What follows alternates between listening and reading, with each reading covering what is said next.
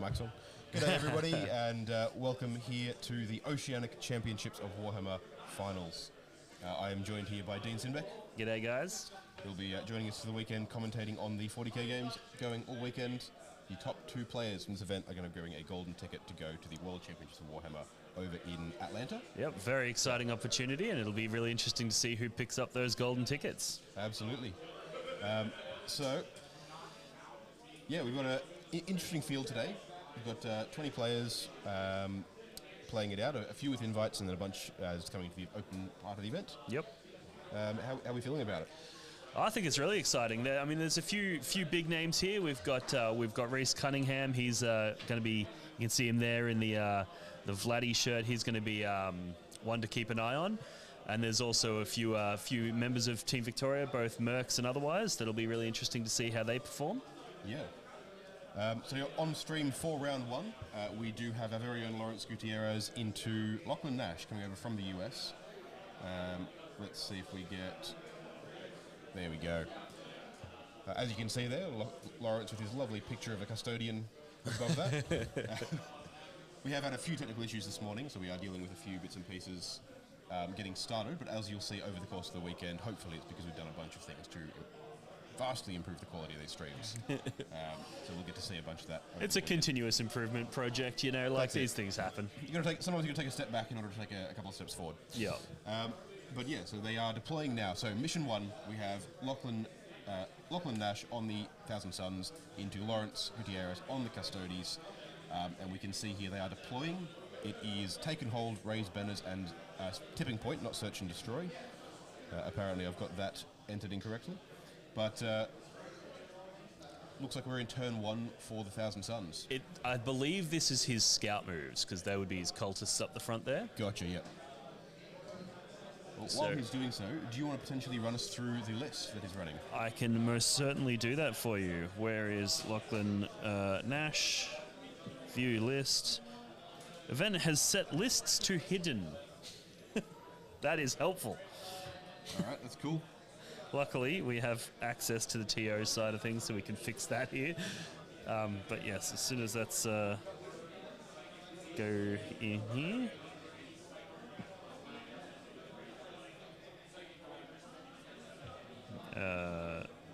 No. Love to see that.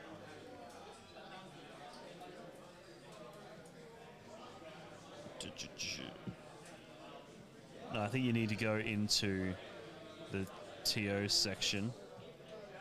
Oh yeah. Love to see BCP working as planned. It's alright, there's always teething issues in the first round when you're sorting these things out. That's it. I got nothing. It's over on the laptop over there. No, next one. Next one. Next one? How many freaking laptops you got over this laptop? Yeah. Alright, I'm going to fade up the players so we can hear what's going on down there. The captain. Okay, I'm going to redraw. So spend 1 CP, yeah? Yes. Assassination and sabotage. Scored. Assassination. I got no prisoners. Yep. Okay, sabotage, no prisoners. Cool. And that's actually super easy with this deployment. So, yeah. +2 move or let's get moving. This guy right here. Yep. He's just going to touch and do sabotage. He's outside of my deployment. Yep. So for the +2 move aura, the Chaos Spawn aren't in. Yep, cool. Yeah. You can also go further up. Yeah, no worries. They're in. Not in. Okay, cool. All right.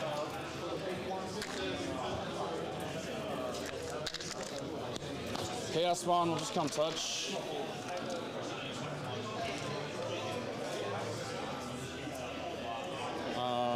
Armin Squad will move up.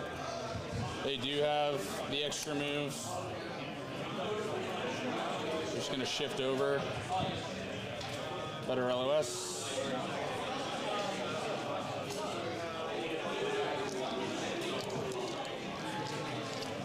Cool. These guys stay here for the screen. big boy.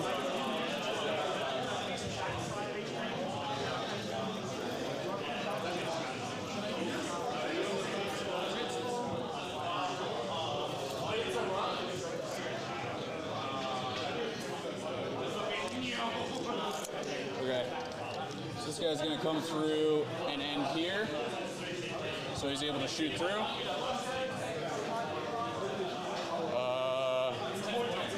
Cultists.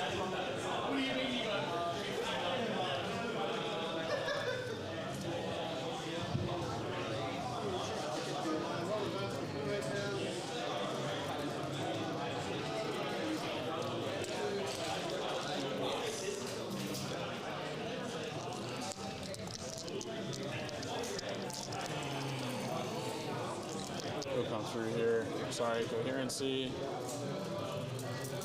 This is a very awkward table. So you're intending from this one to shoot my sisters? He can right now. He can't. 100% he can. You need to be wholly within the terrain because you're using the point from the terrain. So if from this point you can, but because his look, like, see, hit this. You're shooting from the model. if you're on the other side, he's not like shooting through it. He's shooting through this line. So can you see that one? It looked like I could see your cape earlier. Yeah, because my intention was not to have angle with that one. Because that's the only. I'll change my move. Okay, please change go your with move. that? Yeah, because my intention, if you're shooting from this one, I don't think because you need to touch this one in order for you to see me. Okay, if that's your intent, I'll change the move. I'll change the move. Done deal. We'll probably just chuck him backwards a little bit. So discussion going on with the players. Come run at me. Yep.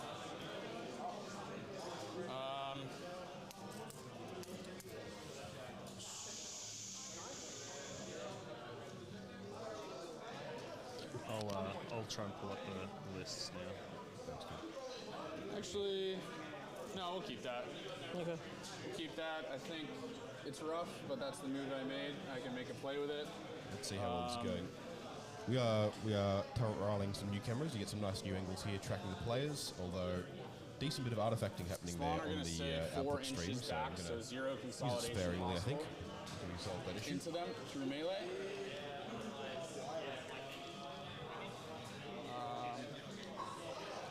Alright. I don't really have an LOS on anything else. Magnus will just move up a little bit. These guys are going to shuffle up. I have Lachlan Nash's lists ready for us. So do you want me to just fire away? Or? Yeah, let's go. We can see him doing some movement there. So his list is it's quite interesting. So he's got Thousand Suns, Cult of Magic. He's got Ahriman. He's got an Exalted Sorcerer on a Disc of Tzeentch. He's got an Infernal Master with the Umbrellic Crystal. He's got another Infernal Master with the Arcane Vortex. He's got Magnus. He's got a Thousand Suns Sorcerer with Lord of Forbidden Law. And then he's got 1, 2, 3, 4 units of 5 Rubric Marines, a single unit of Zangors. Then he's got 2 Mutalith Vortex Beasts, 2 units, 2 Chaos Spawn, and the obligatory unit of Cultists. So that's quite the interesting Thousand Suns list. It is indeed. It's a good mix of, you've got your standard meta units, like your units of 5 with your characters leading them, but you've also got your, slightly off meta picks like your Zangors and your Mutalith Beasts and those sorts of things. So it's a really good list. Yeah. No, it looks quite good. Lachlan's a player I've seen the name of a couple of times at a couple of different events, so he's definitely able to play them quite well. Yeah. Interested to see how he goes here. Yeah, it's a really well-painted army as well. You probably can't really pick it up on the stream there, but it's you can see that he's the kind of bloke that's clearly passionate about more than just the game. He's involved in the hobby as well. Really cool work on his bases and stuff like that.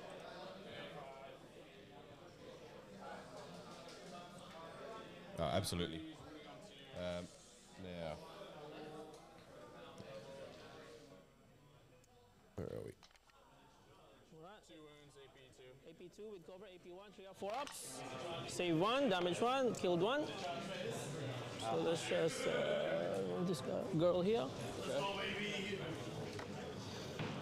All right. Cool. And then, yeah, charge. Basically, these guys are going to charge. Let me check. looks like a 7. Yep. Go ahead. Okay.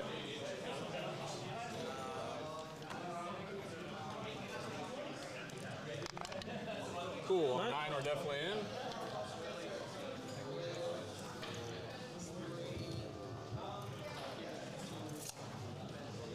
Can't base. Can't base.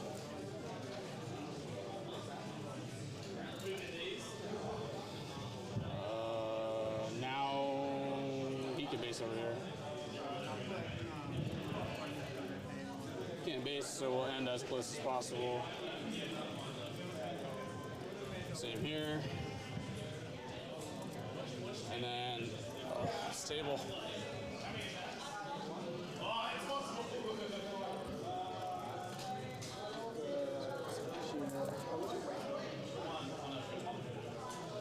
These guys are aligned. I'm just going to keep them 2 inches from each other. Doesn't change much. Okay. Obviously, this is my only activation. Pile in 3 inches. So you go here. You touch the wall, and then you're in engagement range. You shove. You shove. You are now base to base. You're in melee. 3. I think these guys aren't going to be in. No, this one would still be able to base. Last him. The 3 now. So she still, that girl can still be base with 3 inches of Oh, piling. this one can. Yeah. Oh, yeah. The 3 now. And then, yeah, we'll just end closer. Yep. Cool. Okay, so One of I'll have 3 the out. cool things 7 about the brutal event this assault weekend is that the OCC finals aren't just for Warhammer 40k. There's also games going, or tournaments going on for Age of Sigmar, Underworld, and for Kill Team. So if we have a look this over psychic? here, No. you can actually see here is Giving you any one of the psychic tables stuff. for Age of Sigmar. We've got some Okay, demons so playing into It's going to be 7-14 attacks. something that I'm having trouble distinguishing there. I think it's Nighthaunt, the ghosty lads. 14. All right, We also T3 then, on if we these? have a look over here, T4 on your T3s. T3. have some All kill team T3. happening. T3. For the girls are 3. A couple of lads Okay, playing so down it's gonna be there on some of the Zone Mortalis terrain. And then some Underworld happening over here as well. So a bit hard to see with the player in the way at the moment. We'll get that fixed up for the next round. But yeah, it's kind of cool to see all the different things going on. 4, 5, AP. Yeah, 5, AP 0. So 3 up. Maybe 1. You can roll it, we'll figure it out later. Maybe 0. Where you've So got 2 multiple things happening, which makes it a little bit more exciting, you know? Yeah, exactly. It's a nice bit of fun to see it going on. We'll do a Yeah. little consolidate and you fight me. Now, do we have Lawrence's list up as well? We've gone through the T-Suns. Let's go through the Indeed, custodians I before do Lawrence have starts his. Mr. Lawrence's list. So he's got the Custodies running the Shield Host, which is exciting to see the Custodies back in the mix. He's got a Shield Captain in Alaris Terminator armor with the Panoptis specs. Then he's got a unit of 4 or 5 Custodian Guard there. Then he's got Alaris Custodians by 6, Prosecutors, 3 units of 6 Venatari, and then 3 units of Witch Seekers, and then Inquisitor Draxus as an allied unit. So a really nice, simple list. I don't believe I've missed anything there. That's about it. Like, you It don't get a lot of sounds- it custodians sounds like these very days. few units, but then you remember that it's a Custodies army. Of course, it's very few units. Cool. So over to my turn. I'll be at 2 So before ending of the turn, I'm just thinking about what's the armor save here? 2 up, 3 up, no, it's a 4 up, 5 up, 5 up. 4 up. 4 up, save, 5 up, invuln, 5 up, feel no pain. So 5 up, 5 up. Okay, cool. No problem. Clarifying some information before So using the uppy downy. He does have a flamer as well. Yep, that's fine. letting you know. Flamer is just T5, yeah? No, it's T6. It's 611 2d6. It's not that good. Because it's God, that American accent really leaps out at you when So you're It really I does. won't take them Aussies, up. doesn't it? So, alright, over to my turn. I'll gain a CP. Yep. So are you? 2 now, right? Yeah. Yep. So command phase, I'll just have Draxus on the 2 up. Can't be shot within outside of 18. So I'm fine. Cool. And then I'll draw my cards. So also I'll just draw from here, bro. So random 1 and random 2. Area denial and mark for death. Area denial, mark for death. Cool. No Going good. to be This squad right here, Magnus and the Lone Op squad. Okay, cool. So marked for death is Magnus, and what were the other two squads you pointed at? The Lone Op squad in the middle there.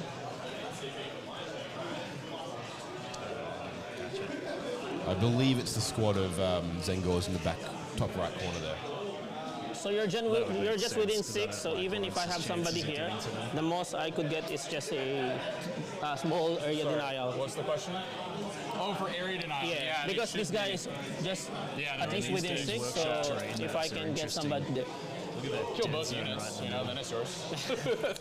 I can't kill that unit. It's so what's his open, and toughness? it doesn't take a lot to touch into that and just see He's everywhere. T10. Let me check, sorry. I haven't played in like a month.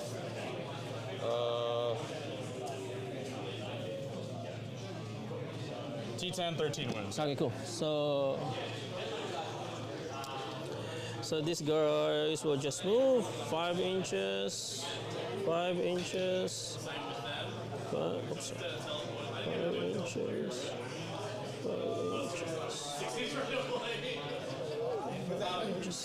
It's good to see Lawrence back on his custodies.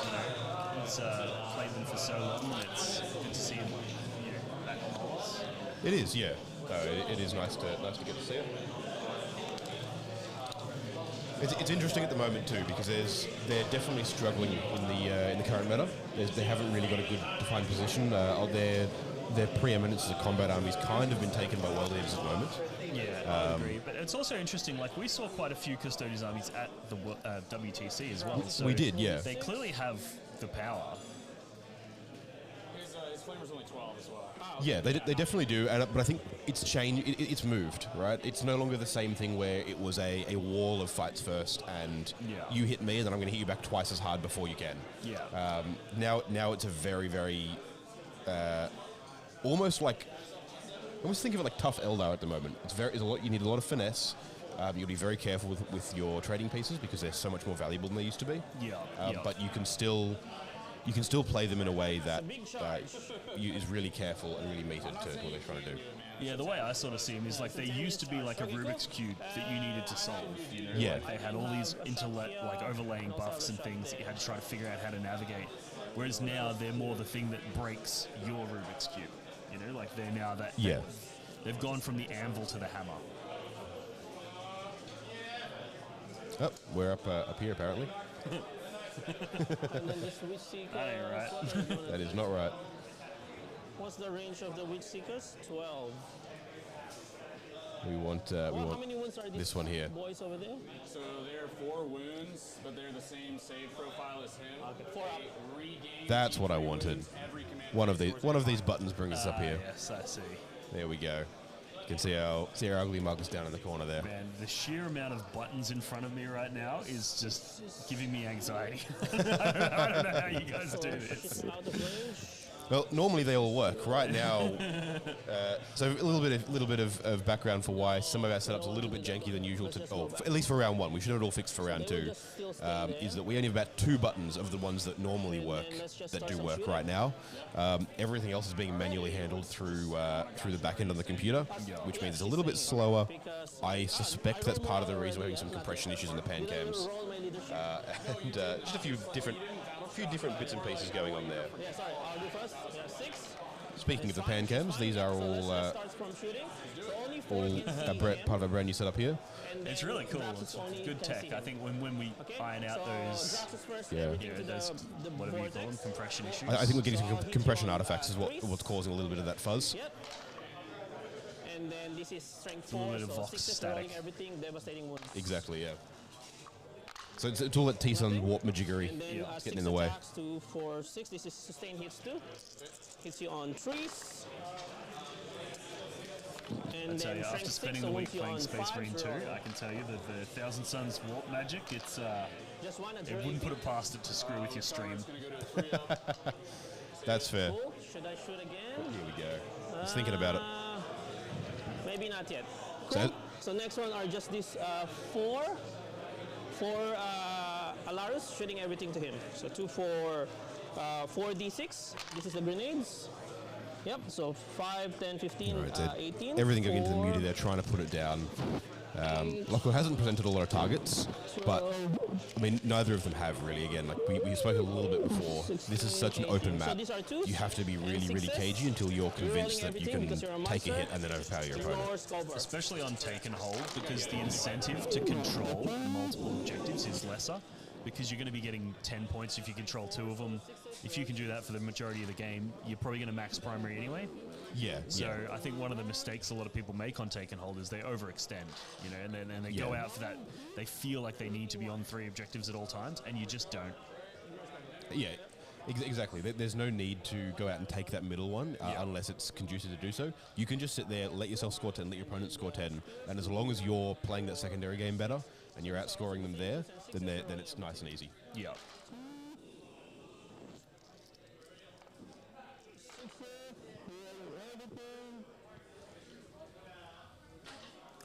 It'll be interesting to see how Lawrence handles how he handles Magnus, given that a lot of his weapons are 2 damage and Magnus can just keep that -1 damage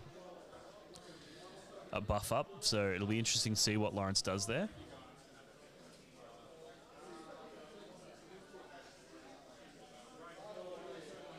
There's having a microphone issue down there. I'm going to go fix that. Okay, cool. You can keep chatting up here. Okay, cool. Yeah.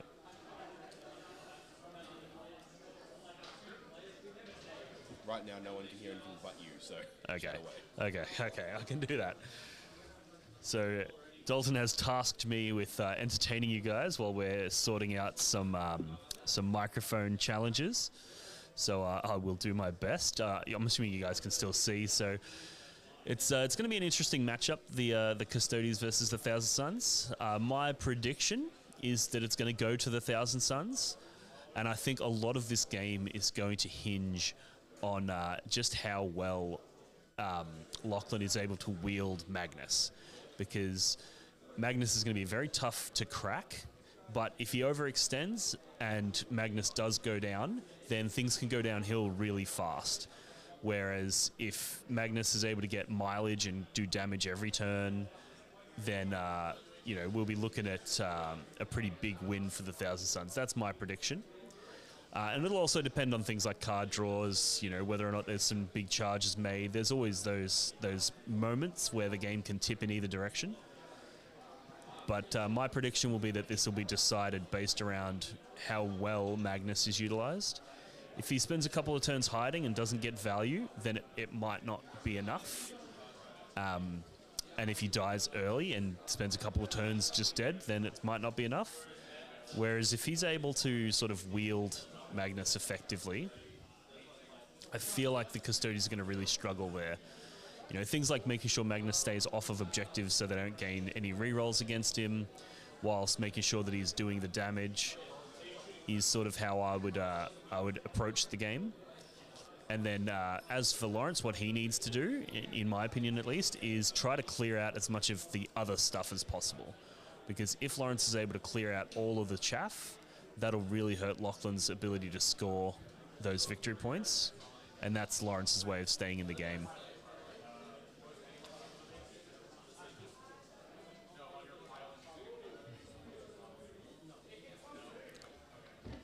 Audio fixed? We'll find out. There we go. Hopefully that sorts a little bit of the blowout we were having before. Should be able to hear Lawrence and Lachlan there without any issues. Okay, cool. Anyways, this is the captain, so there we go. Yeah, that's good. You have. These two cannot fight anything. I mean, I can't hear anyone, so I'm just going off what I can see. Only the captain can fight. So I will do here as sustain. We can only run one that can hear that right now. I think I'll just double check what are my strats for fight phase. That's the screen we want to look at there. Revenge the Fallen. This is not this the one's one. just for me. Unwavering Sentinels. -1 to hit. Okay, cool. So nothing. So let's just do this 4 first. 1, 2, 3, 4 to the cultist. All right, looks like they're rolling out a combat in there. Five, we might use some going into the cultists. and a couple of them into the mutie. They shouldn't kill the mutie, but they'll definitely kill the cultists. So these are twos. Might fade them down for a moment because we've got some interesting things happening on a couple of the other tables here. The AOS table over there, good lord, the artifacting on that's horrendous. We might try and get that fixed up for the next one. But some interesting things happening over there. Some of the other games are going well. It's really interesting looking at those AOS tables and just realizing how little terrain they use. So 3, Yeah. 6, 9, We were having a chat about it last night when they were setting up the tables and things there, and like how they do and don't interact with the game. They channel, they create lanes and areas you can play the game in, but they don't interact with the way you play it the same way that 40k terrain does. Yeah. Well, Yeah. I guess there's a lot less ranged attacks in AOS, correct? There are, yeah. Yeah. I mean, It's definitely harder to make it matter. Yeah. Whereas 40k being such a shooting dominant game, if you don't have sufficient terrain, it's a nightmare. 5, Absolutely, yeah. 2, 3, 4, 5. Which is one of the things that makes the GW layouts like this interesting, is that they are like we're used to playing a lot on like WTC style terrain, both for the WTC. A lot of the events that we run, which I'll talk about in a minute, use a very similar style of terrain. Yeah. When you've got plenty of places to hide and stage, lots of options, lots of places to do that, you don't have this kind of. You can see 3 or 4 big open lanes of shooting here. As soon as you touch into any of those central bits of terrain, the entire midboard opens right up. Yeah. Which I actually don't hate this, because I think that sometimes the terrain can be pretty prohibitive for big models, whereas the good thing about this, all those little tiny Ls, they still block line of sight if you're on the other side of the base. So they're still functional in that, in that regard, but bigger models can get around without as much hassle, which I like. Yeah, there's an interesting trade-off there as well. I think there's an interesting discussion around how much terrain should influence what models can be played and function well. Yeah. Because I agree with the idea of liking to see it every now and again, but I do think that, especially at competitive events, big models that are hard to move should be punished. Or not punished for the sake of it, but like, there should be a trade-off to taking big, powerful models. Yes, yeah. The challenge with that, and like I completely agree, but there's some factions where they're able to have like a super unit, so to speak. Yes, yeah. That super unit is, it might be, a unit of custodians is a good example, right? Like it might be a really expensive, powerful unit that is comprised of infantry models. Whereas other armies, their big, super powerful unit is a giant tank. Yes, yeah. And it's like, so it disproportionately affects some it definitely factions can, if you're too oppressive on the big models. T7? Yep. All right, so fighting back by the looks of it. Is there still a cultist left there? It looks like there is. What a lad. So that's my round. I didn't get. Which that's actually not that bad, because he may not have actually wanted to kill it, because now when you kill the cultist, they generate a command point. Right, no command points. So now there's no he's stuck in command combat as well. He has to fall back with multiple units. And also, if I don't know what his cards are, but if he gets no prisoners next turn, he's going to be really happy that one cultist survived. Oh, absolutely, yeah. And given that he had marked for death and area denial by the looks of this turn, he'll be probably actually happy that one cultist lived. Depending on whether or not he has like the deep strikes that he's planning to bring in, and that cultist might become a problem in that regard. But There's one back there, so I'll just do one. Pretty sure you do that end of turn. Okay. They're not going to move. Okay, Not cool. behind us there.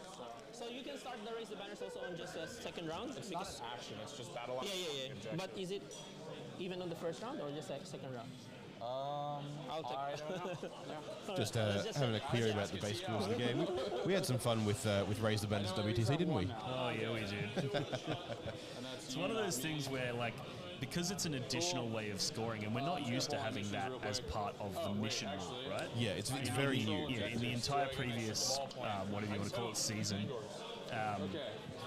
you had your primary objectives and your secondaries. That was the only way to score, But in Prime Access, now you can do things like raising banners as a mission rule, which is another way of scoring victory points. Exactly, yeah. That, we had a player forget to mark them down. Yep. He will remain nameless. Let's just call him, I don't know, M. Morrisoli. No, that's too obvious. Let's just call him Matt M. Matt M, yeah. Okay. Well, it was Mike, right? I am Well, yeah, it was Mike. Yeah. Mike O. Mike O. Yeah. You realise after we literally got a draw into Spain, and he's sitting down at the end and he's like, oh no guys, I forgot to score my banners and we actually should have won. It's like, But I mean, look, that's part of it's part of the game, right? It's your responsibility to score your points. And it's not like it's his 5th WTC or anything. No. You know, it's not like he's done this before and should know better. Well, we shouldn't say that. There are only 2 players there who've been to multiple WTCs, so It's true. I feel like we might be making it too obvious if we start going on about that. He may have been to one before. He may have been to none before.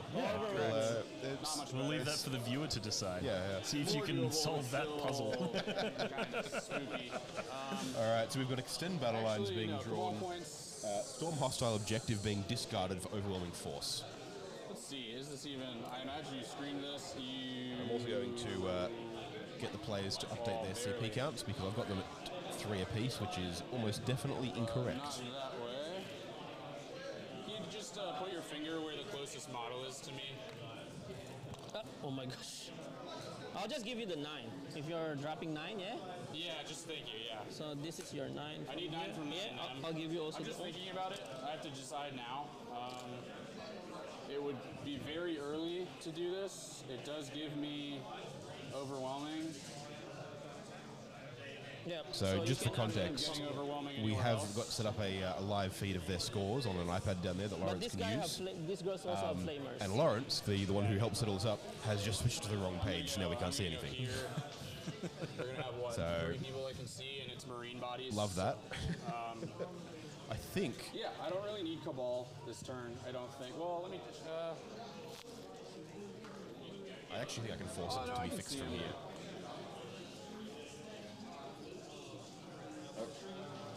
I got the wrong thing selected for that. Looks like that's just a straight screen grab. No, we can remote pilot it from here. This is important scoring T-Sun's thinking time. You kids and your technology. They come up, That's they it. kill them. When it works, it's fantastic, and when it doesn't, well, here we are. Speaking of things that aren't working, the AOS table looks. The screen that I can see looks amazing. Beautifully painted models. A lot of them green, which, as you can see, doesn't interact well with the green screen setup. So in fact, I think I know why what that artifacting is from. I think it's because we tested this last night. We didn't have the overlay at the top there, and now we do. It's green screening the whole table. Yeah, that would make sense because it is all of the green elements on that board are the ones causing the problem. That's pretty funny. That said, this one's not too bad, and we can see a bit more of what's going on there. Just measuring out his screening units to the back. These guys are just going to move up. That's 7, yeah. you can see Joshua Diffie cruising past in the background there. Just going to put them top floor to save time, but we know where they are. All right, I might go and chase up the scores and fix up that for us. Cool. Dean, do you want to talk through potentially what Lachlan's thinking about here?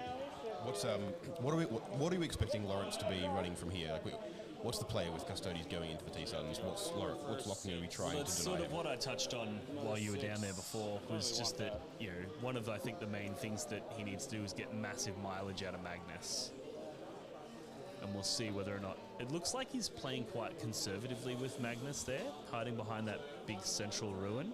What's their move? Which might be a mistake. And no advance. We'll see. They advance to shoot, but no advance to charge. Okay.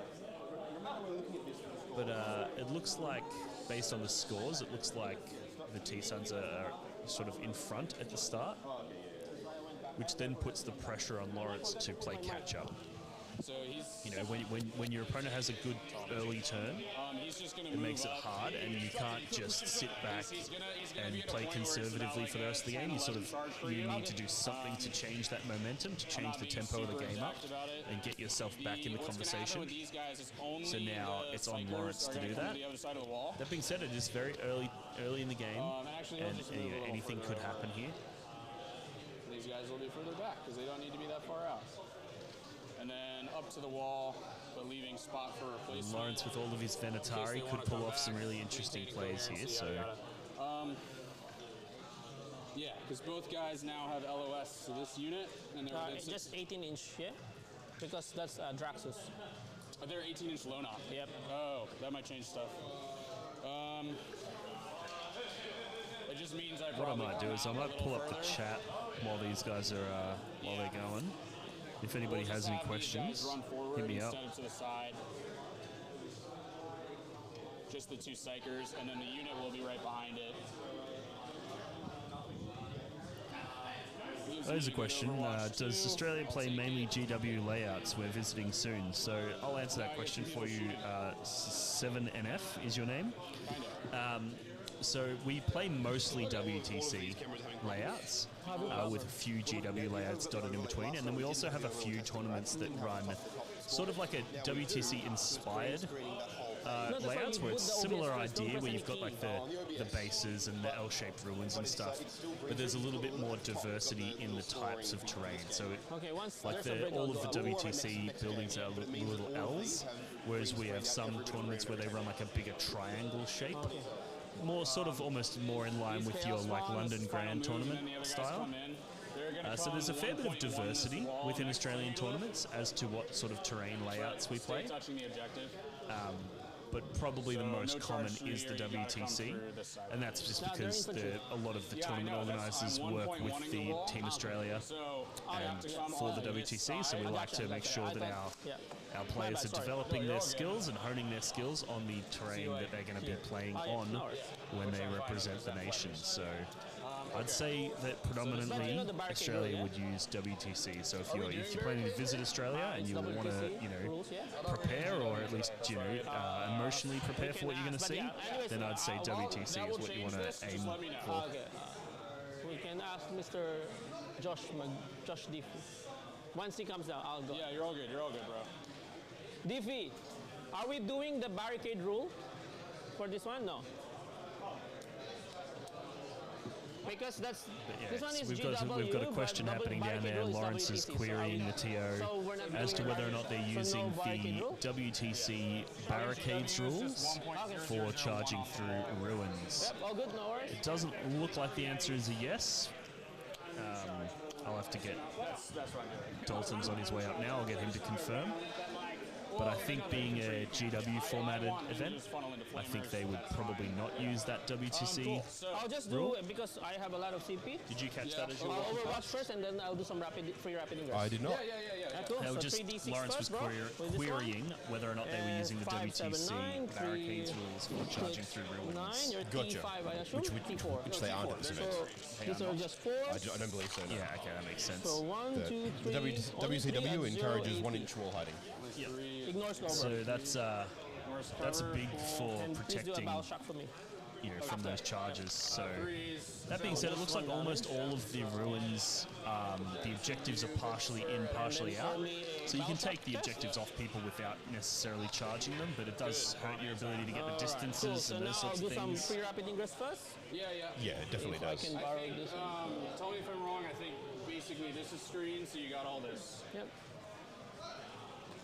So It's basically, definitely. can I do hide enjoy from getting to this side play here. on let's different terrain layouts. So playing on the GW ones with the GW rule set coming from playing on the WTC ones, WTC rule set is a bit of fun. It does change. It does force you to interact with them in a different way. Forces you to change the game you're playing. It does become a very different game. Yeah, it really does. We've got a question here in the chat from Adam Camilleri saying, if you were Lawrence, where would you rapid ingress this turn? Just tell me the distance from the wall. You want to field that one? Where would I rapid ingress this turn? Yes. Well, because he's got those Venetari in there So rapid touching ingress. the wall, Yeah, to yeah. the infantry. look, if I were Lawrence and I wasn't trying to also fix up Which is their movement phase. what you guys can see Which as is the their secondary movement. objectives they've drawn. So that's the first one. Then the second one. It's an interesting question, really, because it's only turn 2, and so far secondary scoring has been fairly small. At best, maybe I'd be rapid ingressing. So you'll just shoot me. I'd be considering not doing it at all. But maybe in the top middle of the board there, having a quick look. 9 away from the Mutalith, but not really targetable by anything else. That guy can shoot my Venetari, I'm fine with Planning to push forward and clear off that objective next turn, maybe deny them some primary points. But even then, I'd be considering just not. I'd be considering holding on to it for turn 3. So my normal approach to the rapid ingress is that I only do it if it's going to immediately result in a victory point swing, right? Angle. Yes, So either rapid ingressing onto an objective rapid ingressing to prevent them from deep striking something somewhere, or rapid ingressing somewhere where it's like, yep, next turn when I go in, I'm going to be able to hit them hard and have a big swing in victory points. Just rapid ingressing to kill something for the sake of killing something is rarely wise. And then the However, last one. he does have multiple units of those Venatari, so he can rapid ingress now, and it doesn't deny him the ability to rapid ingress later. So in those situations, I would say he might as well, and use that rapid ingress to clear out something so that in the future turns when he goes to rapid ingress, he can go where he wants to go. Yeah, and you can see him there, I mean, almost exactly where I was talking about, right up with the Mutilith, measuring it out. For that exact reason, there's no real downside to him dropping them there, other than now they're on the table. There's very little that Lachlan can do to interact with them up there. It just means he frees up that rapid ingress stratagem and those CP he needs for later turns. Yeah, let's do that one. He's So really going to want to everything now find is a on way the to board. clear those spawn off that central objective. Yeah, those are, if left alone or like not quite committed enough to kill, they're really annoying. Well, yeah, and I mean, just the wanted to spawn, make Thousand sure Sun spawn if are not somebody can see him, OC0 it's like only the this CSM, boy here. correct? Yeah, I think they're OC1. I believe they're OC1. Yeah, so there's a world where he could charge that, if he rapid ingresses there, and then in his turn he could charge the Mutilith and Is then he somewhere try also to there? swing a guy around to be able to consolidate onto the objective to take it from them. And then he doesn't necessarily need to kill them, he could just Yep. out-OC them. All yours, sir. But that's potentially asking for a lot. Okay, cool.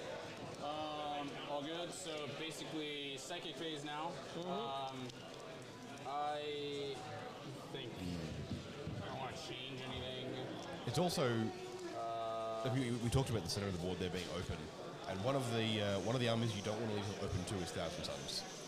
Like the amount of mortal wounds and damage output that Magnus and a Mutilith can just dump on something, including Custodian. Bit of diffy on the microphone coming through the back there. That's actually something interesting we can talk about in a minute as well. But yeah, the damage output that a Thousand Suns can just dump out on you out of nowhere, especially on something like Custodies where taking mortal wounds is not what you want to be doing. Correct. You definitely can't afford. You can't afford to commit a combat unit to clear their spawn. Yeah. They have to be shot off, and they have to be shot off by something that can then leave or get out of the way. Yeah, or the only other alternative to that is to present so many threats at once and accept that Magnus is going to be able to jump out and nuke one of them, but he can't nuke multiple. But to do that, he really, like right now, with Magnus and a Mutilith and some Marines and so on, he can probably hit 2 or 3 big custody units in a go. Lawrence needs to be getting rid of his other threats. If it's just Magnus, or it's just a Mutilith, or it's just one thing, then you're absolutely right. Yeah, I agree. But Custodies can't take 2 or 3 hits. They can maybe take 1. Yeah, and that's accelerating the pace of the game, and when you have this few units, you really can't afford to accelerate the pace of the game. Yeah. You need to pace them out by throwing out your Witch Seekers, throwing out your small chaff units, denying objectives where you can, trading down. So, and then it's like reactive. If I know Exactly, And yeah. then in turn 3 or 4, that's when you full send. it's a lot, then I'll spend the Until Lawrence can guarantee, like, I'll show you I'll read at the least text, 2, but if not that's 3 big swings in his favour, big trades, it's definitely not worth presenting a lot. And you can see him playing really cagey, exactly like that. You've got, right in the bottom middle, you've got some Venatarii sitting in that building, completely hidden and more or less untouchable by the looks of it. You've got the Venatarii, he's just in rapid ingress in the top middle of the board, presenting a little bit on his home objective there. But despite what we keep saying about it being open, those are going to be hard to get to without forcing Magnus to massively present, in which case he can then mob him with multiple units. Because the inverse is kind of true as well. If you can drop Magnus and a Mutilith at the same time, the Thousand Suns also start running out of pieces that can handle the Custodians. Yeah, I was saying before, I think this game is going to hinge on Magnus and the mileage that he gets out. If he hides with Magnus for a couple of turns, or if Magnus dies, a couple of turns early, then it's going to be real hard for him. But if he can get mileage out of him, Yeah, for sure. Plus 4, because you have 5 guys there. Cool, 10.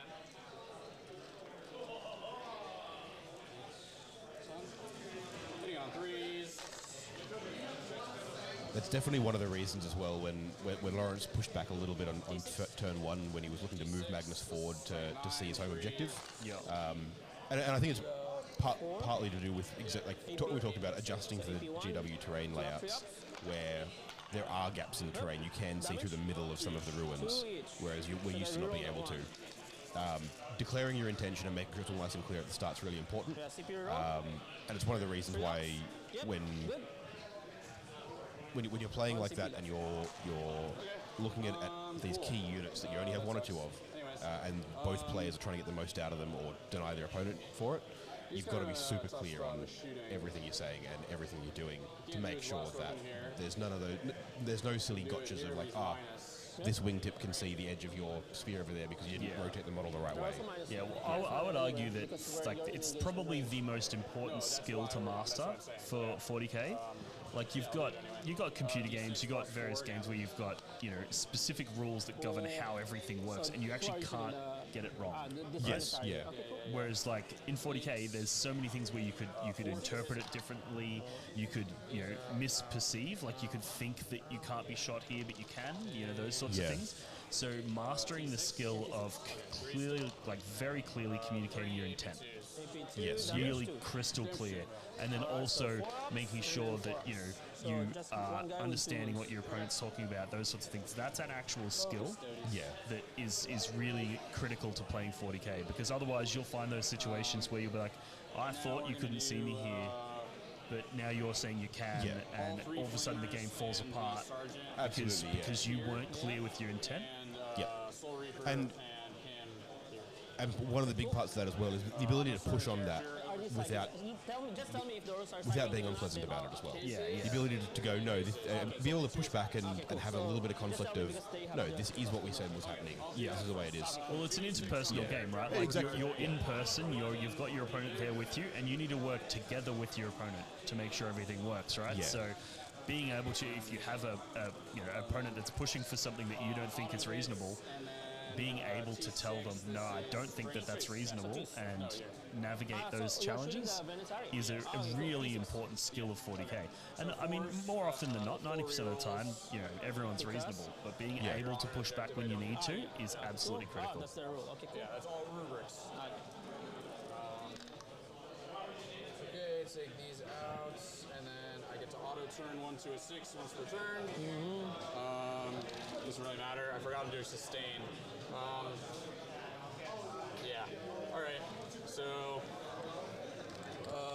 6, 9 at AP 2. Ignore cover. T-Suns went first. Then we took Take the them turn. damage. Well, that's good for Lawrence. Alright, so still 3 We're ups. currently in turn 2 for the So I took 1,000 just Suns. 2, 3. Just a bit of an update. We've got some So one rubrique guy's down to shooting one. in at the moment. Just looking to try and clear some of that chaff that Lawrence has got out in the open. Cannon, not psychic, hitting on 3s. I believe it's the rubrique that you can see next to the Mutalith on the bottom left there. Just directly So this down one is to who? Sorry. to the, I believe, Custodian Guard Squad Lawrence got on the bottom right objective. Okay, so 2 devs and 2 at 1 damage. AP 1. AP 1 3 ups. So that guy is dead. And then what's the damage on the dev? Just 1 each. So that guy is down to 2. You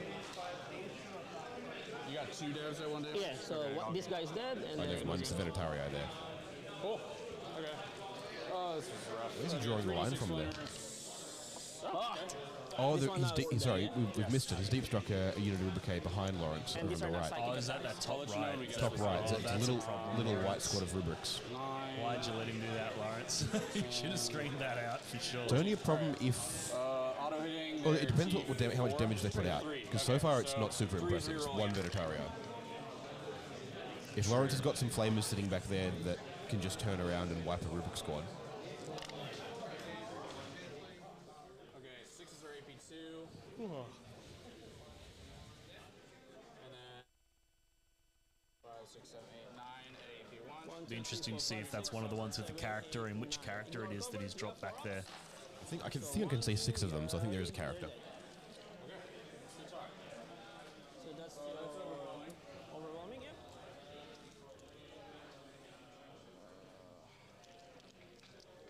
Wish I could get 2, but I don't think that's possible. Anyway.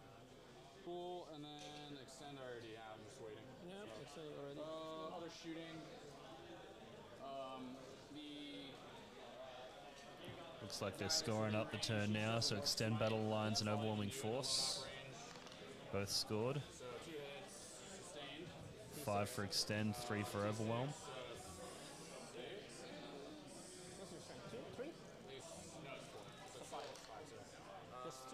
It's a solid turn. It's a good combination of secondaries there. I think that's probably going to be it. I'm just going to do a final check. Yeah, there's not really much to do here. Okay. What do we have for primary at the start of this turn? 10?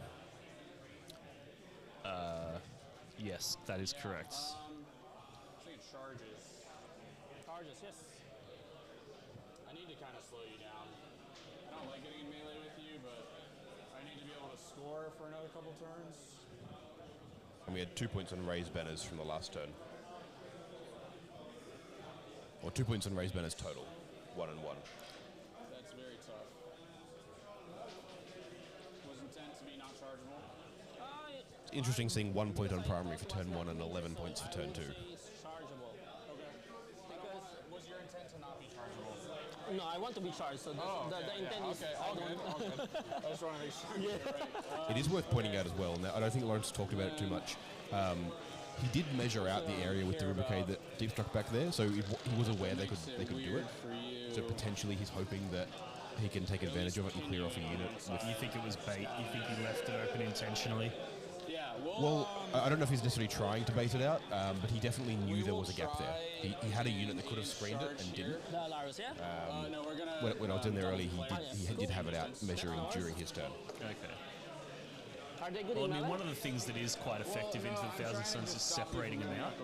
Yeah. If you can divide and conquer, if you can get them to drop behind you and then respond and clear them, and then 7. that can be good. I have 2 CP. No. Cool. I've got some questions in the chat here. Greg Lambert, how do you guys figure out where Aussie tournaments are being held? I'm in Canberra, and they're few and far between these days. I can't really base you because of So we've got a few different ways. your thing. There's lots of community groups that coordinate lots, like so for example the Risky Rollers here in Melbourne. They run a lot of the tournaments here. So only 3 can fight, including the captain. We've got a few different places like Victoria have a website, vic40k.com.au, where we have a calendar.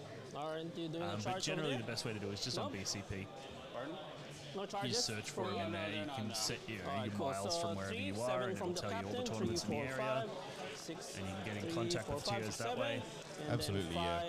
5, It's much easier than it has been in the past. It used to be you had to know people who knew people. Yeah. BCP has alleviated a these are lot of twos? that. Yeah, so you go to BCP, you can set your location and what dates you're looking for and find what tournaments in your area. A lot of states and areas have their own things, like you mentioned before, vic40k.com.au. If you want a calendar of events down in Victoria. Obviously as well, we run a load of them ourselves, so if you want to go to Facebook and go to the Risky Rollers Events Facebook page, which is linked in the description down below, you can find all of our events on there, and we also advertise a few of the other ones that go on as well. But even then, if you're on Facebook and you're in any of the big groups, the Melbourne 40k group, or in your case, I guess the Canberra 40k group, I'm sure there is one, you'll be able to see a bunch of the events there. In New South Wales and I guess the ACT, down under 40k, I think, do a lot of events. Yeah. If you're willing to travel to Sydney or to anywhere like that, I think down under 40k would also be somewhere to check out on Facebook. They're going to have a lot of the New South Wales events. Yeah, I'm not sure how the kids do it these days, whether it's Instagram or TikToks or whatever, but boomers like me, we use Facebook for all this stuff. Yeah, absolutely. I mean, look, while it's going on, probably a good segue for us to talk about. We do run a bunch of events down here in Victoria. We've got a few of them coming up. We've got the Victorian Team Championship next weekend, which is booked out with the full 12 teams. So it's going to be a lot of fun. And then Victoria's biggest event that we're looking to run is the Risky Rollers Open, happening on the 2nd, 3rd and 4th of November. It's going to be up at the Manningham Hotel and Club in Bulleen, which for those of you down here know is a luxurious venue to be in. For those that you don't, it's nice. It's essentially a sports club almost. It's a very classy venue. It is. It feels good. It's going to be there. It's a 3-day event. We're running 8 rounds. The player pack for that one's getting completed this weekend. So we had to finalise a couple of relationships, a couple of sponsors for that. But we do have some sponsors on board that are going to be pretty fun. We've got Let's Play Games running a paint activation as well as painting competitions and things there over the weekend, as well as different bits and pieces that I'll be announcing in the next few days. But that'll be 8 rounds, 3 pod rounds, and then 5 Swiss rounds. Yep. Quite similar to VTC actually, WTC. Yep. Very similar model there, rather than going to top cut on the last day, because it makes it kind of pointless for people to come and play 3 days if you're not in the top cut. Yeah, What we the wanna do is challenge sort of with the do it top other way cut the around. last day is you end up with a lot of people that go, I didn't make the top cut, so they just drop. Yeah, which like on the one hand is like, sure, you get the day off, you've taken the day off already, go and have some fun. But on the other hand, like people are paying to come and play 8 games of 40k, so we want to make it worthwhile for them. Yeah, absolutely. And Victoria's first 3-day major event is going to be absolutely fantastic. Yeah, no, I'm super pumped for it. Yeah, I'm so happy that you guys are finally, biting the bullet and doing it. It's something that Victorians have wanted for a long time. Yeah. But it's just trying to find somebody who has the capacity to organise it is hard, and you guys have got that. So that's really exciting. Yeah, it's been a challenge to do, and we're definitely looking forward to it. There's still a few things a few issues we're going to need to resolve between now and then. But everything from getting terrain sorted to sort of venue, sort of catering, all that kind of stuff. It's just one of those things that it's taken a while to get there, but yeah, this year we went, this is the year. We've got everything in place. We're ready for it. Yeah, absolutely. So that's going to be good. You can see all the information for that on our on Risky Rolls events on Facebook or on our website, riskyrolls.com.au, both of which are linked down below. Tickets are $150 for that one, so same price as Uprising or any of the 3-day events that are happening around. And unlike those, they include catering all 3 days. You'll get to see it next week, but one of the reasons we chose that venue is that they have an absolutely phenomenal kitchen there. And so the catering in question is full catered counter meal every day for each player. Oh wow, fantastic. Yeah, it's pretty good. No food trucks, no quick Macca's runs in between rounds. Yeah. You get to come along and you get a premium tournament experience. It's gonna be good. Awesome. So this one, I'll let you know. Okay, cool. So currently this squad, All right, let's jump how back many to can here. actually see? Only him? These 3 can see. This one, this 3, because yeah. of my spear. Yes. So if I move here, then 3 of them can only do the Overwatch. Yep. Yeah, that's the case. Okay, so that's what I will do. I'll just Clarifying move here. Overwatch and things there before So things if you want move. to Overwatch, then tell me, because that would be at least a 5-inch charge to the leader. Yeah. I'll just see So you'll where you see are clearing the Mutalisk in the middle there, and then he's taken the Terminators off the board to re-deep strike them. So do you want to He doesn't Overwatch? need to commit the Venetario forward. He's doing exactly what we talked about. He's pacing it. He's playing the long game in this case. Using them to clear the rubricate at the back there.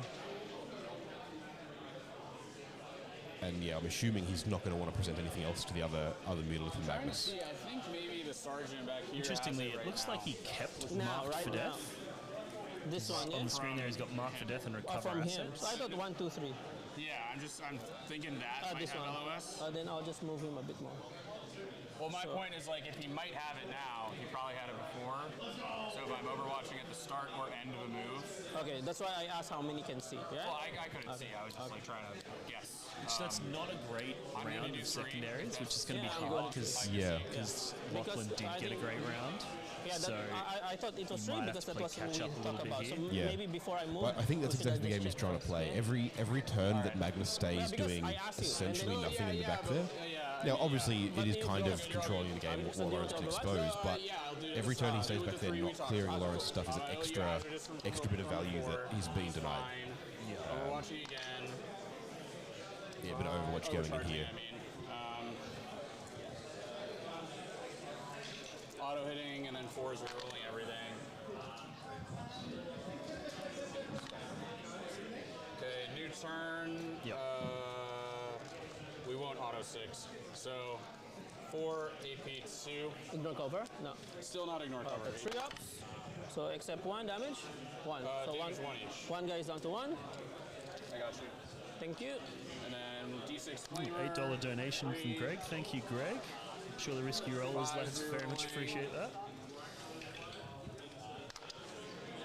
Adam's asking if the Mad Dog has 3x6 Venetario. I believe he does. Okay. And then Soul Reaper Cannon. He does, indeed. Which is a terrifying list. That's got a lot of damage. 3s. a lot of durability. Ah, you want the CP? Sorry. Oh, okay. We're lazy for the CP these here. two, yeah? Yeah, these are our CP. You've got 3, Lachlan has 2. I have 2. He has 3. I have 3. Yeah, he has 3. All the way around. I'll just do like this. So I think the camera. Not going to look at those. Okay, cool. It's here for a reason. Yeah, but we're lazy to put here, bro. It's, I didn't even know that was there until now, frankly. That's fine. Yeah. He works for us. Okay. I work for. 4 is re-rolling. 2. Okay, 2, AP 1, no ignore cover. So still. Okay, cool. Okay. All right. So Just for moving forward for cover, so when you shoot, if a model can see every part of your model, you don't get covered. if all of them, yes. No, it's model by model. No, offensive one, bro. It's if for example your whole offensive unit can see my whole squad, then I would have cover. That's the rule for cover. Offensive squad. All right, I'll get moving on. Cool. And then let's move this. Looks like Dalton's doing some live Facebook streaming down there as well to sort of So this guy psych out moves the event 10. for those people so that 10 are would not just tuning be into the somewhere YouTube here. stream. He's generating some interest. Yeah, they're infantry. So still a very far charge. I don't want to give you points.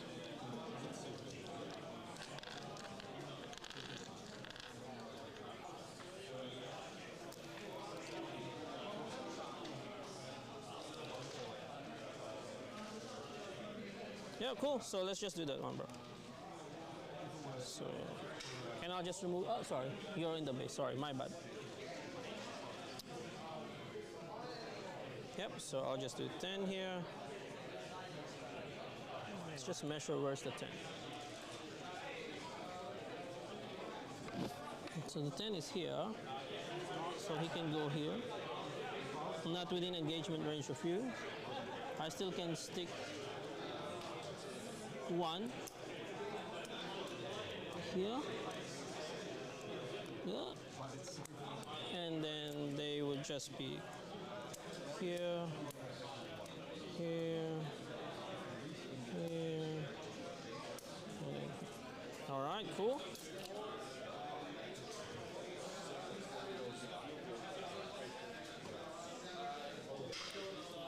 This boy's most thin. So, question: Lawrence this is is a coming out. squad larger than 5. You need to be within 2 of 2, right? No, 7. 7. So now the new rule for the coherency is 7. Okay.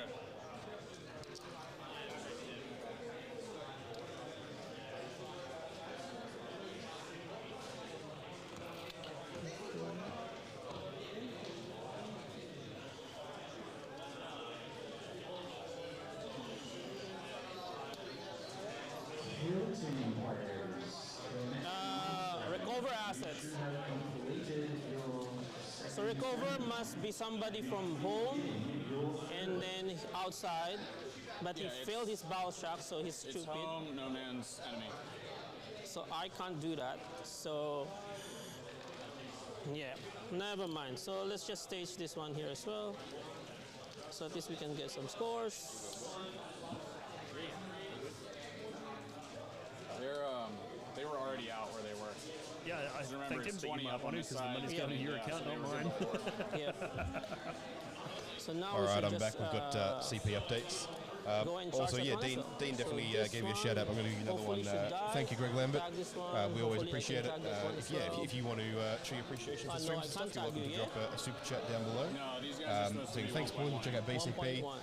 Absolutely, So anytime. 1.1. And yeah, BCP definitely the way to just see all the events that are near you. Custodians, I have them, like, If you are going up to Sydney at all, check out Dice Arcade Okay, as well. One of then our this one will sponsors. just They run a roll bunch 6. of 40k events there. I believe it's not Alex. It's 6. I've blanked on the gentleman that runs them there for them, but he's absolutely mad lad. But go say hi to Tim at Dice Arcade and check out their 40k GTs up in Sydney. That's what we want. All right. And Hugh then the Titchener 9 also man. asking down there, Dalton, did our VTC tickets the include 7 food? man, or did Yes, that they also did. go down? There will be an email going around to all the team captains So for you didn't VTC give, later I want today. to actually shoot this one, but I That don't will have be space. That basically one getting also you fill don't out a have Google form space, for so your let's team go to the players. side. it's actually a massive menu. We'll talk about it later That today. one is led by a you've got, character, like, 8 yeah? different options. You've got veggie, vegan, like This one is led by a character. dietary correct? requirement options, things like that. So yeah. All of the rubric squads are.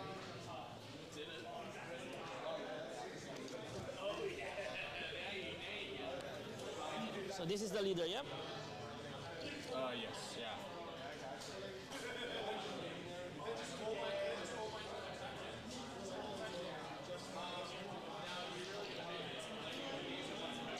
I want the captain to always Just be checking. the There first was a one. question in the chat about coherency. Yep. About Lawrence had If not, he would go there.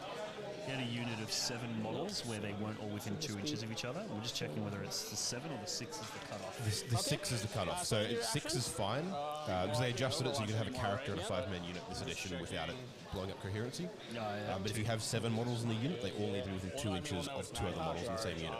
Yeah. So I think Lawrence may have broken coherency. So which unit is it? Because I will let a judge know if it's still there. All right. Yeah. Have fun, brother. All right, let's one have of the this Venatari with switch a character stickers attached, first. maybe? 4d6 to them. they have- is sorry, that a thing? I'll I'm just not move sure. back the sisters. At the moment, it looks like they're all in She will just coherency. advance. Yeah. The Alara, the Terminators, the Although she Alaris can't control because she Custodians failed the. with the She failed Are they a the unit of shield 6 captain? or a unit of 3? it's a unit of 6 with a shield captain, which makes it a unit of 7. Okay. So 4d6 Well, tell you from what, the I will witch go and let seekers, a shooting judge everything know. to these boys here. Just to point that out. 6, 10, I don't know which 15, unit it is 16, looking at the May or screen. may not be an issue. It might be one of those things where it just doesn't look quite right on the stream, but it's right in It person. could be the fisheye sometimes does that, 3 but to regardless, toughness 4, that's so how fives. we resolve that. No, sorry, strength 4. All right, so 4s. So give me 4, 8, 10 at nothing. 10 at 0 AP. But ignore score AP from them. from them, yep. Freeze. Okay, 1 damage each. 1 damage each. Kills 1, kills 2 rubrics. All right, and then you owe me morale. That's their rule, so good. Good. All right, cool. So now let's just shoot this, shoot just these 2, bro, to them. Okay, so just hits you on 2s, and then wounds you on 4s, just 2 at AP1, 2 AP1. 2 damage each. Good on both. Good. All right, next one is just Draxus. Draxus, and then this one will shoot that boy here. Who? Draxus And then that's just the shield with the sword. Okay. Yep. So Draxus first force. This is 3s. Are they infantry? No. No, they're beasts. So Draxus, I think, is strength 4, and you're at T5. So 5s. Rerolling just 1 devastating wounds. So 4 devastating wounds to each. Okay. 5 up, feel no pains. Okay, 1 is alive, 1 a wound. And then, 1 is alive and a wound. 1 is not yet dead. Okay, cool. Then he's exploding 6s. So these are 3s, double explosion on 6. So just this one. Strength 6 this time is 3s. Rerolling just 1. Yeah, give me 6 at 0 AP to damage a piece. 6 is 0 AP. Cool. 4s. Fail 5. 1 damage piece? 2. 2, okay. 10. Alright, okay. Sorry, I don't know what I was thinking. Okay, so 1 dead. It was by 2s, right? Yeah. So kills that guy, puts him down, 2 wounds, all dead. All right, is that cool? Yeah.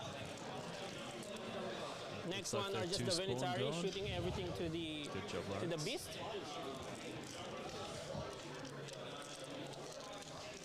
So Venatari have 3 spears. 1, 2, 3. So these are 2s and 6s. 2s, 6s, nothing, and then the pistol And this is at the monster. to the monster. Yes, sorry. I just need to check the pistol. Also 2 each. Yeah, 2 each. 2, 4, 6. So these are 2s, exploding 6s. Just 1. And strength 6, so 5s. Just 1, 2, 3, 4, AP1. 1. From these guys? Yep. Okay. You have cover. Yeah, That's funny. Yeah, that's why we don't play that way where I come from. because I mean like that's why when you read the rule, it's the offensive. So this one, I can't fully see your base. So just one from the offensive, then you'll get you're all cover. good. I'm just it's funny. Okay. So no, I get cover. Yeah, you get cover. It was AP1. AP1. Okay, so force. One damage. One damage. 5 up, feel no pain. He feels 8 pain. All right, now the big one. So this one, everything to this rubric squad here. The Terminators? Yeah. Yes. So you have your blast. So there's 7 of them. 1, 2, 3, 4. What's the AP? So AP1 and both AP1, 1 damage. AP1, 2 damage. But ignores cover and then rerolling everything because you're a character. Ignores cover. Okay, so going to ground means nothing. So 1, 2, 3, 4, 5, 6, 7 as the blast. I'll do the grenade launcher first. 3, 6, 7, D6. So 3, 6, 12, 18, 22, 27. So 2, 4, 4, 7, 10, 15, 20, 25, 27 plus blast. All right. So these are 2s and 4s rolling everything. Cool. 2s. That's a lot of dice.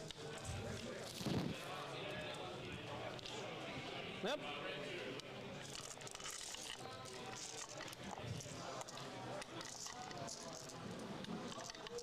And then, sorry, up. 4 rolling everything. 4 rolling everything. 4 rolling everything. 4 rolling everything.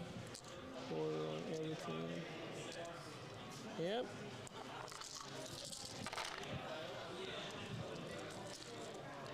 All right, so give me 3, 6, 9, 12, 15, 18, 20, AP1. Ignores cover. 12.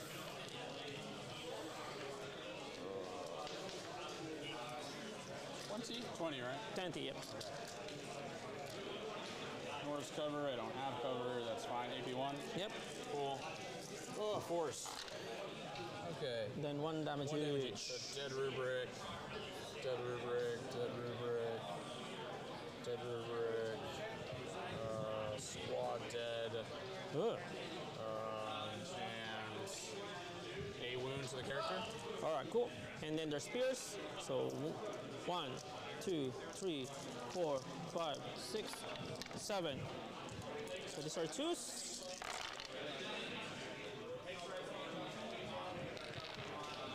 And then 4s rolling everything.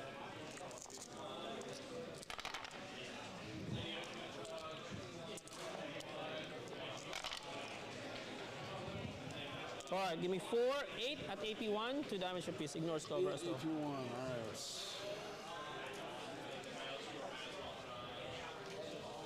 Oh, he gonna die. 2 damage apiece. AP1, so... Oh yeah, you said 2 damage, sorry. This is your second milestone. Ideally, you should be completing your second game by now. All right, cool. So let's do some charges first. That's your mark for death, right?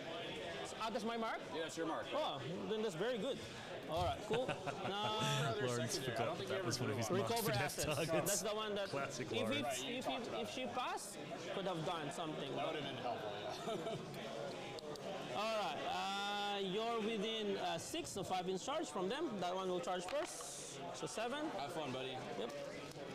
So 7, they can base. This looks like a on the very space good from turn here. from Lawrence. If he's So picking this up one still multiple can rubric base. units, killing things off of From here. objectives. This one cannot base Getting its anymore, mark for but let's death. just do I don't here. think anyone else can Yep. base, so just bring them through and then pile in. All you. But I want to at least control my objective just in So case. you have to end closer. Yeah, it's still closer, yeah? Because there's no other unit. They're still closer. Is that closer? Yeah, On one from side of the wall or the other? from my point. From the point of origin, you're still closer, yeah?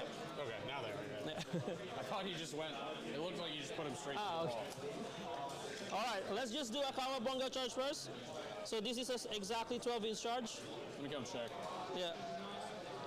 Because I think it's actually an 11 because this one is within 12. I always like just keep it flat. That That is an 11. Yeah, 11, yeah. So we got an 11-inch charge All right, here. I let's believe in try you, him Lawrence. first, I and believe then in let's you. see. Come on, 11. You can do it. Kawabonga 11. No, 9. We're not gonna reroll that one. And then obviously just the military token. So 8. Okay, cool. So I'm pretty sure I can't tag you. You can't tag these guys. But how about this side? You're one of the wall here. The intent was to 1.1 where they are. Everything, yeah? Okay, cool. I just put them up top out of laziness. Ah, okay, Sorry. I did say that though. There's a good example of what we Okay, were cool. talking So I'll about just go earlier on this with side. declaring your intent. So 8 is here. I can base you from this side. Back to you. I'm going to go grab a drink. Would you like a drink? What would you like? All right, I'm back. We've doing a little bit of advertising and things, and I think we might have a cheeky Carl coming in to join us. Oh yeah. And then this one is the very far Look at this! charge, Look at this so, handsome face we've got joining us here. I mean, it would Sup, have been chat? nice if I can make Sup, this internet? charge. Sup, Dalton? Sorry. Hey, Carl. How's it going? So still a 10-inch charge. It's going all right. There's a lot of technical things I'm fiddling with. Oh, tell me about it. I made the mistake of telling my wife last night I'd be home early. Oh yeah, fair. I'll just charge the As you do. Yep. the monster in the. Well, the fun thing, we solved the problem we had last night. We did. That's sorted. There's a whole did. new set of problems this morning. Yeah, we did. Now, It's almost like we haven't done this before. Obviously from this side. So well, we haven't with these, no. So I was telling Chet before, like we are trying a bunch of new things, and Yeah. that does mean we're trying. What's the saying? Accident is the mother of all invention? all right, cool. Something like that? is that a thing? I think so. I mean, I could just be talking crap. A lot of interesting games going on in some of the other tables I've been Yeah. keeping an eye on, actually. Let's hear about it. So the Reese Cunningham pulled, and his WTC Sisters list pulled Chaos Demons first round. Now, I just want to shout out as well. Is that the Chaos Demons with the Commander with all the free hand on the wings? Yeah. It is absolutely Yeah, the stunning. army is beautiful. Yeah. Lots of like really clean highlights, and I think it's been in like best paintings and stuff before. But that doesn't look like it's going particularly well for the demons, unfortunately. Yeah, and like Reese knows we're talking about him. He must have like felt it in his waters or something. One of the other games is there's an Angron triple Forge Fiend with blast plasmas into BT Mass Crusaders. Oh wow! Yeah, and I think the Crusaders are coming out on top a little bit. Nice. Because the Forge Friends rolled a bit down, didn't do too well, and now you can't see where the middle objective is because there's too many Crusaders. So, but yeah, some of those games are looking interesting. The AOS ones are kind of cool. It's an interesting watching some of the AOS in comparison because they're just like form up and so look at that. So there's actually green models on that board. Yeah, as and well as green terrain, which is lovely absolutely to see. hilarious. Yeah. So we'll we'll take a have that screenshot of fixed that. for, But there's round actually a green ghost dragon fighting the mounted unit in the middle. There is, yeah, it's pretty cool. It's pretty funny. But luckily, because it's ghosts, you're not supposed to see him anyway, chat. Yeah. We do have some kill team going on as well. You can see up Yep. there on screen. Again, the artifacting we should hopefully have fixed for the next round. Yeah, this well, is the issue I'm talking about. This is literally the first time we've used these cameras, crew. So bear with us. And Underworld's games looks like you're playing Magic the Gathering. I was talking to Josh before, and it's quite funny that there's people like flicking cards and using cards, and you're like, look, I'm gonna say it, Underworlds is a really good game. it looks cool. It looks very strategic. It definitely is. Like if you've never given it a go, 100% worth trying out. I really like it. I wish more people played it. Yeah. It's now they've fixed. So they did have a problem originally where they were releasing every new set of models had cards in it that you needed to buy to play the game. Yeah. They've fixed that. Now you just have the cards the models come with, the only unique ones they have, Yep. and then you buy a core pack of a core deck, and those are the only cards you're allowed to use. So you don't need to be buying every set. You just have the ones you've got, and each faction has their own unique cards mix in with a central card pool that everyone has access to from a single purchase. Definitely worth playing. If you give that a go, it is a lot of fun. My old man brain has the problem with like different systems. Yeah. So it's like, you know, how do you guys finding the flow? Because this event is obviously using the milestone system. Have you had a chat about the milestone system yet? We haven't yet. In fact, it's one of the things I'm going to have a chat with Dean about soon on during well, this round. Well, I won't spoil it then, but it's interesting to see in action. Yeah. One of the cool things about the event is that we get to see a bunch of things that we're not used to. They're not traditionally the way things are done for competitive 40k. Yep. And it's interesting to see them in practice. Yeah. We've got a bit of a judge call going on at the moment. When a unit piles in, you can move each model in that unit that is not already in base-to-base contact with an enemy model up to 3 inches. Up to. There we go. Now we're good.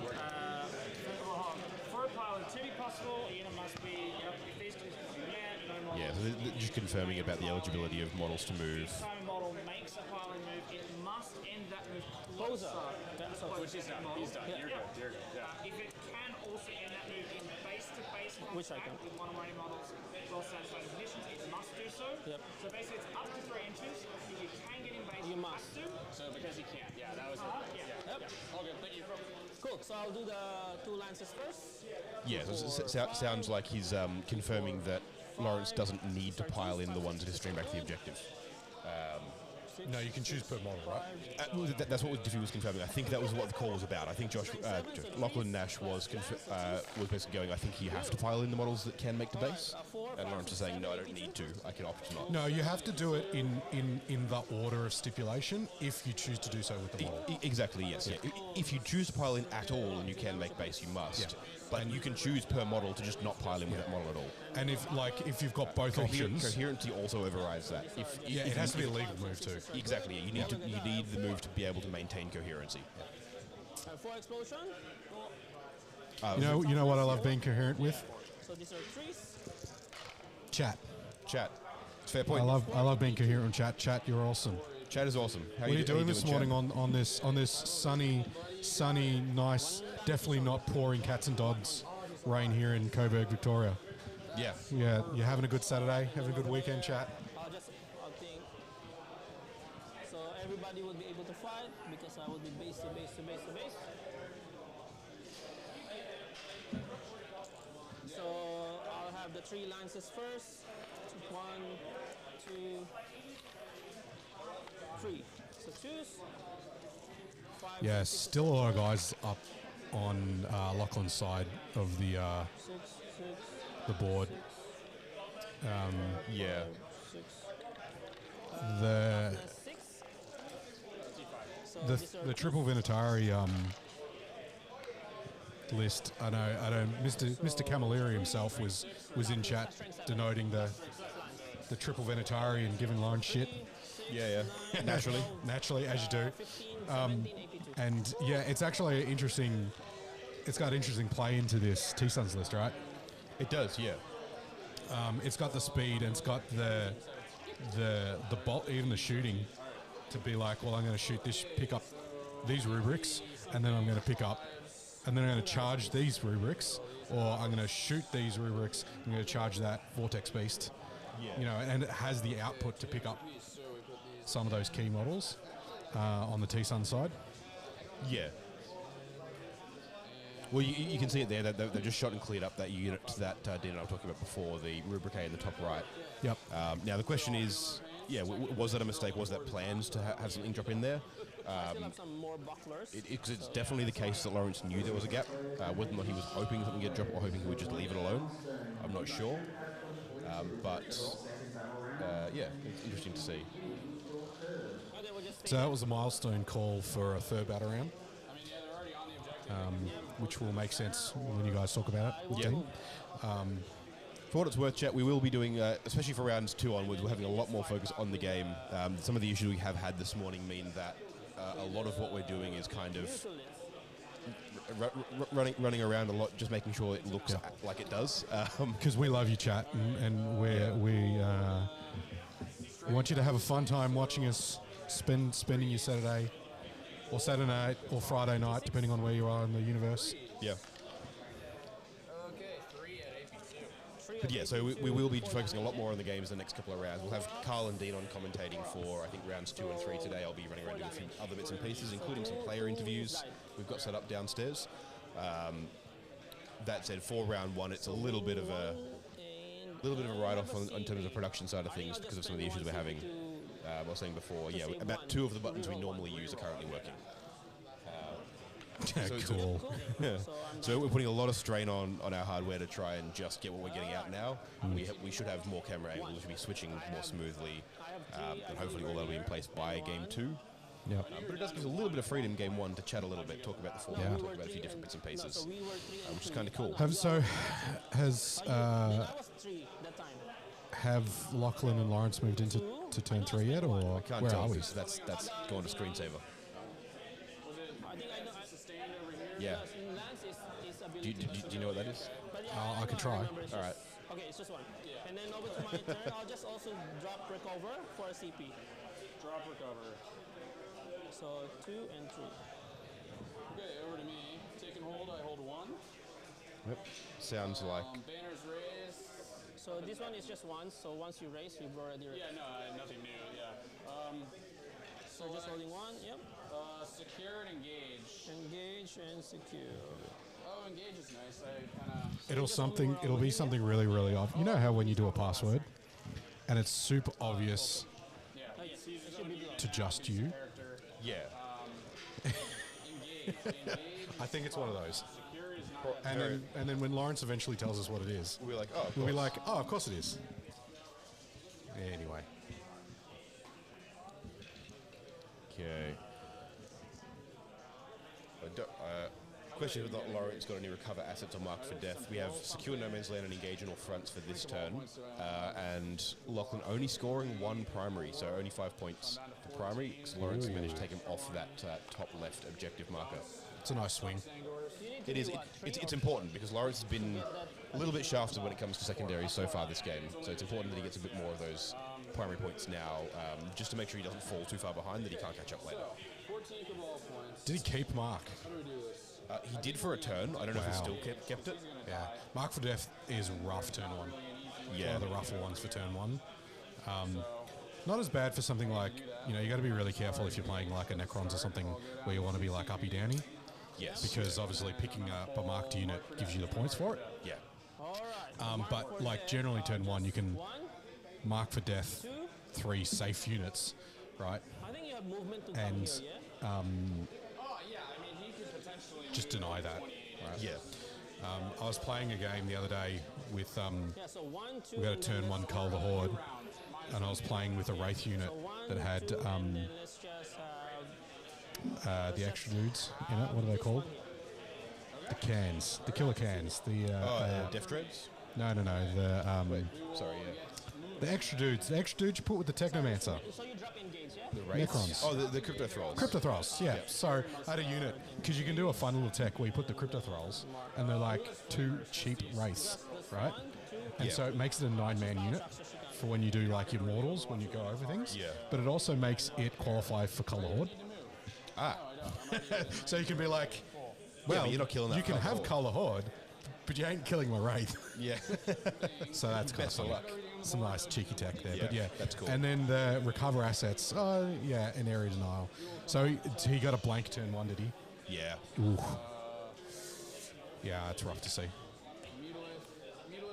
I'm fairly sure he did. I think he may have scored Mark for Death that turn. I think one of the units that I think we picked as one of them is dead. Yeah. But yeah, his computer's locked, which is showing us the scores. 1 and 2. So I'm going to need to chase that up. Yeah, I'll when Dean wanders back up, So fall back. I'll have a wander down and Yeah. Fix that up. fix that up. Affected with your Like I said, chat teething problems. This will all be fixed by round 2. None of the psychers are, but... With any luck, hope. yeah. Well, yeah. So there is a Listen. gap here. This is all warm up for next weekend. that is one of the big reasons we're here. Is we are practicing a lot of stuff for next weekend for VTC. We are going to be streaming that whole event, the Teams event. That's going to be a lot of fun. Gagging for it. Yeah, it's going to be cool. Just touch here. Oh, Mortal Vortex Beast is coming forward. Yeah. So I might go for a wander down, check those scores, and I'll flick you a message This Yeah. one is actually with what those scores are, and What that is. and try and get the password. Sounds good.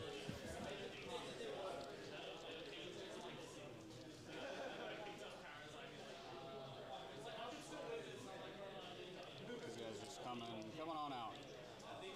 Here to have some fun. Play some 40K. What else needs to move? You get very active this turn. Very active.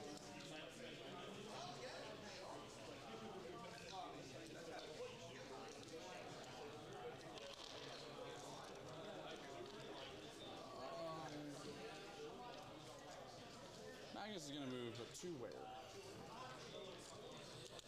What's their move? 5? 5 only. 5, okay. So 5, 17. 5 plus 12, 17, yep. So unchargeable. Yep, no to worries. there. Cool. And Magnus can definitely see that over there with his wingtip. So he will go to there. But That's remember weird. 18, yeah? Pardon? 18, Oh, low up. 18 loan off. Yep.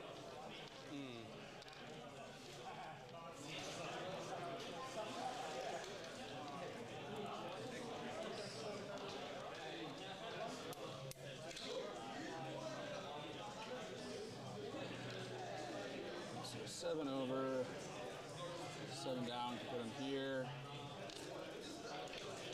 Yeah. We'll just come this side instead. And Oh, 0528. we'll rotate him. Yeah, 0528, bro. So, Oh, sorry, So we got the Magnus map- coming out finally. That's good to see. Yeah. It's turn 3. You can't keep not utilizing them. So they're in turn 3. So Lawrence's score not updated then? Well, that's locked itself. Oh, brilliant. Because he got his mark for death, Yep. So 5 points there. We thought he might have. and I'm not sure if he started his. He would have started his recover assets, I assume. Yeah. Cool. But that was a big turn for Lawrence. He cleared out a lot of stuff. Yeah. I don't know how well Lachlan's going to be able to recover.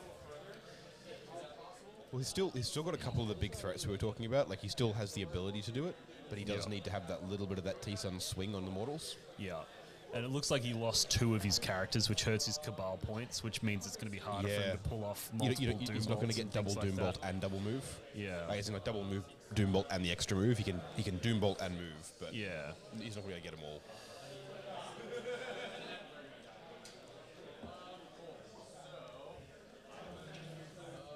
yeah. Cool. Just going to get moving here, I think. Does he Yeah. fall back? Now, all right, so they're sitting in turn 3 at the moment. We heard a bit before, and we heard while Carl was up here as well. One of the interesting things about this event is rather than using the normal time rules, using chess clocks, things like that, they're using a milestone system in Yes. line with the World Championships of Warhammer system over in Atlanta. Now, this is kind of an interesting point. Let me explain a little bit how this works for any of the viewers who are unfamiliar with it. So, at a normally using WTC-style tournaments or tournaments that use like a timed round, you have 3-hour rounds. Yep. A lot of the time, the way that we'll ensure that players have a fair go at the time they have is using chess clocks, where you get an hour and a half, or usually like an hour and 20 minutes, and you use 20 minutes for talking to each other and deployment and setting up table and so on, of time each.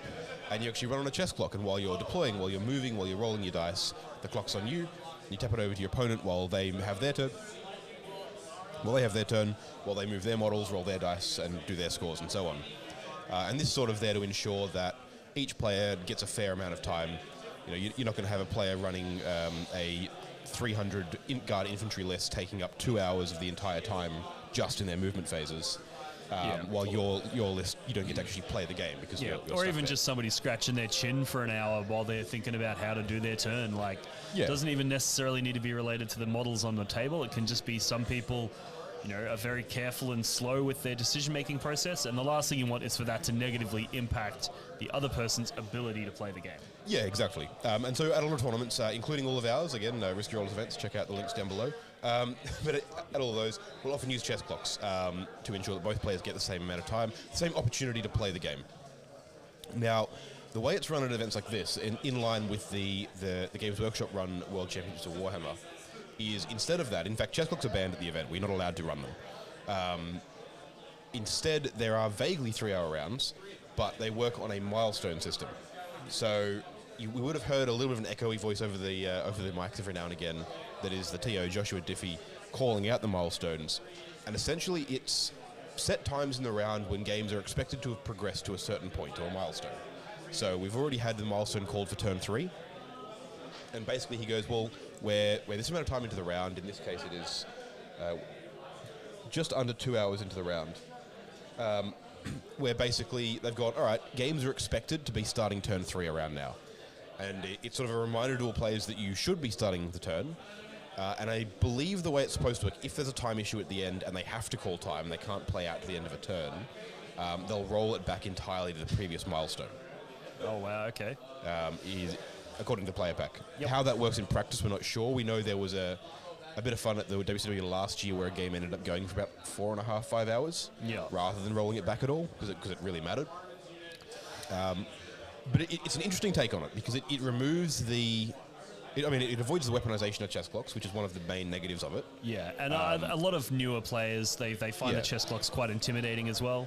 Very understandably too. So it's a big jump from spending 4 or 5 hours playing a game with your mate to oh no, there's a time pressure. I can see a clock every time I'm doing something. There is a little timer that ticks down. Yeah, it's stressful. Yeah, it creates a little bit of anxiety, and it adds a lot of pressure. So I think it's an attempt to alleviate that, to make tournaments a bit more accessible. Yeah, absolutely. And also, chess clocks can be weaponized.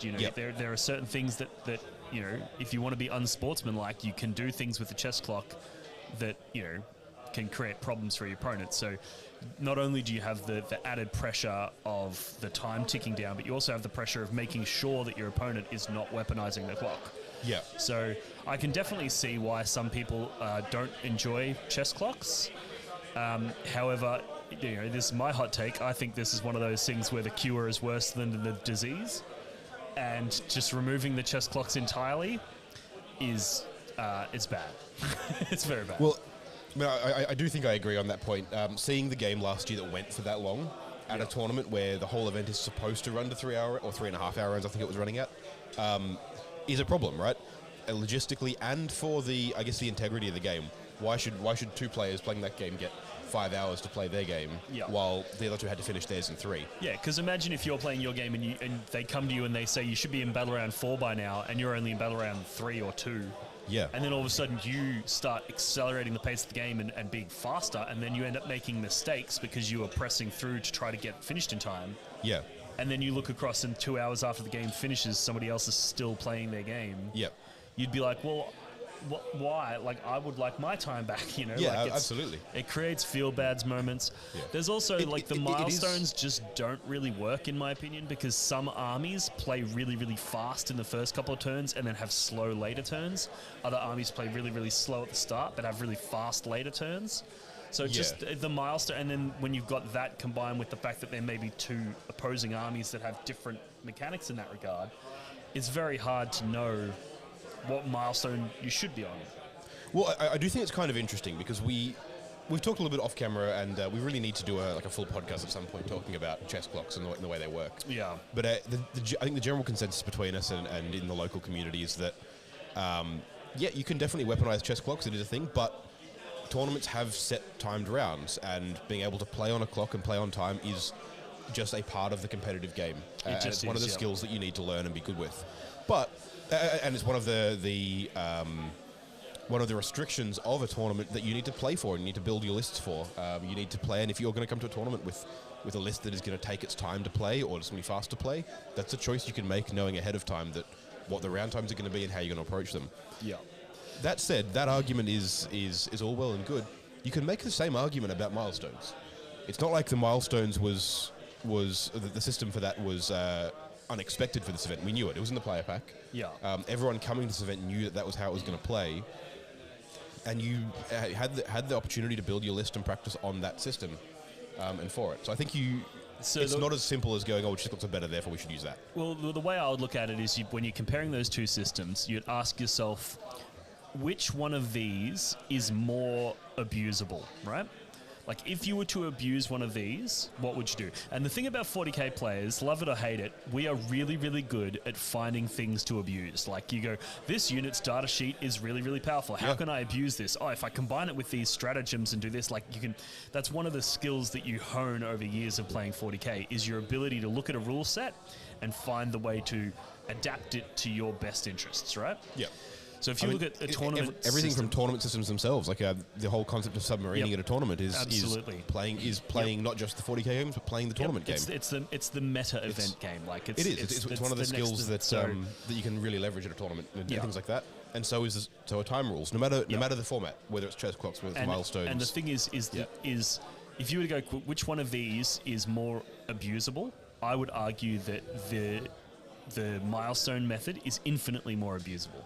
Because at least with the chess clocks, first of all, your opponent has a lot of agency.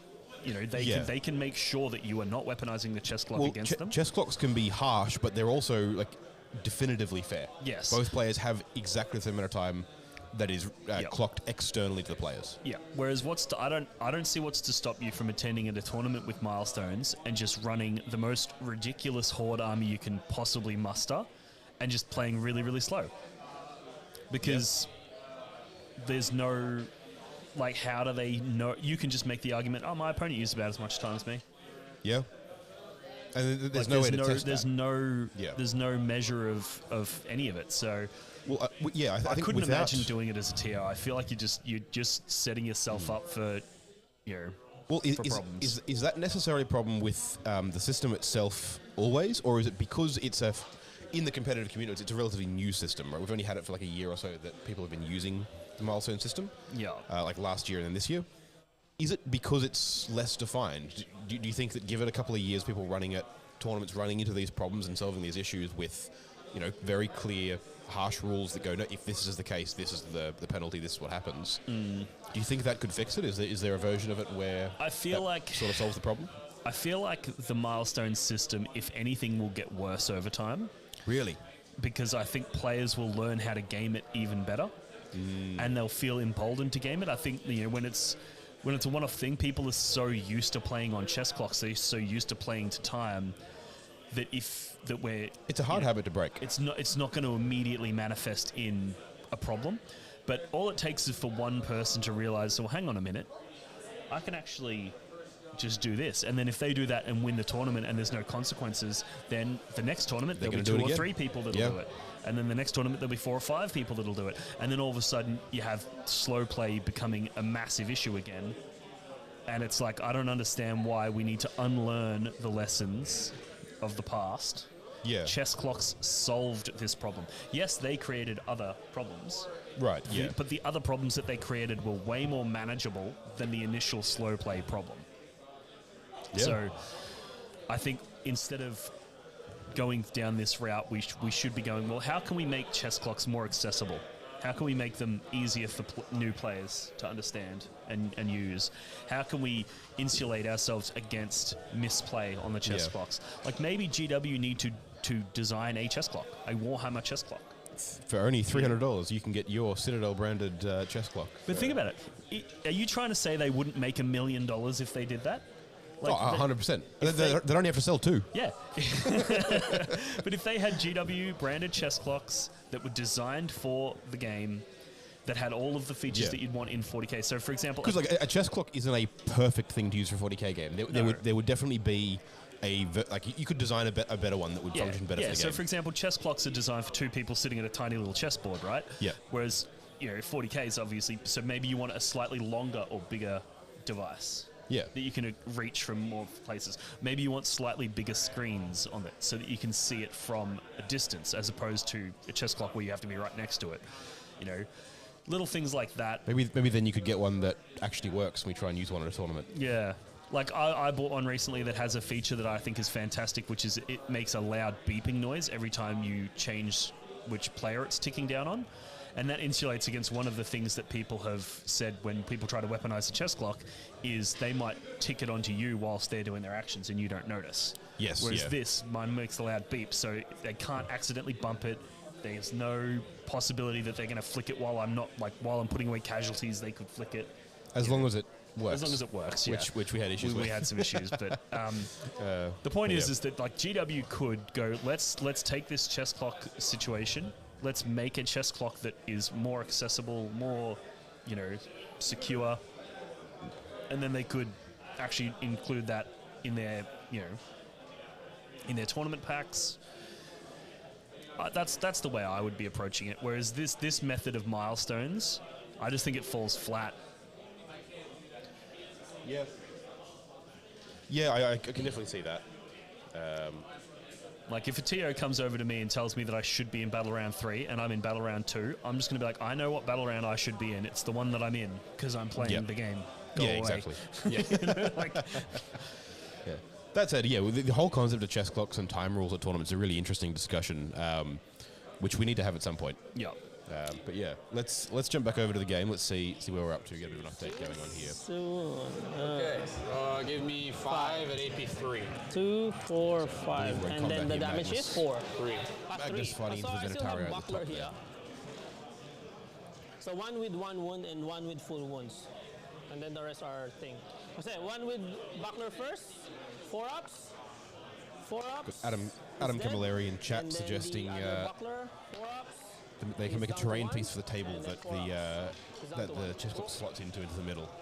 That One would dead be and very down to cool. 1 dead, Yeah. down to the rest. Thomas Smart, what part of the milestones talk? Well, essentially, just because we've been hearing them over the Tannoy. This event, the OCC being a qualifier for the WCW, which we actually I think we'll need to cover again shortly. It's not running on a timer, not running on chess clocks. It's running on milestones. So players aren't allowed to run chess clocks at the event, or at least aren't able to enforce them. Instead, the event runs on a milestone system where at preset times during each round, the TO will call out which battle round or which area of the game their players are expected to be reaching by this time. And any players that aren't, I guess, should get faster. It'd be really interesting to see like how they calculated that. Yeah. Like, did they just play a couple of games in the studio and figure out roughly what time they should be on? Or did they go to like a really large tournament and every half an hour go around and check what battle round everybody was on? Because I imagine that the variance in that would be huge. Like there were games at WTC when we're playing on the chess clock where I'd be on battle round 2 and there'd be other games that are on battle round 4. Yeah. And that'd be like, an hour into the game or something like that. And then I would finish before those people. Yeah. Because they've set their game up where they've done nothing in the first few turns. So they've just done nothing. So all of a sudden they're in battle round 4. And then they have that one turn that just takes an hour to resolve, But then there'll be other games where I'll have a really big turn 1. I'll make sure I'm doing everything in the turn 1 so that my later turns are very, very fast. Yeah. So how do you know what turn someone should be on? I just don't understand how they could possibly calculate. I suppose, like the discussion about the efficacy of the milestone system compared to chess clocks and so on. There's also a really interesting discussion around, like, divorced from all of that, around game times and like how the pacing of a game can change depending on what you're playing, how the game progresses. Because that can vary wildly matchup to matchup, and even different games of the same matchup with the same armies on different missions can change how that'll play. Yeah, absolutely. Or even just like whether or not you go first or second. Sometimes if you get the bottom of the turn, you know that you don't have to do anything in your first couple of turns because you're going to have a big turn 5. Whereas if you get the first turn, you know you need to get a lot of value out of those early turns because you're going to end up losing points on that back end. So the amount of variance is just so wild that to try to have some kind of universal benchmark for where you should be is just crazy to me that that's a thing. Yeah. And we're good. Okay, cool. And then obviously Cool there's beans. the component of it that's like if they come over and Did they you say you should be secure, on yes? turn 4 Yeah, I and you're on turn 2, secured like what do they do? for death. Secure Yeah. for 1, yeah? Like, No, I got. Yeah. what are they going to do? this Like bounce nothing. up, So it's like, well, if you're not going to do anything about it, why are you talking to me? Like, go away. Alright. And then mark for death. Are you want to hold the mark or you want to discard? Mark for death. I'll keep. Okay, keeping mark for death. And then over to me now. I'll gain 1 CP. You gain 1 CP. Painful game. And then I'm holding 2. Yeah, you hold 2. And then how many? Where are your battle line raised banners? Just that one. So you just got one. So you're at 2 now. No, just one, bro. And you score that one once only. Oh, I thought you moved them.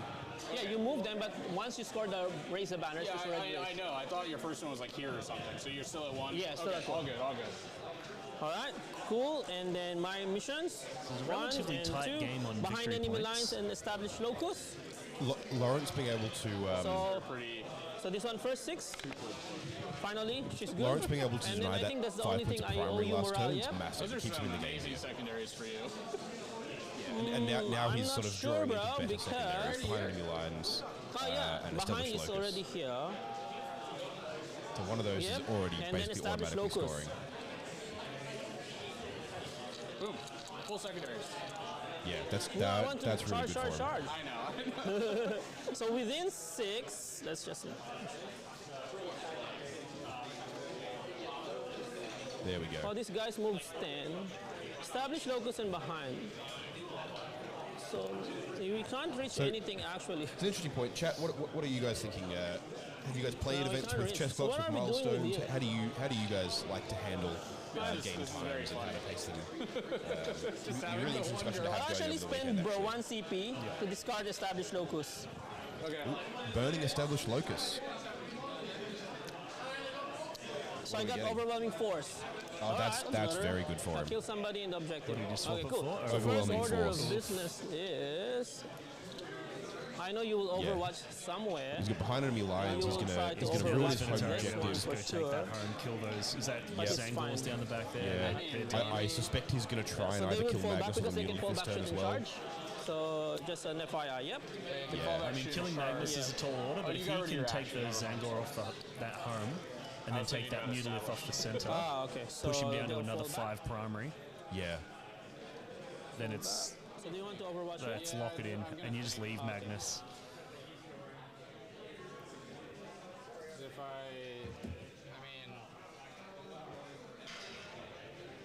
no, if I'm worried about them, I'll do it on the charge. Oh, okay, cool. All right, chat. We're going to throw a poll up for. I was going to say the game or the weekend. I'm not sure. However long we feel like it. So See we thoughts are on actually, milestones and chess clocks. You're within 14, so 5. So still a 9 in charge. So we don't want. We don't want. 17 is unchargeable for you, right? So We don't want that one. So let's just move these boys first. So just 10, just to make sure I can. I think one of the charge other both. things with chess clocks that Just in has case. been really helpful for my development as a player is that it makes you want to overwatch conscious here? about how much time you're using. no. Like you actually, Nope. when the clock's on you, you look at it and you realize, wow, I So just what thought is about it that again? decision Behind for enemy lines, 15 which is minutes. that one and You know, this one. That's a really good point. So actually, there's an interesting discussion there. So you and I played a game I think you're good. before WTC With no clocks. with no But clocks. that And it one went for can, if I ages. charge that one, and then Now, look, I'll qualify that. That was the first game of 40k I've actually played in Yeah. 3 or 4 months. And I think I probably used as much time of that as you. A lot of it, I think we spent like a good solid half an hour of that just talking about a single charge that ended up being entirely irrelevant anyway. Yes. That where we were doing maths and stats and all sorts of stuff, and then we I'll rolled the just charge move- when we I'll realized, just oh, none of it instead mattered here, because I'll it just move here. just didn't. Shoot and charge them, yeah? If you don't mind. Yeah, I mean you move 10, right? So But, you have the move for it. But yeah, let's so just go you back can to let that really go. So we played that game. I think, It was a solid like I think like 5 hours, 6 hours, something like that. Yeah, I'll And just free move for here. that. we Yeah. weren't attempting to be fast. It was designed to be a game where we would check everything. We were checking on every rule. We were Because this was verifying not a against things. tournament game. This was a practice Oh, game yes. in Yeah, yeah. preparation for the WTC. So yeah, they will just be down. Yeah, exactly. But then we moving from that into then practicing for the WTC. One of the really interesting conforming to the time, having to go, sure, it's easy to play a game, get the rules right, and make all the right decisions when you can spend 20 minutes talking, also talking to your opponent and both of us. That's some kind of mind games, Like the whole bro. game was You both of us Overwatch? trying to make the right decisions for each other the whole time as well. yeah. But when it goes to like, all right, you can Okay, then I'll refrain. you can go through and make the right decision and do all your movement and do that on a clock. It does put a pressure on you. There's definitely a skill to be learned about it. And I think bigger than movement, bigger than any of the actual game actions, is learning how to make a good decision, how to trust yourself with the decision. And here's a milestone in the background if you can hear that. Because you're battle shock, yep. Only this one can Overwatch, yep. Yeah, I mean, can't use strats on him. But if you Overwatch, you can shoot every one of them. All right, so you can hear in the background there. It's a milestone is saying that the players should be finishing up their third battle round, moving on to their fourth, which is almost where Lawrence and Lachlan are at. And more importantly, the bar at the venue is now open. Yes. I'm actually very disappointed in Diffie. I'm going to speak to him after this. He just said that there's a QR code on every table so that you can order drinks to your table. And there's none on this streaming table. I think we can fix that. I'm offended. We'll just go steal one off one of the tables down there and bring it up here, eh? Yeah.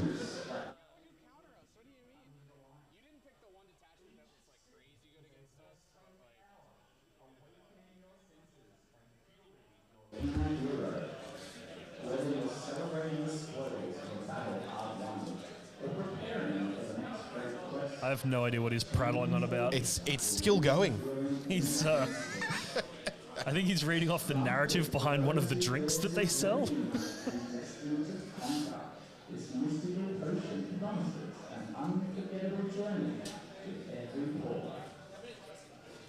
That was cringe. That was cringe. Okay.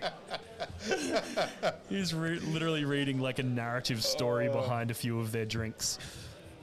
I mean, I do like all the power themed to drinks. him. I really enjoy themed drinks as well, but so some of the Team Oz cocktails and stuff were fun. There was an Infinity event here last weekend, the Burn City Brawl. They had their own cocktail they did for it. It was cool. yeah, nice. Yeah, sorry, the Tannoy was going for ages. You know what? It's a good chance to talk about the venue. So, huge thanks to the Gaming Arena for getting us to come in here and stream this one. So, we are... Flick camera 8 up so they can see. I don't know if I can flick camera 8 up, man. I've got like 2 buttons that work. I don't think that's one of them. Fair enough. I will see if I can get... We do have a shot of the whole venue. In fact, you know, what I can do is one of these... Hold on. All right, so the AOS game here is finished. So I can do this. Well, look at this crazy technology. And then I can... Yep, here we go. Oh, good lord. Look at the artifacting there. So, let's pan around here. So you can see the quality of these tables is absolutely next level. Yeah. We've got some 40k games happening there. A couple of them already finished. A couple of empty tables there. Panning around here, you can see all of the tables going on. Watch your eyes for all the light. Oh, the lighting's pretty good. There's our stream table. You can see the back of Lawrence there. Wearing one of his Team China's shirts from WTC with Lawrence. We saw that in day one, and we're like, he needs that shirt. Let's get us out of the way. There we go. And then you can see that stairs at the top. Hold on. Can we, importantly, well, we're up there. Can you see? No, I don't think there's anywhere there that you'll be able to That see makes us. sense because I can't see the camera, so how would the camera see me? Exactly. But we're up there. It doesn't have indirect. Yep, there's Joshua Diffie in his bright yellow whoop, that's the wrong one. Bright yellow Judge shirt just there. But yeah, so having a look around here, this is the gaming hall, the gaming arena, behind the retail space and behind the card game play space. Absolutely massive. We have all the flags up there from the Australia-New Zealand Team Championship earlier in the year. Yep, they love their flags here at the gaming arena. That they do. But yeah, so it's a really good venue. They've got plenty of space to play here. We've got the bar out there as well, which is very important for big games, big events. And yeah, so do come in and check them out if you're ever up north. There are a bunch of events that get run here, including this one. We ran one of our GTs here earlier in the year. Yep. I'm looking at potentially bringing back an old Victorian classic, the Eightfold Path, which was a series of RTTs, just one-day events. So I'm looking at potentially bringing that back, and if I do, there's a chance that that's going to be hosted here as well. Yeah, that'd be really cool.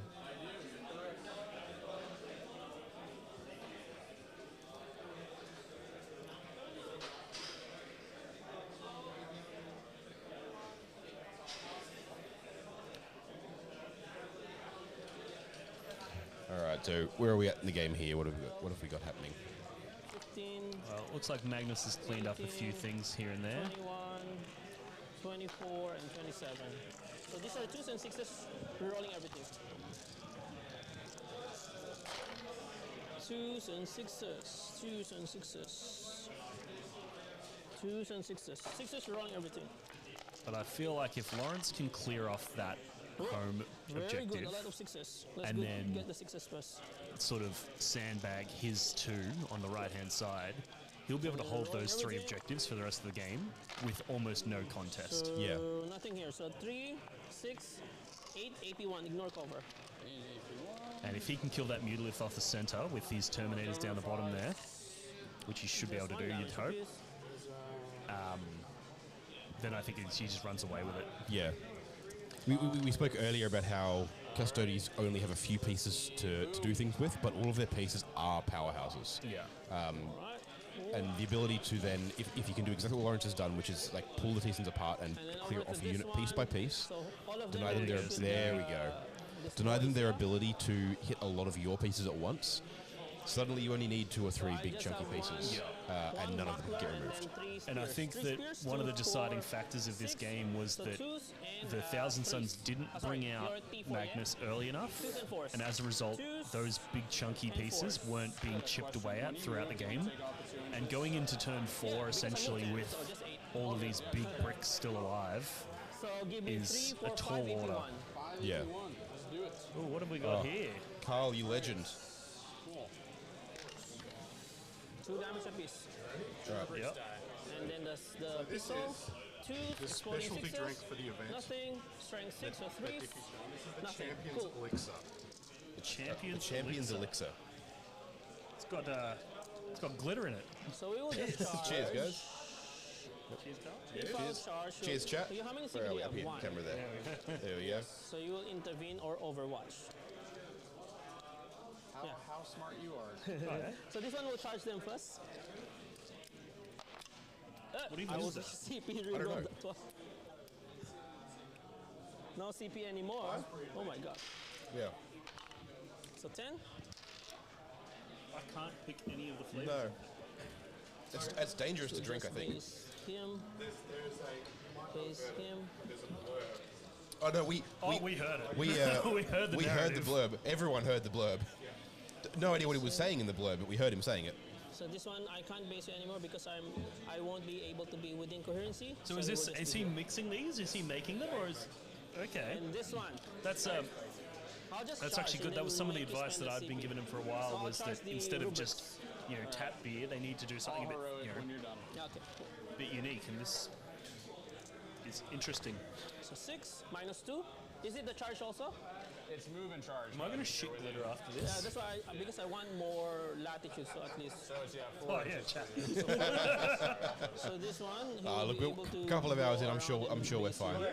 You can't really bend tape, right? No, I mean because I still can pass you here, so I still can go like that. No, 'cause I mean, you come You knew off what you were getting when you invited me. Oh, I absolutely. will pass you within, but I'm still. Oh look, I already charged tomorrow we you, might so- crack into What I'm some saying is like, souvenirs of WTC. we gotta go straight line. That'll be fun. Okay, so let's go straight line first. So 2, The old And then Romanian rocket fuel. and then another one. Yeah, Base- oh, base we'll have to add them in the WTC Discord and Basic 4. get them to jump in chat. Yeah, I can That'll be quality.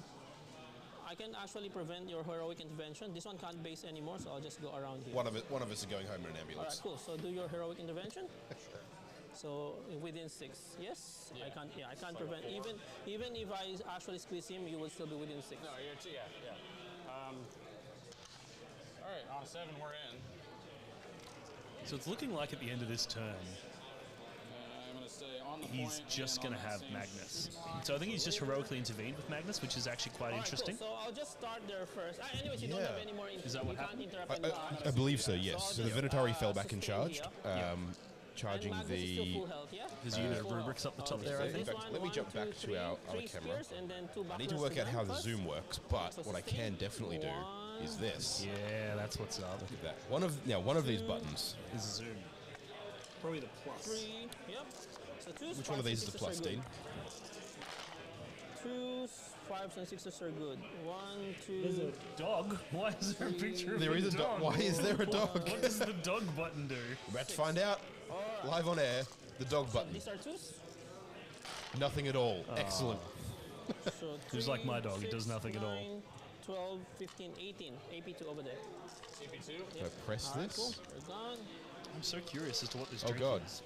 Nope, that's done a thing. They have an invuln. I'm Excellent. Not gonna roll 18 success. Let's cycle. They will Oh, just yep, go the closer roof to cam. objective. Very Zoom important. then. How did you zoom that? That's one of the presets. I think one of us decided the roof was a good idea to look at some point. For interviews And then, later. I'll just charge Then back down here. and attack the rubrics because why not? Well, chat. We've been on a journey together. I don't know what's more entertaining, I the can't kill stream Magnus, game so itself or watching everything you gets try to removed. navigate the controls. So still 3 spears and That's a good question. one Is it just buckler. mirrors the stream not thing? Oh, no, here we go. One. Alright. 2s. 5s and 6s are good. 5. 5. 6. Yep. And then 2s. So real quick, who's fighting who? Everything to All right. Carl comes to the rescue. Let's jump back over here. There were buttons we never even considered. No one had thought of before. 2s. On the side of the remote. So 3, 6, 9, 12, 13, 14 Enhance. AP2. Enhance. Hold on. Can we? So that looks like Arman's unit down there. I believe so. Yeah. You can see his fancy stick that none of the other sorcerers have. But man, if those Venatari can pick up Arman's unit, it actually doesn't matter if Magnus kills them all at that point. Yeah. Well, they'll still get to fight first, right? Because Magnus doesn't have a fight first. That's not a thing he can do. That is correct. So they'll fight first, they'll pick up the rubrics. 1 dice, Magnus will pick up... 2 dice. He probably doesn't pick up all, 2 damage each. all of them. 2 damage each. Well, depends how many are there. I can see 4. There might be 5. Yeah, cool. And I know he has taken some casualties there. or fight back there. I think that might have been the Rubrique, though. But man, The even if two he damage even each. if he doesn't pick them all up, like let's say Arman lives and Magnus lives, Yeah. like all of the Thousand Suns are centered around this one objective over here, and Lawrence holds the board. Lawrence has everything 2 else. AP3, 4 ups. 4 ups. Let's save 1. 1 dead. Let's So find just out. Kill the shield. Shield. You gonna try So and one hand of it up or One of the Venatarii are dead. but so Yep, all there, of and the so Thousand is Suns. everything. There we Alright, go. So I'll only have, I think, 1 behind enemy lines. So now it's Magnus versus the world. Here's the pen up. Just And for- then I for would Dean's be benefit. overwhelming force. Pardon? 2 That's overwhelming premium. force. That's so good. Overwhelming. And 1 behind enemy lines. Yep. Yeah, you just. Oh, yeah. Yeah, that one. Yeah. So you have behind. So Getting some scores going in. For 2. You killed them, and who was the other person you killed? So small behind is 3 points, yeah? Who was touching? Okay. Yes. Round 4. An overwhelming so you're force. There might be One? 2 actually. Yeah, I'm holding 1. Was overwhelming force 5? Surely. I am going to select a secret mission. select secret mission. Yep. I have to. I think so. Yep. Yeah, 3 points and then 5 for overwhelming force, or it's 2 and 6. I And have let me Mark scoring. for death. The other one is going to be recover assets. So he's kept marked for death, and he's got recover assets. Going into turn 4, the top of the turn for the T-Suns. Oh, that's rough. Recover assets is not happening when your only unit is Magnus. Yeah, he's secret missioning though, which means he'll be trying to get Magnus onto that back objective there. Yup. 'Cause I believe it's the only, aside from being the only one I think he can do at the moment, it is the classic T-Suns play. Yeah. Secret mission, Magnus onto the home objective, score an extra 20 points out of nowhere. It's good. So it really does become all about Magnus. So I can score both. Yeah. But Lawrence is going to cop 2 15s for the primary in these Yeah. last 2 turns.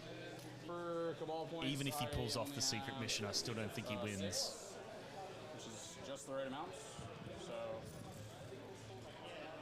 another 35 5 rounds, 5 we're point gonna primary switch turn is to huge. plus 2 inch move. Plus 2 inch move, yep. Yeah, and I believe there's no more battle line either. There's no more raised banners for the T-Suns. There's very little that he can do. He'll just be here. Although, is that a sorcerer? I think it might be Sork on disc, the old disc Sork. Area denial. Yep. Okay, so that's full area. Yep. I think he burnt an objective. Sorry, he burned recover for area denial. Stool here. Well, that's good. Because that's no longer once per game, is it? Correct. Yeah. There we go. So he'll score that. 6 to 12. But I think, yeah, Lawrence has done a really bang-up job of keeping it this close, which does mean now that T-Suns are out of trading pieces, Yeah. weirdly, the Custodians now have more units, which is an odd position to be in, but it's a good one.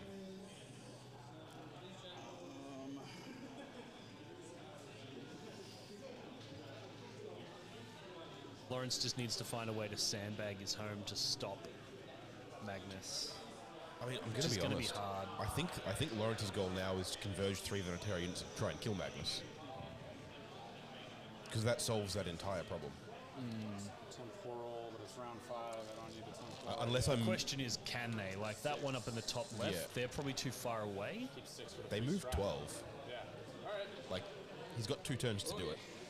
Let's just measure this real He does have 2 turns to do it. He can like... Yep. We got there later. That's the question, right? But if Magnus makes yeah, a charge now and gets onto the home, that is pretty rough. like those ones on going from one home objective to the other in 2 turns is really hard to do. But even then, this isn't a teams event, so it doesn't really matter if he wins by 1 point, Yeah, as long as he gets the more points. So, I think that's been hurting me. like, it's hard to break that habit of thinking about points denial, but it doesn't really matter. If Lawrence can just win the game, Yeah. it doesn't matter how many differential points there are. Do that to get them out. Okay, so yeah, what was it? These Wonder how our were, poll's so doing. 6 to the six, So T6, we've got 14 votes in the poll so far, and it's 100% with chessbox. Cool. So 3 Yeah. twos. Milestones are dumb. So AP2, 4 ups. So save, 1 dead. D3 damage each. D3 first, or 1 will die, and then just owe me 1 D3.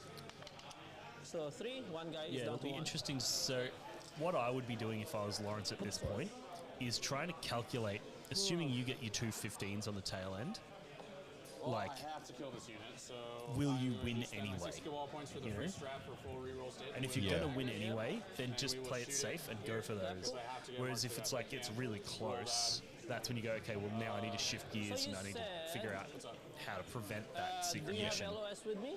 Yeah, from his wing. From his, yeah, here, sorry. Yeah, you got from the model, yeah. Yeah, I know. Oh, this is a weird model. I think it's probably pretty safely Custodies at this point, but there's still always a chance those secondaries go horribly, horribly wrong. Yeah, and I mean, if Magnus does like roll hot and clear that home objective, well now Lawrence isn't looking at 15s. You know, not super reliable ones. I think he's not this turn, but next turn he will be. Yeah. Yeah, he's definitely getting that 15 in the last turn of the game. But it's currently very close, right? Yeah. So if Lawrence gets a 10 and a 15, that's 25. But if three Lachlan is- gets his this one secret will mission, just that's a die. 20, right? And then Yeah. this So one, that's, three you know, three more or damage, less yeah? a wash, and then it just comes down to secondaries. So And I mean, Lawrence has had the bad ones out already for a couple of them, 3 AP1 is 3 ups. true. So but there's he's still a actually couple dead, of and dud then, ones that could show up. Draxus, Yeah. Yeah, like if he gets no I'll just give you prisoners that now. one. Yeah, I have another gun. Yeah. So, Oh, you got the sorcerer. yeah, so they're dead. That's my mark for death. So you get your mark for that. There we go, marked I for have my death. area denial now. There's not really a way to change that. And then,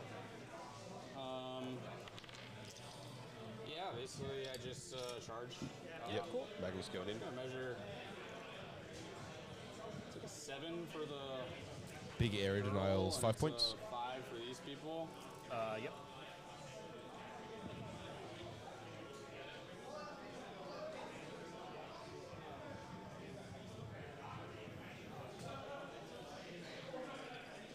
Doesn't matter. Yeah, so we'll go to the Okay. the The Venetari. Venetari. Okay, You don't have CP. reroll. I know you don't have CP. You spend 1. No, I used 6 cabal points to make that okay. free. Okay, cool. So Because I reroll. only had 6 this round. This guy gives me 2. He gives me 4. Okay. I didn't doom bolt or anything. Oh, yeah. Okay, I cool. used 6 for his free strat. Yeah. Yep, running very low on Cabal points as you can hear, but it does give you a free CP or a free reroll. So Temporal search. Okay, so Something they've just pointed out. Charge. Yeah. That's right. Yep. Something they have just pointed out is Lawrence has 2 units on that objective. I believe he has the battle line Witch Seekers still tucked in behind there. Let's see if I can't switch over and we can take a look. Yeah. we're gonna strike. Obviously, I can't do rerolls. Hitting on 2s. -1. Oh, hitting on 3s. What are we That's the looking worst at roll I've ever here? seen anyway. So. Okay. T6. T6. Yeah. Sorry, I'm not trying to be. Yeah, there's a single Witch Seeker there. There is. Now I believe Magnus has been moved into both of them, but I don't think he kills both units. And then I'll just pile in. No. Oh, it's nothing. fine, it's fine. That's why sometimes the minus There one you thing go. is actually very good. I don't think Magnus killed anything. So 3 spears. Well, Yeah. that's game over. Then, I think right? it's done. Yeah. 3, 6, 3, 6. Oh, sorry, 5. So you don't have -1 damage. I don't. Hugh, there is a Sork in the middle.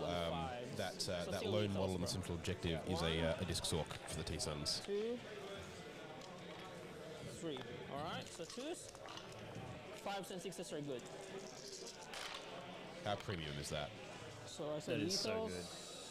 Because we can get rid of that artifacting for next round. Yeah, when you So strength 7, so it's 5s. yeah, Get a bit smoother on the controls. So just 1, 2. So 3, 6, 7 AP2. Yeah. 2. Cool. 7. Cool. 4s. 2 damage apiece. 2 damage apiece. 6. 8. Cool. And then the buckler, 3, 4, 5. So these are 2s. 5s and 6s are good. And then these are only strength 5, so 6s. So just 3 more at AP2. 4s. 1 damage apiece. I mean, the custodians aren't likely to kill Magnus Win the game, but here because Cool. I'm assuming he's going to go with the neg So, I 1 give you all damage. the Although he score. might have put Yep, the plus you got movement 5 on this points turn marked. because I he think he has put to the get plus movement on. onto the I objective. think he was Cool. talking So about that over to earlier. me, I'm But that's holding, suicide if he's 3. done that. He hasn't killed him. Maybe he thought his game plan was to get in with 2, Magnus and actually engage in kill. assassination, which is very good. Oh, engage in assassination for the secondary draw there. All right, cool. I mean, pretty- that's Magnus good. Magnus is just points on the table, right? Well, engage is in all 4 quarters already, Let's just try Yeah. to shoot and everything assassination is just to kill that sorcerer out of the middle. Yep. Done. And then this Yeah. one will just stay That's here. actually a really good card draw for Lawrence. Well, just I need to advance. I still have my own last round. 15 on primary at the start of the turn. Oops, sorry. Yeah, this is That is, yeah, like that's shoot definitely from like this the side. twist of the knife, I think. take this to the See bank. there. So only 2. Yeah. I will just make sure that I would move here. Yep. And then since I'm a witch Oh, seeker, yeah, he's just lining up shooting. I still owe you morale there, bro. Sorry. where? Oh. The sisters. She failed. So did you also actually touch her? Did I touch her? Yep. No, I didn't have the. I didn't. Okay, charge so- distance, so Right, she so I'll this- just- the sisters I'll aren't just in move a combat. bit and then shoot you.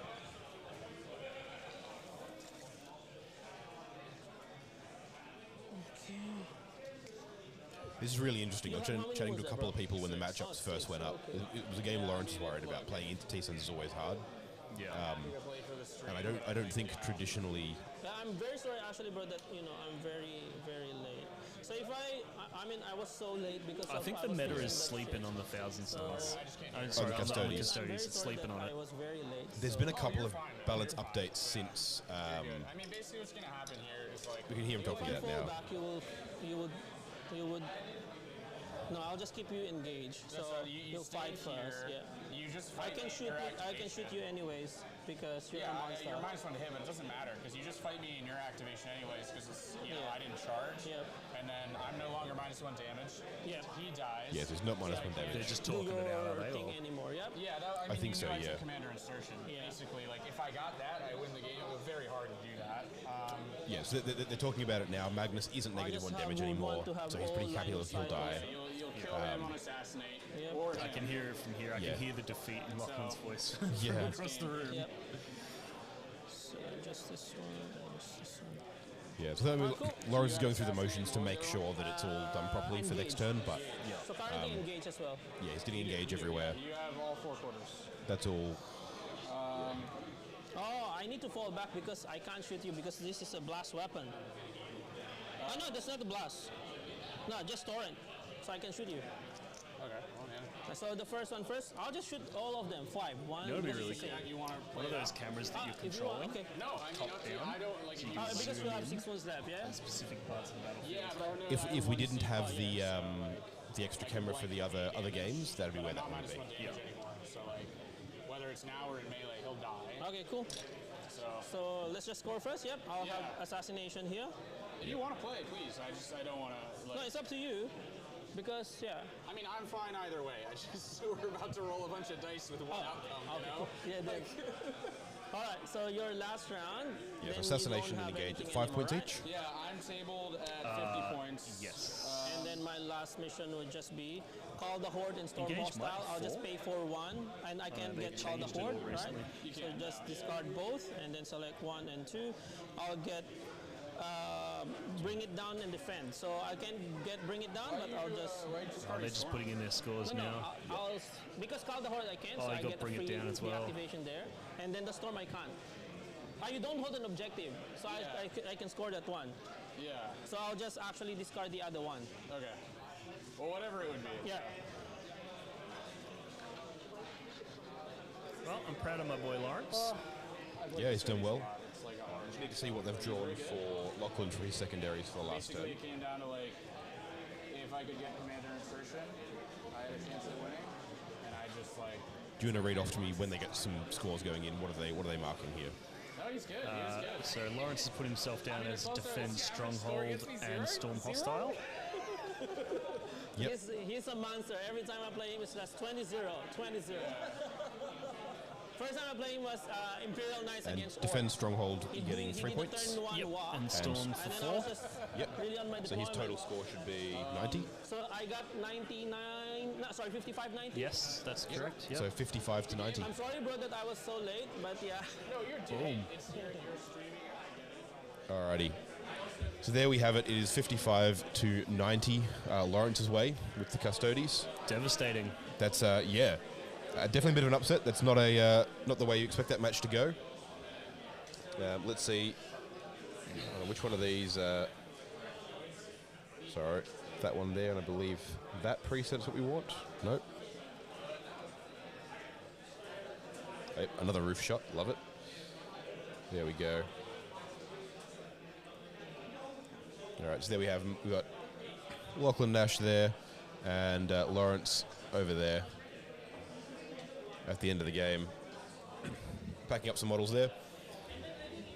All right. Yeah, and I think that all a lot of that boiled down to Magnus not bringing his damage out early. Yeah. Hiding Magnus. I understand the desire to hide and protect your big pieces, but you can't have 420 points worth of your army or whatever he costs.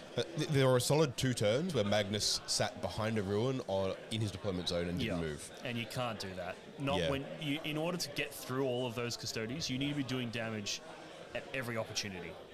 It's a really interesting comment on, I think, partly people don't know what Venetarii do. Because they have good shooting, but it's not massive range.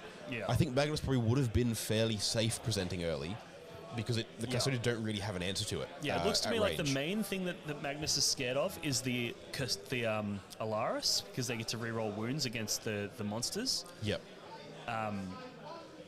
But they're relatively easy to kite around, you know, because they're shortish range, they're slow. If Magnus goes to where they aren't and does his damage, then he gets value. Yeah, absolutely. And yeah, we got to see there, the threat of that and playing for that means that, Magnus doesn't come out, doesn't do his damage potential, and gives Lawrence the opportunity to then split them up and pick them apart. And then when he does present, there's just not enough left to come back and clap back with. And like those rubrics, they do a lot of damage. Mutiliths, they do a lot of damage, but it's not enough to break a Custodes unit, you know? Like you need all of the damage for the whole game, or else you end up with a situation like this where you get into turns 4 and 5 and there's still so many Custodes left that you can't handle it. Yeah, that's it. But look, we might take a bit of a break and take some time to go and fix a bunch of the back end technical issues we've got. Yep. So we will be back for round 2, which, before we go, I will double check. Kicks off in about an hour, I think. I think so. I've got the times here. You got the time there, yep.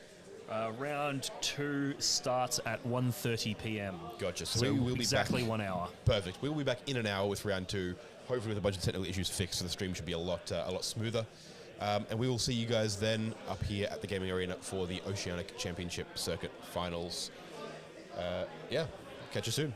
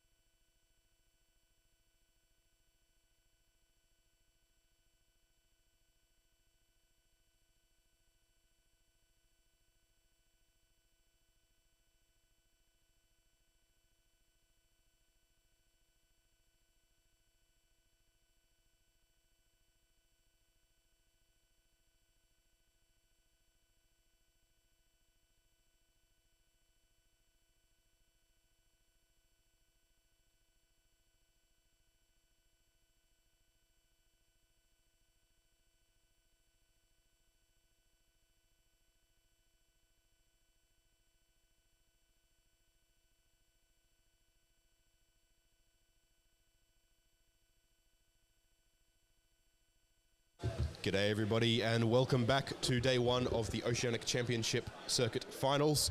I'm Dalton, and I'm joined here by Carl, working very hard on there. I am here doing the getting ready. I'm jumping in a little bit before round 2 starts for 40k. Everyone's down there setting up. Carl's here busy prepping our setup here for it, because I wanted to spend a little bit of time. We didn't get to do it as much as I wanted to last round. Spend a little bit of time highlighting the other events that are going on at the moment. So I'm going to cut straight here to banner number 3. We can see it's people walking past. One of the main events, I think we've got player tracking there. One of the main events that's happening here is the World Championships for Underworlds. Whoop. I cannot switch off player tracking here, apparently. No, there we go. That's I'm just going to reset that to 3. Never mind. All right, apparently we're looking at AOS. Cool, we'll come back to that. So, AOS guys here are setting up. Looks like we have Demons of Chaos playing into models that I can't see on the edge of the table, so we'll come back to that. They are running on the same round time as 40k, and it is cool to get to see that going on. We're coming back during the game. Over here, we have the Kill Team Oceanic Championship Circuit Finals as well. We have Broseph and Dan here playing, I believe, Exaction Squad and I want to say Phobos Squad, the Phobos team for the Space Marines. Broseph's got a lot of practice on Phobos. Has played a lot of games with that. Really knows what he's doing. Where are we? There we go. And you've got Dan, yeah, with the Exaction Squad lined up over there. Which is the Adeptus Arbites, I believe. Very cool. All right, let's try Underworlds again. There we go. No, move your mouse. Thank you. Okay, so Underworld here. If people haven't seen it, Underworld's a board/card/miniature game. So you can see here, players have hands of cards they're drawing from decks that influence what actions and special things they can do on the board. Which you can see in front of you there is 2 boards that get placed together. As long as the hexes line up, the players can connect those however they want. Part of the game is being the first or second player to choose and place a board, because the second player gets to vastly alter the way the game gets played. You can see they've placed them lengthways here. You can place them next to each other. They can be placed off-center. They don't need to line up on the edges. You could have like only 1 or 2 hexes connecting on a corner. There's all sorts of things you can do with those. And then some beautifully painted miniatures on there. The idea here, basically, you get to activate in sequence all of your players, or all of your miniatures, and you're putting a activate all their players, and you alternate between them, and you get to play cards and upgrades and things. You can see over the top there some of the unit cards. They get all the upgrade cards attached underneath them and so on there. So you play your cards, you roll your dice for your attacks and things. Yeah, it's a really good game. It's a lot of fun to play, and it is cool to see it getting run on the stage like this.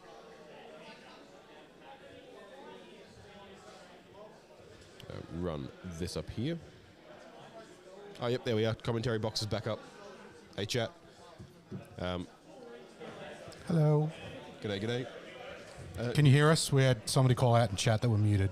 Looks good on our end. So hopefully Dalton didn't do that monologue to himself. I really hope not. Yeah, that would have been pretty cool. But yeah, Underworlds looks cool. It looks very strategical with the facings. The models can only really face one, like a set. The model facing doesn't matter. It's where they sit against the hexes, right? Yes, exactly. Yeah. Yeah. And you notice the board has a bunch of fancy hexes on them. Those are all like terrain pieces essentially. So there's places you can't move around. The big bold squares are impassable. You can see a few markers there that are objectives. So there are things that care about where on the board you are, controlling certain hexes, having players next to certain hexes. It's all really important.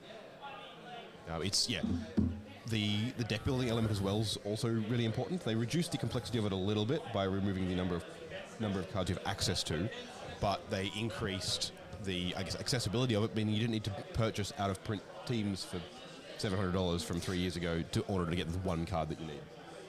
Yeah, the card element is that extra micro lens of instead of this inferred placement that normal war games have, where like you're kind of roughly within a 1-inch tolerance. Yeah, exactly. You've got exact hexes, but you have cards that then give you the variance, right? Exactly, yeah, and so that and dice, you know, you still roll for all your attacks, your magical abilities. So you and got things like that. all the OCD crack elements all in one game. That's it. That's it. Nice.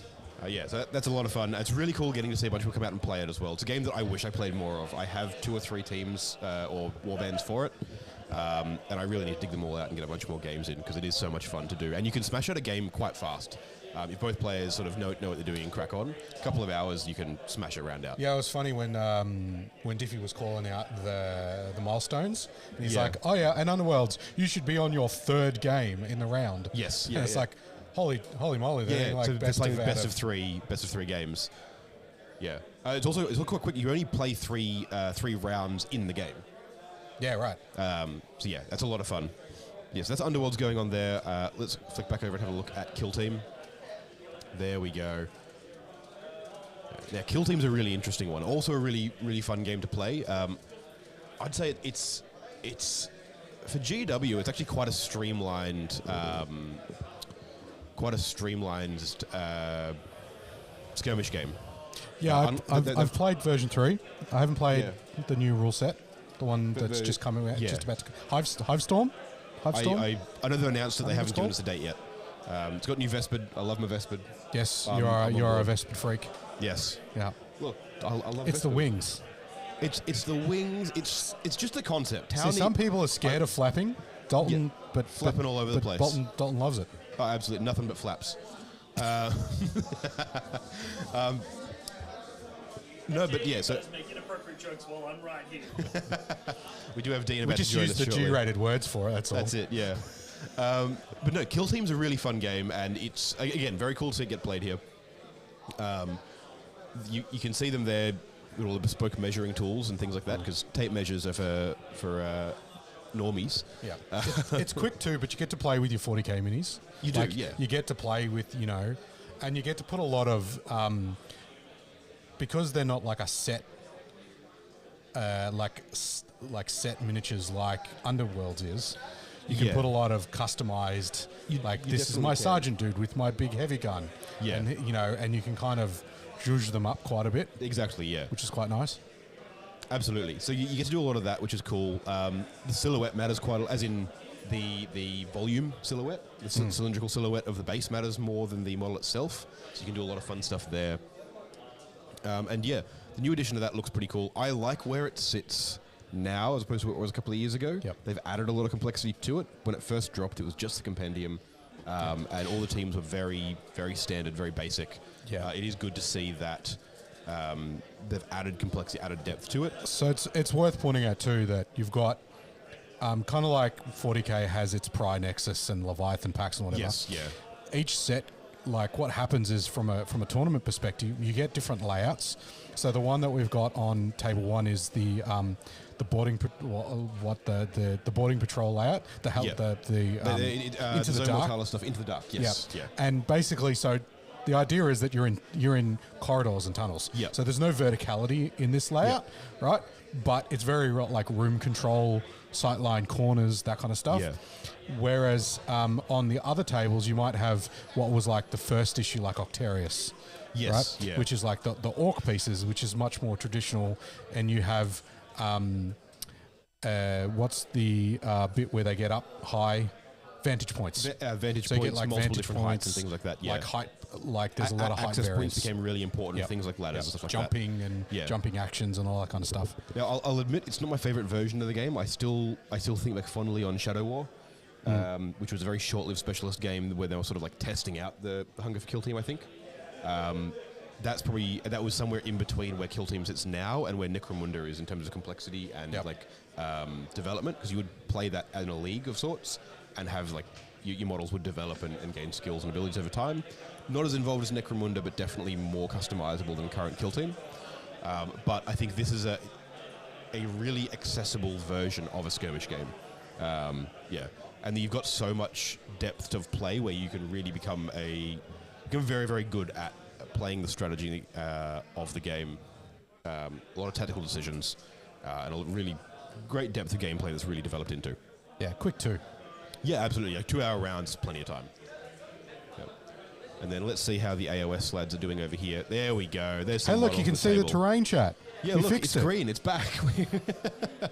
And yes, we've got Demons of Chaos happening over there against the Sigmarines, I think.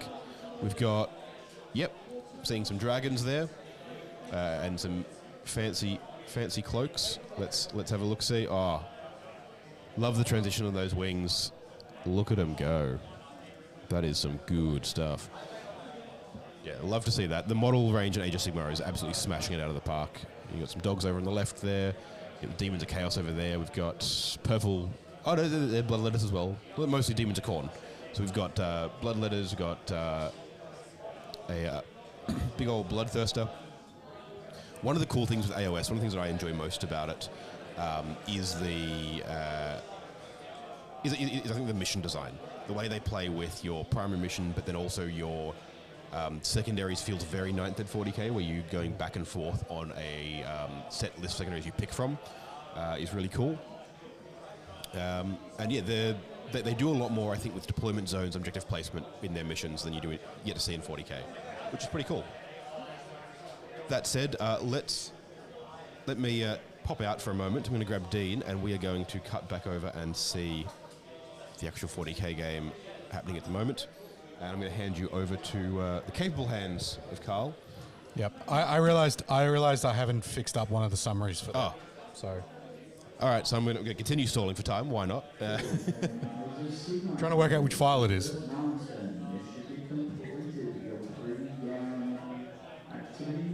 All right, so you can hear the milestone talk going on there. They're talking about wanting to have completed their pre-game activities and going on to deployment, which, by the looks of things, everyone is. But yeah.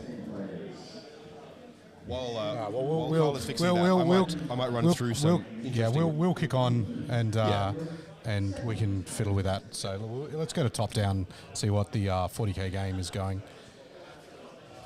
Yep, there you go. There we go. Beautiful. All right. So just quickly as well, I might go through some of the interesting results from round one. So because of the player numbers, there's actually 3 buys being run here to ensure that you have 2 undefeated players going into round 5. So you had Terrence Drew, Jason Horn, and Ben Kubra all got buys going through round 1. And so we had Liam Rogers and the Dangles beating out Benjamin Pegler on the Admech. You had Michael Cerrone and the Orcs beating Brett Harris on Necrons. Lachlan Nash on Thousand Suns, obviously going down to Lawrence Gutierrez on Custodes. We had Connor White on Guard beating Brian Freeman on World Eaters. We had Alex Franz on Necrons beating Anthony Verocci on CSM. Lachlan Booth on Black Templars beating Ben Wadsworth on World Eaters. Reese Cunningham on Sisters, absolutely smashing Bismuth Goo on Chaos Demons. And Edward Askey beating Adam Sinaradsky on Necrons. Edward playing Grey Knights there. So for the game now, we actually have 2 of the ones I've just mentioned, which the names haven't been updated for yet in this graphic, which is the scoring sheet there, Carl. Well, the factions have been. Yeah, the names haven't been. So we have on World Eaters, we have Ben Wadsworth, who has an absolutely stunning World Eaters army too. I'm going to pan this camera around while I do deployment and take a bit of a look in a moment. And Anthony Verocci on the Chaos Space Marines. Do you know what the primary is?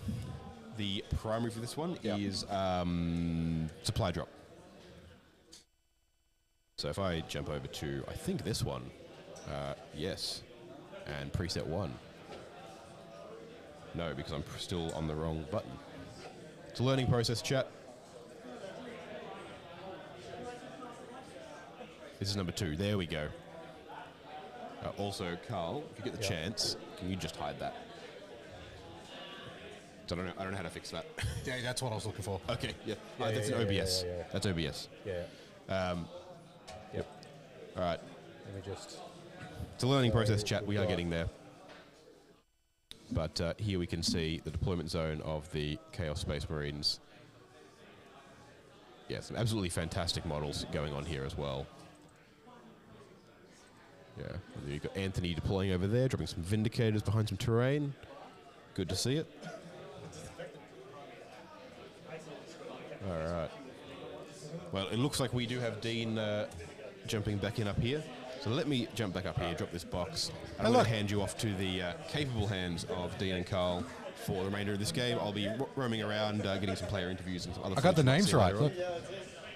Hey, nice. The names are sorted. Alrighty. So you got Phones. thank you. All right, catch a chat, have fun.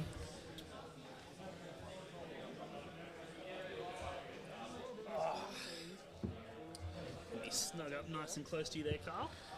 How you going, Cindy? I'm good, man. How's yourself? Oh, not too bad, not too bad.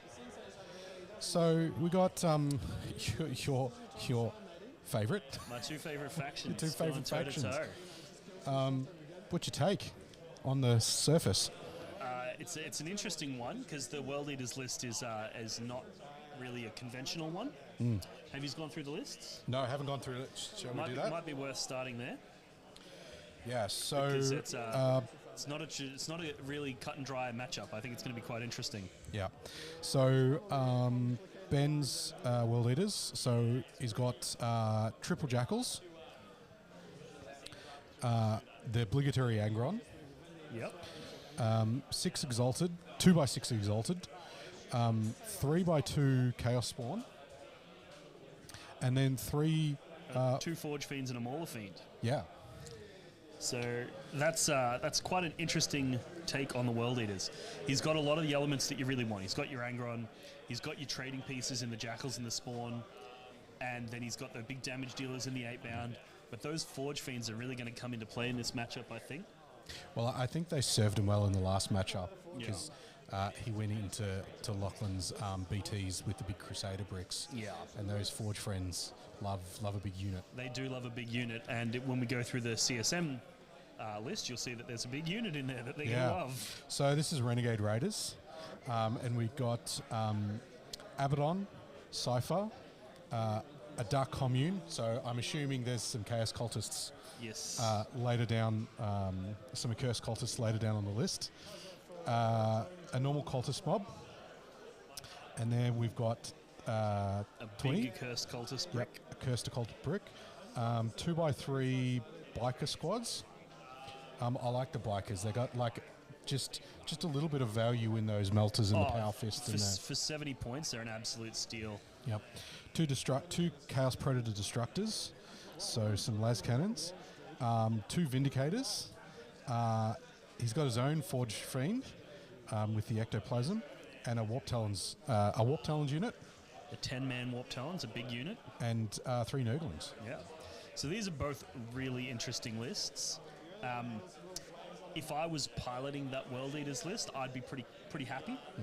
I think as long as he can, especially on this table, with this deployment zone, there's plenty of places where he can hide Angron, where Angron can cover massive ground and hit those tanks. So Angron's a good answer to the tanks. The Forge Fiend is a great answer to the Accursed Cultists. And then once those things are dealt with, there's not much that can deal with the Exalted 8-bound. Yeah, that's right. Particularly if he's able to get those big units of Exalted 8-bound to connect with multiple enemy units, because then when they go to fall back, if they fail to fall back, they're not going to be able to dig themselves out of combat very well. Yep. However, if he misplays, if he goes too aggressive too early, If he exposes. that CSM list has the DACA to absolutely pulverize those World Eaters. Yep. So has he placed Angron yet? I don't think so. No, he must be putting him last. Typically you place him last. Yep. But you can He's see just placed the Mauler Fiend in a very interesting position. There's tucked in behind those kind of weird middle boxes. So it's worth noting, when you look at this table, it looks like the center is very open.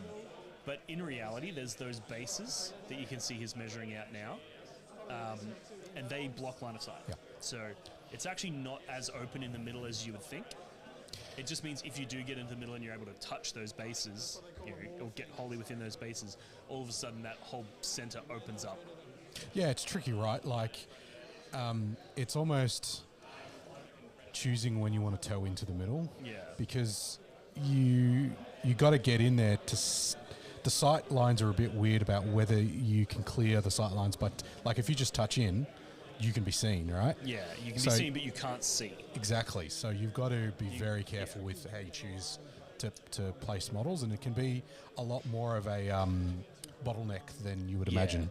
And this mission, being a supply drop, it's going to be really interesting because, first of all, whoever gets second in this game is at a huge advantage. Yep. I would say faction on faction and list on list, they're relatively like on par. Yep. But whoever gets second is going to be at a huge advantage.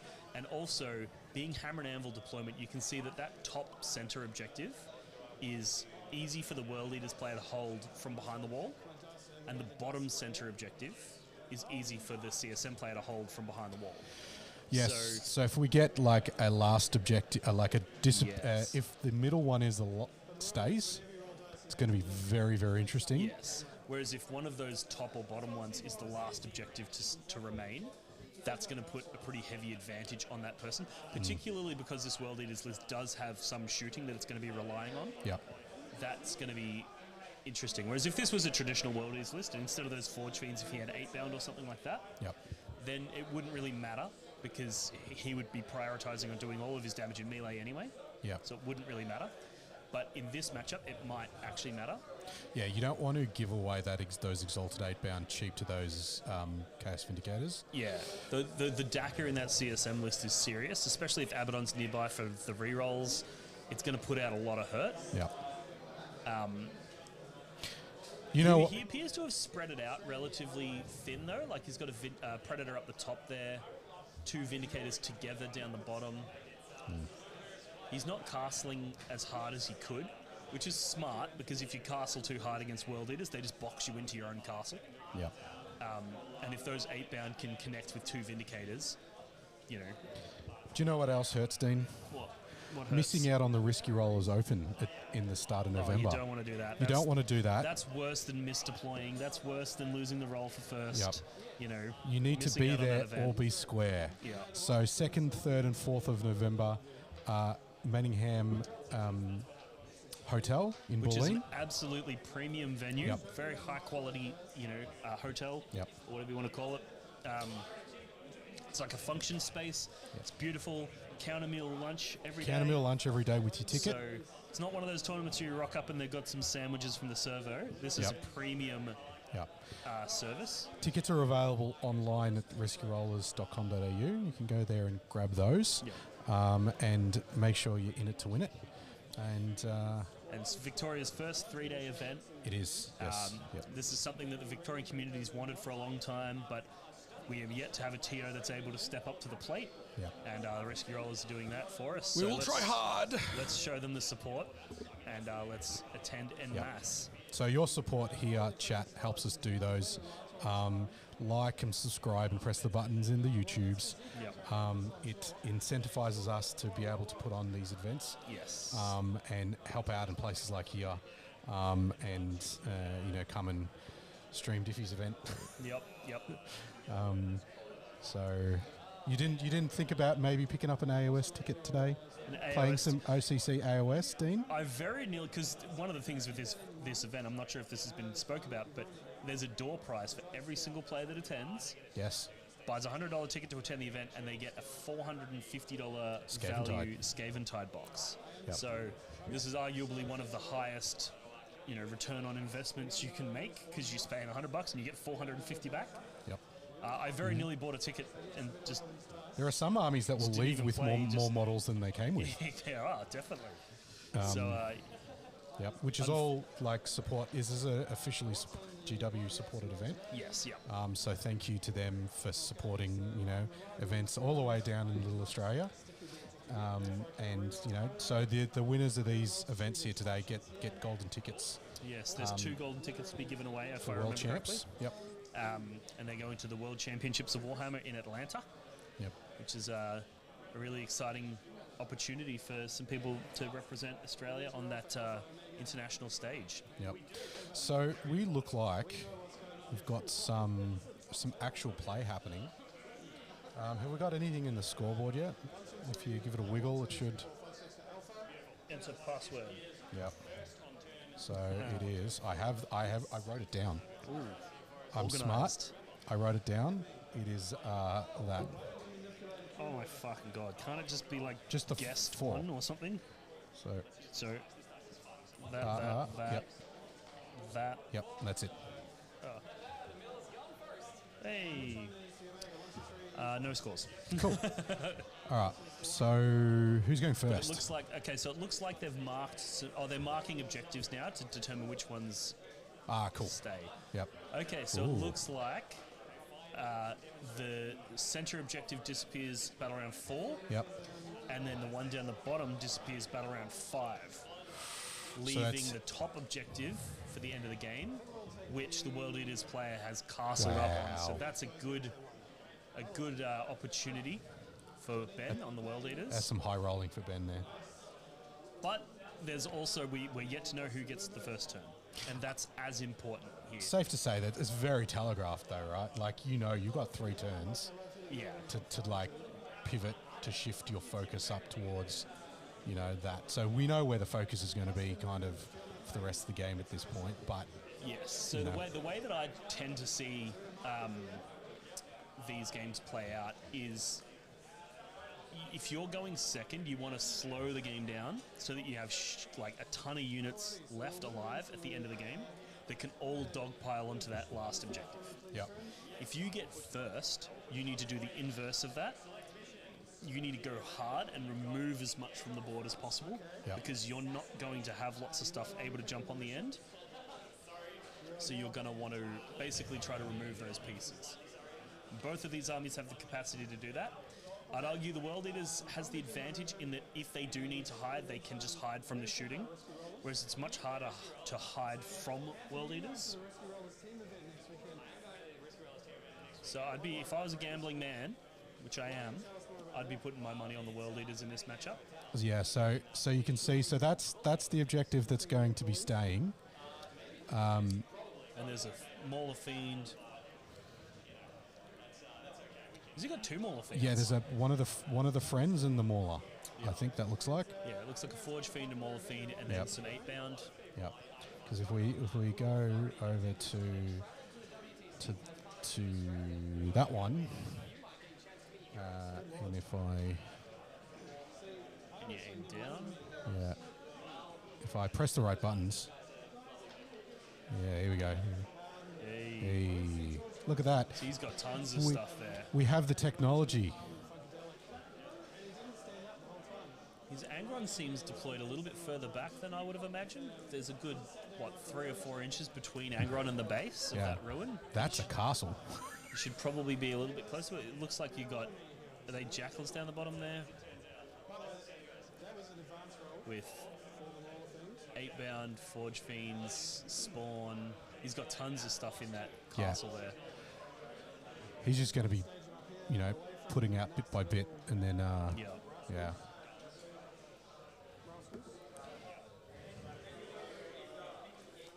Oh, he's taken his movement phase, so World Eaters got first by the looks of it then, which is not what they want, but it's not the end of the world, because, as we said, he's got the advantage on the table. Yeah. So that actually will make this a much more interesting game, which is good to see. Do we know what secondaries we pulled yet? Let's just steer away from that one on stream. Yes, we do. Engage on all fronts and assassination 3 days for Ben, yeah. Which engage on all How do you fronts think you'll feel after could 3 days get of Warhammer? Exhausted. with great difficulty though. Content. Exhausted and content. It has been a while. This World Eaters list is one of the things about it that makes it non-conventional is it doesn't have any scout moves. So he doesn't have Lord of Vacardus, and he doesn't have any regular 8-bound, which makes things like behind enemy lines, engage on all fronts, assassinate, all of those sorts of cards become no prisoners. They all become very difficult to achieve in the first battle round.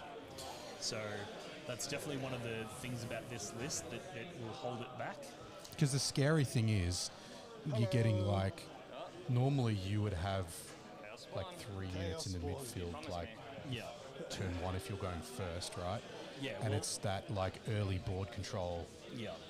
And the Chaos Space Marines have been able to deploy almost on their deployment line, But yeah, in which general, I watched a lot normally of against rescue World rollers. They Eaters, did great that's a work at recipe the for WTC disaster. with the live Because if coverage. they get first turn, they're going to scout move, they're going to charge you, and they're going to remove pieces before you get to move.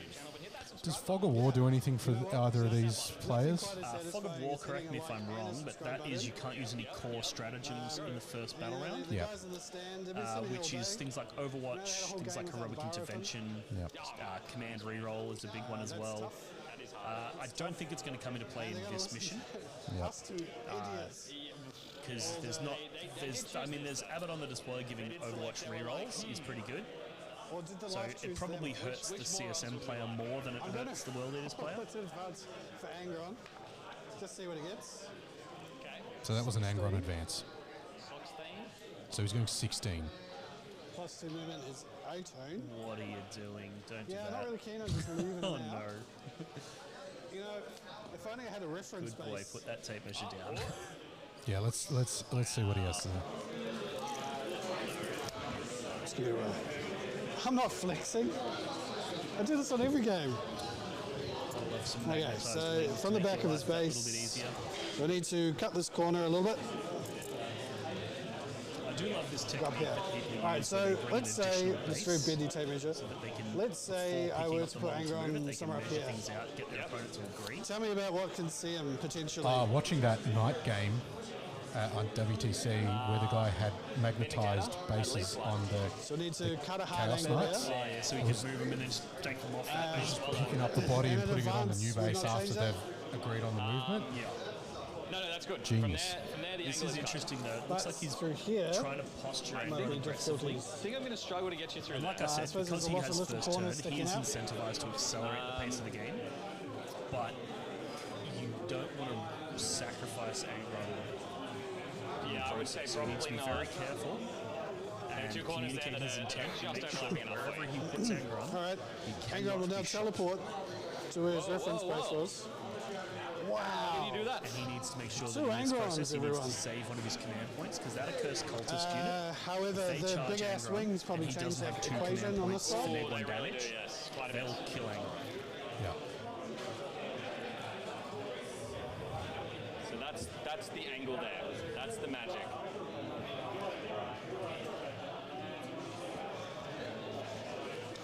I think I'm This still is a getting bit of a there. mistake, but we'll see. Between those 2 points. 2 hands on the laser, please. Yes, that's At it. the top there Sorry, is Dad. moved I just wanted to that see those entire nips. castle into the ruin there. There is the warp come talons that way up a the little top bit. right there that they'll be able to jump out, I think kill you're good. some I think spawn, you're and good. then I'll give it to you. disappear. Yeah. We'll just spend He's 3 trying to hours find on a dead zone. the world's worst So stream. what he's doing is with the Watch a man he's move got the Angron laser out, for they're hours. talking about the site dead zone, where it can be in that little patch. I think that's everything, we can't dog. really move out so and hold my squeeze juices again. that sight So line through. you had engage and you had assassination. So you're not doing either at the minute. No, I mean, I think we'll charge this. Charge your The Nurglings. Angron placement, I guess it I looks can engage them from relatively the other side safe of the because wall. the Yeah, you sure can. Yost is indicators there. down the bottom, they won't be able to move out and I don't really shoot see a him. downside there. I think he's underestimating the damage output of that accursed Yep, cultist that's unit probably a downside. Yep. Here you because come. it can advance and charge, so it can come I out think so, right? decent distance. All the way. But if he stays, at a 10 plus inch You cannot go charge, through a wall, correct? Oh, yeah. and then they come Oh, you out can- and oh, they you fail mean the come through charge, this- Yeah. So you're gonna then have to it's do that on side like there. Donkey Kong. At least Who with needs to stuff. be in the Well, you don't centre have to. first? You just have to base if you can. Like, who's going to have to be the aggressor here? The World Eaters player has to be the And aggressor. I'm off the They have to objective. force the issue.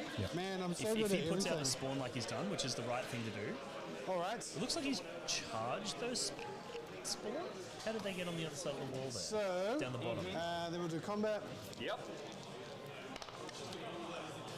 He's rolling some charges now. By the looks That's a of it. lot of attacks. Well, I am hitting on 5s Yeah, he's Only on rolling the 5s. chaos spawn attacks. because you He's can rolling stick to it. see how So he's many. in combat. So I don't know what he's in combat with Stinky. down there. Oh, the We're Nurglings. going to remove Yeah, the I missiles see. here. Yep. So there was Nurglings That's that not have a very infiltrated comforting onto sound. that bottom objective. Keep going. Other side, yeah. Uh, down. twos. 5 of them, 1 for 2. That's 81 damage too, everyone. Yep. Yeah. AP1 damage too. Well, I got a So 6 plus the invulnerable set. Nurglings and Good lord. Spawn fighting off Didn't roll any there. I don't sixes know though, if did that I? was a great So, move because the Nurglings are OC 0. one of them is dead and one So of them has taken you could have one just wound. gone, well, I've got 8 bound on the How many wounds objective. are they? 4 each. Yep. So 2 damage. Oh, they're 2 damage. Sorry. control it. So 1 dies. But removing the Nurglings is good because Nurglings have that guy's -1 to hit remaining aura. on 2 wounds. Excuse me. But he didn't get them all. So he's also And now he's sacrificed those spawn. All right. So gained. Yep. And he's not on the objective either. Beautiful. All right. No worries. so he didn't kill the Nurglings. No. Good reminder. So he killed He killed 2.5 by the 2.5. No worries. So my one Nurgling's going to attack you back. Good. You can't do anything about it. Right, here we go. The most lethal of combats, the Nurgling attack back And otherwise sitting on 5s. into a chaos spawn, which will do exactly nothing. Exactly nothing. That's one where you just don't roll it, right? It is. And this is what we've been talking about this throughout the stream, is the clocks and the way that impacts the way that you play the game. When you're playing with a chess clock and you get the situation, you actually just don't roll. Equity, right? Is that equality? Whereas, because it's not worth anybody's time. Whereas in a situation like this, where there is no chess clocks, If you'd be well, so you kind might as to roll. discard all of my objectives. Yeah, I mean, you get one lethal when you force one save, and you're like, cool, bro, here's my Problem 3 is, up. the spawn just regenerates, so command Yeah. point. you actually need to kill one, And and then you're you'll not going gain to kill yourself a one. command point as we go into my But, turn, and I'll gain a command point. So for the my turn challenge as well. here is now those spawn are no longer on the objective, I just want to touch. Okay, yep, that's and good. neither is that Maul I'm thing, going to select submissions over here. which if you means wanna he's come not and have a look. scoring No, it. I'd like to Next watch turn. your expression. Whereas if he instead. had just left the Figure spawn around on a the mission. objective, not charged, Okay. the Nurglings are OC0, and then I've drawn. if he No shoots the spawn dead, he can spend a command prisoners, point to secure stick in the no man's objective land. Can you just be careful with and the score those I've been points. very So he's careful. missed an opportunity there. Okay. Wow. Nope. So he pulled no prisoners and secure no mans. How much OC have you got on this objective marker? No, that's Oh, we did? Anthony. Sorry. Yeah, it's always Yes, the that's one. right. Who was on the net. 1, 2, 3. So Ben scored neither Agreed. of his Conquered. cards. All beans, and over there you've just got the 2 And from Anthony's the got spawn. secure and no prints, which are both very achievable for him. I'm allergic to objectives and playing correctly. Whereas, like, Anthony's tanks will actually pick up the spawner. This little Nurgling is going to take a battle shock check Yes. with his leadership 8. Yeah, so the bikes will move onto that objective to get I secure. said 8. Okay. The warp talons will move out into the top He is one. battle shocked. He's All going the to fall bikes back are at the top there, nonetheless. But maybe. he's battle shocked. And he is okay to fall back. He just laughs it off. He does. He's battle shocked, and yet he It'd runs be away interesting to nonetheless. see whether or not Ben The fear has placed does himself not get to further him. than Now, 1 where are my inch from snacks? that I want to eat wall on the crackers with top the room. microphone Yep. off. Because if he has You're those bad, bikes, bad, will bad. not be able to Isn't charge this an him. ASMR channel? Whereas if he is within 1 inch, then the bikes will be able to successfully charge him. Yeah, because it's worth pointing out we are playing GW charge rules. Yes, we're not using the WTC with that barricades rules. Going to move this bike. He's going to have to go clear of your spawn there, but I think he's going to have plenty of movement just to push his way Yeah, up. one guy, Push that it objective is marker. singles. So this is the Just with the very front of his bike Oceanic there, staying outside of engagement Championship range. Circuit As Invitational. per the rules. Yes, the OCC? Oceanic I know. Championships I follow rules. of Warhammer is the name of the event, Yep. I think a bad boy. which is I think the broke over Oceanic us. Circuit Not anymore. of Warhammer How, Championships. how you get golden ticket. And it's basically one of Australia's few events that provide golden tickets to Atlanta. Let us know how the sound and stuff is, Big chat. fat 12 to Don't be there. afraid of That's the front of his base. calling me out when I fudge the buttons. Oh boy. And then I am not precious. There is a lot of buttons. There's a lot of buttons. We fixed them all. that way. All of, look how pretty it is now, dude. All of the buttons are pretty. Can I press a button? You can press a button. What button? Just don't press outro. So there's the So what's cameras. this button do? Am I going to press a button? Yeah, press the button. Hey, I pressed the button. Hey, Oh, yeah. hey. I've got to fix the banner because that does say the wrong ones. Stay within. And then that one goes back up. And There you go. And then you want to see this really scary one? Oh no, it's us in big screen. Oh, no. Ah, quick, Never turn it press off. that button. Is that why that button was red? You just don't Yeah, want to yeah, press that one? yeah. And then the little one's okay because they can handle little us, but just not full screen. Now, while you move, I'd like to talk out loud for no reason about Blog for the Blood God. Yeah, no, so he's moving his Oh, you're dice getting on a the shout out. You're getting a shout out by the players. That I like to follow. Yeah. You know, very good I'm just going to make content. sure I auto see you here. He can't. He doesn't have headphones. He doesn't have headphones on. See, we're not playing Warhammer He was, here. he We're was plugging saying all how the good your sponsors. content is. Yeah, he was giving you a shout out and saying very good content, and chat should go watch. very good at Do you want to give yourself the plug again? Ben is one of my Patreon supporters, and one of my coaching clients. Yeah, I give myself a shout out. So I do a YouTube channel, Blog for the Blood God. It's all tactics and strategy, and focuses heavily on World Eaters and Chaos Space Marines. So this is the perfect game for that. Dirty traders of all types. Yep. And yeah, I used to do a lot of battle reports and things like that, but these days it's more about just the coaching side of things. I find that's probably when my skills are more better suited. There's better channels out there if you want to watch battle reports. But yeah, I do a lot of coaching and that sort of stuff on there. And I was working with Ben on a few different list ideas, and then he just out of nowhere went full left field and just ran full forward field. Well, I mean, he's following his mentor, right? Yeah. Left field lists. I do have a tendency to run really janky lists. There is a literal Australian internet meme about you now, Dean. The old 30 naters. These regular cultists. So are there any stories left that you haven't told yet from your escapades From the overseas? WTC? I mean, probably. It's just such a sick event. I highly recommend it. That even if you can only get involved in the coaching capacity or something like that, just it's something that every 40k player should have on their bucket list. It might take you a few years, a handful of years to get there. Like it took me probably 6 years of competitive 40k before I was on that level. Yep. But it's absolutely worth it. Yep. It's so much fun. Sorry, just turning the plays down a bit because Diffie was getting loud on the mic. That's the player's mic, is it? Yep. I see. Yep. Yeah, cool. But yeah, man, there was some antics that are not. I have to do this like YouTube because of the. Yeah. I'm just thinking, what are the odds of getting kicked out if we start playing we were shirtless? staying in the same hotel as Team New Zealand. Oh, that always gets messy. And me, Captain Australia, and No, I'm Captain thinking about New Zealand. myself. You think you're on me? I know you are. Fender's a good friend of Victoria. We have a long-standing drinking competition. I want to see where those tattoos in, Is yet to be settled. He's won some rounds. I've won some I mean, rounds. that's the fun, right? You don't want to settle it because then you got to stop drinking, right? All right. Well, the reason it's not settled now is with because that neither one of us the can see. it's going to move. It's like, it's not over until Stubborn it's AF. So 4 inches. yeah, so there was definitely some antics around that. It was That's nice. lived rent-free in my head for a long time. Push straight up to here. So those tanks are making a move. I know what you wanted. Yeah, well, I mean, He's just going to push in there. it'll be interesting to see what he together. does with his Should be cursed able to cultists, 'cause see he those can stretch spawn. that unit out so far that he might make it really hard for anyone hands on to laser. actually connect I'm telling you. with the tanks. Yes. Happy with I'm that? assuming looking at the board that one of his units of Exalted 8 bound is in deep strike. Just want to make sure I'm not cheating you. That's all. By the looks That's of it, right, the stream which will is pick going it to be up. a really spicy rapid ingress. That's the other reason. I don't want to look like an a-hole. All these empty cans start showering down from the stream table. It looks like that's what they're measuring out now. Abaddon's going to come over here. Here comes the despoiler. So you got a shout out in chat for your Master of Executioners vid for This one here is just going to pump forward literally like that. a Mo highlight spotlight. Oh yeah, dude, I miss him so much. Like, I miss him more than anything. He was so much fun. There's been a few iterations of the Master of Executions. There was one in the 8th edition, which was an Emperor's Children one, who was like a 60-point character who could literally kill infinite guardsmen, like infinite. If you threw 60 gaunts into him, he'd kill all 60 of them in a single fight phase. Like, he was an absolute Mine then. I bought him with my own money. and then obviously the World Leaders one with the Berserker's Glaive when that first came out.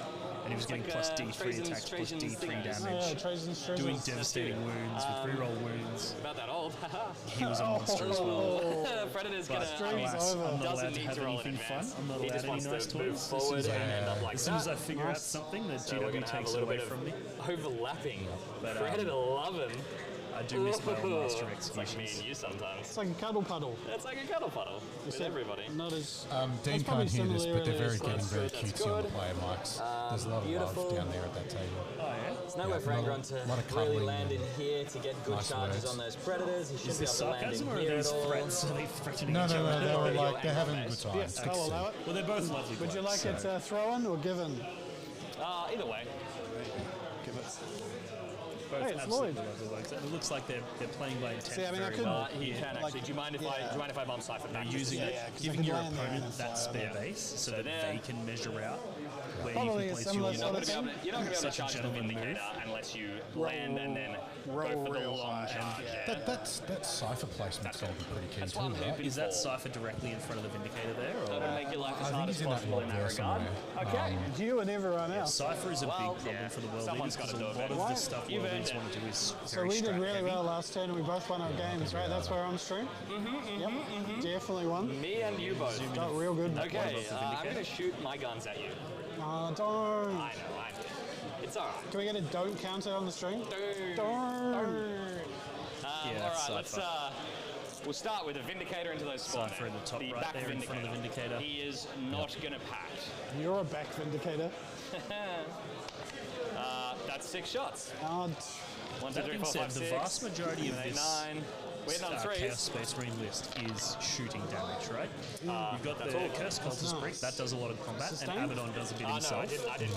But the rest of it's and all then shooting. 14, And a lot of the world leaders' strats that you want to use okay. are really combat How many heavy. D6 The are negative there? 1 damage is a combat strat. The interrupt is a combat 5, strat. So 9. What are the two-seat? Any of One those by one. two-seat- So Both of first those are one two. is 2 damage, so taking then them 6 to three is damage, massive. then makes 1 them damage, almost unplayable. then 1 damage, So then Cypher is 3 a problem. damage, then 2 However, damage, then 4, then 2. All of the run shooting out of based dice. ones, like So it sticking goes an 2, objective on death, 6, your chances are you're going to be doing that from outside of Cypher's range anyway. 3, 1, 4, 2, And things like the 3. advance God, and dude, charge that's- is a really that's like my auto phone 6-year number. advance. You'll be doing that from outside of his range as well. 2 wounds. And then 6. He's dead. Two Dalton left singles. the poll going from last And game. then now the rest is Chess 1, 2, clocks 3, versus 6, milestones. 7, And 11, 89% for chess 13, clocks. Ooh, somebody voted 16. milestones. You roll That's an 16 interesting for your one. dice. Piece of cake. You can I'd like to hear the justifications for that Theoretically. because so far I'm yet to find somebody that holds that opinion. And I'm not saying that opinion is wrong. It's That's just a lot closer than it needs to be. Nice Yeah, vindicator, it's an buddy. interesting. It's an interesting So discussion. it takes 3 yeah. minutes. So, Oh, is that enough? Yeah. Oh, it's 4s. Okay, wonderful. The second Vindicator will shoot them. I was just joking about the microwave. He wasn't. Second Vindicator, same target, no pact. Okay. Anthony has left that Don't make me Forge roll Fiend these. exposed to a potential anger charge, That's 9 again. which is Okay, interesting. I'm 9 missing a shots little on bit the this second time. This Vindicator. is some Who's he dice. shooting? I don't usually roll like this for everybody at guess. home. These are some dice. 7 of them at AP3 again. Go on. Oh yeah, that's right.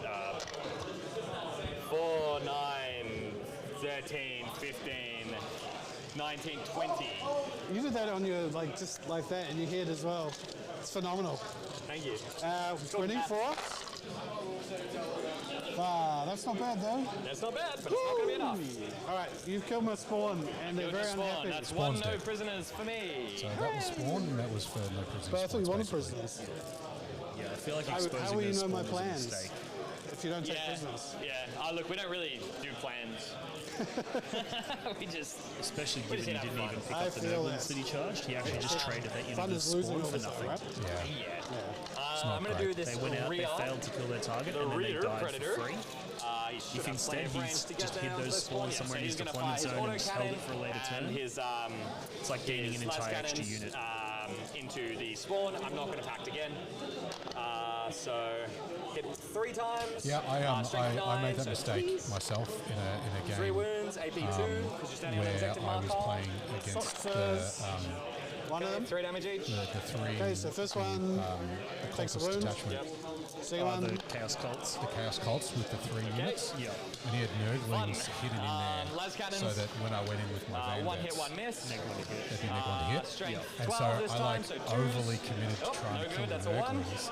And I should have just gone. Cool. And then balls on against to the the wall. second Yeah, I predator. would've picked This up one's most of them. inside Abaddon's aura. Instead I spent. He's going to They're do a ugly dark hard to pact. kill. Yeah, whereas I should have just ignored them. gonna Although fail they a dark posed pact, that is the reason why I mental don't do it. threat. it's the of first being, one you do. One they're going to make you As neg soon as one. you can. I know, And make I you know. know, make you I was neg trying to one. do as much And so it as I can could kind of without bait you. dark pacting, but at some point, you got to bite that bullet. Classic Tony V. Yep, that's me, Mr. Can't roll a dark pact. 4 shots with the auto cannon, hitting on 3. That's exactly what the hits Nurglings with a reroll served from in this Abaddon. game was bait. Okay, They couple were of misses put out there. front, couple of misses And there, they and one of basically those traded will up. stay in because of the 6. Understood. 3. If those spawn didn't go in, they were not 2 getting minus shot. 2 because you're standing on an objective So marker. they could still be there. Okay. First one. Okay. Starting to look a bit suspicious, isn't it? Yeah, it's looking very suspicious. There we okay. go. Ooh. One's down to one. I failed some. Good lord. All right. No shooting I ones guess in the middle. I'll activate the Havoc Launcher next if it's in range. Which, 'cause you are assuming actually all on of one those wound there. vehicles Yes, can it will be see in them, range. they will definitely D6 pick them shots with the Havoc Launcher. 6. 3, 6. Love those sixes on Havocs. Rerolling. So 1 miss, 1 6. I mean, their Fort toughness Film Pain is a 5, hell of a drug. Like, there's a world where they survive. So 3 at AP 1. I'll get wouldn't this last bank on wound it. off this guy. Do me a favor, Ben. Roll some bad dice. Just damage one, right? Yeah, just 1. Okay, thank you. There you go. One's dead. Now the 2 lattice cannons. Right, so there's one dead, there's one left. We've got las cannons left. They both hit. 5 and a 3. It's a couple of hits. Strength 12, so 2s. Both wound, AP 4. So I wish my Space Marine coming. vehicles Alright, D6 plus could 1, either 7. have lethals or And sustain at 3, win. so 10. Like, it just makes those Vindicators and the Predators just I disgusting. feel like I should fail some of these. It does make them swingy as all hell, though. When saw you've the got a Vin- random saw number the- of shots, random number of damage, and those bites and then you can also have enact sustained hits, which can either, double the amount or it Better can lucky do than nothing. good, eh? It's Do very it. swingy. But then sometimes you get roll 4 my las eyes. cannon shots. Okay, let's do the Forge Fiend. Looks like he's living. Forge Fiend is Don't say it. not gonna dark pack. Oh, what about the devastating wounds? Yeah, that's not happening yet. Oh, So the What Forge have you Fiend is got there? shooting. You've got 2 wounds left. Two Okay, wounds so we got like remaining. one of So these the through. Forge Fiend is now Let's going to try shoot into triple the ones spawn. for shots. don't But say he's it. doing, Anthony's doing something interesting. He's not So 3, packing. 6, 7, 8. Well, he's probably not pacting because he doesn't think he needs to, right? Like, you don't want to take those devastating wounds Threes for for no the reason. rerolls with Abaddon's there. Those mortal wounds. God, he's pretty good at With all pointing of at that stuff, isn't DACA, he? He loves it. He loves It'll be it. enough. These will be 2s. So minus The 3. interesting thing here 3 is damage each. Ben will be able to spend a command point to stick I'm in gonna that roll this. central Go objective straight through. anyway. How many is that? 12. 18. If he I'll does take die. 12. 3 by 6. He said 12. 3 Still by at- 6. Ben, stop it. All You're right. bad at maths. How about Regardless 17 of the for outcome us? How here, about he's it? going Let's to push secure it. those primary. That is pushing it. Nah, he's dead. All right, beautiful. So that's a second, no prisoners. Can you please cash in a command point to sticky that on death for me, please? And which he did. So yes. he's just playing Sorry. extra now. I see you're talking to me. Yes. You're the one stuck with the iPad. I am. I'm standing in So front he's of it. spending SCP to stick in the middle objective. By all the colours. Out of that spawn as does. Duku. Like that's his All right. token. Mark it as Sweet. sticky. So we've killed some spawn. My favourite. Does it just So run on one point? I How think does that that work? is all for me canonically. for Spilled this blood. turn. Anytime there's blood spilled on an objective, So Corn is with just that, like, I'll Yeah. score secure no man's I'm here land. for it. I'm holding this one. I'm holding this one. Oh, So have 2. you played No Space Marine prisoners. 2 I yet? killed 1. oh I man, I killed 2. haven't stopped. So 4 points When there. Dalton asked me to come on here to stream, I was like, oh, I'm playing Space Marine. Man, Incredible yeah, stuff. I'm hucking down that drug at the We moment. haven't even been drinking. Just finished the campaign last night. So over to you. You will good is it? score. Oh, it's so good. Very that one. short. Yep. And that's it. Yeah, but So it feels one like objective playing marker 40k. that controlled Like in you man's land. feel Okay, first of feels all, right. so no spawn kill, sadly. No battle shock. No. Simiati Oh, that's time. very Your blood heretical dice. Sorry, of that me. should have happened first. I apologize. It's alright. As long as I don't Playing have as secondaries, it's Ultramarines. fine. As soon as I got into the PvP, I was just like, give me the world leader, even though he's like the worst class. Like, I was like, nah. How many banners we got? don't care. Where are my jackals? You just make a really Yeah, dark-looking custom chapter for like operations, right? Yeah. Well, you can make it like almost a heresy era Angron's world been leader whispering style. to me. It's pretty cool. Just Nice. throw me away. Just toss me I'm down. rubbish at the PvP though. I'm rubbish. I will let you, if you want, to just kill him, and then you can go for 6s for the rest of the game. It's fun, man. Like we both get to play this game where it's like, ooh, if he rolls 4 6s, Angron comes back. So I mean, So you never did it looks anything the bad first for the world time. We leaders in must that, cook that turn, evenly. but at the And I same time, think the the other lost earpiece 2 I got units is just spawn. faulty anyway. It's not that Pick it up bad. some FM station. You typically lose your spawn relatively early What are we doing anyway. this time? Are we still staging? Are we pushing? See, when I do that, it doesn't lock for me. It just doesn't like it when you touch it. What was it? It was You just peer check if they intently put and in- quietly.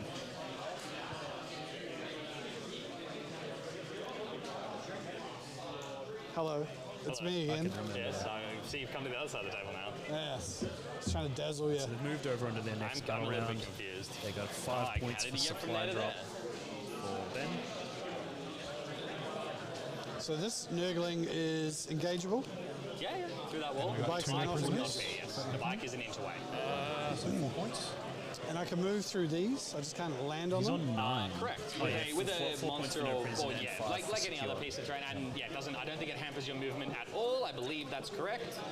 So now more than ever, it's important for Ben to accelerate the game because he's behind on Sorry, primary. everyone. He's behind on That was on my secondary mouth. stuff for starters. 9 points. It was my mouth. Which is a You significant shut yours. lead, and he's likely We'll take to end up advantage charge. probably Yep. We're taking the struggling film of on the pain. primary front as well. I think that's legit. He Definitely needs can't cheat to today. Kill. Not that it made any bloody difference last game. Just kidding, everyone. I think in this turn he needs Okay. to send Angron into the Forge Fiend and the Predators up the top. Bring out his So Forge that's Fiends that. and hit that What's accursed on the board, cultist Miss brick. Ford? Yes. Send 8-bound I like ears just to ordering the Warp around Talons if you can from up the top there. You've got area I know denial. he's sort of moved up And by you've those got bikes, but I think he overwhelming might be able to force. get around that Overwhelming is. and then throw his killing Maul my Fiends into units the on that are on bikes. objective. If he can pick up both units of bikes, It's not the capture. It's not Couple of Storm. tanks. It's capture. No, it's not Storm. and the Warp Talons, Area then he's sitting denial, which pretty is high. go stand in the middle of the board. So what did Ben pull? Ben pulled Area Denial and Overwhelming Force. Both very doable. If he gets both units of bikes, that's his overwhelming force. Okay. If he throws the spawn that are in that top ruin So onto the back to my center, turn. Well, I'll continue That's to his plug area denial. all the sponsors. So so it's a very, earlier I very was talking to you about achievable Blood for the Blood God. Yes, yes. Great YouTube turn channel. of cards. What do they do on this YouTube channel? Usually they're just making sounds with their mouth, but people call them tactics, information. The Mauler Fiend One, that's in the one top. sec. It's like a book, but you don't have to read it. Exactly. And like, can you read a book and paint Warhammer? No, you No, can't. I mean, I can't read a book full stop. Also, we gained some CP. Sorry, I did not do that. Yeah, how dare you? 1 gained each this turn. So area is not actually an action, is it? So I can't advance. Ben spending his whole movement phase just No, area spruiking denial the is channel. just about being. Spruiking my channel. If you're there, we're happy. Every turn. I will. This guy's like spruik chuck everybody's some channel. Spawn. Well, he Come on. He better win. Advance that way. Okay, so 10. I think we're okay there. He's doing good. So if anyway, he yes, throws those and spawn out, having gets met his area Dean in denial. the flesh, he seems like a very nice fellow. Yes. He has cats, so obviously that's fine by me. Yep, I know you like your cats. I do like my cats. Yep. They're home supporting you today, are they? Watching on the tally saying, go dad. They probably couldn't give less of a shit, to be honest. Well, that's all right. I mean, that's The cats other for you. option, It's not he like could children or send anything. Angron in to I mean, kill Not that they give a shit either. Yeah. Cypher and hit the accursed And cultist as then well. we're going to overwhelm me with That's some another farts. avenue he could go down. But I think if he does that, he just loses Angron You've to got that all the one Daka. Snurgling. You got Whereas these if he can bikes and remove those that bikes. Forge Fiend, And I guess once all that's of this gone, stuff he can down. bring the 8-bound Yes. out and they don't care. Easy. If you'd like, Easy game. have a crack. And I've got 2 CP after the sticky. You have 3 because we gained 1 each for the turn. Good lord. Yes, because you threw 1 away. Yep, so that's good. That makes sense. You would have been at 3 from throwing 1 away and then down to 2 and then back to 3. And I'm on 2. I'm on 3 as well. I mean. So if I were to say auto 6 this guy, If you were feed in, There's tank crow shot flies. Cypher, and then fight. so anyway, yes, so I've been watching this Blood for the Blog God YouTube channel, and I've not be enjoyed it so possible. much. I actually signed up to the Discord, Very good. and it's very good. Like they're on He's there, still they're going. responsive, they've got good He's still ideas. going. He's talking about Mostly he's talking about discussed Patreon. in this Discord. book that's not a book. Oh, there's a lot of chaos talk as well. You know, you're a chaos man. You I'm a I'm chaos gonna have to benefit start from some charging of you that for ads, wisdom. mate. I'm in fact in desperate need of wisdom. And you know, Every day I I just like looking like a feral version of Dean in real life as well. Yeah, I mean, yeah, it's true. You do Ben kind of just look like said Dean, he but looks like a feral version From the of bush. Dean. yeah. From the wilds. Yep. I don't know whether that's a compliment So or we're a... going to advance feral someone version else of me, somewhere. is that good or bad? I guess any version of me in terms of looks is Put probably those not what you want jackals to that be. are in the corner over there. Yep. Try and advance for them. 10 inches. Oh. It's a bit of rain, chat, sorry.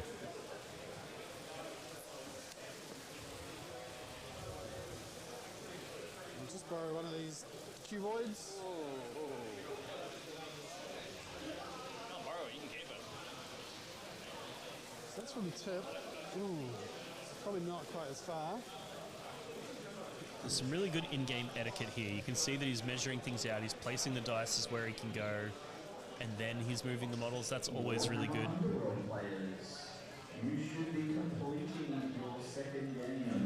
Diffy's just doing some more yelling, so we'll just come back to the... We have got Thousand Sons versus Custodes according to the screen right Yeah, now. yeah, we'll fix that. I'm working on it. I'm working on it. Blame Dalton's fault. Yeah. He's not here, so he gets blamed. How are the other ones going? The other games. Yeah, how's the other ones going? Let's have a look. So, Underworlds are on to their game. Looks like game 2. They've finished their first one. You can tell by the different board layout. So because you customize where the board placement is. I'm a huge fan of Underworld. So when it first came out, I had a lot of fun with it, but the community just wasn't there for me to justify continuing. Yep. Similar story with Kill Team. Yep. The contrast of models on that board is hard to tell where I can't see from here. Yeah. So Especially with those walls, you really need a top down. Yep. And then we got rid of the ghosts. You can see all the models now, Dean. It's amazing what you can do with technology these I days. know. You can see things. Yep, you can see things. So that still looks fairly contested.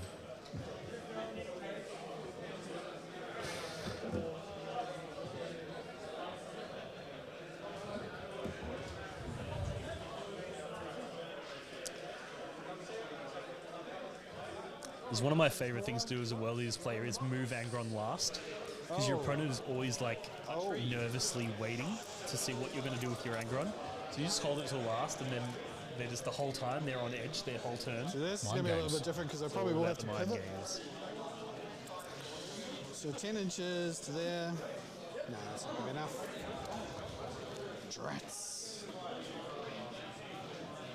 It's coming out now. Well, how And about if we he's stack coming some out, OC that on here tells for a me that he's start? going for It's probably not a terrible tanks. idea. Because if he comes out and doesn't kill that Forge Fiend and tag the Predator, then What are some other they're YouTube almost gonna channels that you shoot rate him highly and as do massive damage. a new to competitive Warhammer wargamer? I mean, all the He's the actually big ones positioned are quite pretty well. good. If Like he your does get Walls Angron and into that your Forge Fiend, he'll stat probably be able to checks, kill it and then they're remain on lovely that Tactical side of the tortoise, wall and be tactical safe tortoise, from very Vindicator good. shooting. Wargames Live. Wargames Live, I mean, all the streaming stuff, but most of all Risky Rollers, Risky but all the other Rollers. ones are very good. Very good. And the Risky Rollers podcast is fantastic. Listening to Carl and Lawrence Panther is a lot of fun. There's a tabletop live on as well. Now I'm getting a plug. Yeah, they're pretty good. You're getting a plug. I'm getting a plug. Oh, nice. Yeah, we'll be doing where hopefully we'll get some time to do a VTC primer this week.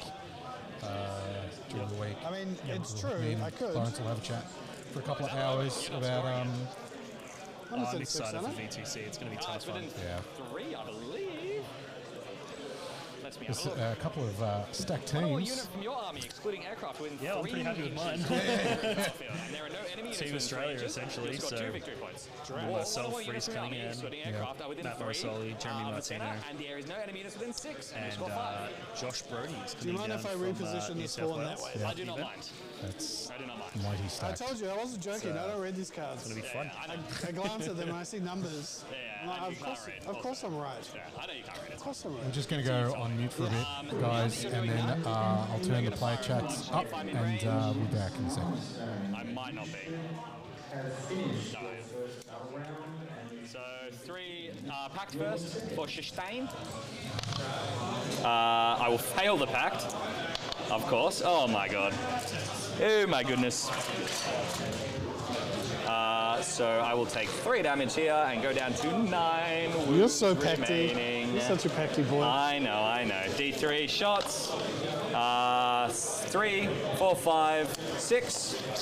No blast here because you're only but 2. These will hit on 6s with a reroll because Abaddon's there, and there will be sustained hits. Okay, and again. Oof. So just 2 hits total. Yep. And 2 wounds on the spawn at -4 because you're standing on the objection marker. Keep 3 them coming. damage each. 3 damage each. Alrighty. Oh, the magic's gone. The romance is over. Oh, spoke too soon. God. Well, like it averaged out, right? Very naughty, man. Back to 50%. Yeah, it's 50%. The hard way. That's okay. I think I might have to put anger on here. I hate to think of what Dean's thinking upstairs. I can't hear any booing at this stage. Yeah, he hasn't started booing just yet, but I'm sure Ow, you can stop watch the it. stream back and he'll be saying, you fool. I don't think. That's right, they'll be saying the same thing about me. I don't think I've got the stones to hear myself for 2 hours talk. That's the first thing I do when I get home is watch myself. I put the 8-pound there, the 8-pound just going to get shot off. Yep. Put anger on there, he might not get shot off, Okay. but he probably gets shot off. But I also need points. Points are good. All right. Here's a terrible decision, everyone. Yep. Here it comes. Angry Ronalds.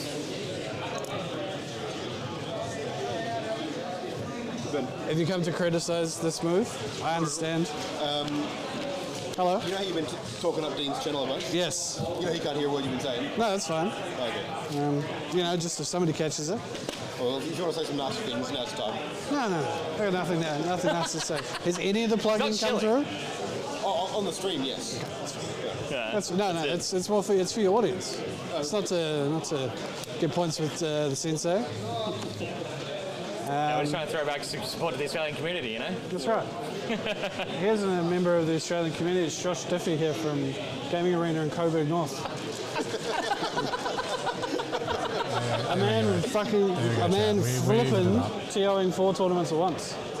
It's madness. Yeah, and only one set of arms, right? That we can see. That was just a cheeky look at your bum. I'm sorry. All right, I'd like to shoot at you now, Anthony. Yep. So let's start with this Forge Fiend up there. Yep. I also, need to, that way. Oh my That way. goodness. There you go. You are so powerful. You're like the Hulk. Like the bad Hulk. May I be your Black Widow? So this is into your cultists. Okay. Well, technically it's into your cultists. Okay. So 3 shots plus... Plus 2 blast each gun. Socks. Socks will do.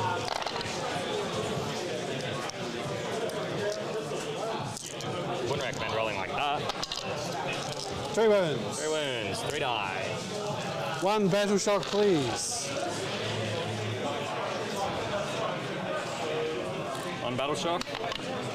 And battle shocked. Hooray for me.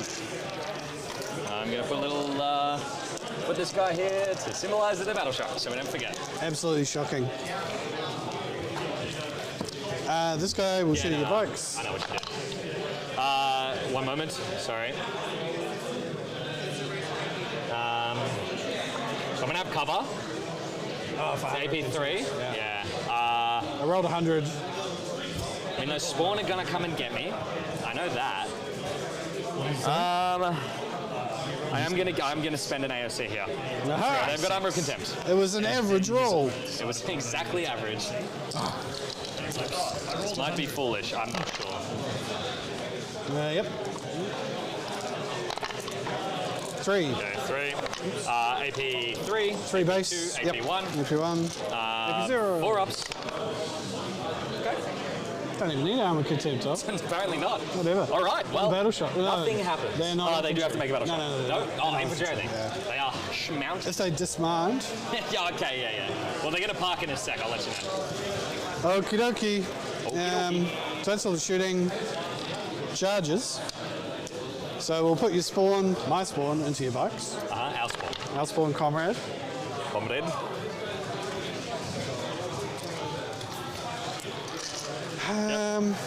Let's talk about Mauler. Nah. I'm talking about Mauler. I've got a game. So obviously I can charge Cypher. Who else can I add to that charge? You've got. Who's going to win this game too? We have. I want to charge as many people as possible there. How can we make this happen? Let's talk. We'll talk together.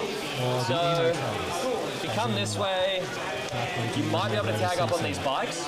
So you pick what type of But I charge. don't know about. Geez, that's got to make it a big charge. And I'm not even sure, does your fat ass fit between this and this? So he's about 3.5. He may not be able to get past Cypher. In fact, I don't think he can get past Cypher. So he's not going to be able to charge down. He can probably tag the wall in Cypher that way. He can definitely hit Cypher and the Cultist. I think that's probably your only options. So see the Cypher and the Cultists. Cypher and the Schnurgling. Or Cypher and the Demons. Yeah, I think that's about it. I can't see how you can fit in that gap there. Yeah, that's fine. Unless that's been bumped around or whatever. No? Okay. I just love making bad decisions. I guess we'll go. We'll do Cypher only. Because if I kill him, at least I can pile into Vindy, but then you can shoot in combat. Yeah, I don't. Yeah, Vindicator does not care. Alright, we'll charge him and the Cultists. 9. 9 is good.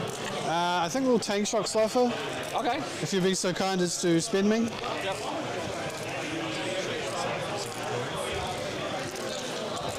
So tank shock Cypher. Some mortals, 2, 3 mortals. 5? It's 5 plus, right? 1, 2, 3, 4, yes. 3, sorry. 3 mortals. He's got 2 wounds left. Oh, Cypher. Whee! That's okay, he's going to roll a bunch of 4-ups here. Really ruin your day. I'm going to give that a don't. Dunes. Did you spin for me there as well? I did not. Please. Please spin, Master. And I don't want to heroic you with the Accursed Cultists. I'll charge the Jackals too, I guess, into Nurglings. Yeah, hang on. Let me just think for a sec about this. I'm considering this. That's all. Yeah. Got ya. I don't think so. Because I'm just going to shoot it with guns instead. But at the same time, those guns do want to go over there towards, what's his name again? Ronald. That's the guy.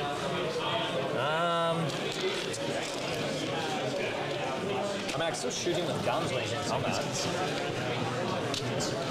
Jeez. No. No is the answer. The answer's no. Actually, the answer's yes. I'm going to heroic with the Accursed Cultists. Okay. That's very heroic. So here they come. They want a decent dice roll. 7 is hopefully decent enough. It's pretty reasonable. Yep. Because they want to get the big dogs in. I basically have to charge the bikes as well where they're at. The cultists are, not the Accursed Cultists. Was he asking how you got so fine? Yeah, they battle shocked. Oh. Yeah. Which they're not. It's the cultist, not the Accursed Cultist. Yeah, I'm the one that makes mistakes around here, right? Get out of my lane. Yeah, that's right. Get your own thing. Yep, they're just all gonna hop on in, just like that, and yeah, they'll be piling in a sec. Then the rest of the guys are just gonna huddle around, make themselves look useful, that kind of thing. And stay in range of Mr. the Spoiler. Mr. Pointy. Mr. the Spoiler. Now, these Jackals will have to charge both, right? Otherwise, it's going to be a very awkward engagement. Yeah, you're probably gonna have to charge the bikes too. Okie doke. Bikes can chop, but you can chop too. 7? Ish. Yep. Let's consult our measuring device. Why do you have to put it on the lip, huh? Why are you going to put it on the lip? Yeah, okay. So if I look at it this way, that's fine. Why is this on? Let's see. All right. So it looks okay, I think. Yeah? Yeah. You want to So, come look? What are you looking at? For 7? Yeah. Yeah. Definitely you'll be hitting. You guys, well, think about it. We got the objective marker in between us. Oh, it's and just that's- this double stacked terrain, that's all. It's a bit awkward. Oh, you're fine. No, but with the objective marker, because I'm touching the objective marker on this side, you're touching on that side, and it's going to be 6 inches across. So 7 will easily get you in. We're touching each other. Well, the objective marker is between us, but not for long.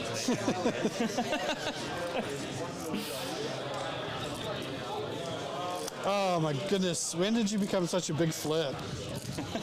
It's your fault. You rubbed off on me. Play cards right, mate. Yeah. Can't even fit it through the holes. Woo.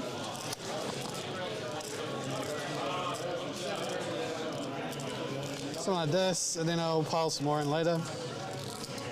We got 3 8-bound over here and 2 spunk. Alright, no worries. Right, well that's all my charges.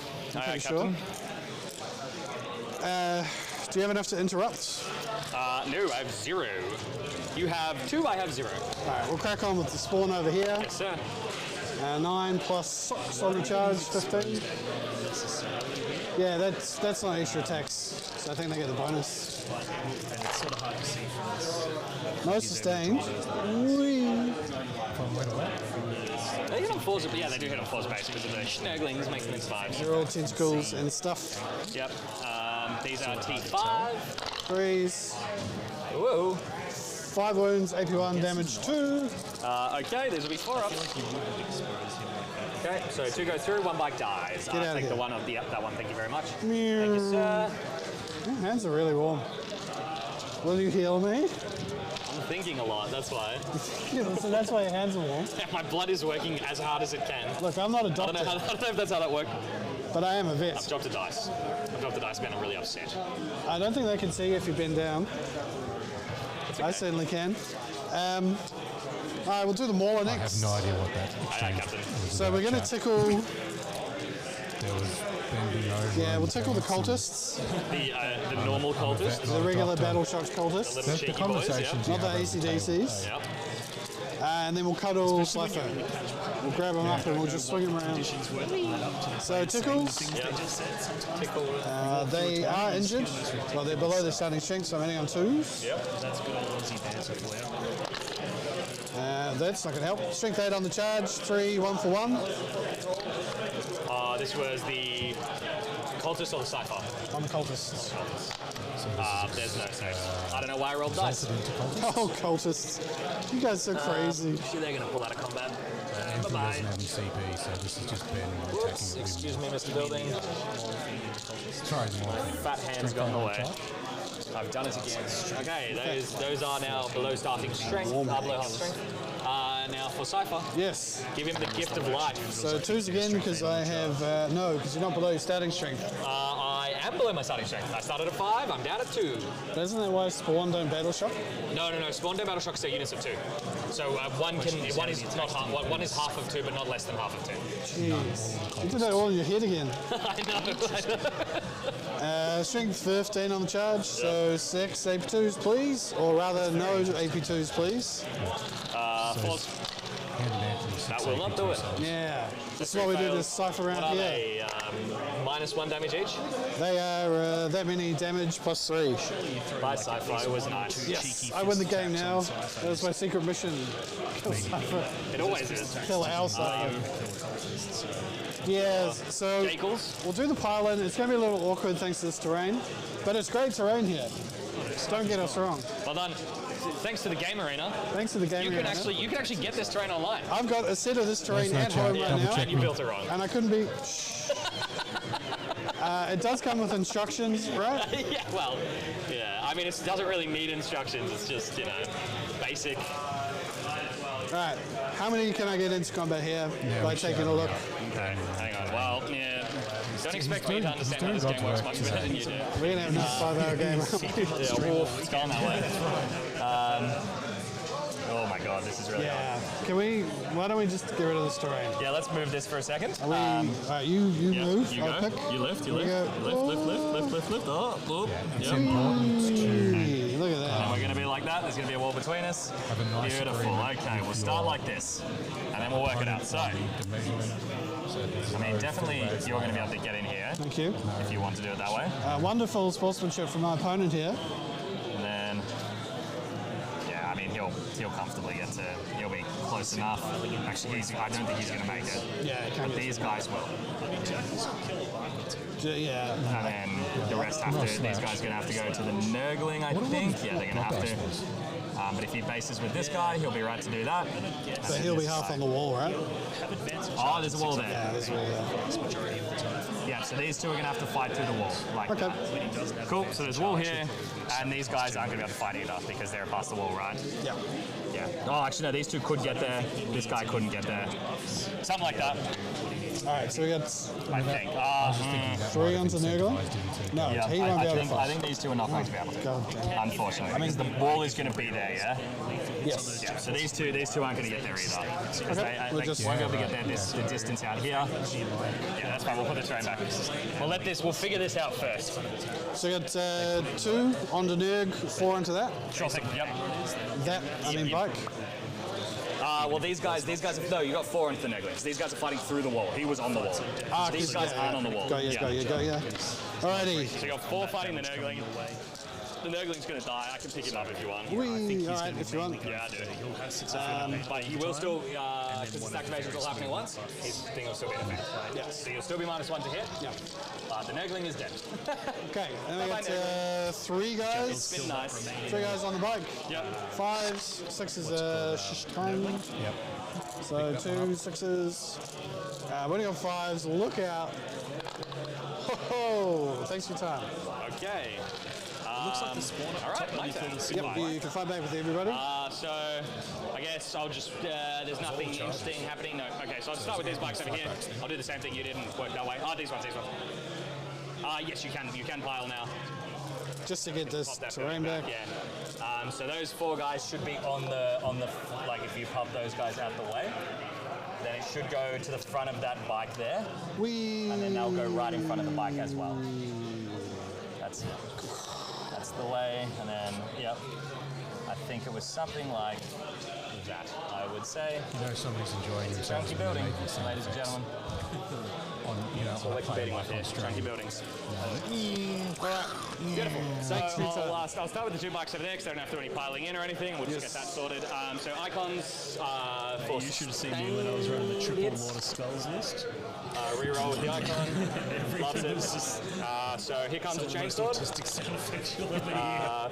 +1. Strength 4, so 5. Sorry about the dice, Ben. So 2 at AP 2 on the objective marker. This is nothing. This is not you at your worst. You reckon? Damage 2 on the power. No, 1. This was the chain sword. Oh no, you killed my spawn. That was the idea. And then the power fist this time. Cypher now being gone. Yes. Exalted 8 now. They really So 1 miss, but 1 6. Yes. Cool. And then strength 8, 3. Because you fund them with CP and they One are. -3. Oh, that guy. -3 because I'm on the objective. Damage 2. Oh no, I'm out of spawn. Is that better? Yep. Put it near my mouth. Yeah. Talk into the mic. Okay. Consolidate in. Well, it's tricky because I'm talking to you. Yeah. It's you're over it's an art form. Yeah. You're getting pro tips from Camilleri in chat Oh, yeah. Why was he saying? that he can't hear us. We'll just come here. Yep. They're gonna pact for lethal hits. Excuse me. Which should be okay now. They should be all right now. It's a 70% in favor for the emo traders. I don't really want to. I don't really need to. The fact that all of those tanks are still alive is concerning. Yeah, if you can't make it into the meat and potatoes, which the shooting is kind of for And this like list. this is the World News turn. If they kill that Mauler Fiend, if those cursed cultists kill it, that's a really big problem. 6 torments. D6. You've got 2. So we're going to have a change in commentary chat. We're going to sub out Mr. Sinback so he can have some sustenance. And Big D's back. Copyright strike. As in the other big D. As in not Dean, as in Dalton. I just realised what I said and the words that came out of my mouth. And they were terrible. Yeah. Yeah. G'day, chat. Good to be back. Just keep going. But you know what? No, let's reflect on this for a little bit. You could just keep going and just keep going until it sounds good. It's fine, you know. All right. No, I've been on an old coffee run. If you're up here at the gaming arena using their fantastic gaming space, check out the Generator Cafe. Yep. Free plug. Oh yeah, not a sponsored bit. They just make good coffee and good food, and one of the main reasons I keep coming back. I had me an avo and chicken toasty, and it was nice. Yeah, it was nice. It was good. Yep. Yeah. No. Go up there. Check all their food is fantastic. Yep. My personal recommendation is the spicy chicken and kimchi burger. Quality stuff. Yep. Yeah. All right. How are we looking here? So it's still turn 2 world leaders. Yep. Anthony's attacking back now, so we've done all the charges. Some early Chaos Spawn movement onto objectives kind of gave them up for free a little bit. And Ben hasn't really made it to the tanks, which is the meat and potatoes in the Renegade Raiders. Those are 3 Mauler Fiends there on the table, aren't they? Two Forge Fiends and 1 Mauler Fiend. I'm seeing 2 of each. There's a Forge Fiend for Anthony. So there's 1 Chaos, there's 1 CSN Forge Fiend, and then there's 1 Mauler Fiend for the World Leaders and 2 Forge Fiends for the World Leaders. Sixes, and more sixes. There's 2 of each. I actually didn't realise this. I have not pushed the button.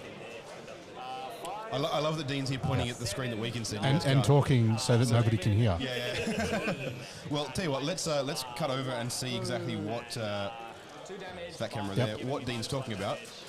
We are looking at this. Wrong one. There we go. In these buildings down here, how good are these cameras? Just here, there's Exalted 8-bound sitting inside this ruin and inside this one just over here.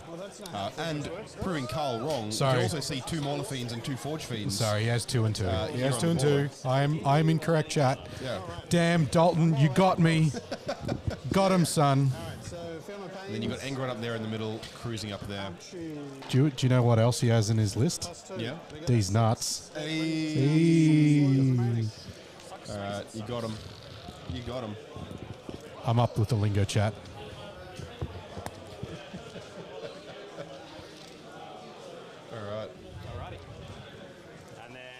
It looks like a pretty rough term for secondaries for World Leaders, though. Assassination and Engage, not going well. Overwhelming Force, though, Area Denial. I believe he got Cypher. I believe he got Assassinate. Okay, gotcha. Yeah. I hit 3 times. I don't think they've put it in yet, because they're still doing combat. 1 at AP 0. Gotcha, yeah. Yep. Hey, don't flex rolling 6s on me, man. You're the one that rolled 13 of them. Out of like 33 dice, I suppose that's... Did you get rained on? It was pelting just before. It was. I got rained on the way there, then sun's out, and then I dried off on the way back. Nice. Yeah. I'm going to use my... I essentially had a cold shower. Oh, yes. I too have a handy Rescue Rollers gadget that was given to me for free. I'm going to bring my one bike over here. And Ben has spent the entire game literally plugging everybody. Yeah, so I've heard. Well, look, we appreciate you, Ben. It makes our job easier. Yes. Free advertising is good advertising. Speaking of advertising, make sure to check out links down below, which I need to confirm is actually linked down below because I didn't edit the description. Check out our website, riskyrollers.com.au. It's the first link in the description. And get your tickets now for the Risky Rollers Open, Victoria's first and only 3-day Warhammer 40k tournament. It is the 2nd, 3rd and 4th of November. That's Melbourne Cup weekend for everyone who's down in Victoria. So you've got that public holiday on the Tuesday to cool off. It's at the luxurious Manningham Hotel and Club up in Bulleen. There is access, loads of parking, loads of car access. There's accommodation nearby. There's public transport access. There's buses that run all the way through there. Loads of cool people to hang out. If I remember correctly, trains nearby as well. Loads of cool people to hang out. It's going to be fantastic. We have loads of tickets available for that one, although they are starting to move, so we're getting a decent number selling out. We're going to have sponsors there. The big one that we've been lining up for a while now is LPG. who no one's going to know what they mean by that. Let's Play Games is one of the main distributors of board games, card games, and paints in Australia. They cover pretty much everything that's not Citadel. They're going to be running a paint activation and running like painting activities and things that you can do on during lunch breaks and during time off between games and things like that. Really adding to that sort of convention-looking vibe. We have some secondaries coming in. I don't know why I've started clicking things. On a mouse, it's not connected to anything. Incredible. They just put it here to keep me occupied, really. Yeah, that's why you needed the coffee. That's it, yeah. I've gone for it again. It's in Just the tell right me what the spot. scores are, Dalton. Scores are. You got Ben scoring 5 points on area denial and another 3 points on overwhelming force here. So a big area and a small overwhelming. Yeah. Which is well done on the overwhelming there, because this is a mission where there's not loads presented. Although I think Anthony has put a few things out that he could take for that. But that is going to jump him right up to 23 victory points, which is a good place going into the next round. It looks like it's clarifying some things before scoring up for Anthony's second turn. So what did Anthony pull? So Anthony's just pulled his secondaries, marked for death and assassination. And I believe he's just confirming that he's either scoring 5 or nothing on primary. It's fine. Yeah. It's fine. What are you, my wife? In the meantime, while they're doing that, let's have a gaze over here. There we go. The AOS table. There's some dragons that were on the board and are now not on the board. There we go. Don't look at them like that. It's looking pretty good. Did Anthony confirm his primary? At the moment, Anthony is telling us, at least on our system here, that he's scored nothing on primary. All right, cool. Do you score for your home objective in this one? Supply drop? No. Yeah. No, okay, so that's why, he's been taken off all 3 of the center objectives. Yeah, ouch. Yeah. Look, you can see the models, Dalton. Look how pretty it is. You can see the terrain, you can see the models. Have a gaze at the AOS going on over here. We've got, Demons of Chaos into all of 3 Sigmarines left on the board by the looks of it. And a couple up there on the fire objective over there. But you can see the base of our camera there. Very nice. The disc sork over there. Yeah, no, it's looking good. Let's zoom around here. We've got the Underworld's game is finished. Over here we have people. Kill team, people in the way. Love to see it. Do you want to? Yep. There we go. Yep. Let's look at him. Yep. That's the culprit. If you know who that is, I do. Don't dox him, but he's a nice guy. He's cool. All right. We're back over here to top down with the side scores, of course. Do you want a tissue? There we go, yeah. So nothing on primary there, but... Ryan Jones in chat is keen for the Open in November. Get going here. How is chat doing? Michael's in... It's Panics, isn't it? Oh, yeah. Hey, Panics. Yep, weekend is going well. We're having a good time here. By all accounts, I was chatting to Diffie earlier, all accounts tournament itself is going well, but it is nice to not be the one in charge of that for a change. You get to sit here and talk smack and wander around and see people. It's a good time. It's nice. It's good. And then the other ones are just going to fall back, Yes. Like however, like whatever. All right. No, and the reason If you are just joining us, like Panics there, we are streaming the Oceanic Championship Circuit Finals. This is game 2. Round 2 for everything. 5 rounds for 40k, 4 rounds for Age of Sigmar, and 4 rounds for each of Kill Team and Warhammer Underworlds. Kill Team and Underworlds, of course, finishing in 1 day because they're a much faster game. With 4 rounds today, and 40k and AOS playing over 2 days. I just noticed one of the Necron players is playing with the Seraptic Construct. There is an absolute mad lad down there. In fact, I'm going to find out who it is on BCP here. Playing into our good mate, is it Alex Franz there, I think? It is on his... in the Necron Mirror. It's a Necron Mirror, yep. Which we thought about putting on stream and then went, no, the Necron Mirror is terrible, no one wants to see that. Yep. But I didn't realise there was a Seraptic in his list. An absolute mad lad, shout out to Brett Harris. Running the Seraptic Heavy Construct. Yeah, no, this is definitely thinking of what happened on my turn. What a lad. That's mad. Cool. At like a premium competitive event, it's like... because at most competitive events running terrain, you wouldn't be able to do it. But this is the G-Dub terrain pack, hence the lack of terrain on the table. So you can actually fit the big models. You can see a Straptic on there. I know there's a couple of Lord of Skulls floating around. I think there's a Baneblade in one list. There's a Tesseract. Jason Horn is running the Tesseract Labyrinth, winner of the Calling the Banners GT. The Tesseract Vault. That's sorry. Tesseract Labyrinth was the war gear that the Overlord used to be able to take. Wow, the Tesseract Vault does okay. Yeah, does okay. It's usually just too big. Yeah, it likes being with the Silent King. Yeah. Call me Captain. This is being held at the gaming arena up in Coburg North. It's the north end of Melbourne. In Victoria. In Victoria, yeah. In Australia. Which is the Southern Hemisphere. Yeah, if you haven't been able to tell by our slang and or accents. That's it.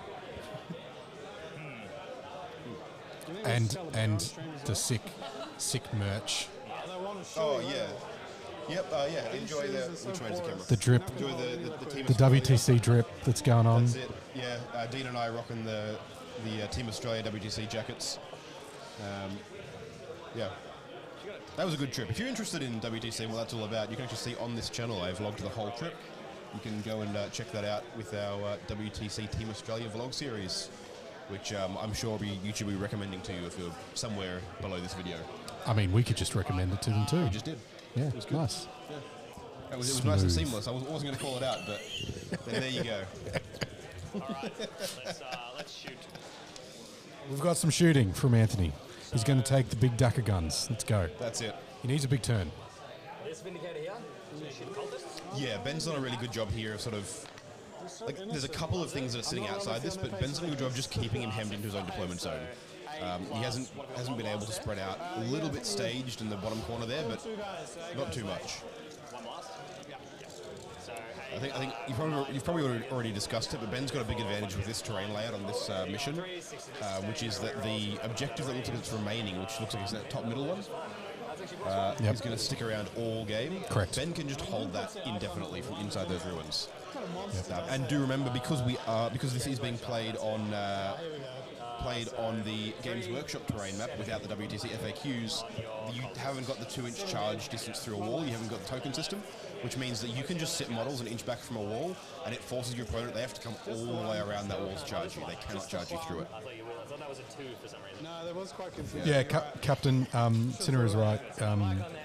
This event is owned and run by Diffie in particular. So the Oceanic Championship circuit itself is something that Joshua Diffie's organised in conjunction with Games Workshop and their World Championships of Warhammer event over in Atlanta in November.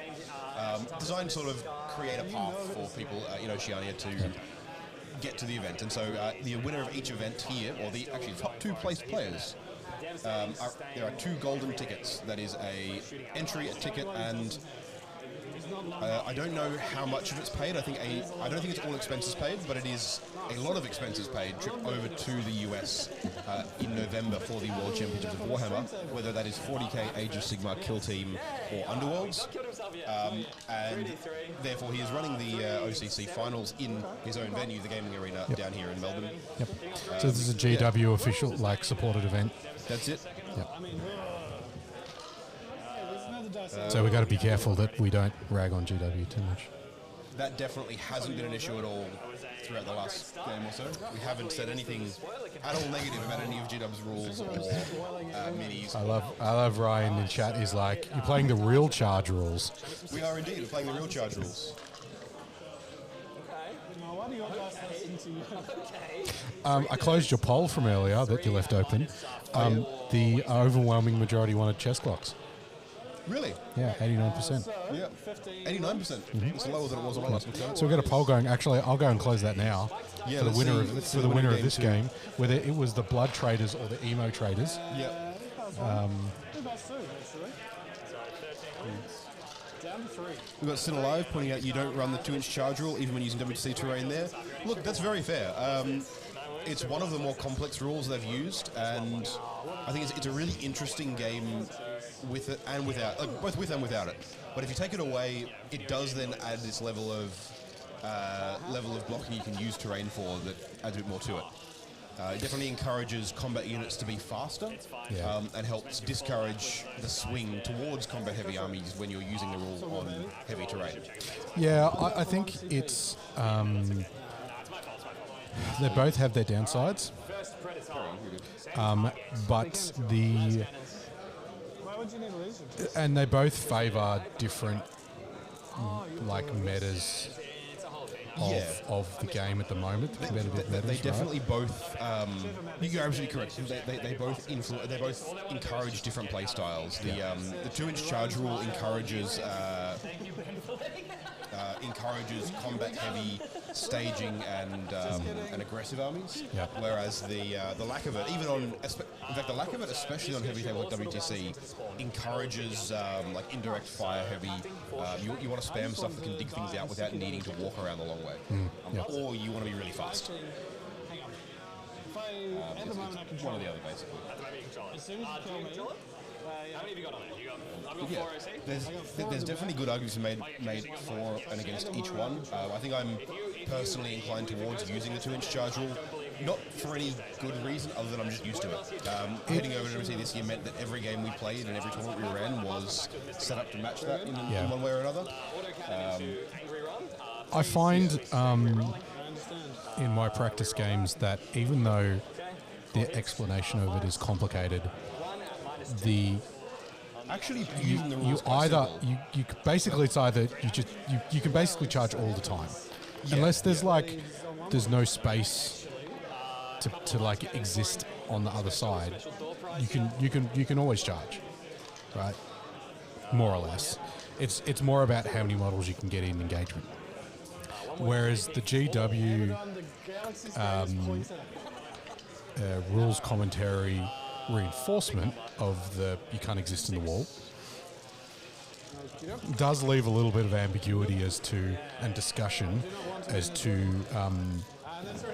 what charge range you need and that kind of thing. Like, oh, I'm actually this far away, but you've got to go around here.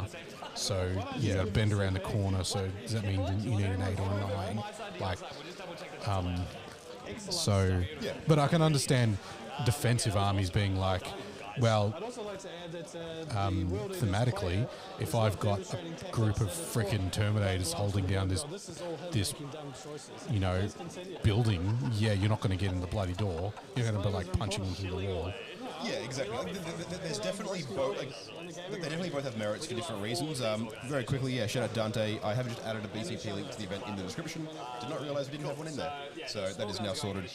Bam. We've got Ryan pointing out that you think there's some merit to the GW charge rules. That's how they balance the game. That's Which is a valid point. It's a valid point. I don't think it's a be-all and end-all point or a definitive point, because they did adjust this themselves previously as well, then adjusted it back again. So it's not something that they have as like, this is definitely the way we intended. It's kind of up in the air as to whether or not it's kind of accidentally the way it works. And I also think that there is merit to that, given that the GW terrain layouts themselves are quite light. But if you walked into a Teams event and saw a table like this, you're like, wow, that's a very light table. This board is deceptively easy to control the middle of. It really is, and it definitely encourages a heavy shooting play for the game, which might be the intention. And like, there's nothing inherently wrong about wanting that either. Yeah. So, did I just see an assassination scored?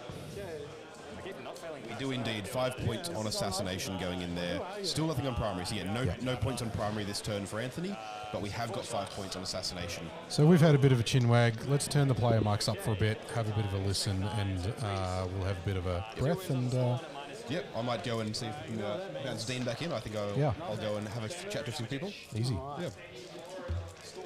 I can't unmath that bad. Nope.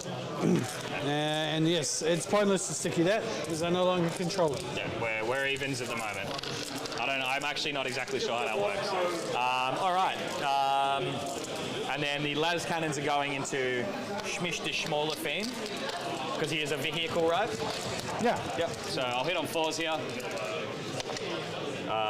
with a reroll. Okay, 1 sustained, so 2 hits. T12? 10, sorry, yes, you're 12 wounds. So 3s, so 2 wounds, AP minus 3, you have heaps of cover. Involved anyway. Yep. Take 7 damage. Would you... Just don't. I don't know what's happening. I will take 7 damage, Oh and you my know goodness. what? I might even just explode. Well, Metaphorically. that was a bit of a waste of time. I didn't expect to just kill Angron. Oh, you poor thing. I know. Should I put him back? No, that's fine. That sounds like you want him back. No. No, I'm happy. I like this. So I've already given myself assassination. Marked for death is going to transform, do a great magic trick and turn Marked into for a CP. Yep. We don't have any ongoing combats. I'm not going to charge anything. We just happen to be here, you know. Now, we've been in yellow for a while, so I think we've still got a bit of time. Apparently your fly's undone. Just kidding, he's wearing trackies. Wearing tracksuit pants, you silly bugger. All right, so I'll gain a CP for discarding Marked for Death, and I will score assassination for 5. Wonderful. Over to you, Benjamin. Okay. It's just Ben though. Benjamin? Yeah, no, it's just Ben. Oh, okay, sorry. Big Benjamin, they call you. Big wads. Yeah? Roll your blood dice. No, not until we've decided this. Anyway, Battle Shock. Yes. Blood dice? Blood One dice? over there. Blood dice? Blood dice first? He passes. You do blood dice first, don't you? It's start of the turn. He'll spawn.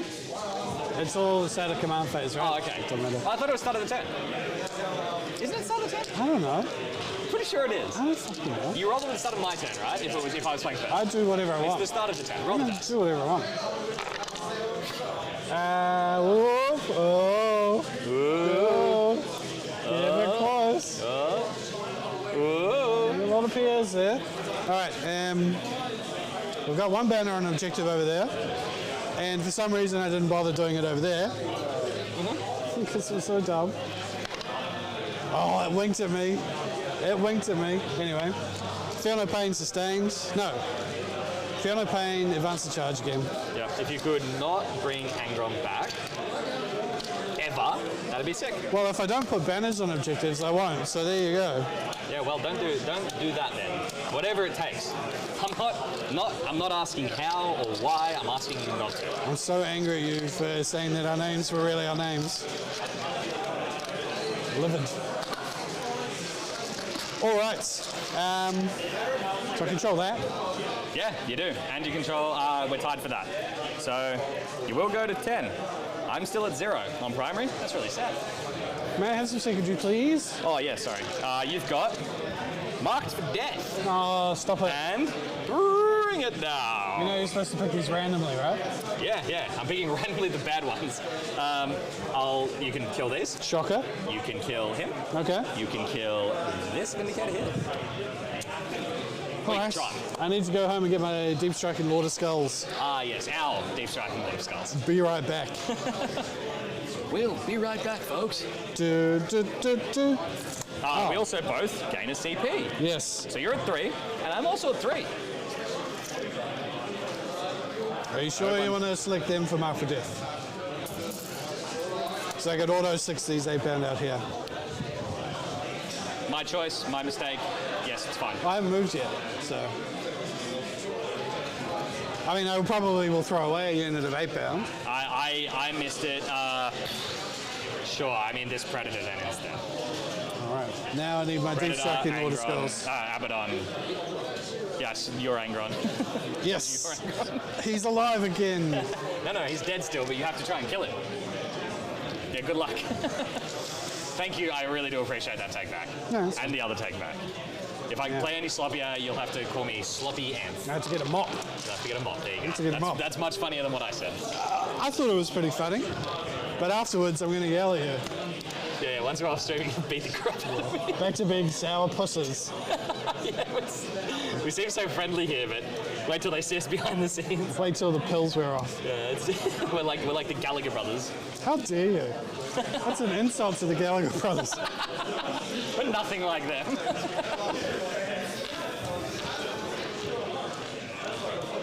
Okay. First things first, we're going to advance the smaller. Yeah. Oops, in the box, please. It was a 2, everyone. It was a 2, everyone. I saw it. So, oops, we're going to need to pivot. I don't fit through here. Up to here, pivot. Yeah, the base will fit. Not these ticklers though. Okay. We're going to put 6 OC on here. Tank's 8 pound. You guys are great at standing around. How many points? The big questions. Jackals will advance.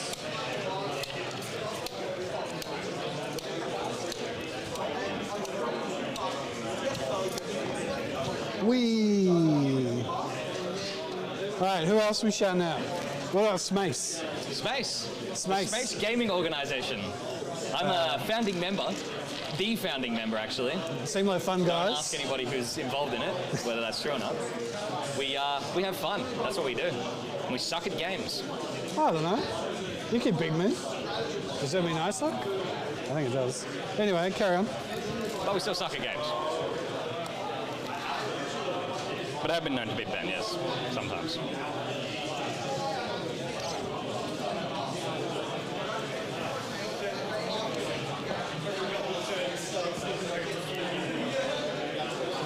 You're from Smace chat. What is that at? Shout out and chat. Shout out your missus, who's obviously at home watching this. Yeah, wonderfully at home watching me right now. Thanks, Shout out babe. to Anthony's Doing it for missus. you. What's the standard awards ceremony thing to say? To my family. Jesus. Jesus. He's a nice guy. What do you got? One. Oh, did he battle shock? Yes, I rolled an 8. While you were yelling at me about taking some test. Blood dice. Yes. Anyway, You're carry on. not a doctor. You're a vet. It's actually true. Alright, we're probably going to spend the auto 6 here. Let me just mark that out. Whee!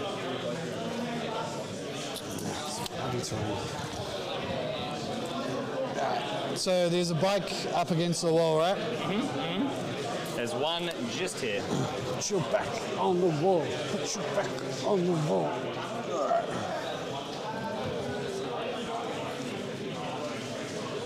Oh, Anywhere this Forge Fiend can see you from, he will overwatch you, but I don't think there's going to be. stop it. So you're good. Leave me alone. You laughing. This 4G can see these guys. Cool. Yes, you can. It's my budget laser. Hey, This Forge Fun family. Fiend. Let's go down here. We can see these guys touching the terrain. yep. Tremendous amount of value. That's it. Okay. What was I doing here? Oh, objectives. You've got marked for death and bring it down. So, and I've only got 1 CP. 3. Oh, do did you spend CP on? you spend one for the auto?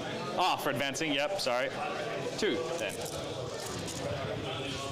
probably should have redrawn this. Anyway, let's go right ahead into shooting. So we'll start with this one that can barely see these guys. Yep. How many left in that accursed mess? All of them. Yeah, So 15? More 21. than 20. More than 20. 20. So it's 16 dudes and 5 commune. Sounds like my kind of party. Lots. 7, 3, 4, 5, 6, 7, plus 12. Yep. Oh, we did it. Yay. It's working, Which Pucker. equals. Oh, don't push it. Come on. I'm just going to give this a little Say cuddle. it together, kids. 19. That's a 2. You're a 2 out of 3. And that ain't bad. Wait, that's only 66%. That many, please. What's that? Yep. 8. 8. Probably some form of 7. cover. Doesn't matter to you. Nope. 5s. So 3, 5, die. Little dudes. Fuck it, let's do it. All right, so feel no pain. Okay, so there's 2 still going, and they're dead. How dramatic. So these ones. Whoops, sorry, Abaddon. And these ones. Oh, sorry, just one. Yep. Why you apologize to Abaddon? He doesn't care. Bend him with my hand. He doesn't care. Sorry, Abaddon. Ben thinks you don't care, but I know you do. I know you feel He feelings. doesn't care. 1 battle shot, please. I reckon I will. I'll pass it Nice. with flying colours. Next one, same target. Captain. 5 plus, how many left now? I Minus killed 5, 6. so 3. 9. Yeah, 14. three blasts, sorry, is what I meant by that. So So 100 shots. No. Less than 100. It's too late. I've already made up some stuff. So that's a 2 as well. Shame you don't have sustained hit. Yes, well, thank you for flexing your mighty fortune on me. 9 wounds, please. 9, alright, 5 ups. I don't. It's not that good. Pretty good though. So 5, so again, any 6s? No 6s, okay, so 5 die.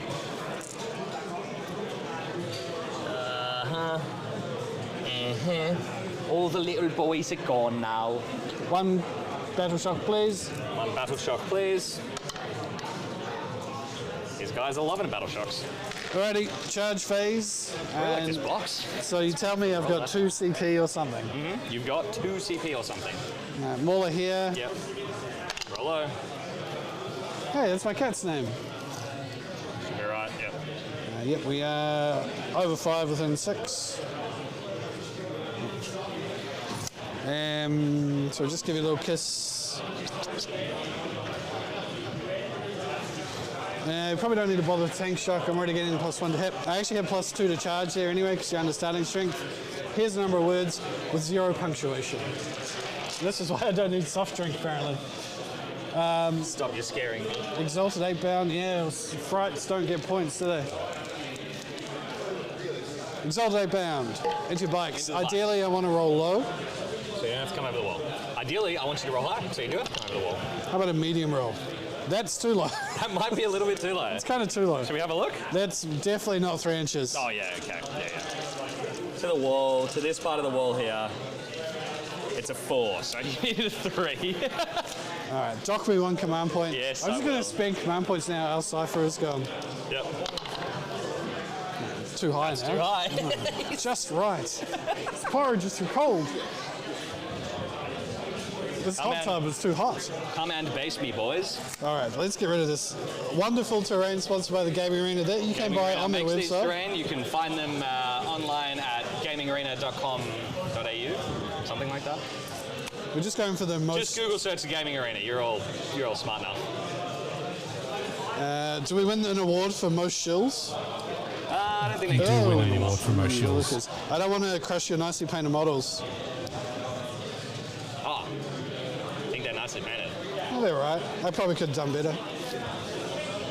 Now everybody knows. I was going to do a bit. I'm going to play off each other. Back and forth. Anyway, stop taking my primary off me. Well, if I can't have it, no one can. What are the points? Oh my god, what a bloodbath. Yeah, it really is quite low scoring. Maybe one of us will get 20 points. One of these days. And that's all the charges, I'm pretty You don't sure. want to charge those 8 bound into those bikes. Stand them in the open. Right there. When you say it like that, it makes me think that's a bad idea. Okie doke. Okie doke. Let's do some tickles first. Rope-a-dope. I have got enough CP to interrupt. I don't know if that concerns you at all. Just telling you. Good point, well made. We'll go with the eviscerators over there. Sure. I think I'm more likely to do some damage here than I am to do damage there. That's the only reason I mentioned it. What a good sport, everyone. Yeah, well, I mean, you gave me 2 take backs, so, you know. I'm counting. I'm not counting. Eviscerators, we've got 30 attacks. Here's 20. We're heading on 2s because we're real cool. Yeah, I reckon these bikes are pretty dead. Oh. Stop breaking my walk I am talons. so racist towards walk talons. I'm so sorry, everyone. Let me, you just keep rolling your dice and don't break anything else. Well, you're going to stay with your dad, alright?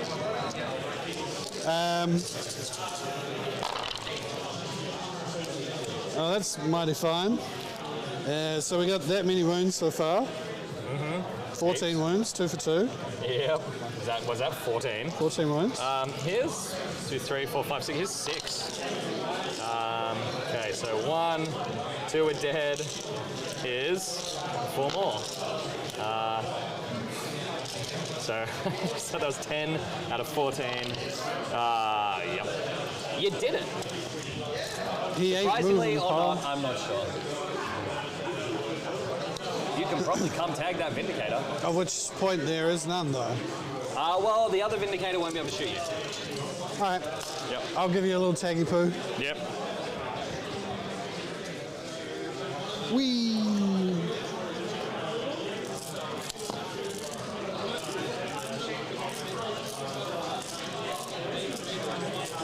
Whee!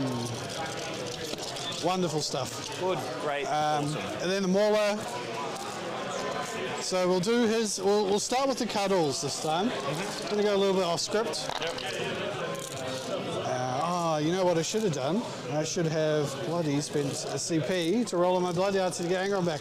I'll just kill these bikes. It'll be fun. 4 wounds, AP2, please. 5s. Make 1. 2 damage each. D6 plus 1. Try again. Yep. First one. Roll higher than a 2, and then roll higher than 2 again. Nope. And third one. Okay. How many did you fail? That's it. Yeah. 3 and then 6. All right. Now we'll spend a command point. Yes. To roll. Bloody artsy again. Bloody artsy. Okay. Don't bring Angron back. And thankfully, I've once again forgotten to move a banner on my objective because I'm a dumb bitch, which is a genderless term. If only I had 2 banners on objectives there for them.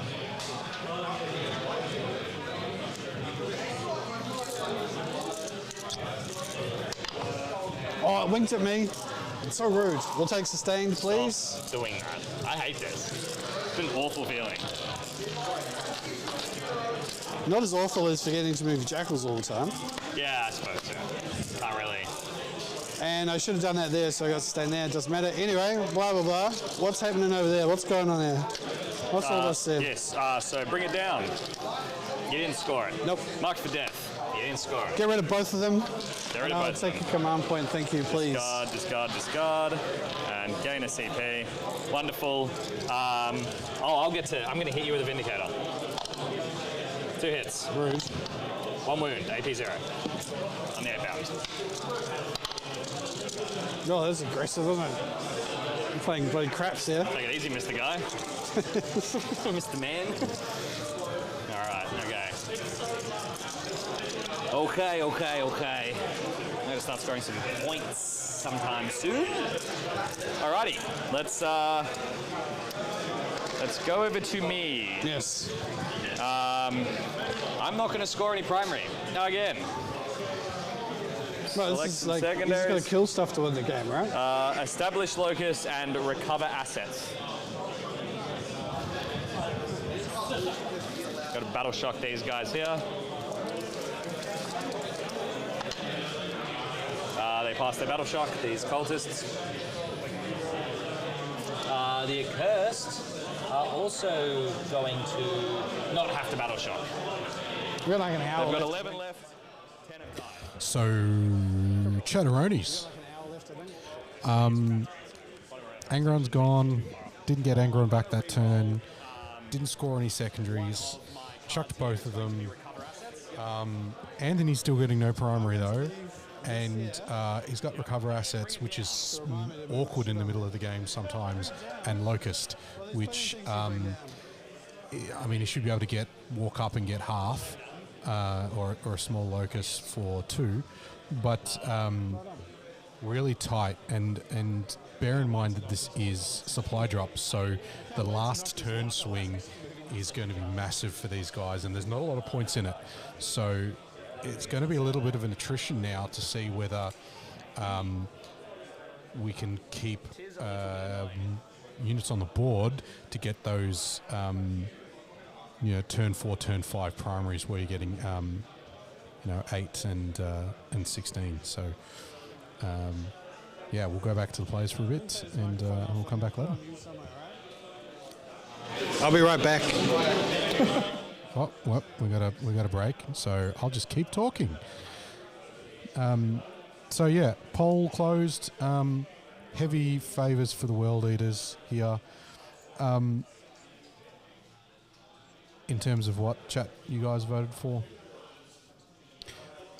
it's going to be interesting. There's still heaps of tanks left. I don't know what Ben does about those tanks. They're just going to now start picking up everything that moves forward. The cultist brick is gone. So on the flip side for Anthony, that means that his buffering unit is not there anymore, and then kind of creates a little bit of a hole.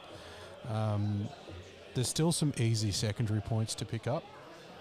And this is good timing.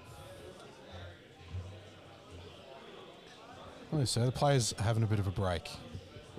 Players are having a break. Bit of a chat time. Oh, yeah, cool. So Angron's dead.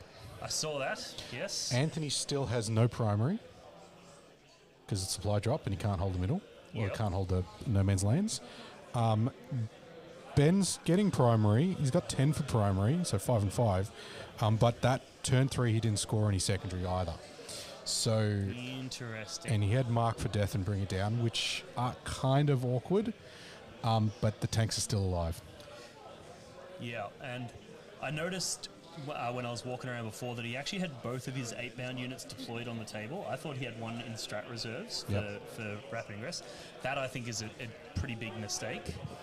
Because if you imagine right now, if instead of the Exalted 8-bound being tucked in a ruin somewhere, he was able to drop them in the backfield and then just go and smash some tanks. Yeah, he was lamenting earlier about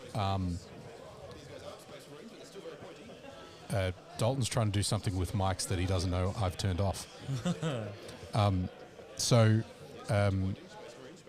He was Ben was lamenting about not having his Deep Strike Lord of Skulls.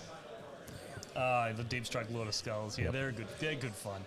Especially on tables like this where they've actually got a lot of movement options. Did Angron kill anything before he went down? Nothing meaningful. I think he got shot. That's, yeah, because last time I checked he was in the middle and I was concerned that he was a target, for damage. Most of the cultists are gone now as well. So it's starting to thin out at the front, but there's just so much down left. The bottom in the Vindicator, is that 8-bound? Sorry, other side? Yeah, there. That's Exalted 8-bound there? Yeah. Yeah, okay, so he's getting stuck in. And what battle round are we in now? This is bottom of 3.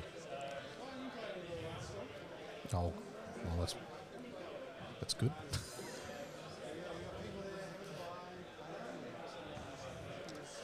So it looks like Ben's done a good job.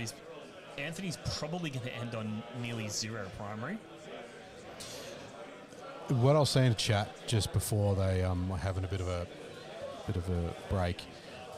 This is supply drop, right? Yeah. If you got stuff alive at the end, and especially Anthony's going second. Yeah. Right. He can get that big 15 primary at the end pretty easily. Yeah. But look how far away he is from that objective. Like, wow, that rain is loud. Sorry, chat. It's super loud.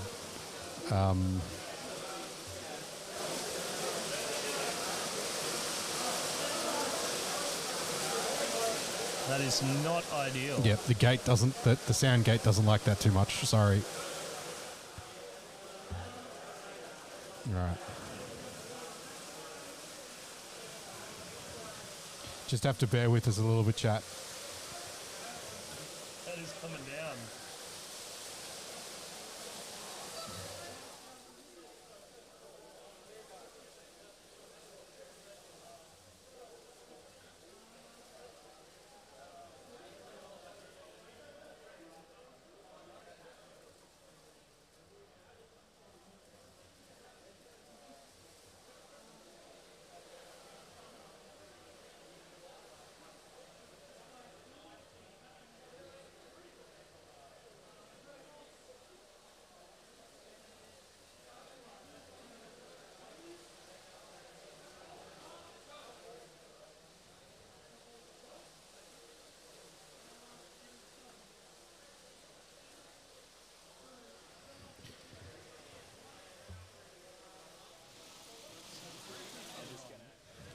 This is bottom of 3. Yep. Anthony's moved his accursed cultist onto that central objective, but that central objective disappears at the top of 4. Next turn. So he's not going to score primary on there, so there's no real reason to be on there unless he's got cards for it. He might have forgotten. Establish locus and bring it down. So he's going onto that objective for no reason. Unless I'm mistaken.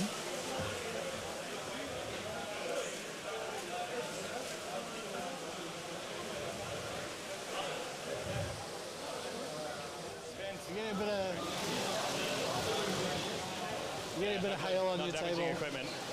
Getting a little bit of hail on the table just in case your equipment is sensitive to it. Your equipment will be alright. Yeah, for sure. Just a little bit.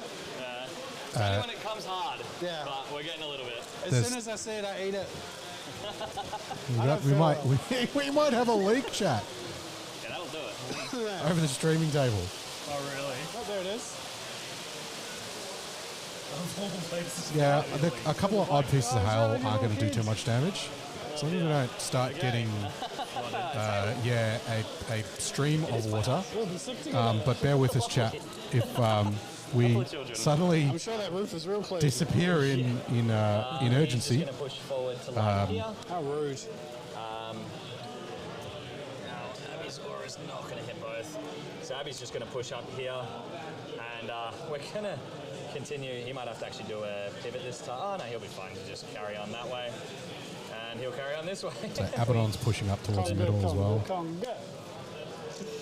That's the story of the day.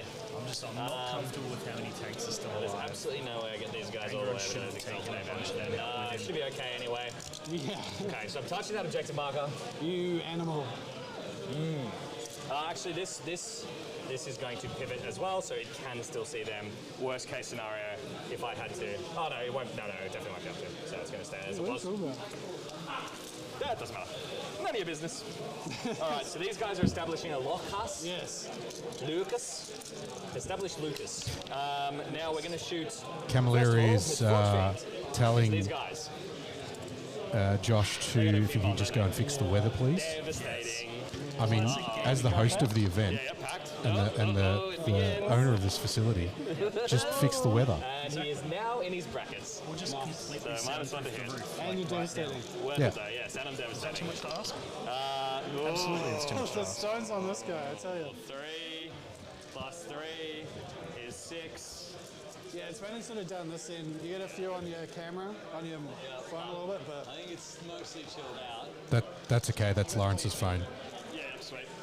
If it gets a little bit. hail. well, it's hard to ignore that though. So 6 shots going into them. Yes. 4s, 6s re-rolling. Yes.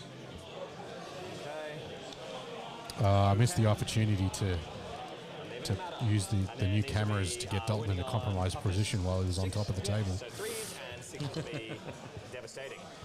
Okay. Well, they all wound. There's no There's no devastating. So 7 at minus 3. Okie doke. There's some very Melbourne weather today. I still think Gaming Arena is a great venue. Warm, then cold, then raining, then sunny. It's all right last week. I mean, because I love Gaming Arena.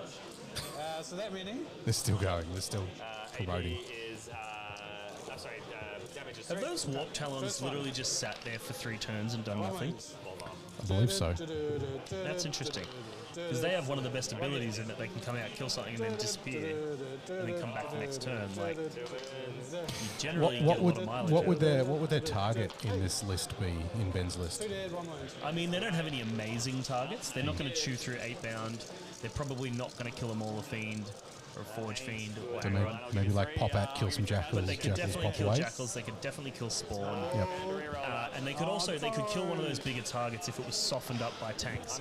So, for example, this turn, he could, in theory, put a couple predators into the Mauler Fiend, keep it alive, then put the rest of his stuff down into the 8-bound, for example, and then send the Warp Talons out, finish off the Mauler Fiend, and then disappear back into the Warp. Back into the warp. Alrighty. The Vindicator Like having a will shoot us down. 280-odd point unit of guys just sitting there doing nothing is not ideal. Yeah, but also he's kind of not being pressured too either. Well, I think he's holding them for the last turn, right? He's just going, cool. If they stay there, they're pretty safe. And then on turn 5, they can jump out, kill whatever's on that objective, put 10 OC on it, Yep. and take it. And he does need something that can do that. But I would make the argument that they can also engage in the game and still fill that role. They could come out earlier, kill something, disappear, then re-deep strike where they are now. Is this kind of, would you say that this is kind of a downside of skewing to the Fiend type list where you don't have those 2 or 3 units of Berserkers and 4 units of 8-bound and like the pressure is just not there? You're not. Yeah, possibly. Like the problem with the Fiends, both Forge and Mauler, is they can't do anything with walls. Yeah. And like those where those Warp Talons are, the Mauler Fiend would have to go all the way around to hit them. Whereas if you had instead of a Mauler Fiend, if you had a unit of just regular 8-bound, then all of a sudden from that top center ruin, they would just charge those Warp Talons and kill them all. Yep. So all of a sudden those Warp Talons can't just sit there. Whereas because you've pivoted into the mech-heavy World Eaters, all of a sudden terrain becomes your worst enemy. When normally terrain is the World Eater's best friend. Yeah, normally it's like, okay, well, you just have to account for Angron. Yeah. Now you've got to account for Angron and 4 tanks. Yeah, exactly. So that's why, and like the Forge Fiend, if you look at a Forge Fiend, you're like, what's its selling point? What's good about it? It's got strength 10, 3 damage shooting, right? Well, if you're in a meta where you've got like your BT Swarm, it's great into swarms. That's probably the main thing. The CSM lists, the cultists lists, the Tyranids. You do see a few Tyranids in this meta. What's great into swarms? Almost everything else World Eaters has. It's the conundrum, right? Like, but the problem is like this one that's sitting down on the bottom left ruin on the terrain there, like. What's it realistically doing? It's not threatening that bottom objective because he can hold it from behind the wall. Yeah. It's not threatening the top objective because it's also able to be held from out of line of sight. And it's not really threatening the middle objective either. It's like, if you look at where those accursed cultists are, that Forge Fiend is not really threatening them. Whereas if that was a unit of 8-bound, it would be threatening both of those objectives in the center. Yeah, and as a... sometimes what I find when playing like the Blood Angels aggressive list, where you've got your main engagement is charges. Yeah. There's like having that thing that kind of hangs back and can get value without having to be like put out. Yeah, absolutely.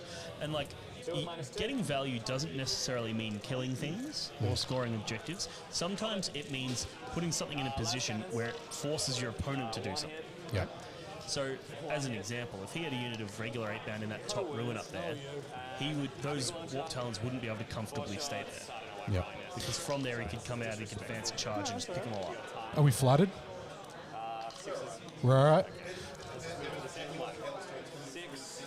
Yeah, so it's hailing enough here, chat, that the hail is coming inside. Yeah. So Dalton's gone up and done a tech chat. And what were you saying in the mics earlier when I had them turned off? When you were down, when they were having a break? Okay, cool. Good. Rerolling. I'm not rerolling at the same dice this time.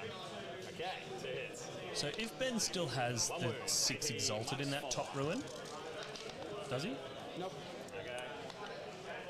2 down. Other side. Such a roller coaster of emotions. It is, it really is. Okay, that's okay. Yes, he does. Yes. So those Exalted, they can threaten those Warp Talons or the tanks. Not both, though. This is going to be one of those 75% win rates for you, I think. Yeah, maybe. We'll see. You did 2, right? We'll see. Down to 10. It's a hairy one. That Mauler Fiend is about to become a real problem for me, though. Anthony and I win 1 in every 4 games against Anthony. That's what we're talking about. Well, you won 1 in the 4 games we've played. Yeah. That's what it is. It's 75%. Yes, wonderful. Okay, so I did spend a C. No, I marked that already. All good for the hazardous reroll. What do I have to do with that Mauler Fiend? That's all right. I will charge them into you. How about that? Yeah, I don't want that. Oh, right. That makes a lot of So sense. Anthony's thinking about his combat. What he wants to do with his charges. So I'll do tiny established locus, and I get no bring it down. Oh, no, or he's just finished his turn. You want to hold on to it?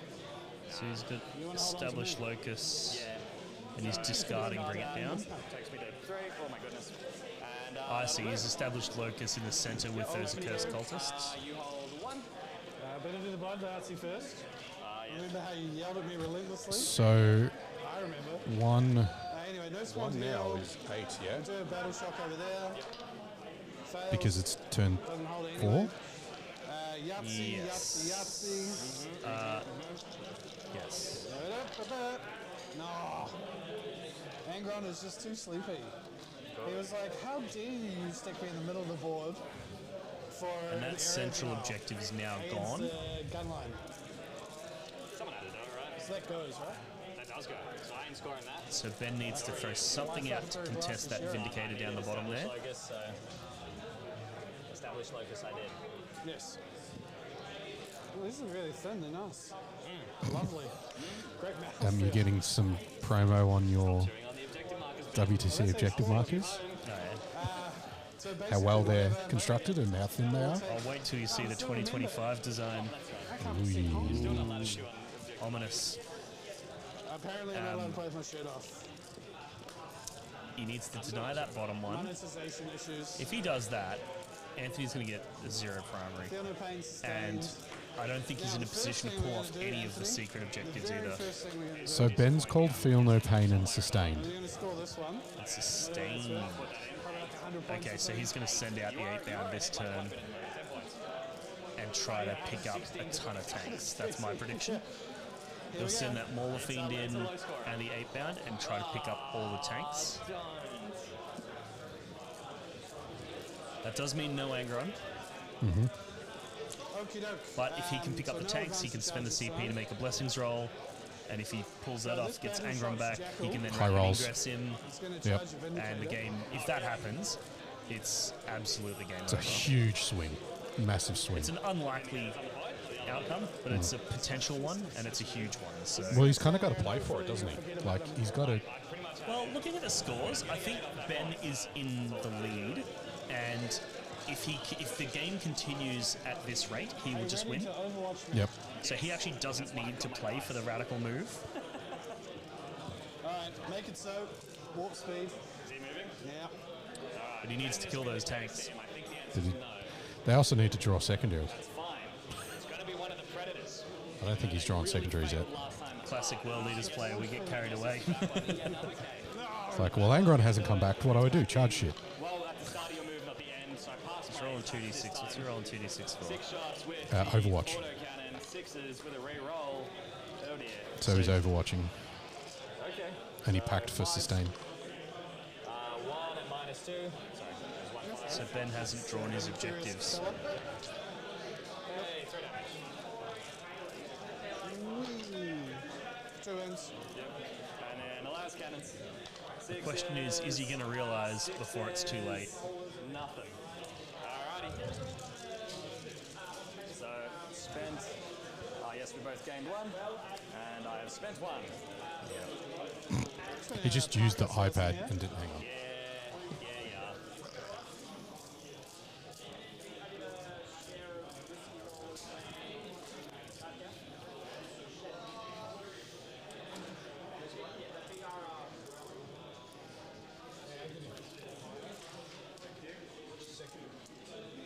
Yeah. Hey, Anthony, what are my secondaries? What was that? What's your secondaries? Oh, yeah, what are your secondaries? I don't know. What are secondaries? No prisoners and recover assets. Just gonna get up Oh, it into looks like he's business. just remembered to draw his cards. That's good. Oh, it costs All right. $2. I heard no prisoners. And No prisoners. Recover assets. Them's the good ones. Thank you, man, from upstairs. He's not gone, by the way. I'll be the judge of that.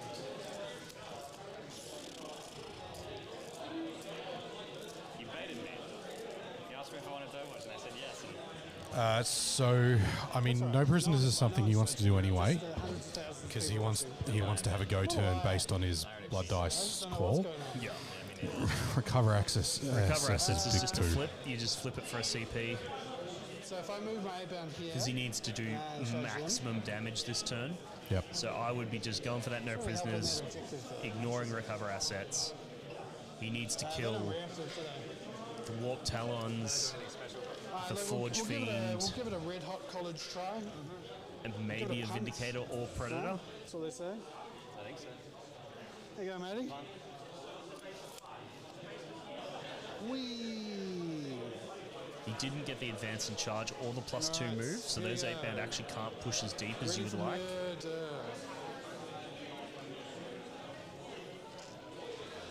But if they can come out and kill those Warp Talons, which they very easily do with the damage they put out.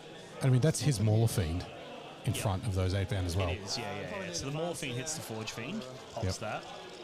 The 8-band kill the Warp Talons, and they do it in such a way that they can't be shot at by Vindicators in the next turn. Actually, no. They need to recover assets. The Vindicators are all the way over there. Someone does. A couple of Predators isn't enough to kill 6 8-bound. Not with a 5-up Feel No Pain. Okay, we won't take that advance. So we'll just move. So if he does that, and then in this next turn, the 8-bound killed the 2 Predators, and he's cleared that whole top side of the board. One's in the back line, will recover. Whilst putting Jackals on the objective. The Warp Talons are the only things that can hit those Jackals now. Can't see them. It's a very strong turn. Yeah, just shoot at a Vindicator, right? That's how this works. Even if it doesn't all go exactly the way he wants, it's still a very strong turn. Literally all I can see. Yeah, I suppose he's putting it into a position now. It's kind of. I got left for missions. What are they doing on the scoring? Is he spending a CP to flip recover assets, maybe? Forge Fiend charge. It's the biggest brains. It's not. I'm not sure what they were doing there. We got a lot of Oh, CP. CP. No points. Tank shot. Oh, okay, cool. How we play this game? I think it's. I mean, you're winning on points. I'm winning on CP. Which one matters more? If he can Yeah, this is charge going to be those- this is going to be down to the charge rolls and the combat engage now, right? Like this is the Premiership quarter. Well, if those 8-bound make that charge, right, which it looks not unreasonable, it's a decent distance, they won't be able to base contact the. Well, it looks like they might have failed because he's rolling it. Threes and you're tough. 11, right? So they must have failed the charge. Good. Oh. Why do you keep putting them there? You're nigging me. Yeah, the 8-bound must have failed their We've charge. got 1 wound, AP 3. That hurts. Oof. I'm not doing this on purpose, I swear. Got the cover, so 5 up. No, so it takes 3 damage. How's It's down that? to 8. It's like a dark package or something. Yeah, well, it's like I ducked back with the ball, I guess. If you did it, you'd probably pass. She's shooting? Shooting with the Forge Flame? Oh, was that the Forge Fiend shooting the Vindicator. Vindicator, maybe? Yeah. Okay, so we're back on. So if the 8-band make that charge, they won't be able to base contact, which means they'll be able to head down towards the Mauler Fiend. And then when the Mauler Fiend makes engagement with the Forge Fiend and the Predator, they won't be able to fall back if they fail Battle Shock, which means that they'll be all locked up in combat, and then it's game. 13. 7 left. Okay. Threes.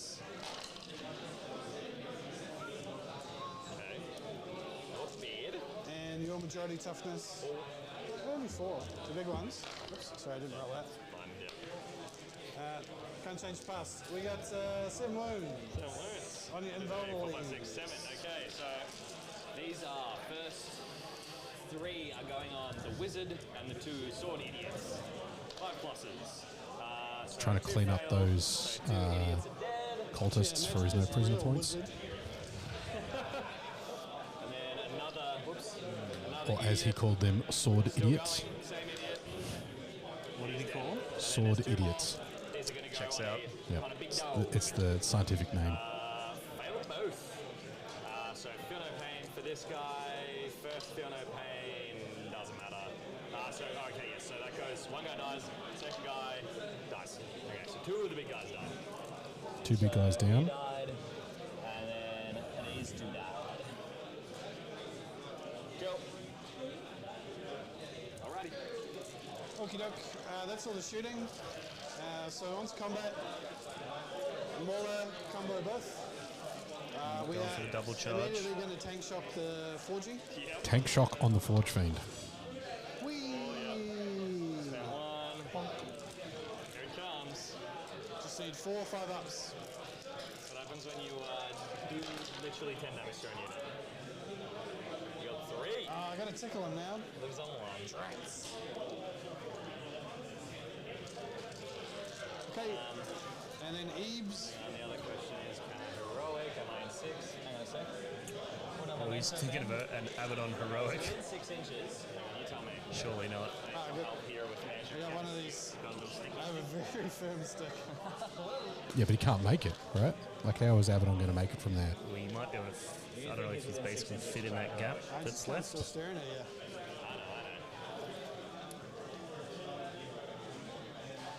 Yeah, I'll give you that.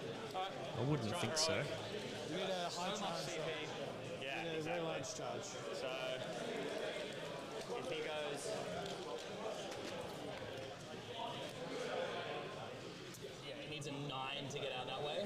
He needs a 9 to get out that way. It's pretty much the same either way. You want to do it? That's a 7. I'm going to spend another point to re-roll it. Oops, that's a 5. And it's 6. That's 11. Boo! If he goes, and he's going to go this way here. So 11 inches. Puts him all the way over there. Oh my god. Hello. How rude. Hello, That's a guys. disaster. Forge Fiend's a vehicle, right? 5 into here. Yeah. Just Can he these move guys. through it in the combat Yeah, I phase? think infantry can move through vehicles. Its vehicles can't move through other Swirl vehicles. engage around the wall. Wow. So because the charge ended within 6 inches, he was eligible to heroic, even though he wouldn't have been able to fit in that nook. Because he rolled high enough on the heroic, he was able to swing around. Thank you. Is that enough?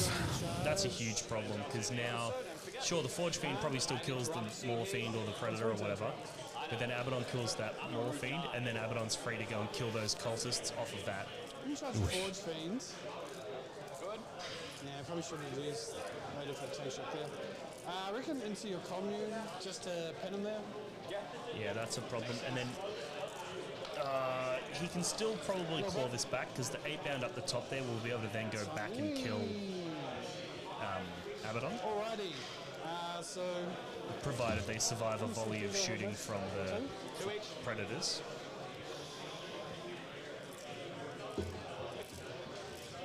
And have you got Oh, what a messy, messy game. no prisoners? Alright, so I've got 2, you've got 2, everybody's got 2. I mean, it's kind of just been played out in that little diamond in the CSM half of the board, right? That's always how it works with World Eaters, right? Yeah. he's probably kind of the biggest threat. Like everything that's out's out, and then it's going to die anyway. Yeah, the fact that Anthony hasn't really been able to leave his deployment zone all game. All those tanks. Alright, we're going to put the tickles onto the forging.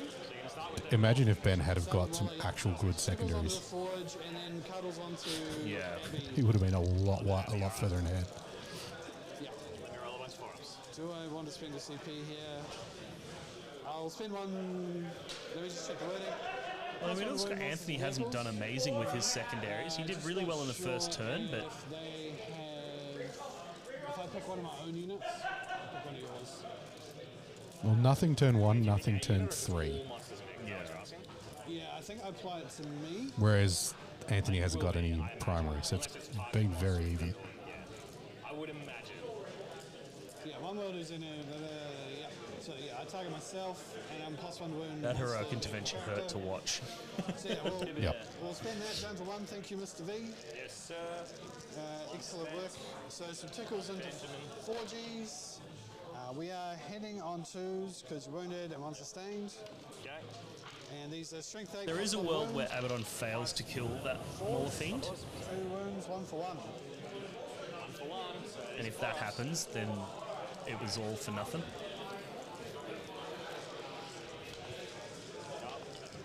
So the, I don't know how many command points Ben has, but it looks like he's only got 1. I was going to say it's almost worth -1 damage on that Mauler Fiend to keep it alive, because then Abaddon can't fall back and Yay, charge get out of the here. cultists. all right, That's the sound my arm makes tank as 1 well. down. I thought it was broken. Did he split, Abby or on did he go all in? because I haven't wounded him yet. He didn't split, I don't We've think. got one sustained. And Oh, maybe. two anyway. You'd probably put the lasher tendrils into one thing, the fists into the wounds other. on your whatever you want, really. Two. So fours or fours? Or none. And damage? D6 plus 1. Yep. So these are the fists. Might be a reroll here. Whoa. So D6 plus 1, he's got 9 wounds. So you're going to average 8 damage. Yeah. 9 on 2d6. 7 plus 1s. I think they're doing Abaddon maths. I can interrupt here if I save it. Oh, I think he put the fists into Abaddon. I'm going to reroll it. Love it. Okay, so only one.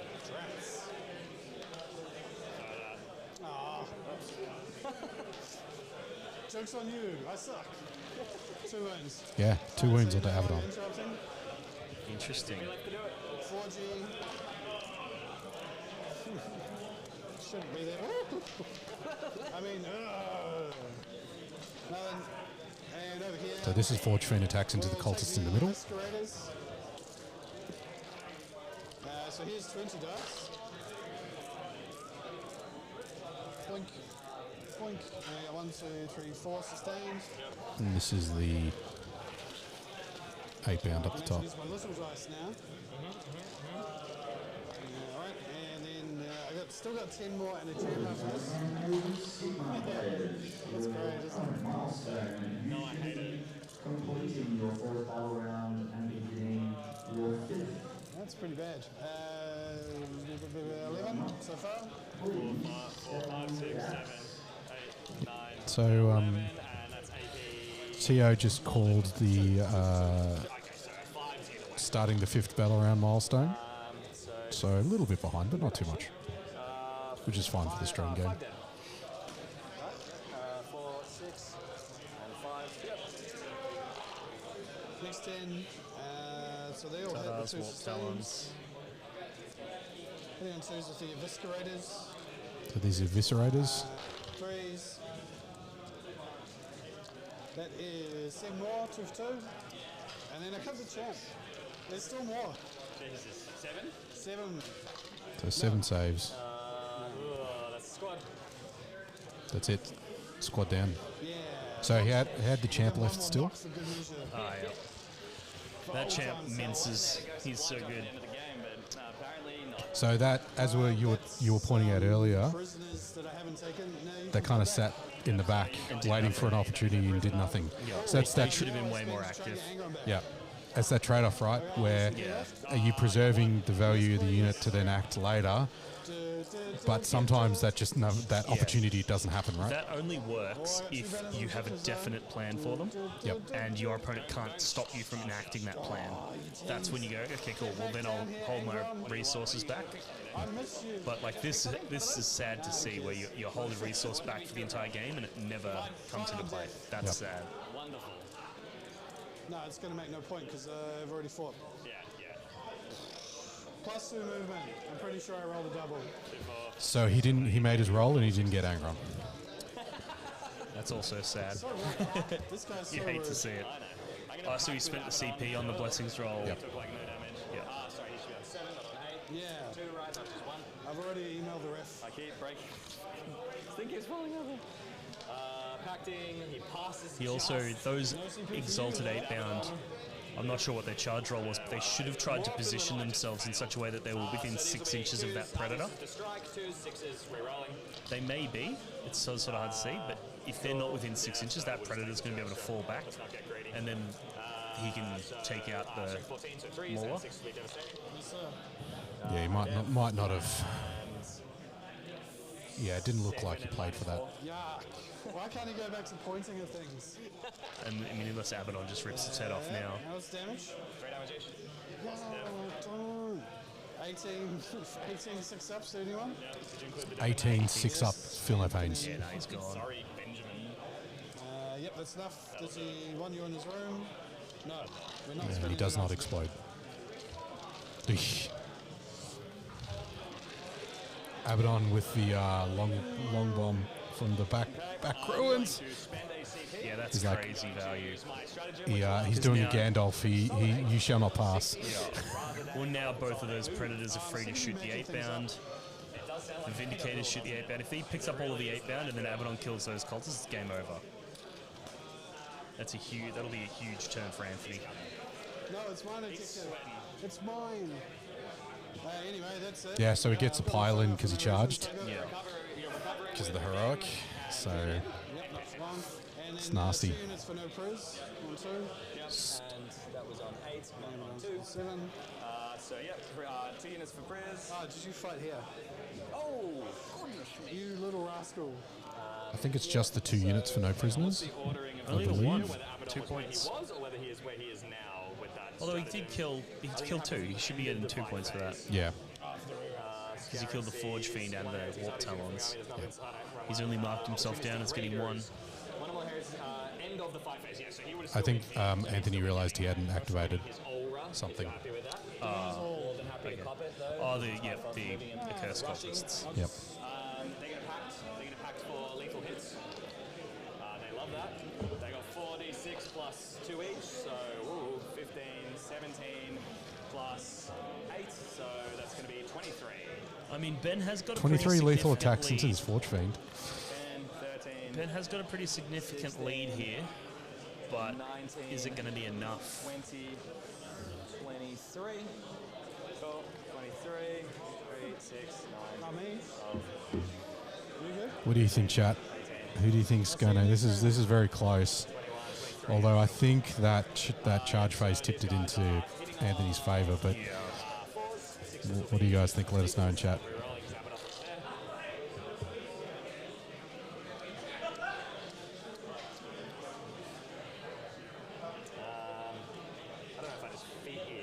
Just having a bit of a look around the room. It looks like it's a bit of a mixed bag of people that have finished and people who haven't. You greedy little piggy.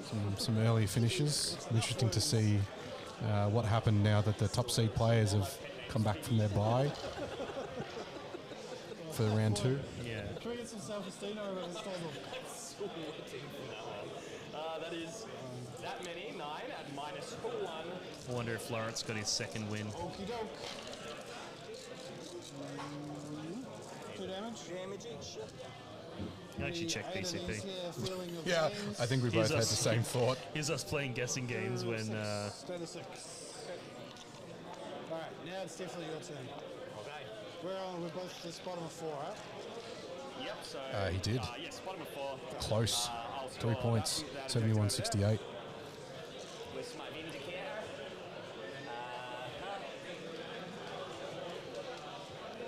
Cool. And I'll select submissions. I get Cleanse Oh, good. and Area Denial. Oh, okay. Reese got a big win. Yeah, Reese got his comeback win against Horde BT. I'm going to have a go at that, yes. Alex If we get Franz, to the bottom big of the win. round and there's bugger all time left, we just talk out last turn. Just talk it out, that's fine. So Abby's just going to push up to this We got wall. Abaddon charging in the cultists. Ready to plunder. And then If those predators combined with Vindicators take out those 8-bound, which is very likely, it's game over. The only question will be, will it be enough points There's to no get him markings on back these in? berries. Do you need battle shock anywhere? Did he score his he did score his primary, so he got an 8 at the start of turn 4 for the Vindicator on that bottom objective. they fail. Battle shock here. They pass with a 7. And his secondaries, what did he pull on his secondaries? Secondaries are Cleanse and Area Denial, Wunderbear. which is very achievable. The Vindicator can just cleanse where it is, No way you can make it out here. That's and fine. he's got to kill that Forge Fiend in the middle. Still considering re-rolling one of these cards. I don't think I'm going to, though.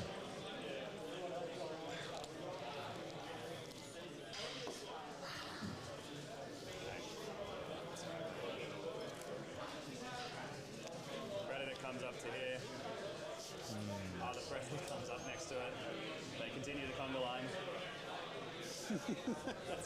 Someone's just like chained them together. Yeah, whee! He's just going to bump forward here so he can cleanse that objective happily. We probably should have got some secret missions. Yeah, potentially. I was thinking about it, but I get to score bottom of turn with supply drop. Yeah, that's an interesting question. So they're talking about should they have anybody shoot a secret mission here? What do you think? I don't think so. I mean, the potential. I mean, it's easy score for supply drop if you're in control, right? Well, only one of them can secret, right? Whoever's behind. Unless they're tied. Unless they're tied.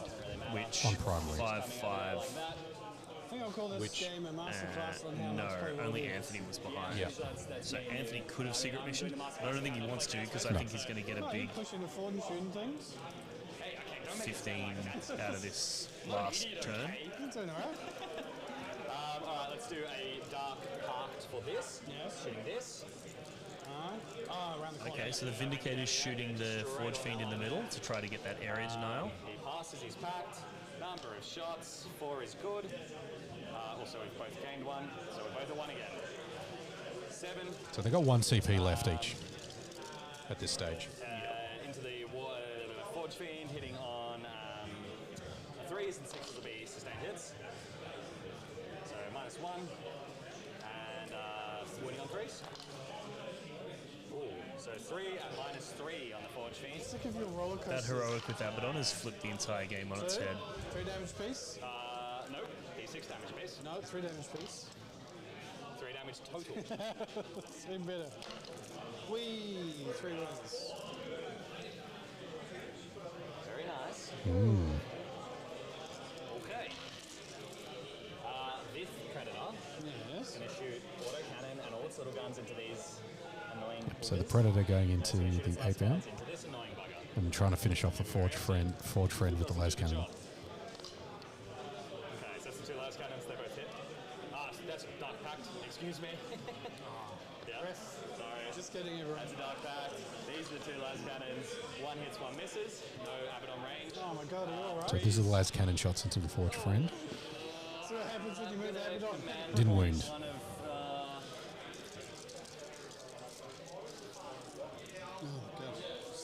Which causes a problem because that was really his last shots he can afford to shoot into the Forge Fiend. Killing that Forge Fiend is important though because it will get him his area denial, which is 5 victory points. So even if that means all of the 8 bounds survive, it's worth it. Yeah. that's fine.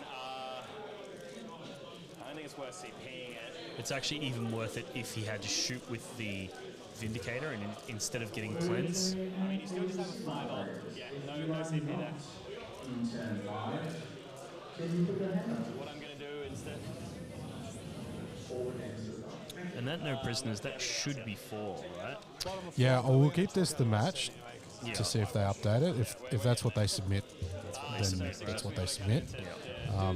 But yeah, we might have missed the fact that something else didn't do it. Strength 9, 3s. 3 wounds, AP2 on those exalted 8 bounds. So 3 wounds. 2 damage, 3 damage each. No, I'll take 2, thank you. 1 dead. 1 dice. This guy. Havoc launcher, 3 shots. So 1 dead. Yep. So shooting to the 8 bound now. There's the Havoc launcher. No wounds. Second Predator. Everything off the second Predator, unless So that was the. He's trying to see if that second pred can see him, which I think he can. So las cannons there. Everything else here. Pacting for sustained. Good. So This is the in first range Predator factor. didn't do a lot of damage. So It only popped 1 8 bound. Okay. All right. 2 and AP3. You definitely have cover. Hooray! What are you doing? For me! Yes, hooray for you. Did he just pass both He just those passed both. normal saves? That hurts. Okay. +2. Not hooray for you this time. No, we'll see. Whereas, yeah, I mean the roller coaster. Yeah, there's always a roller coaster. 4 -2. I'm not high enough to ride this ride. So this is the autocannon shots. Here's the dice for you. Oh, thank Into you. the 8 bound? Yeah, so he's handed him 4 at -2. Work out a deal. 3 damage each. Alright, first one. 2 wounds. 1 dead. That's 1 dead. I mean, ugh. I love it. So good.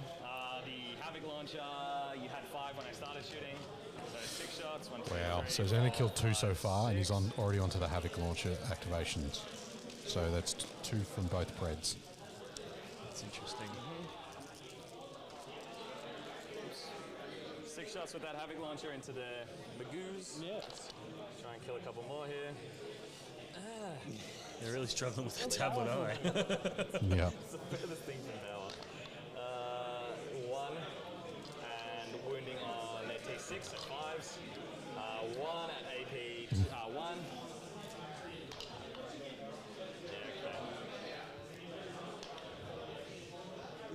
Stormbolter. I'm rolling all of them because you've done this to me now. 1. Okay, maybe that is AP 1. I mean, oh my god. That was a really short one. Sorry, everyone. A 5? Does a 5 pass? Yes. Of course it does. Of course it does. Abaddon is going to shoot his bolter thingamajig into those guys. Wow. So He passes, but he doesn't get any CP for lethal. he's moved on to Abaddon shooting the 8-bound now. Okay. So that's... Does Abaddon have to come back? Well, how does he... And he's a strength 5. What, Angron has to come back, you mean? Or? No. So Abaddon will just kill those cultists and jump onto the other side of that wall with a charge. Possible. And then the 8-bound will go try to kill him, but they might not. It is AP 1. Getting real sick of that, Ben. Getting real sick of you passing. Because, I don't know, it's hard to see, but that distance between Abaddon and those 8-bound looks pretty far. I don't think he's going to be able to charge back that way. Vindicator's going to shoot this, even though I really wanted to do the fucking thing. Cleanse, but it's fine. I think that's better. he's going to abandon a cleanse to kill the Forge Fiend to get max area denial. Yeah. So he's trading 2 for a 5. Passes. Can you still do that? 2 is 5. Yeah, you can. You can choose to, if you've started an action, you can choose to shoot and fail the action. I think you technically choose to start the action at the end of the phase, so it just doesn't choose to start So it. you started at the end of the shooting phase. Yeah. Yeah. Make that many thingos. 11. Make 11.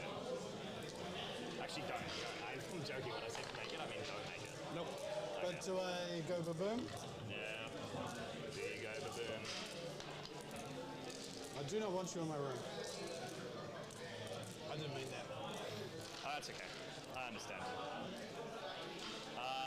Abby's going to charge the bowies. What? There's no one behind that wall? I know. What are you talking about? Here's the Abaddon charge. What crazy talk? 9 is going to be, he might even have to go all the way around, which is kind of what I want him to do anyway. Let's have a look. So roll a 9. So you just Yeah, so if he comes this way, goes around those guys onto the back of the wall there. end up in this side here. You take him off. Uses Talon of Horus to just pick up the cultists and the jackals. Although it looks like he's just scooping them. So he'll consolidate onto the point now. Yep, yeah, he's scooping him. I would have rolled that because they do have a 5-up feel no pain. You'd be surprised how tanky they can be. I think So for me, they're under a little bit of time pressure too, so he might want to just make sure he No, can mate, score. there's no clocks. There's no No, time but pressure. Diffy's clawed the milestone. So if they don't start the 5th turn, you'll still have recovery Diffy will, assets and you'll get one more Yeah, card. yeah. the TO will take the score as is. And I think that is definitely in Anthony's favour. Yeah, and that's the problem with the milestones, right? Is Anthony could, in theory, right now, slow play it so that it locks in that score, which obviously most people wouldn't do, but it does open up that as an option. Feel no pain sustains. Should roll in the box. No, yeah, true. Sorry, everybody. So what's the... So what's no the Angron, original? feel no pain and sustains again. So select missions, you've got sabotage. And this is the play. So the problem is those 4 8-bound, even if they jump on the other side of the wall and kill Abaddon, those 2 predators will be able to just move on to that objective and auto-see them and just take the objective. So Ben pulled sabotage and Recover assets. Battle shock for that he last kept tackle. recover. Fails. So this Vindicator here was going to fire a bunch. Is going to fire a bunch of those guys when they run. Packed in. Past these packed shots. 4, so 7. 7. So I believe this is an Overwatch. Reroll that. Okay. That was insane. I take it back. Yeah, this is game over. So Ben can't, even if nothing else happens, Ben loses because he can't score.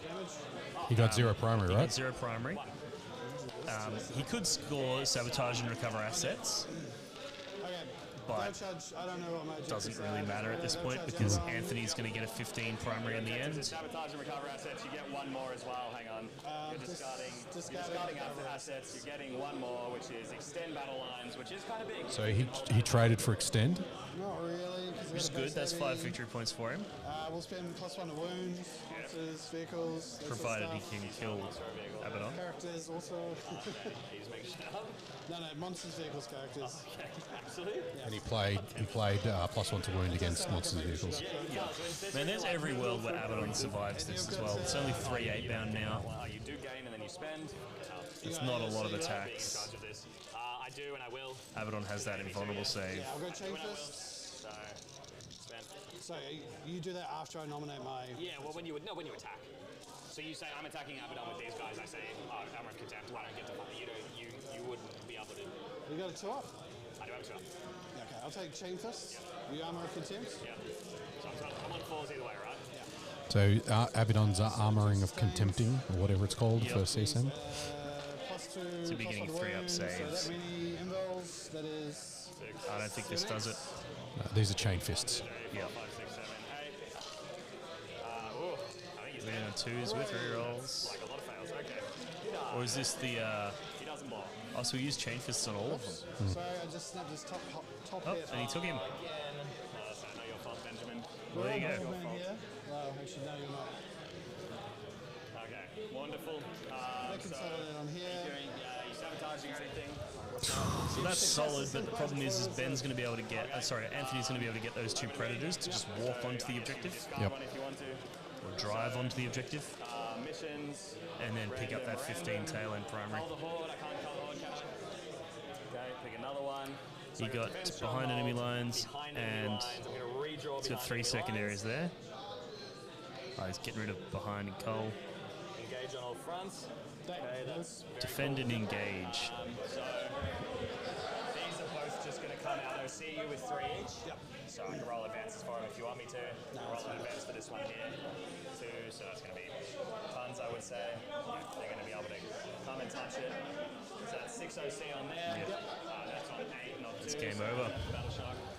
These guys. That Vindicator that's over there is going to roll an advance. So little engage. 12. Sorry? Little engage. I'll be able to get big here, I think, because I'm going to send this Vindicator over here. This is the end of the game, right? And then these guys are This game really demonstrates why, this is something I've said for a while now, is that the 1 CP heroic intervention was probably the most impactful change in Pariah Nexus. Big engage is 4 or 5? 1 hit. I think it's As you were. 5. 1, 2, 3, 4, 5, 6, 7, 8. I think No, 8 wounds, definitely. Oh no, it's maximum of 4. They're going to roll maximum an advance. That's the most important thing here. Used to be 5. Okay, that'll do it. I reckon. I think That's going to send him 12. they're kind of talking out the turn anyway, by the sounds of it. Away from the center, so she can come out to here. And this is supply drop for you, right? Like it was close the whole game. They were within 5 points of each other the entire time. Yep. And then in that last turn, the person who gets second gets an extra 20 VP just to tack on top. Yep. No, you're right. Smelling that old game over? No, I can't smell anything. Yeah, and we talked about that I at could have the been farting as well. start. This was going to be And these front guys will get further. a little bit attrition-y because whoever's got gas in the tank left, Yeah. and because of the Ben probably wasn't as aggressive as he needed to be. Yeah, I think he needed to get more out of Angron. You can't have a 415 point unit Yeah, not achieve, a heavy value. yeah, yeah. Same as the previous game with the Magnus not getting the value. This game it's Angron not getting the value. So he got defend and he got engage. And they're ending the game now. Yep. And they're hugging it out. Oh, you love to see it. You should have got that on the camera. Yeah. Do you want me to tell them to do it again? We don't have a camera on that angle. All right, put your scores in. If people want to know what You need a happens. dedicated Yep. hug So area. Well, that's the end of that. So they've got it down as a 28 to 49.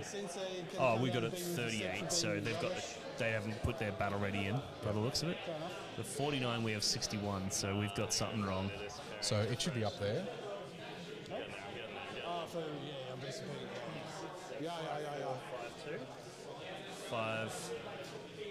Well, the joke's on you. I'm playing for the buy. 5, 4, 5, 2, 8 and 5 for area. You played first? Yes, you played first. And then you got 28, I got 49. You'd have to scroll down. I can't see it on there. Okay. I guess that's without paint, but anyway, whatever. What's wrong with It cuts off the that lens. might be like You wouldn't be better ready for it to full me. area. It's true. That would make plus the painting. That Yeah. would be right. So it's probably something like that. So, chat.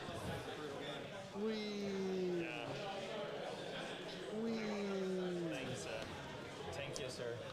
That's where we finish it. You go to the toilet with your mic on? So,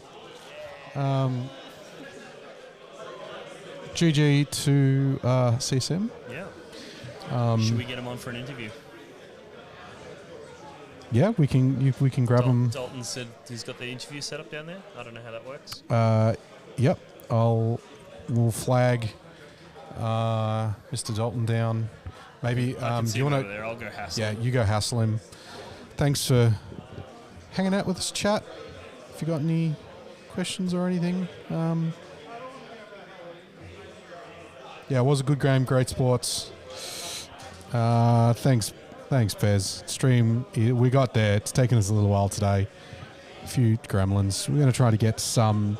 We're going to try to get a interviewish for you with the guys. Really good game. That Ron real key heroic intervention really highlights understanding the intricacies of this charge phase at the moment, being outside of 6 so that you can't get that charge. Flip this matchup into Anthony's favour, where it was kind of looking like it was World Eaters early. So yeah, and we go ISO, and we put that there. You can see Dean down there having a chat to the guys. Thanks again for the Gaming Arena for hosting the event today and having us. It's been pretty good. Josh is just about to get loud and tell everybody that it's dice down. But yeah, it was good.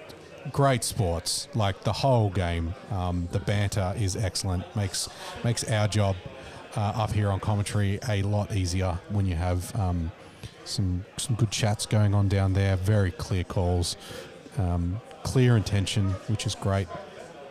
Excellent game, Warhammer. Lots of traders, which, you know, as a loyalist myself, you know, lots of traders, but you know, sometimes beggars can't be choosers. So, but we got a good game, which is good. So, we're just no, maybe not. We'll see. We'll see, chat. We'll see.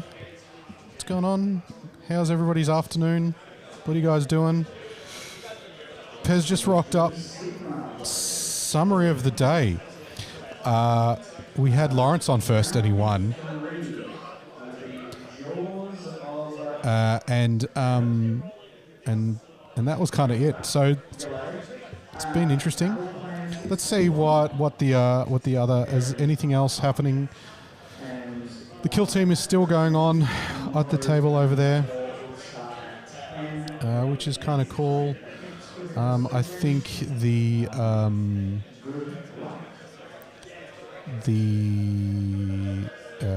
last round of the day for the,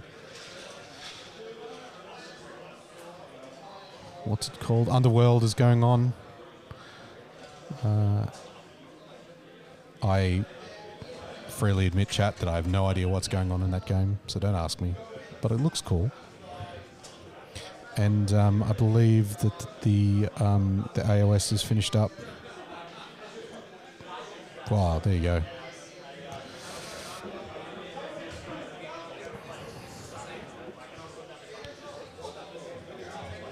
So yeah.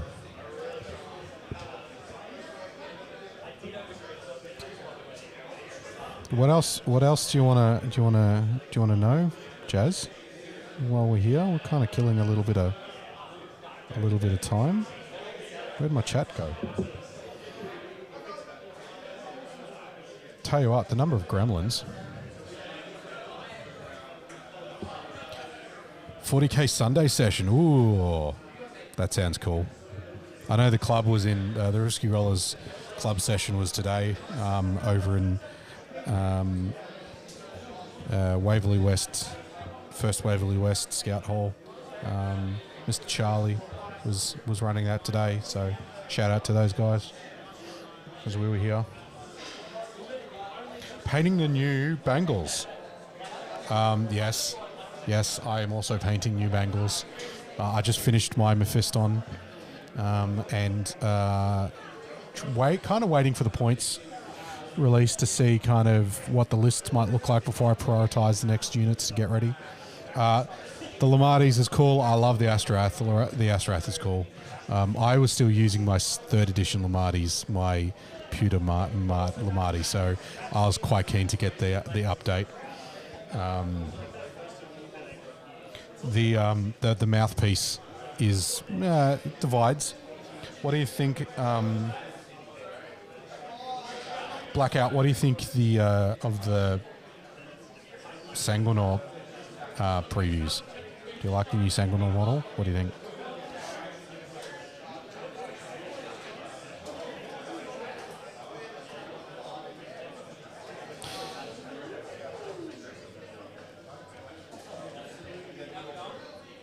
So, yeah. Well, what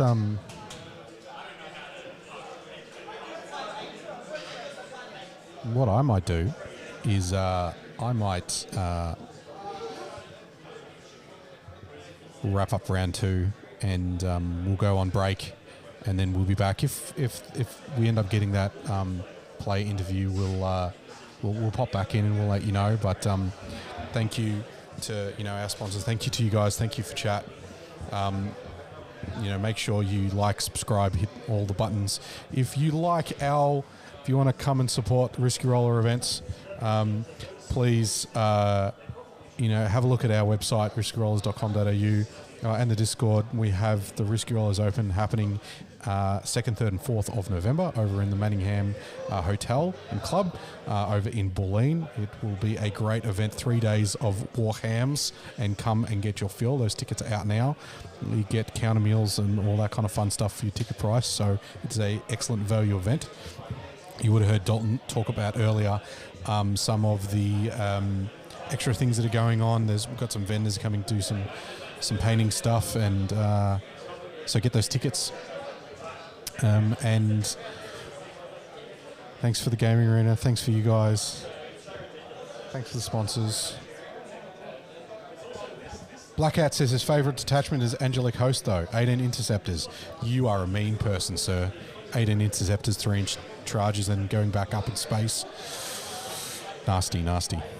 All right, well, we'll wrap it up there. We'll leave you for a bit, and we'll be back with round 3 in a little bit for the last game of the day.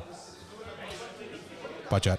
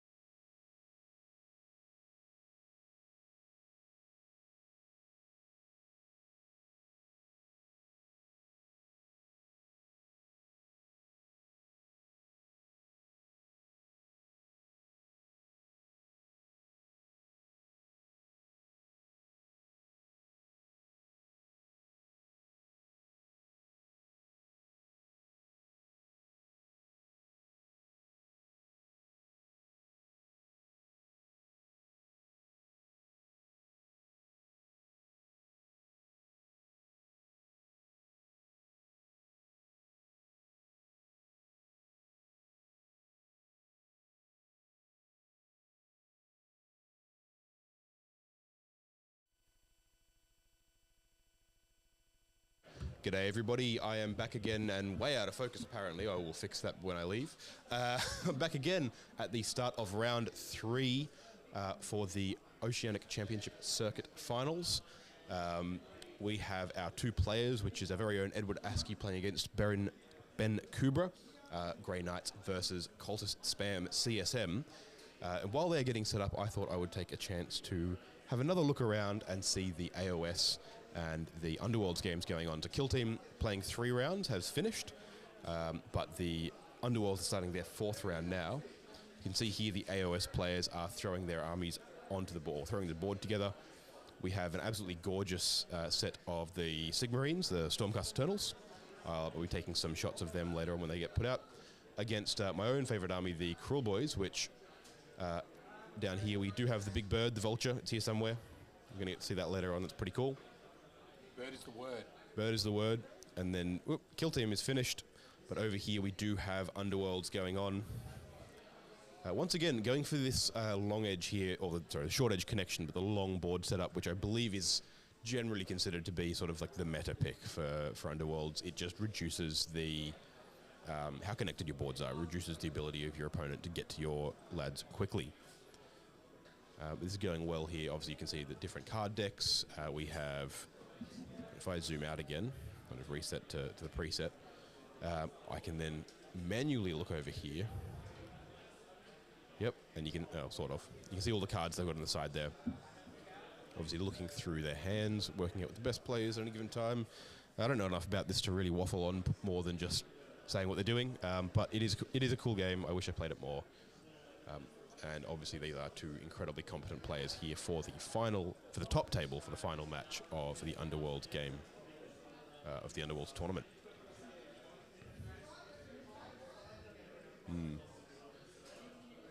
It's an interesting dynamic. You got both dice and cards going on, as Carl mentioned earlier.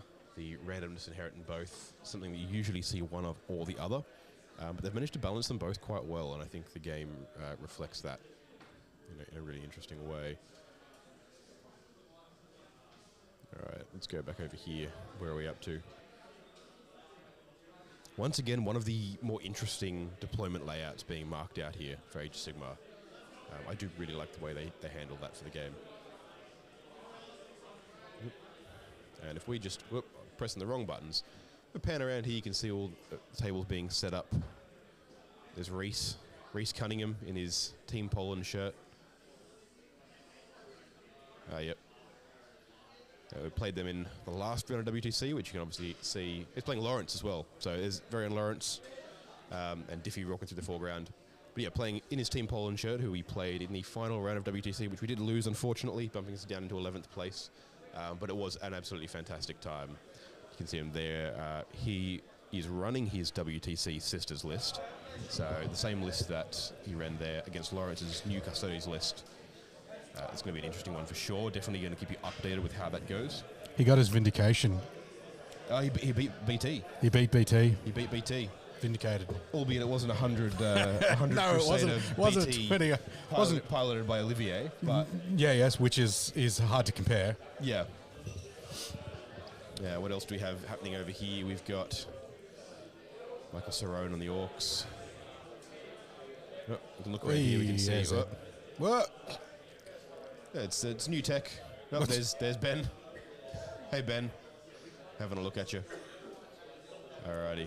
And they're wandering off. Gonna go grab a judge by the looks of it. Trying to. I tell you what, these new cameras are sexy. They really are. It's good stuff. Just like that, full screen. Yeah, bam. Well, I'm going to throw down this top down and. Yeah, we should be ready to go. Alrighty. Well, so it's back over here. Oh, top down score. Try again. Oh yeah, there we go. Took a moment to catch that looks up. right. Grey Knights on the left. Ed. CSM on the right. Sick. They're just confirming their terrain layout there. Nice.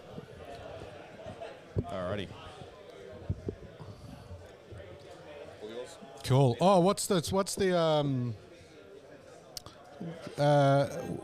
what is the mission? It is Mission N, the Ritual, Swift Action, and Crucible of Battle. Ritual, Swift Action, Crucible of Battle. All right. Give me 2 seconds, chat, while I... are the downstairs mics turned on? All right. Cool. So you can just... Listen to me for 1 second. So we've got, it's not turn 4, it is in fact, pre-turn 1. It is the ritual.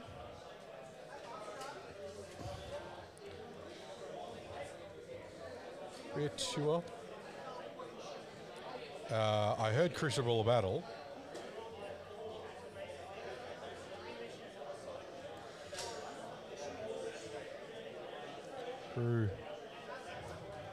Crucible of Battle. I don't think that's how you spell Crucible, chat.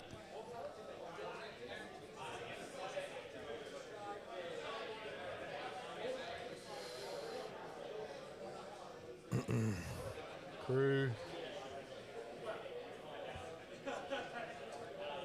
I nearly got it. I nearly got it, chat. Where is it? Where's I before E except after... Ah!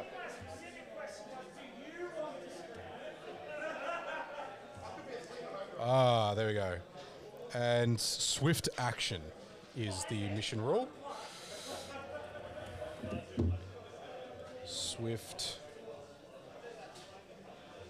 action.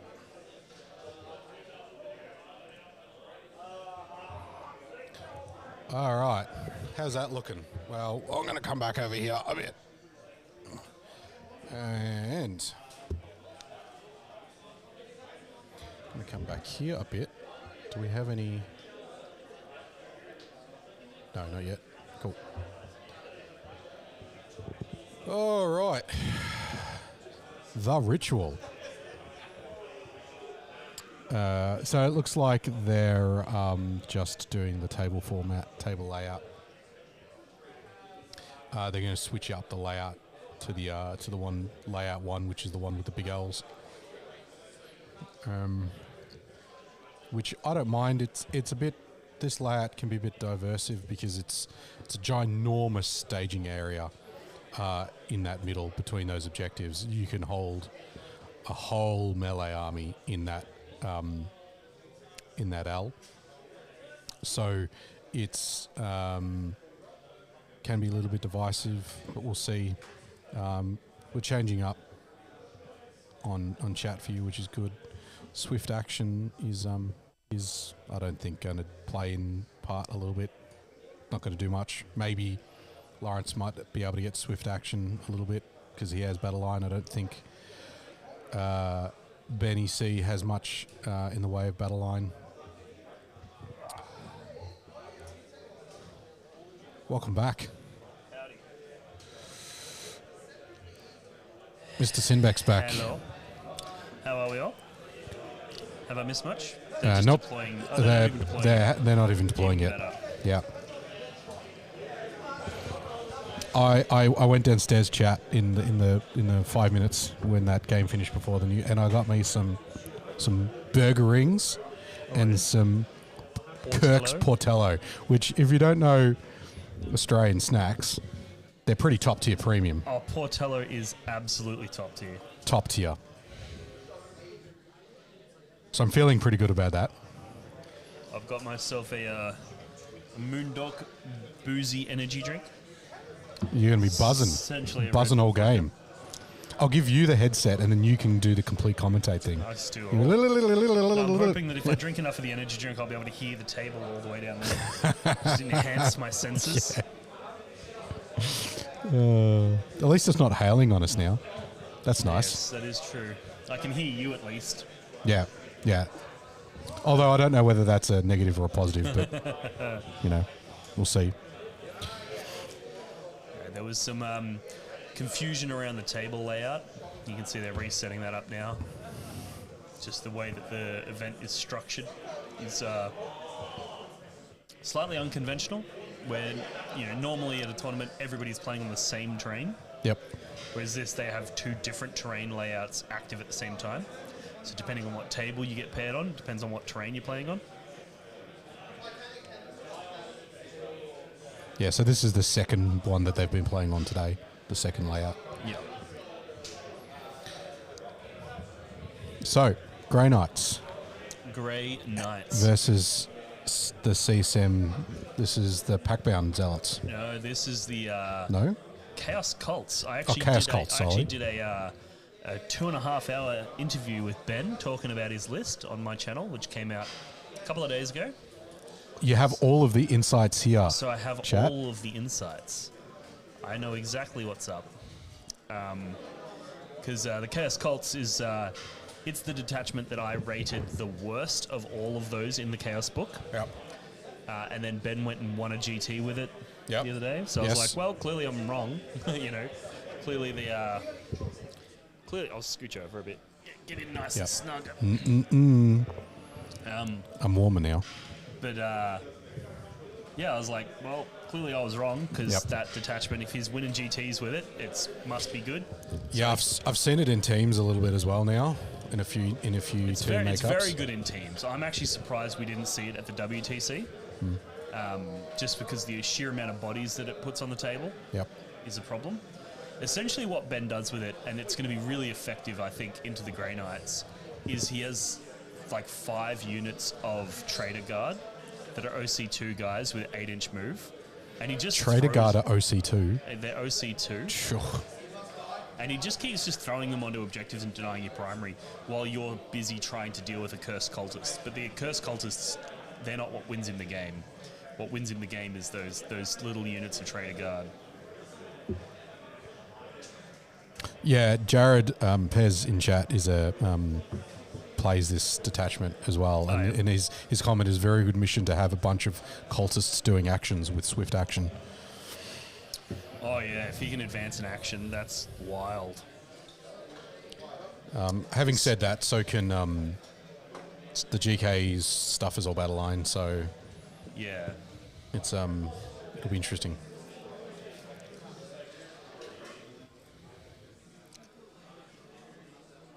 Yeah, the question is, will Ed have the firepower to push through all of this horde? Does Ed have the mental stamina left after playing Wolf Jail? Did he get locked up or did he break out? No, he broke out. He broke out for a last. So I had a chat to him very close up until last turn, and he was going second. Yep. And then I think he said he got like 25 points in the last 2 turns. Yeah.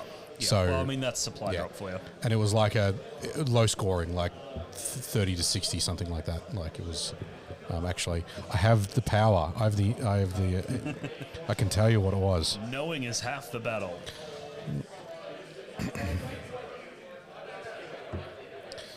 So it was a 28-62 to the Grey Knights. Yeah. Big win then. Yeah, well, if he got the majority of that in the last 2 turns, yeah. Yep. 28. That's abysmal. If you think about like the match we just watched, the game we just watched, Yeah. if you get on the wrong side of the supply drop shenanigans, Yeah. you know you can be kind of starved a little bit. Yeah. Because that's you're absolutely true. you know your primary's telegraphed, and you can't score on your home objective, so it's not like yeah, it would probably be a combination of bad secondaries and some not great luck with the supply drop pull, and then not going and going first by the sounds of it.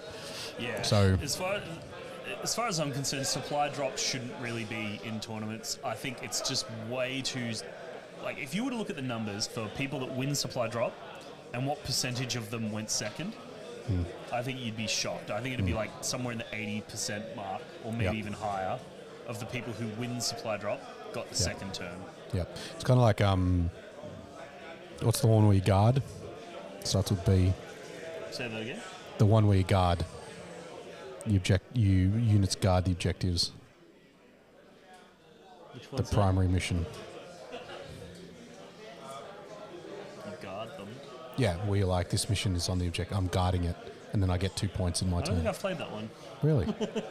Well, it's bad if you're going second. I only play it literally since Pariah Nexus came out. We looked at which missions they'd selected. For Dean the only WTC. plays the good missions. We looked at the ones that they'd selected for the WTC, Yeah, and then I've only practiced them. yeah. So There's plenty of, like the one where it's terraforming. I'm like, what's that? Yeah. Never Yeah, heard that's of it. another one where going first is really important because, like in a list like Ben's list, you get those trader guard, you put them all on the foot point straight up. Yeah. They're like, I'm terraforming, Yeah. and then they're like, cool. If you get 2 of those off, then that's 4 points every turn for the rest of the game. Yeah. Yeah. And you only then need to control 2, right? So, it can be a bit rough sometimes.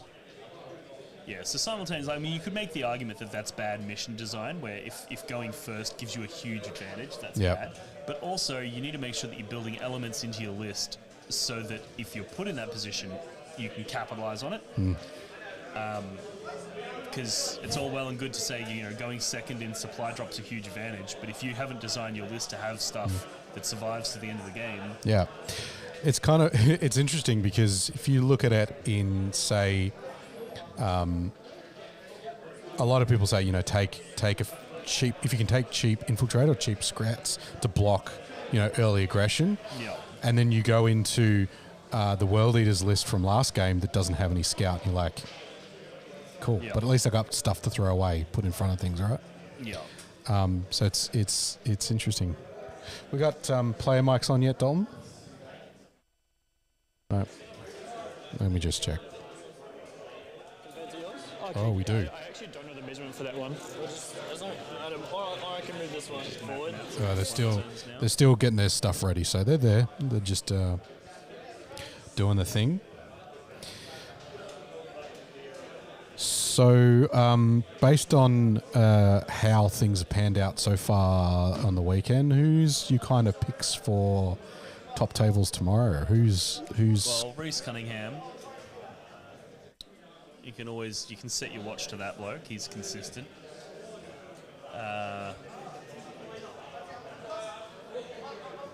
Alex Franz, perhaps. Yeah, his Necron Hypercrypt is always a fairly solid pick. Jason Horn will be another one to watch. Yep, he's consistent. Although he's playing Tesseract Vaults today because it's GW terrain and rules, Oh, yeah. which is interesting. Well, you know me. And then the winner of this game is probably going to be... Of course, yeah, that goes without saying.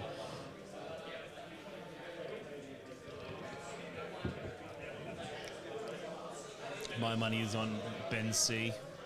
I just don't think the Grey Knights are going to be able to chew through the units fast enough. Yep, If they prioritize all the MSU, they're going to get hit by the big bricks. yep. And if they prioritize the big bricks, they're going to lose on objectives to the MSU. So, I was having a chat to Ed as he was kind of moving around the tables earlier, and he goes, "This is going to be a long game." Because the movement of all of Ben's units, plus the decision making of the Grey Knights, what you pick up, what you put down, where do you use your 3-inch, where do you use your Mists of Deimos, which, chat, for those that don't know, Grey Knights have 3-inch deep strikes via strat. They pick up units at the end of the turn and they have to come down, but they also have a strat that lets a reactive move or back into reserve strat.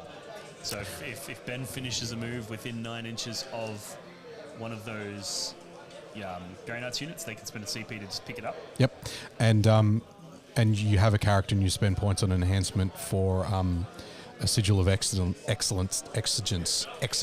Which is if they get shot. which is the unit. If the unit gets shot, they can be picked up. So there's a lot of A lot of movement shenanigans on both sides. a lot of if I do this and you do that and you stand here and then you move here and then so it can be. Cultists also have the Blood Surge move, which is something to factor in. So it's It's a high. This is going to be a high skill cap game. And with no chess clocks, I would be surprised if this gets to turn 5. To be honest. Yep. Although they might want to be. Ben's a player that would think about, like, Ben's really good and he would be thinking about maximising score to give him a really nice run tomorrow, maybe. Well, I was just talking to Diffie or Tio, and they're not using battle points at all. So as any tiebreaker, so it's like the 4th or 5th tiebreaker. yeah, right, okay. So basically, the way that this works in the GW format is the first is your win-loss rate. Yep. Then it goes off the win-loss rate of your opponents. Yep. Then it goes So strength of schedule. Then it goes off the strength of schedule. Then it goes off something else. Then it goes off battle points. Yeah, right. So it's like a 5th tier. So it actually really doesn't matter how many victory points you get. It just matters on whether or not you win the game. Yeah. So without promoting something that's probably has a connotation of being a negative behaviour, but is this a situation where you'd almost want to slow play a little bit? Well, that's exactly the conversation we've been having in every game about this, milestone method of doing time management. Because it's a collective milestone, not a personal one, right? Exactly. Yeah. And because of the way that the event is set up, there's 2 different incentives here, and both of them tell you don't finish your games on time. Yep. Awkward. Because there's no clocks, so you won't be personally blamed because there's no way of saying who was at fault. Yep. So you go slow, and there's no way your opponent can claim you went slow because there's no evidence. Yep. And then on top of that, your victory points don't matter. Yep. So you're even further incentivized to go slow. Because if you finish turn 2 and you got a good couple of turns, you just win. So I personally, I'm not a huge fan of the mission and event format. I'm sure there's been plenty of thought put into it, and there'll be reasons for it that I'm not aware of. But from my experience and my perspective, I think it's not ideal. And you can sort of tell by the fact that most tournaments don't do this. I would imagine that it has a lot to do with the fact that it's a GW-supported event, and that is how they are running their circuit. Yeah, and they're running their circuit specifically to promote the game. Yep. By making it as accessible to people as possible. Yep. And chess clocks are a thing that, first of all, it's something that people need to purchase. People need to understand how to use it. It's got a lot of benefits if you learn how to use it properly, because it gives you the ability to understand better what the best, most efficient and effective plays to make are to play in a reasonable time frame. And it teaches you to be conscious of how much time you are taking. Yeah. When your opponent, if you go, I'm going to decide whether or not I want to rapid ingress, and your opponent goes, yep, cool, puts the clock on you, and goes, there you go, think about it. Yep. Take your time. Yep. The clock's on you. And then you realise, I actually don't want to spend the next half an hour making this decision. Yeah. So you make it fast. Whereas if you don't have a chess clock and you go, I'm going to hang on just before you go into your shooting phase, I'm just considering if I want to rapid ingress, you'll and you'll go around in circles forever. Yep. Yep. So, doing things like good habits, like considering your plays in your opponent's turn while it's not on your clock. Yes, correct. Planning out 2 or 3 contingencies during their turn, and then updating them based on what your opponent does and what the outcomes are, so that when it does come time for you to make that decision, you've already made it. Yep. Yep.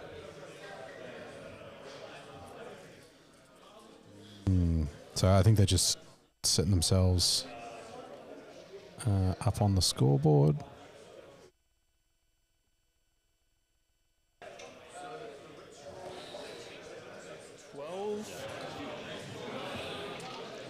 Alright.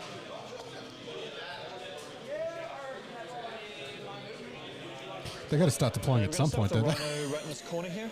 We've got a rhino. Ladies and gentlemen, we have a rhino. Oh, no, we don't. Actually, sorry. You jinxed it. We'll put 10 cultists down here. Sorry, I just got a question. Your blood surge. Yep. Is on all 3 of the bricks.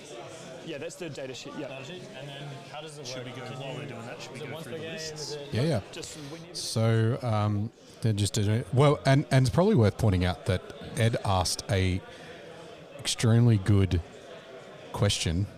From a player perspective, he's like, well, your key ability is a blood surge. Can you just remind me again how that works?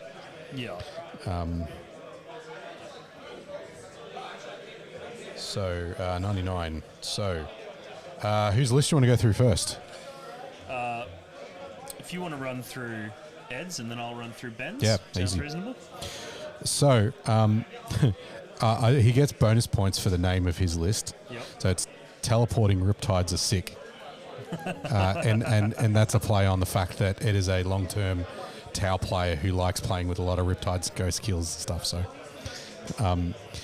character-wise, he has Castellan Crow, a Grandmaster in Nemesis Dreadknight with the sigil that we talked about. So the Grandmaster is if you shoot him, he can be picked up. Yep. And then Drago. Drago goes with the Paladins and gives him the... he can pop a once per game, plus 3 inches to charge, so they can come down at 9, then charge 6. So it's really a key character there for this plan.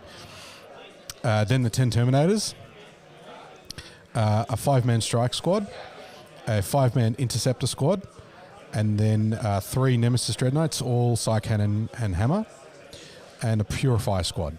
So that's Flamer squad, a 10-man unit.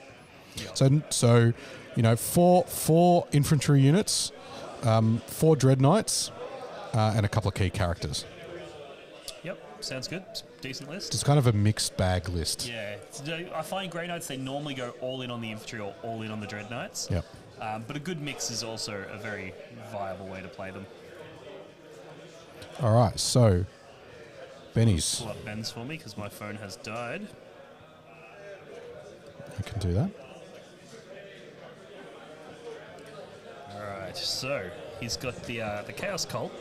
He's got Cypher.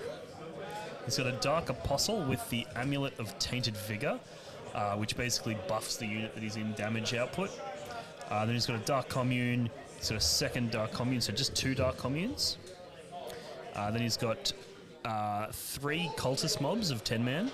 Did you say 2 Dark Communes? Yep, That's 2 Dark interesting. Communes. So he'll put the Dark Apostle with one of those units, and then 2 Dark Communes. Yeah, cool. So it's 3 Cultist mobs, then 1, 2, 3, 4, 5 Trader Guardsman squads, a single Chaos Rhino, and then we've got 3 Accursed Cultist bricks, 2 Forge Fiends, a Beast of Nurgle, and 2 squads of Nurglings. So from his previous list, his previous list had a single Forge Fiend, 2 Vindicators. Now he's gone for the double Forge Fiend. So no Vindicators? No Vindicators. Okay. So his only real shooting is the Forge Fiends? Yeah. Okay. And then he's got the Dark Apostle, which the Dark Apostle is interesting because he gives the unit +1 to wound, and they have an ability where once per game they get +1 to wound, +1 to hit. Right. So that means even into things that are neg-1 to wound, like if Terminators that have characters attached and things like that, they're still getting the +1 to wound. Yeah, right. So it really pushes the damage output on them up, and then also they get that +1 to wound even on a turn when they don't use that ability. Yep. So because they've got an ability that's once per game, +1 to hit, +1 to wound. So it just means that one unit can consistently put out high amounts of damage, as opposed to only being a one-trick wonder. So, it looks like they're doing their deployment. So some of the key, maybe the top 2 key pieces of insight from your download with Benny, maybe. Oh yeah. So the main thing is that he's got a few interesting tricks. One of them is the Blood Surge move. Like, that's something not to be underestimated, because with the Blood Surge move, the rule is that the unit has to end as close as possible to the closest enemy unit. Yep. But that's just the unit. It's not on a model-by-model basis. So if you shoot him, the closest model that he has to you has to end closer to you, but the rest of the unit can go whatever direction they want. So he can shoot you. If you shoot him, he can use that Blood Surge move to get on to things like objective markers, engagement range of other units. Like, he can do some really interesting stuff with that Blood Surge move. Yep. And he's very good on that. And the other one is just the +2 movement that he has the ability to just turn on, and a +1. It's +2 move, +2 advance, and +2 to charge. That makes his army deceptively fast, and it allows him to get onto objectives that you wouldn't think he'd be able to, go places to do actions you wouldn't think he'd be able to. Especially with this rule that's going to let him advance and action. It's going to be very interesting. Although, what's the mission? This is ritual. Ritual. So yeah, so a couple of questions from chat. Hugh, it's the ritual, and sorry, our faces are covering the normal spot where we have it up for you guys. So it is the ritual swift action crucible deployment. So the and no, he doesn't have a Grandmaster on foot. He has a Grandmaster and Nemesis, so he has four Dread Knights. Yes, and Dean is, you know, the color commentary's position is hard sometimes to get the mic position right. Well, it's tricky because I want to be talking to you, yeah, but the microphone, like, yeah. I don't want to be having a conversation. We're getting very excited over here. I don't want to have a conversation engagement with Carl where I'm looking this way into the microphone, so... Yeah, so... You almost need both arms over there so that mic comes this way. Yeah, you can even pull that around a little bit more. I think the cord gets too tight. If I go like that... Yeah, there you go. And you can how do I pull it? I don't want to break the shit. That's too tight. Yeah, there we go. All right. Is that better? Is that better, chat? I've turned him up. We've maxed out Dean. I don't know what that means, but he is. You never want to max out Dean. Yes, and I just... My booming voice is just, you know... I mean, the other option is I could just yell at you all. Well, you can yell... Yeah, they chat love being yelled at. That's how you get the sweet super chats, is you yell at chat. Yep. No, all good. We're not precious. If there's anything that you got any questions or you want to jump in, let us know if the audio is a bit rough or something like that. Just jump in and let us know. So, actually, speaking of that, now I've just gone and adjusted all the mics. Maybe I'll put the players on for a little bit and we can see how their deployment is going.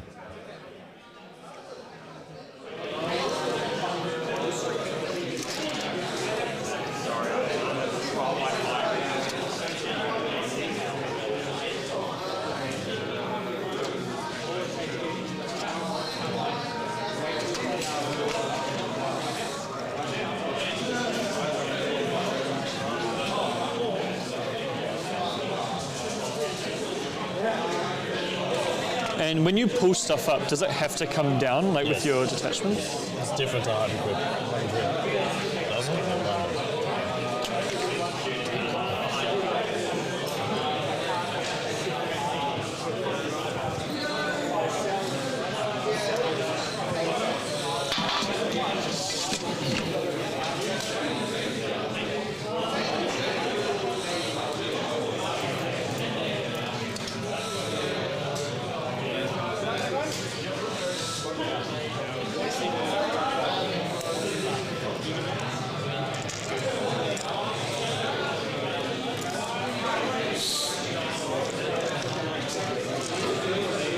Cool.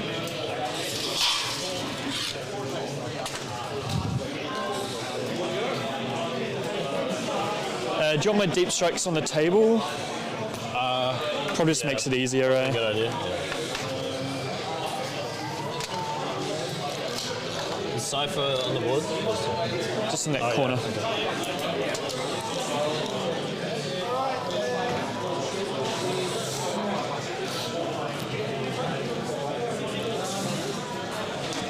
Okay. So the demons are in deep strike, the pink guys are in the transport, and blue guys are in strat reserve with the forge fiend. Okay.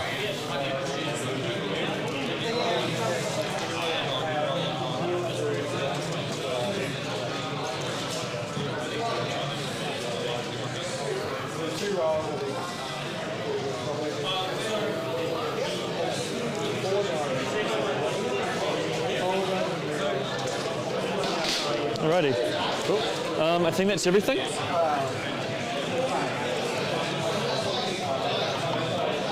Sorry, I'm just getting a phone call.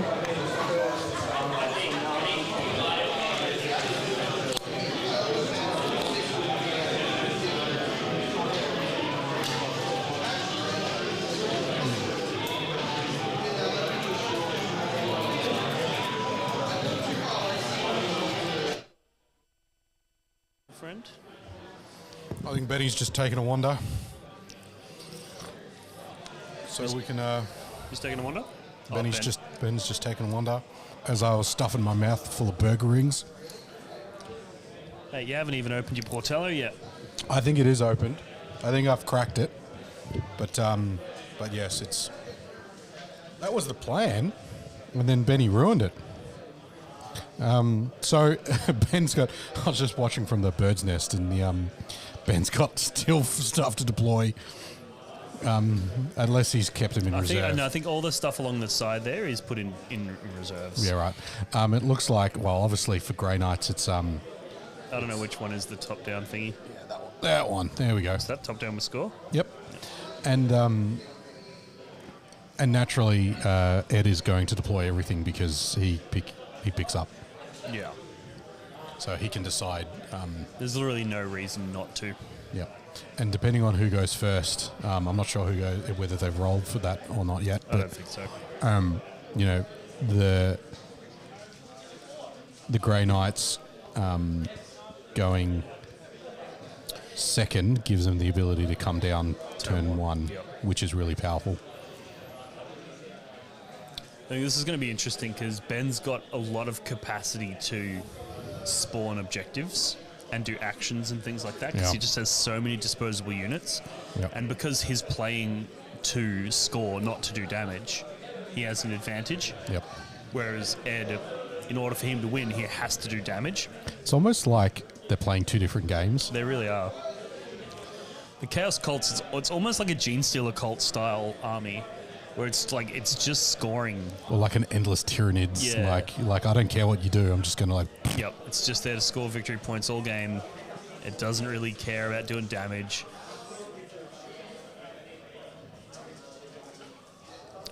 All right, I think Benny's back.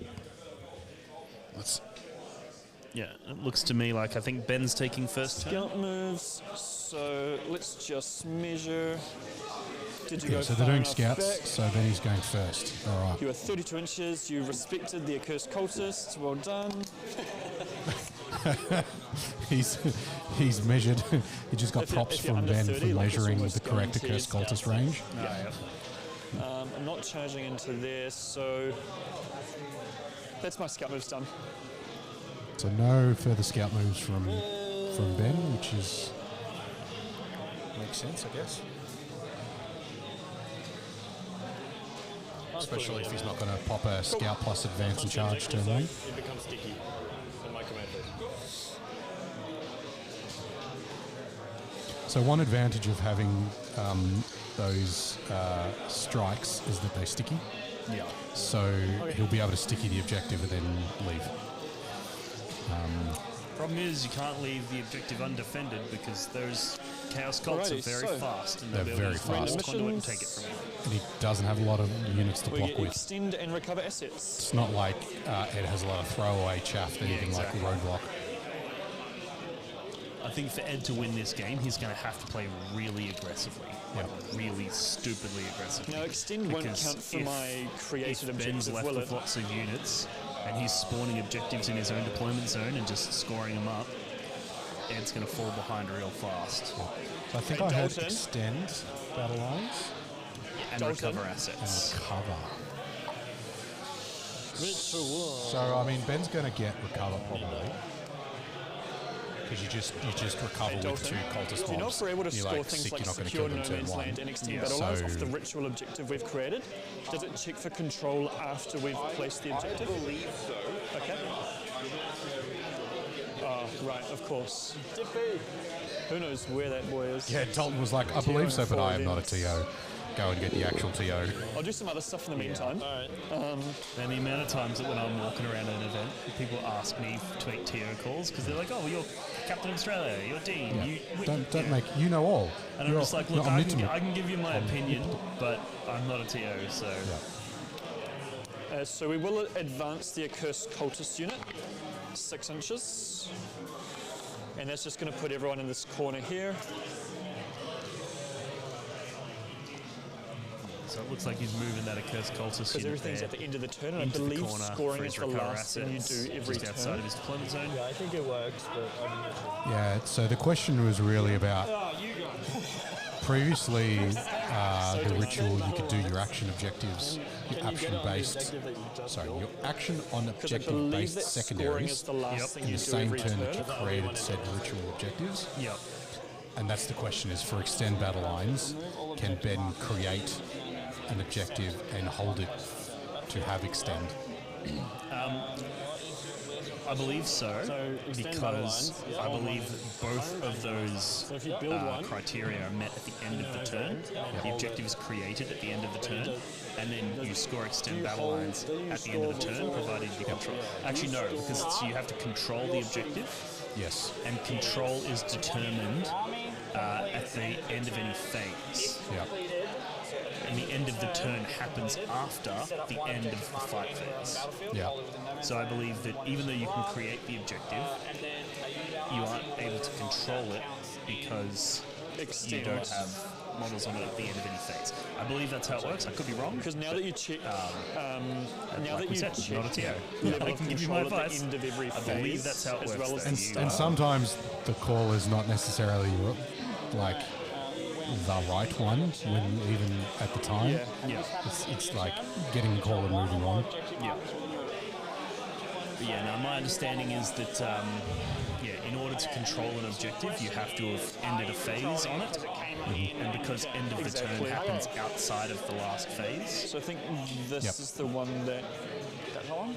Yeah. So I didn't catch what the judge's answer was, but I did see him go past. I so guess we'll see when they put in the scores. Yep.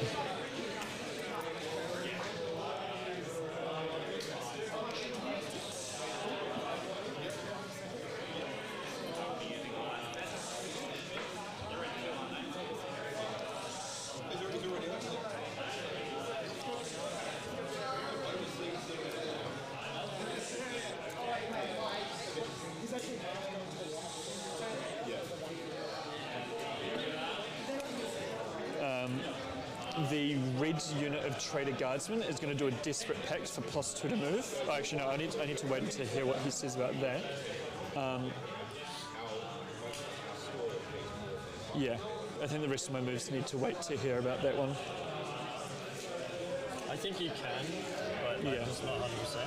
Because obviously I don't want to step out there if I don't have to. Objective marker at the He end might of be their able to phase launch or some turn Trader in which Guard their out of level that of control rhino. over it is greater than their and opponent's at the advance. end of the turn.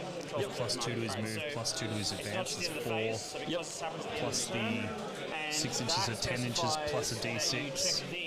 He might be able to get him out onto that central objective to get his extend battle lines. You do any special rules? Yep. I would say the objective is there. Yep. At the end, so yes. Cool. Thank you very much. Well, they make it hard for me. I think the short answer of that was that Josh said yes. So that makes this a lot easier then. So the Rhino is just going to make a 12-inch move up to here. When does it break? Are you touching this? No, Yep. No worries. doesn't need to. Well, do you want to do that now while Ben is doing his moving face? So basically just demonstrating that he's got wherever he wants to move. I'll just do this. G'day, chat. All right, I'm going to jump in over here. There we go. Well, Dean and Carl's a bit of a break. I've just been having a chat with some of the TOs and players from the Kill Team event. So it was 3 rounds. I said that they are playing a 4th shadow round of sorts, basically, with the top 2 to determine the eventual winner. So I'm going to cut over to that here, and we have Aiden playing the Orc Commandos into Jason. I've immediately forgotten the name, sorry. I am terrible at this.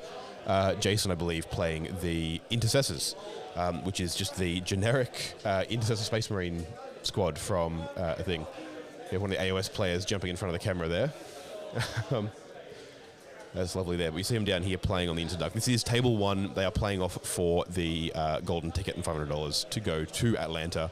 Aiden on the Orc team is free and has planned to go. He is really gunning for it. And Jason there is a real tournament grinder, very common player at a lot of tournament scenes here. often coming in that second place. It's a very common place for him. That's sort of his narrative at tournaments there. Yeah, one of the things that they want me to stress when I was chatting to them, the Orc Commandos are in the starter set for Kill Team. That is a Season 1, Release 1 team with still basic rules and so on, still competitive, still very meta. And then we have the Intercessors team, which is the free team. Every 40k player has 5 Intercessors lying in a box somewhere. I'm convinced that GW never actually made the models. They just spontaneously generate around 40k players. I'm sure if I went home right now, I could find 5 of them, and I don't play any Space Marines. So there they are, and they are here competing on the top, essentially the top table in Australia for Kill Team, or in Oceania, competing for that golden ticket to go to Atlanta for the World Championships of Warhammer in November. But yeah, so they've been doing really well here. We've got, again, AOS players standing just in front of the camera there, making that very difficult. Yeah, you can see them playing here on the Into the Dark terrain. You've got their objective markers. They're cruising around there. But yeah, that said, I will pass back to Kyle and Dean shortly and jump back and see how the main 40k game is going here. Where are we? Looks like Ben has been moving along there. All right, I'm going to give you back the player mic so you can hear what's going on down there. 5, recover assets for 3 at some point. So that'll be the end of my turn, man. All right, I'll just go extend now. Yep. So the end of your turn, I gotta decide what to pick up.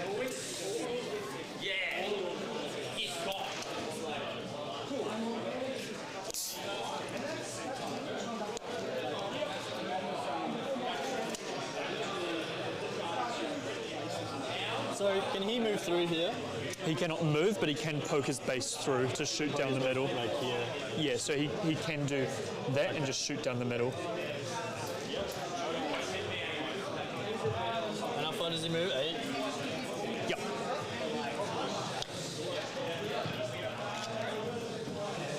Okay, so you'd have to go. And these are... What's the wounds on all these? Little guys are 1 wound, big guys are 3 wounds. With a 6 up, feel no pain. And T5? 4. All my infantry, all the accursed cultists are T4. All the traitor guardsmen and normal cultists are T3. So T3 5 up save, T3 6 up save, T4 6 up save with a feel no pain of 6 up. These units with the Dark Commune have a 5 up invulnerable save. No invuln. No invuln on the units, but the character and his 2 minions have invuls of a 4 up. So, Master.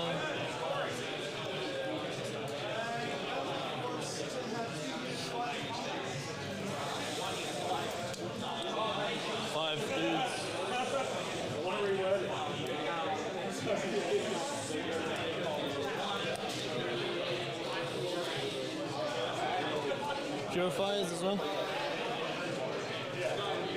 So 1 Dread Knights. Grandmaster, 5 dudes, 10 purifiers. Cool. Cool. Alright, cards.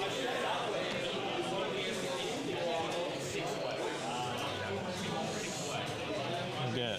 Behind enemy lines. Containment. I can redraw behind for free. Yep. So, assassination.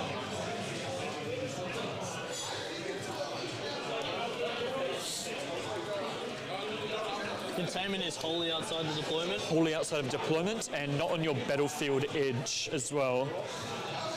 So I believe it's short battlefield edges for this mission. Yeah, not my home. Yeah. It has to be there or there or... Correct, yeah.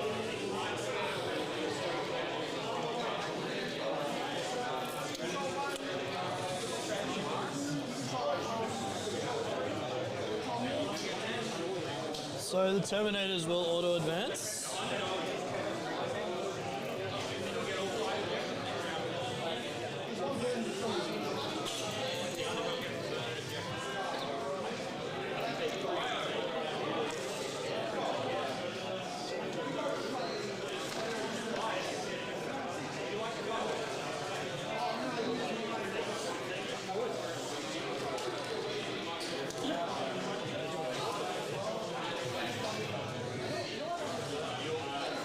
Alright, before I do that, Yep.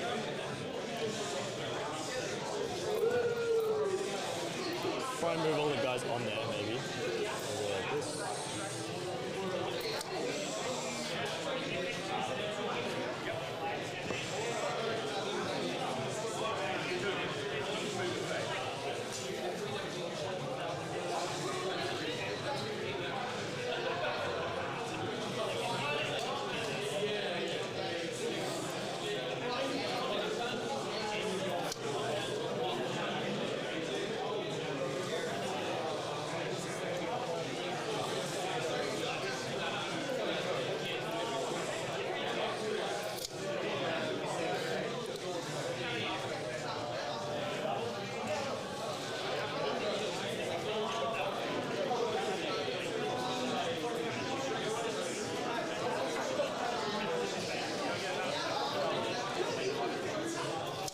So if I'm here, and then if you bring on a forge beam there, Yes. you can't see me, right?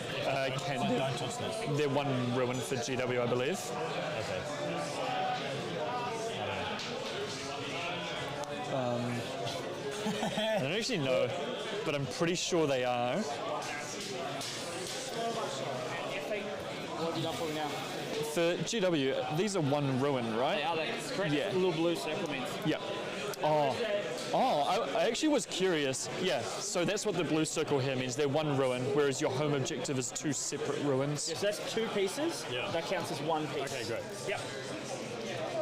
It'd be nice if there was like a key or a legend for the know, map, right? eh? We're too used to WTC. That's their auto advance, isn't it? Because it's this mission, I can advance and do the action. Right. There's their battle line, which is awesome. Oh shit, that's really nice. I've got 80 battle line infantry.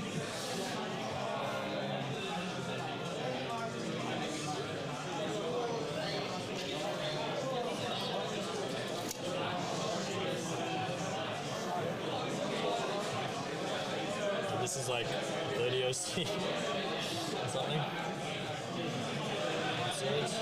And they regenerate as well, don't they? Okay. This is sticky now because they're there.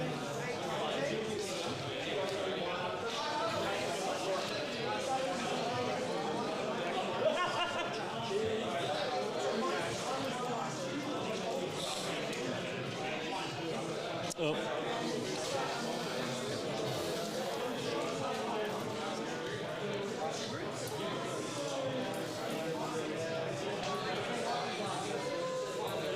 Need to work out for containment. Oh, do you want me to hold it over 30?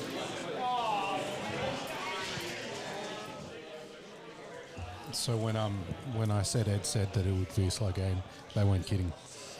What's that? When Ed said it was going to be a slow game, They weren't kidding. they were not kidding. But Ben made an interesting comment. He goes, "Oh yeah, I've got 80 battle line." I think it didn't quite sink in that it was swift action. Yeah. He's like, "Oh Ed, you can't do that." And it's like, "Yeah, it's swift action. There's a battle line." He's like, "Oh, ding." Yeah. Which is quite Light funny. bulb But moment.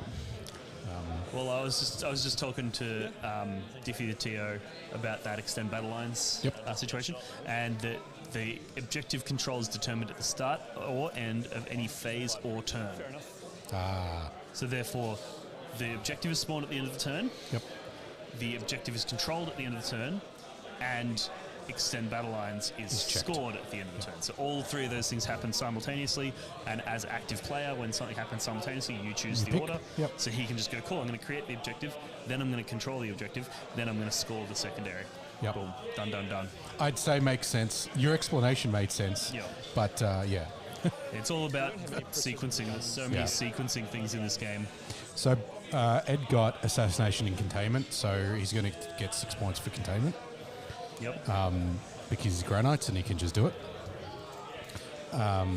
He may have to put something, expose something to get the second one, but it's the assassinate. I think that'll become a CP. Yeah. So they've both created one objective so far on their respective side, basically in mirrored positions because it's behind the L. Yeah. Because they're playing on the big L. Reasonable. That's the Grandmaster, isn't it? And Ed is now spending a bit of time checking shooting angles and charge distances, and so let's just listen to he's talking this out loud. Or the Forge Fiend probably not, no, because he can't poke around this corner. Because I don't really care about any of your other shooting, I don't think. No. Overcharged plasma guns though. Oh, no. I couldn't quite hear. Basically, Ed is both checking the sight lines for the Forge Friends and his charge distances from the cultists. Yep. Because as soon as those cultists move forward, then it gives him a missed target. But he can only miss with one thing. That's the biggest thing about Grey Knights is they can only miss away with one. So you just have to line up in your turn to hit multiple. Or you tag them. They also can't miss in combat. Yeah. So if you can lock them up with stuff, which is hard because they do hurt. Then they also can't 10 miss. Trader Guard can go in. The Dread Knight only has like 5 or 6 attacks. Yep. So he actually just can't kill the unit. Mm-hmm. Yep. So How can he see me if he comes up? I don't think, because I'm predicting at some point during this game, the most I can poke out. Ben is going to heroically intervene with a unit of cultists or guardsmen to tag a Dread Knight and prevent it from misting in the next turn, and then he's going to hit it with an accursed cultist brick and kill it. Yeah. Let's see whether or not that happens. All right, that sounds like a poll. Is Dean right, poll? Do you think Dean will be right? I almost want to vote no. All right. Well, let me put that up, and then you can. So the poll has to be: will Ben heroically intervene? Just the demons, yeah.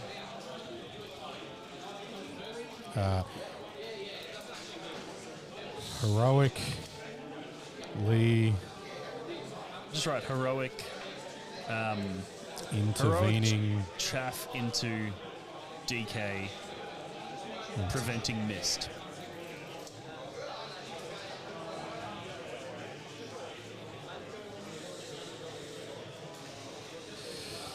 Yeah, and then yes or no. Or true, false. Yeah.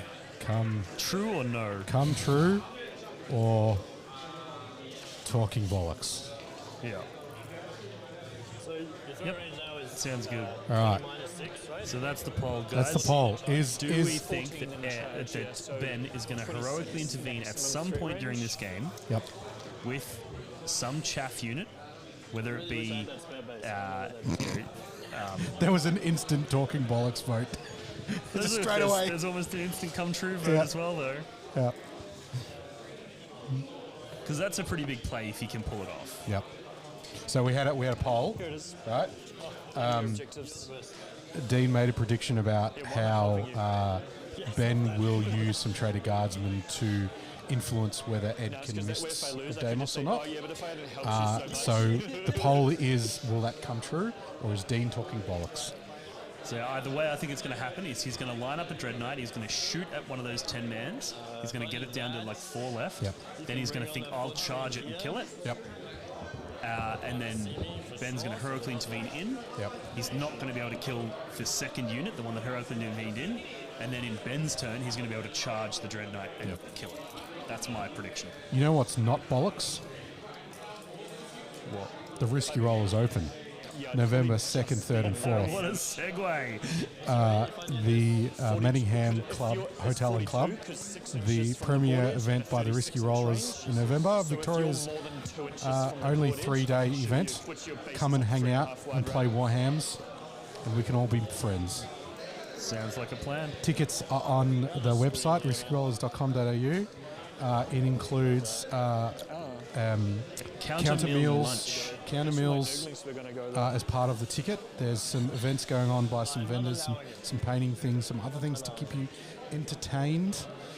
We I'll like the be masses there. to be entertained. Dean will be there. I will be there. You can tell him he's talking bollocks in person. Yep. Yep.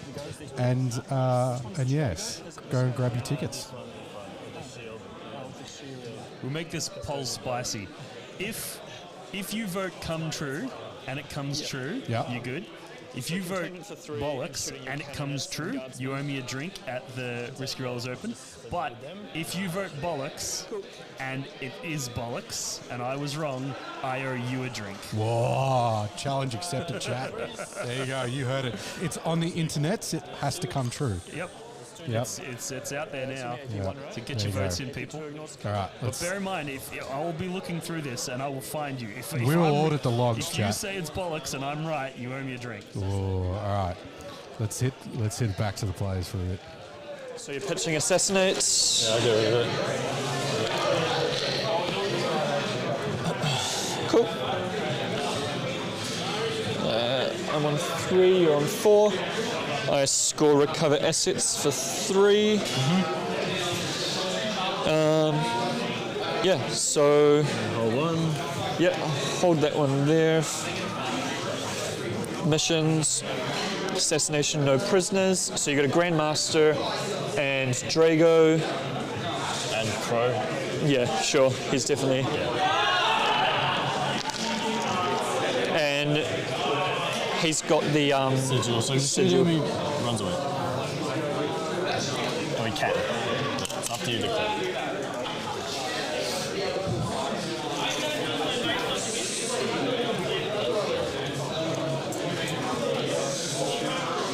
So I think you're outside of range of a Strat Reserve Forge Fiend.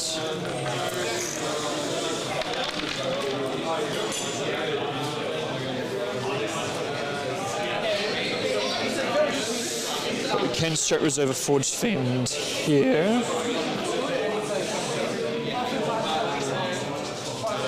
And that would be able to see you. So it's kind of nice to blow early. No prisoners and assassinate though. Double kill seems a bit rough. I think we're going to pitch no prisoners for a CP.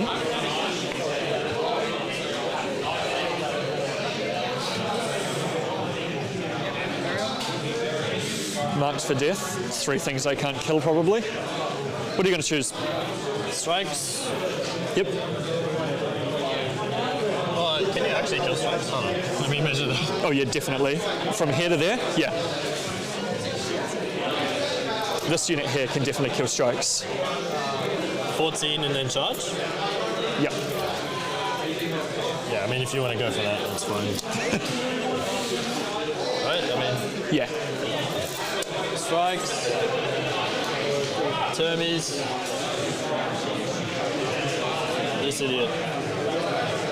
So strikes, termies, and It's either this guy.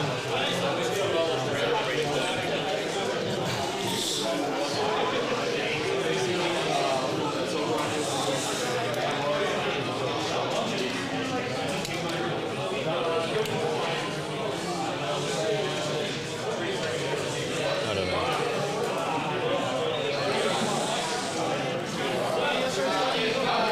Sorry, can I just move him back a bit? My intent is to not get shot. yeah, sure. An angle.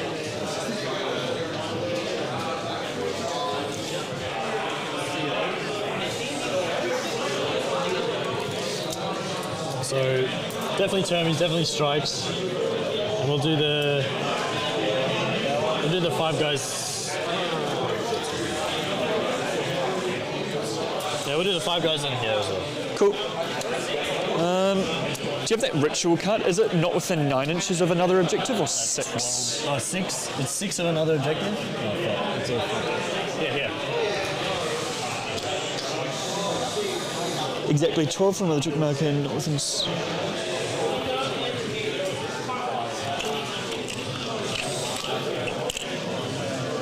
All right.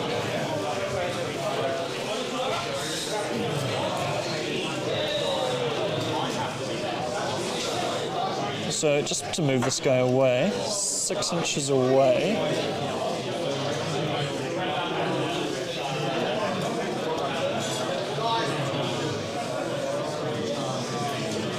Happy with that? It's outside my deployment zone, which is going from there to here. Does the whole puck have to be outside the deployment zone? Looks like it is. Oh, sorry. Yeah? Yeah, it looks fine. Cool. So we're like that. So if we're doing an objective there, trying to kill this guy and force you back, so they can't advance and charge, can they? Correct. And with your lift up, you cannot do things that are an engagement. Correct. But if I'm like 1 inch away from you, you can do it. Yes. Okay, so as long as you're not engaged, you can get put into the scope. End of my turn, yes. End of my turn. Yeah, yes. All right. Oh yeah, and I'll just put that.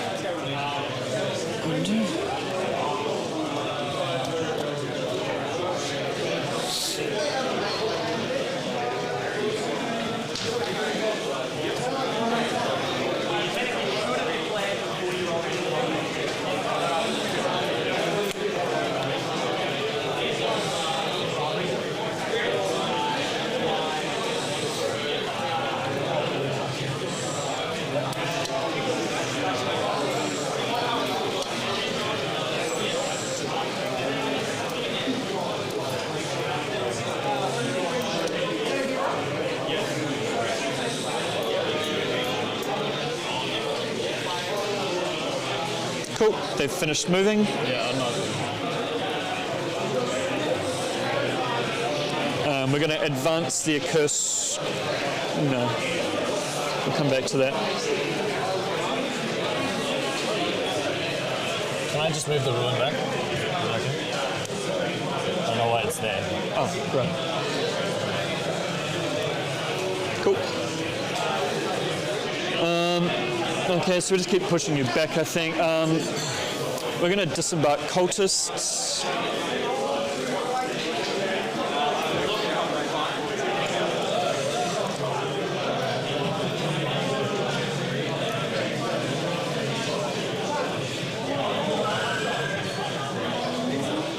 Um, 25 mil base, so I should be able to get 3 deep.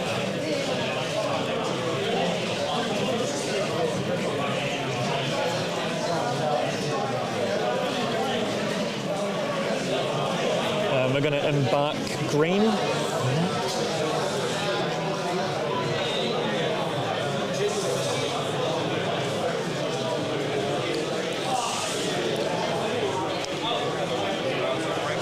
We will advance the red guys 2 inches, that's 8-inch move.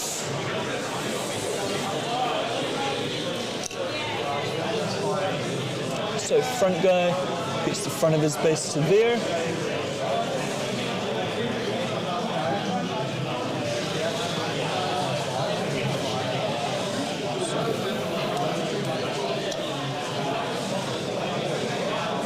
Back guy.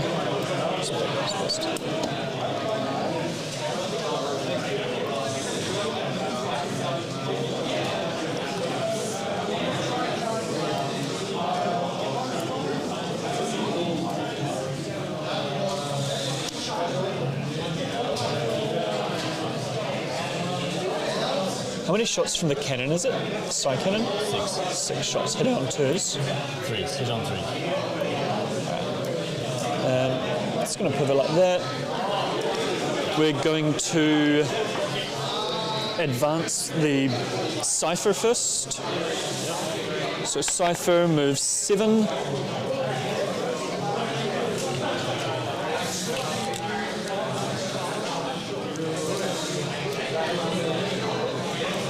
So he gets within 3 inches of the transport. Okay. So he'll hop on the side as well.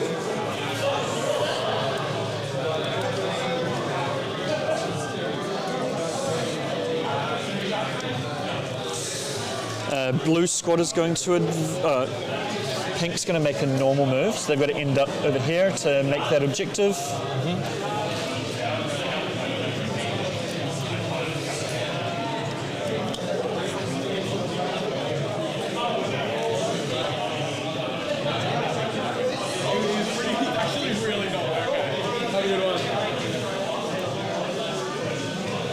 Blue is going to advance 2 inches. It's 8-inch move.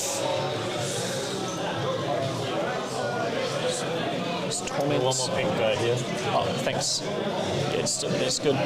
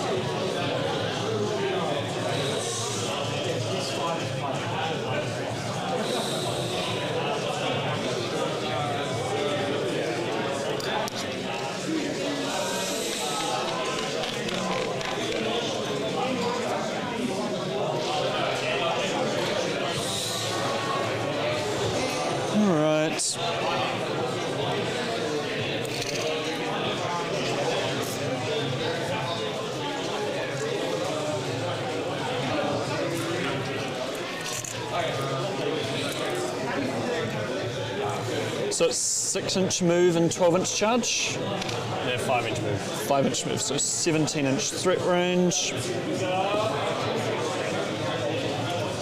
And they can't advance and shoot, can they? I can advance and shoot for a CP, and I can't charge. But it's a bunch of AP0 Stormbolters. Yeah, it's the Flamers and Drago's 2 damage thing. Alright. Don't think I'm scared of that, so we're going to... Don't think that gets us closer though, so...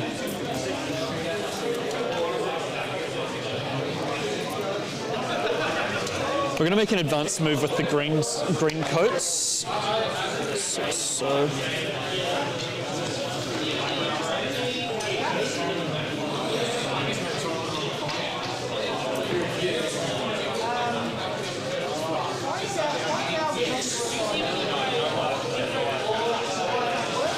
Just going to make sure I don't block myself out here.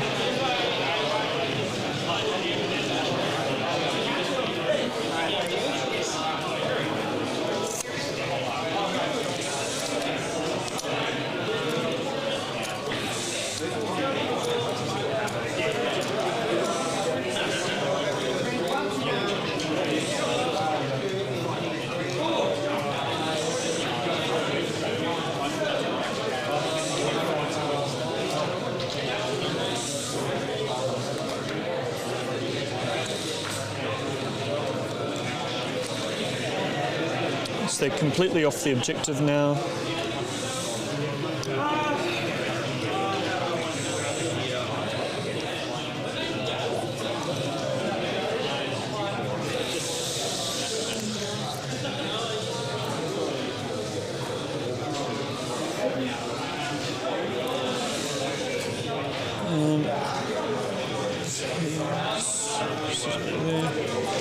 So 8 inches back of his base.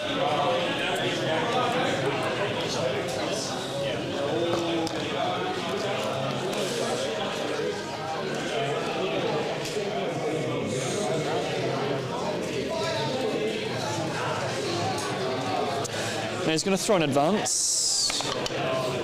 1.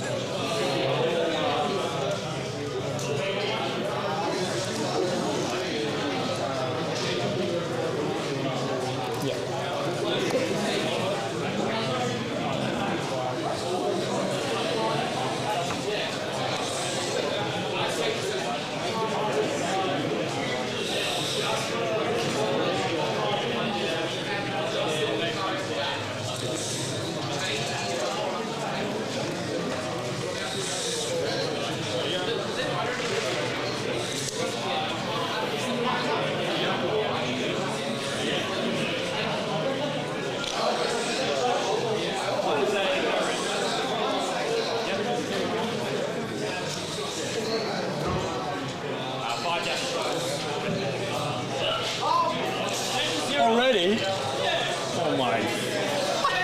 That was so quick.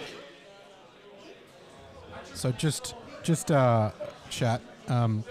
I can see that only 9 of you have voted in this poll, and just to be aware that Dean is putting his wallet on the line here. Yes. So, just to catch everybody up, I am predicting that at some stage in this game, Ben is going to use one of his chaff units, whether it be a 10-man cultist or 10-man trader guard, to heroically intervene into one of the Grey Knight units, probably a Dread Knight, in order to prevent it from being able to use Mist of Deimos in the subsequent turn.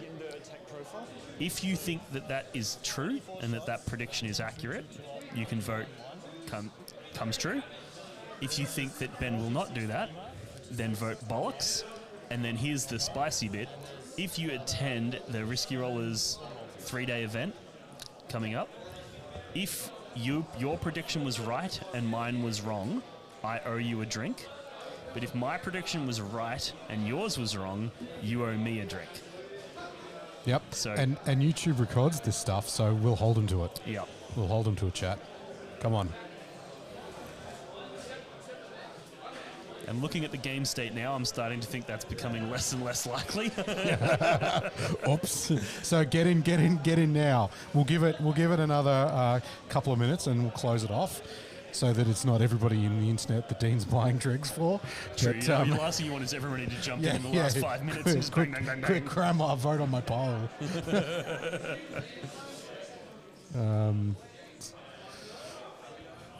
A lot of intricate movement.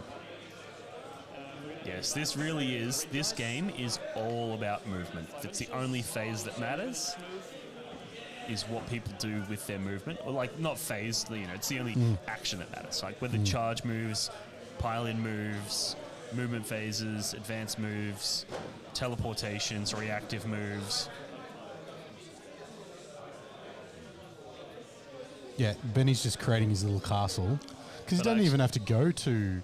No, because he can create. Right? He can just create 3 objectives in his home. The problem is Ed can do the same, and if they both just create a ton of objectives in their own zones, then how do they reliably win from there? Right? Somebody needs to push the other one off. Whoever gets second has an advantage in that regard, but not a massive one.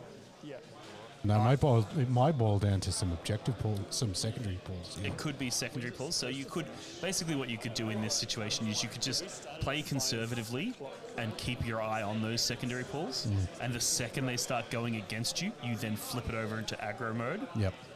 But if I was Ed, I would actually be engaging in aggro mode relatively fast, because all those 2-up armor saves with true silver armor, like... almost all of Ben's stuff is either AP 0 or AP 1. Yep. Outside of 2 Forge Fiends. So if Ed just goes aggro and just in the next turn, if he just goes, cool, Dread Knight goes in, that strike unit goes in, another strike unit, rapid ingresses goes in, like if everything just goes in, he could actually just roll him up. Yep. Drop down, shoot all the chaff, charge the big units, get stuck in, and then you're going to cop a couple Forge Fiends, but Forge Fiend doesn't reliably pop a Dread Knight in shooting phase. No. Especially because these Forge Fiends have no access to rerolls. There's nothing special about them. No, they don't get packs. They get their normal pack, but they don't get they don't get the sustained 5s or anything like that Pac-Man Zealots get. They don't have access to any rerolls that the other detachments can have access to, so their damage output is nowhere near as scary as you might intuit. So if Ed just bum rushes him, instead of using your reactive move to pick up a unit, use it to move forwards and just get stuck into him. Yep. If he can do that, he has a decent shot. If he lets Ben just spend 2 turns just creating these massive screens and flooding the board with models, and then all of a sudden his teleport does nothing because he just lands back where he picked up from, then it's a problem. Yep. Although it looks like Ben's left a nice big opening in his backfield there. Bait? Thin him out a bit by... It could be. It could be bait. It could be an oversight. It could be he might be about to bring something on from strategic reserves to fill that space. You got 30 seconds, chat, before I close the poll. Get it in. Ooh, we've got some more support for more faith in Dean's predictions. I like to see it. Yeah.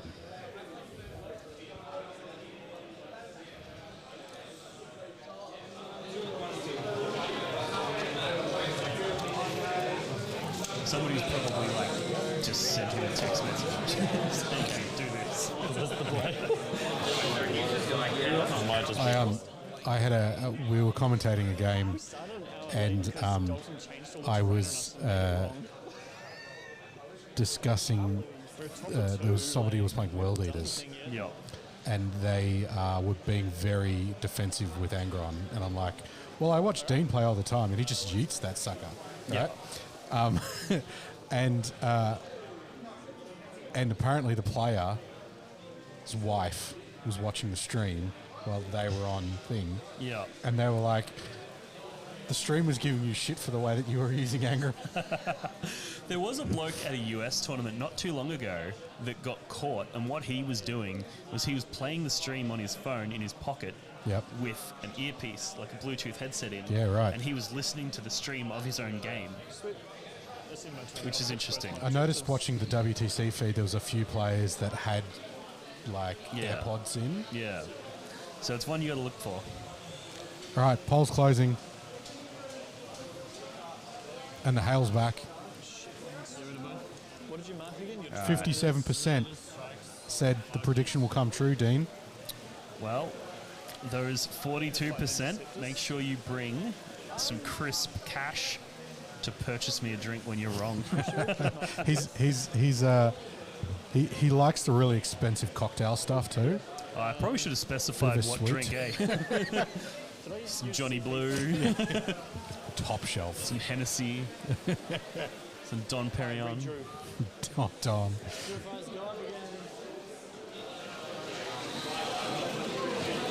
If Ed goes aggro here and full sends, my prediction will come true. Cool. If he doesn't, he continues to play KG. Sorry. These two. Yeah, I don't know if he'll full send turn 2. Is the thing. These two. He really kind of has to, I think. So I'll go up to 5. I'm holding 5. Because otherwise Ben's just going to screen him out. Although it looks like it's the end of Ben's turn, and Ed has picked up those units, which means he hasn't filled in that backfield. Which either means it's an oversight, or perhaps they won't fit, and it's just hard to see. What did Ben from do that on angle. his... Did he score anything? He hasn't scored anything. Now he had assassination and mark for death, and it looks like he's discarded assassination. Sorry? He's kept mark for I have death. to be within 6 or 3 of them. Within Within Deadpool? 3 for big, and Deadpool, me area holding denial out and no out of prisoners? 6. So I'm denying area denial right now. If I want small, You've got to be Which within both of those 3, are so and easy to I've got get. be That outside strike of unit 3. that's on the objective there, it could just pop out, kill the Nurglings and whatever those, the cultists or trader guard that are right there, near the center, and score, like max out both of those.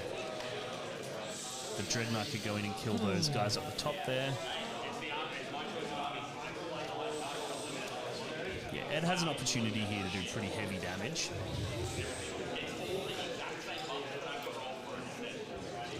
And I think if he gets psyched out, if he gets scared of the accursed cultists, that's how he loses. He needs to bank on the fact that he can true silver armor against them. Yeah. Straight reserves, deep strike, and transport.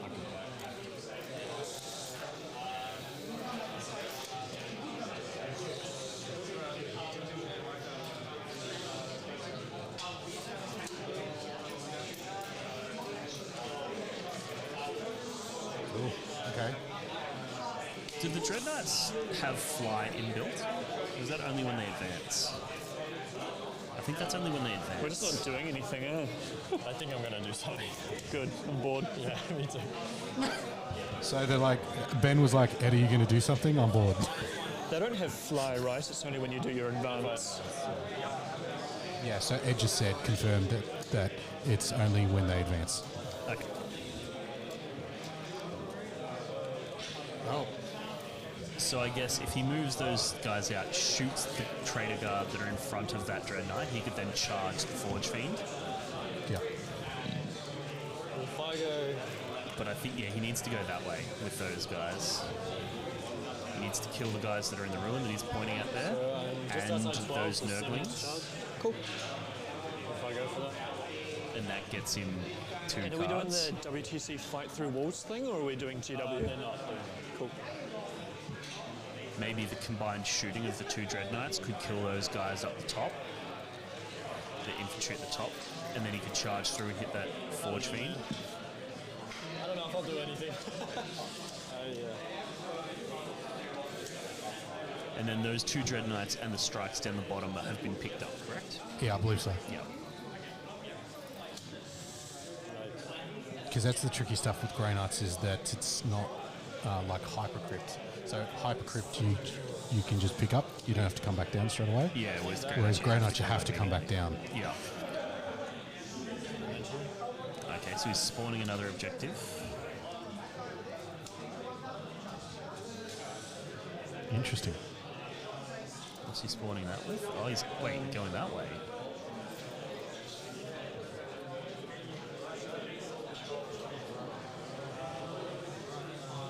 That's a good place to spawn one, but what's he doing it with? Dread Knight.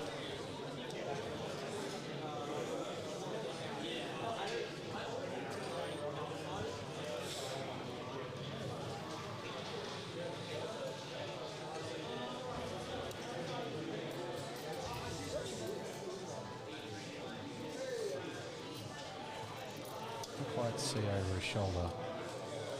Does that pass off more like pass off health to the other You're guys? trying to see if there's something in that ruin. I don't think so, because when he picked it up to put the objective down, there was... Oh, yeah. Oh, they're on the actual piece itself. That's why they... Okay.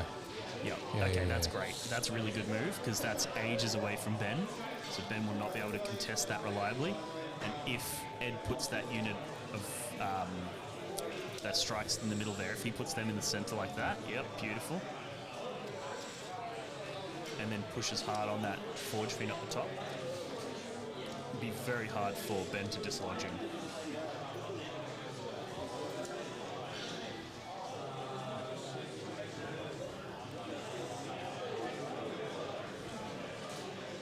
I think Ed's sitting pretty comfy here.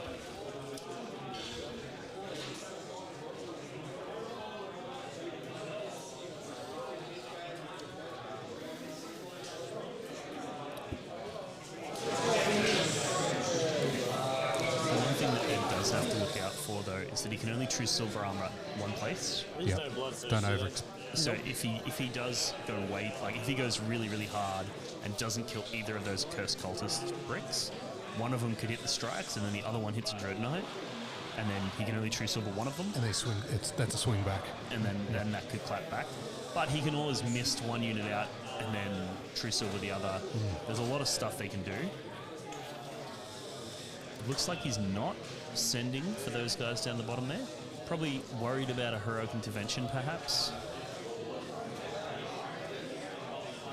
Yeah, he did ask. Ed did ask Ben what he had, like clarifying what he had that could come in by heroic. They've both got lots of CP. Ben's got 4, Ed's got 5.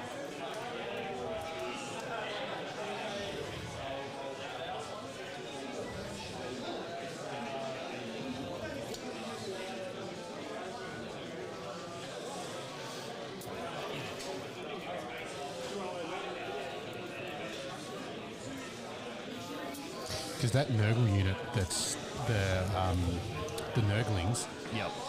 Are preventing a large area of his 3-inch deep strike. Yeah. His offensive 3-inch deep strike.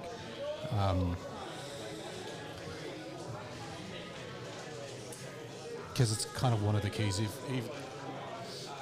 like being able to almost ring your army with chaff to push that potential deep strike area out. With crap you don't care about. Yeah. Which and this thing army has heaps of. Yeah, Ben's list is like 80% crap he doesn't care about. Yeah. Like...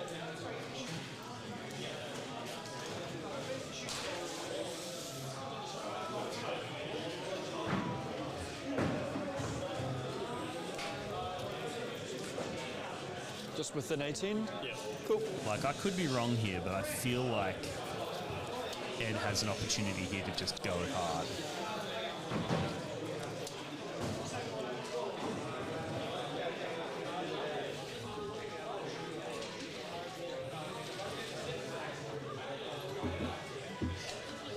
Chat's asking if Reese has already won his match. Probably.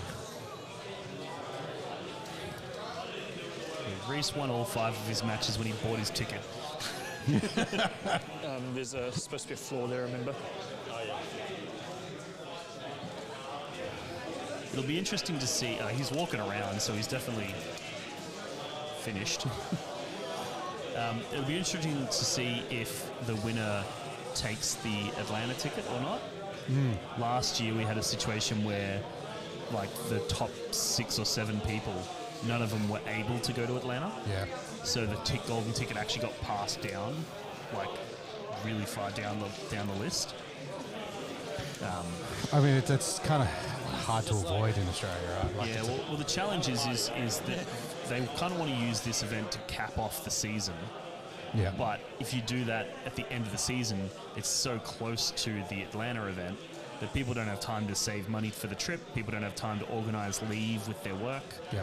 A lot of people these days, they don't have the money for an emergency Warhammer trip. Like, they can't justify that with the family. They can't justify that with, their other commitments. So that's one of the challenges with having the event this time of year. Is if you want to give away tickets, people need 6 months minimum to plan that sort of stuff.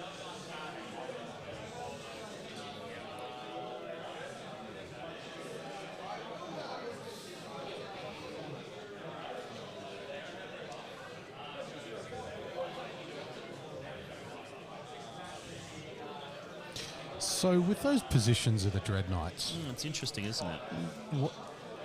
I mean, that telegraphs a shooting activation, right? Yeah. So what are they going into? Do you have any mortal wound? Nurglings and Trader Guard? Like, that seems... I mean, they have to come back down anyway. They've got to come down somewhere.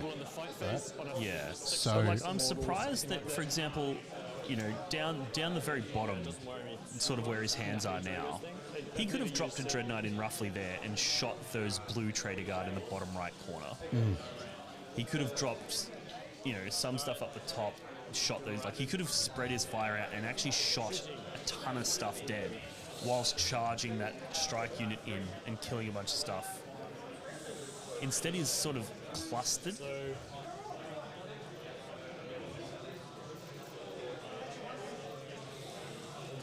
I think he's scared of the Forge Fiends, and I think he's trying to do it in such a way where he can kill that top Forge Fiend and not be exposed to the bottom Forge Fiend or any of those accursed cultists. I think that's what he's trying to do.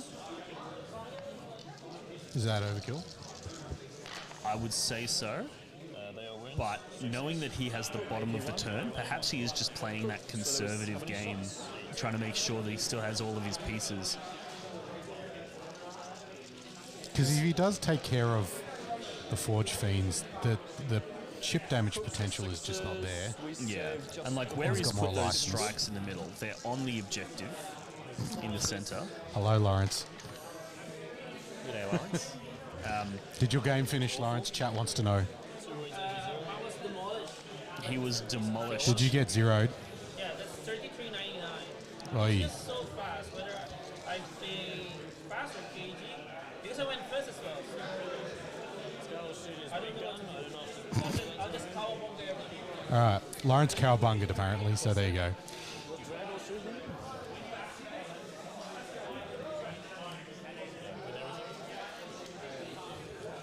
Okay, so he shot into those Trader Guard up the top. So I think what he's doing is he's basically shooting the Trader Guard at the top, going to send in that Dread Knight. Is that the Dread Knight with the sigil? I can't tell from here. I think so, because it's white, the rest is silver, and it was one of them was a Grandmaster with the sigil, and the rest of them were normal. So I'm going to guess that's that one. So he sends that in, kills the Forge Fiend, and then if he gets shot at, he can just sigil away. This Dread Knight. And then everything else is behind that wall or behind that base, and therefore can't be shot by the Forge Fiend. And if all those accursed cultists try to dogpile onto those Marines. He just true silver armors and survives. Yep. The front right here. Put everything So he's only really presenting one unit. He's presenting one that can be shot at, and that one can teleport, and then one that can be charged, and that one can true silver. Yeah. Or mists. Or mists. Yeah, exactly. So 1. 3 damage. T3. 5 at everyone. I just worry that if he doesn't play aggressive enough, Third launch, that's he's 3 going bases. to get screened out turn after turn. But perhaps that's not going to happen. It's hard to screen Grey Knights. They can just be in all the places. Yeah, but if you're arriving places but not on objectives,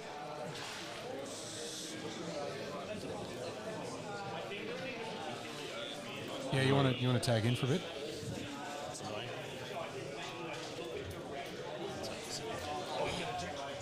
We'll put everything into these ones. Yep.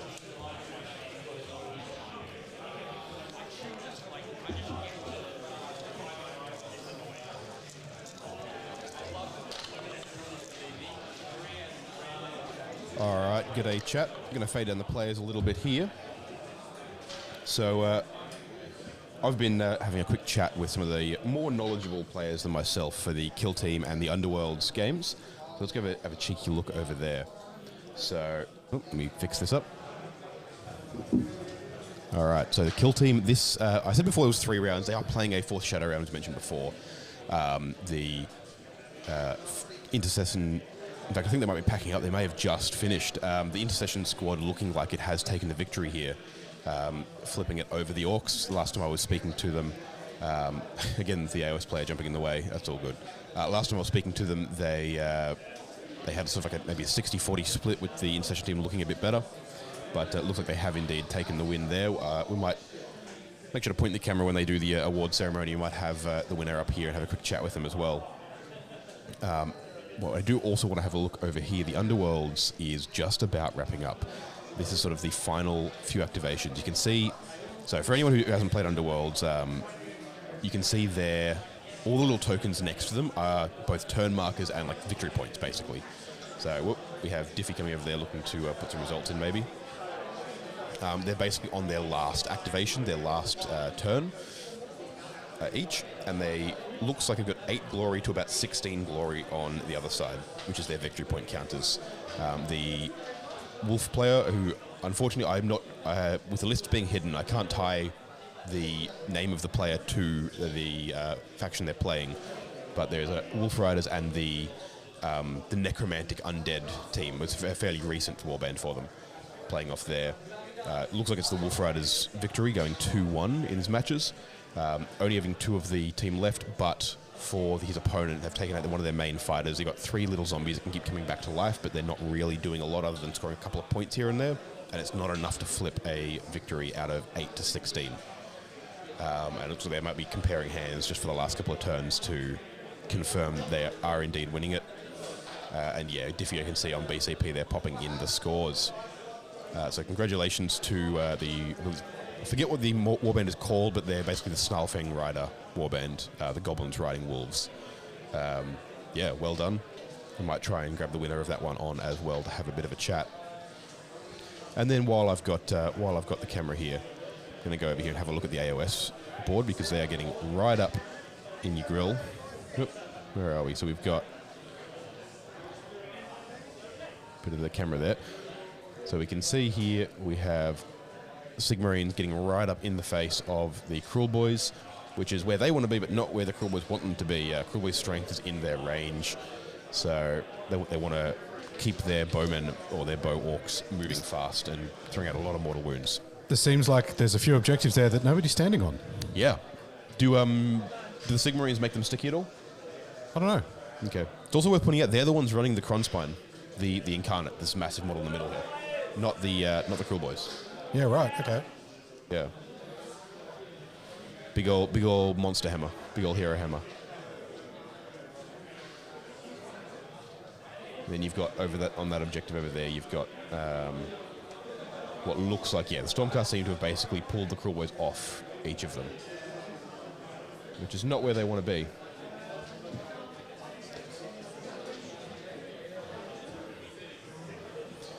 All right.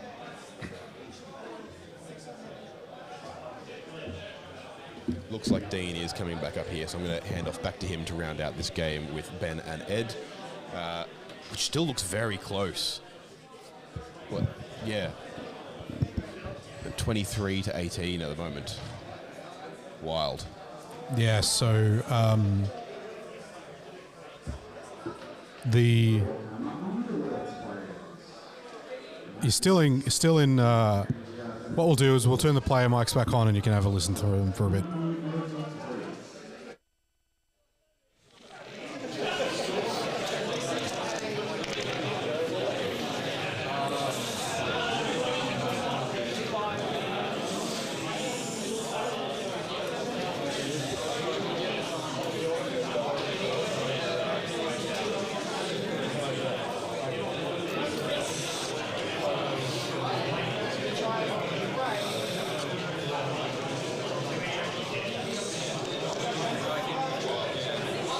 We'll just stop that there.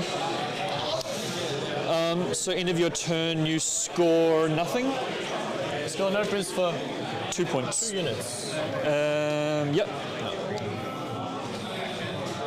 And I will drop your I'm just going to borrow both of these while they're doing the awards there, because I'm going to put one on Diffie. I'm going to plug the other one into the helmet.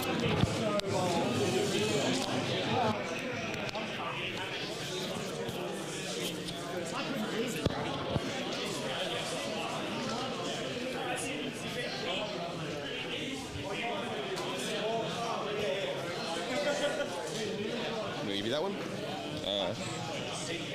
There should be fine. Damn.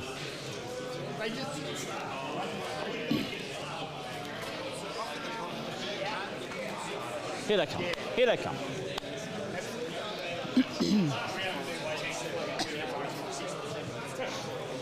It's because you got smashed too quickly.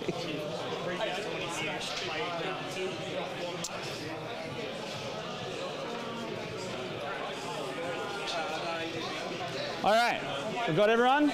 Okay, so if I could just ask the two of you to split a little bit, there's a camera right there that's going to be pointing this way, and it'll be the back of your head. All right, thank you for coming down or across or over to the very first Oceanic Championship of Warhammer for Underworlds. We were hoping to do it last year and just couldn't quite get it off the ground, but this year I think 8's pretty respectful for that first one, and hopefully 16 next year and 32 the year after that, and we'll just.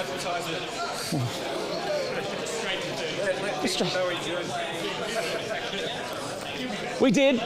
We let people know in February. But yes, so let's go to pricing, because I know people have been waiting. So what I'll be doing, am I correct in saying there's only one person that's flying and everyone else is local?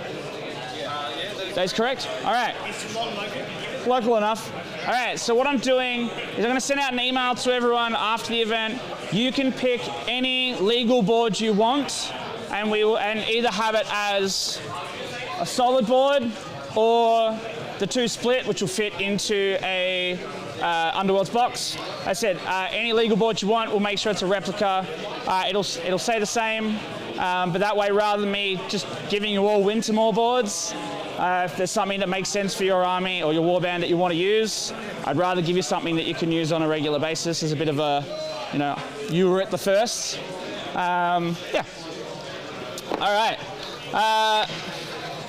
So we've still got some leftover objective cards from the OP kit from our previous event. So everyone will be getting a set of those, because who doesn't like just getting free stuff? And so I'm just going to hand them all out now. Awesome, thank you very much. One of those. Oh, thanks. One of those. Pew, pew, pew.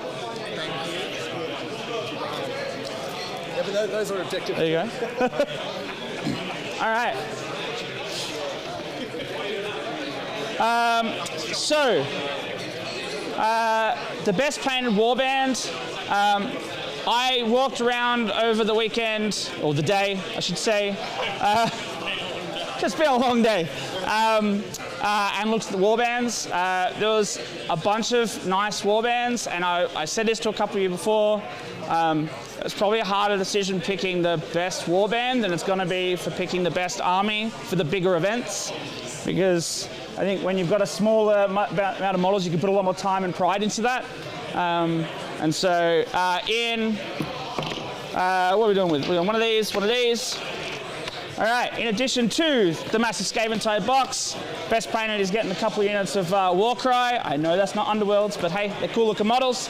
And that goes to Lee Tressiter's Little Goblins. Well done. All right.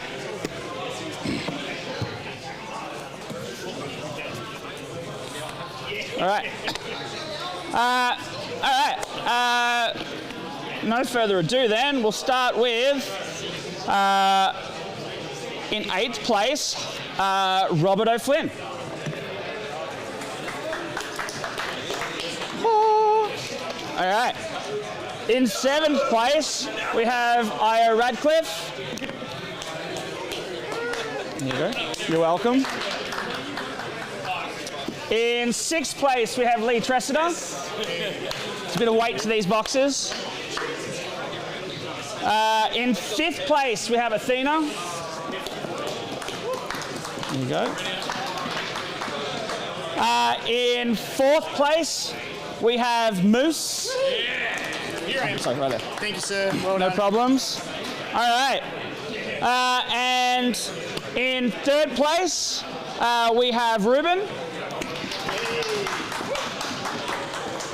And would you like a Horns of Hashut or Chaos Legionnaires? Anyone. There you go. There you go. And there you go. Yeah, I hope your carry-on's okay. All right. And in 2nd place, we have, with a golden ticket to World Champs of Warhammer, we have Matt Hampson. Skaven-type box. We have 2nd place trophy. Would you like? Neither of them are Skaven. They are not, but there's plenty of Skaven in there, mate.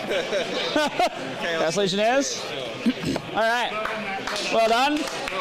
And in 1st place, Patrick Long. There you go. Skaven side box. All right. And you can have that or the Legionnaires. I've got more Legionnaires if you want more. Yeah, sure. You don't care? You want them? Yeah. All right. Okay. Chaos? I think they're both technically Chaos. Yeah. All right. Thanks, everyone. It was a great day. Thank you. Thank you. Now, the big question, are you going to go to Worlds? Definitely, maybe.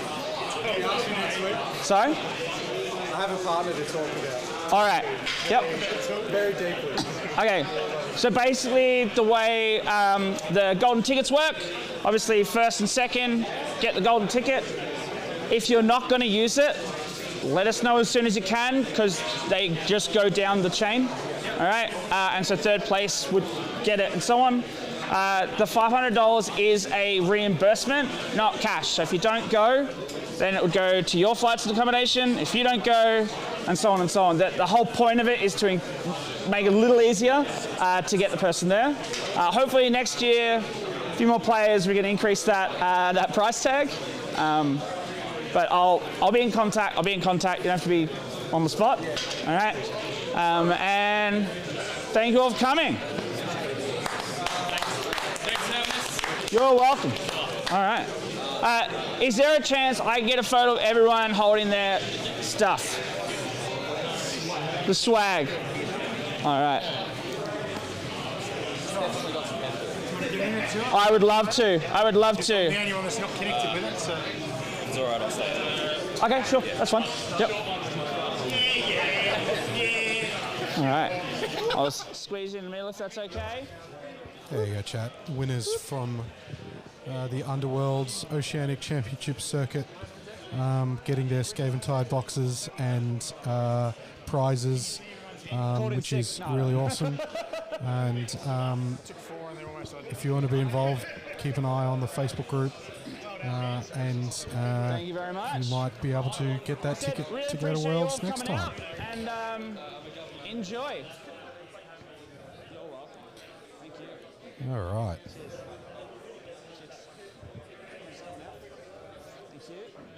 So, back to our 40k game.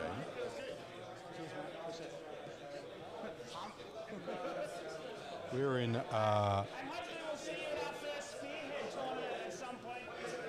turn 3. All right. So now we just need to 1 second, chat.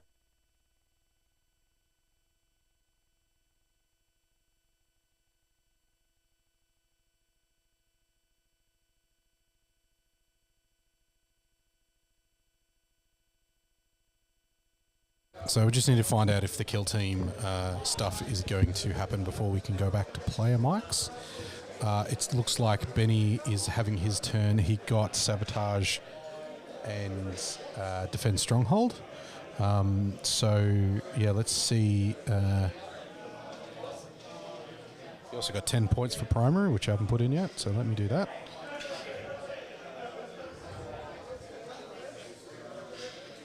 Come on, your laptop. There you go. Yes, so Benny's moving up forward. He's created a third objective there in the middle. So Ben's created 3 and Ed has created 2. It looks like that Dreadnought is still stuck in combat over that top side over there. Ed did kill the unit, or shoot the unit of Trader Guardsmen to non-existence to get that charge off. So we'll see how Ben reacts now. It looks like he may get fairly aggressive and try to take some more positioning in the middle. But we will see. So hopefully we'll get we'll see what's happening with the kill team and awards, because that has finished. And before we swap the player mics back across.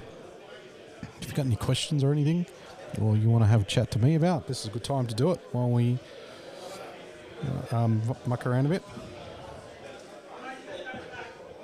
And I'm being pointed at, but I'll see. How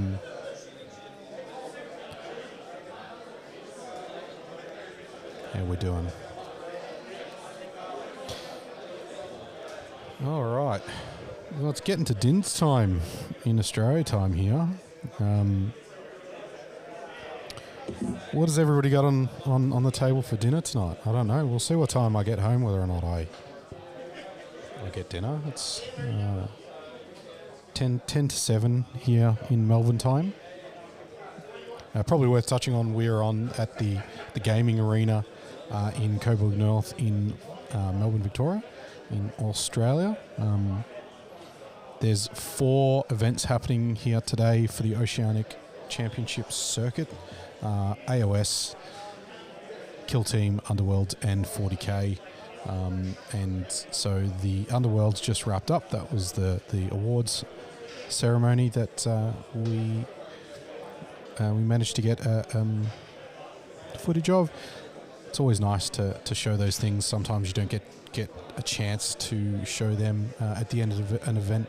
But GG to those players. Well deserved. Some very nice painted Underworld war vans going on over there. Diffie also likes the microphone a little bit, so that's pretty funny. And yeah, all of everybody who bought a ticket today to participate in any one of the events gets a Scaventide box. This is a GW supported event. There's prize support from GW, as well as the golden tickets for the winners, and the travel support to get over to Atlanta. So just by coming to this event, buying your ticket, you get yourself a Scaventide box, which is a great little box of release box for AOS 4.0. If anybody's interested in Spearpoint, check that out. That is excellent as well. That comes in that box. I am. Let's see if we've got mics back on the players yet.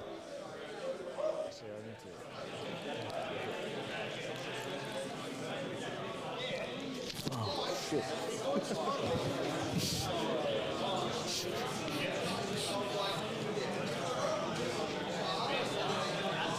How's this day progressing?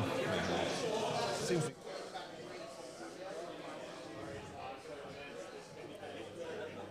Didn't sound like that. Didn't sound like one of our guys. So just bear with us.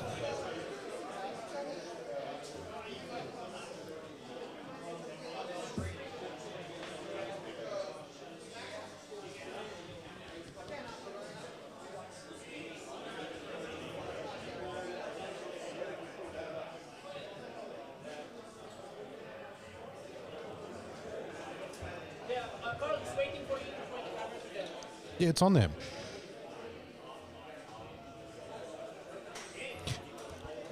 I'm just waiting for player mics to come back. I'm sorry? Player mics to come back. Oh, it's already in. You already have the mics. Where does Ben doesn't have a mic on?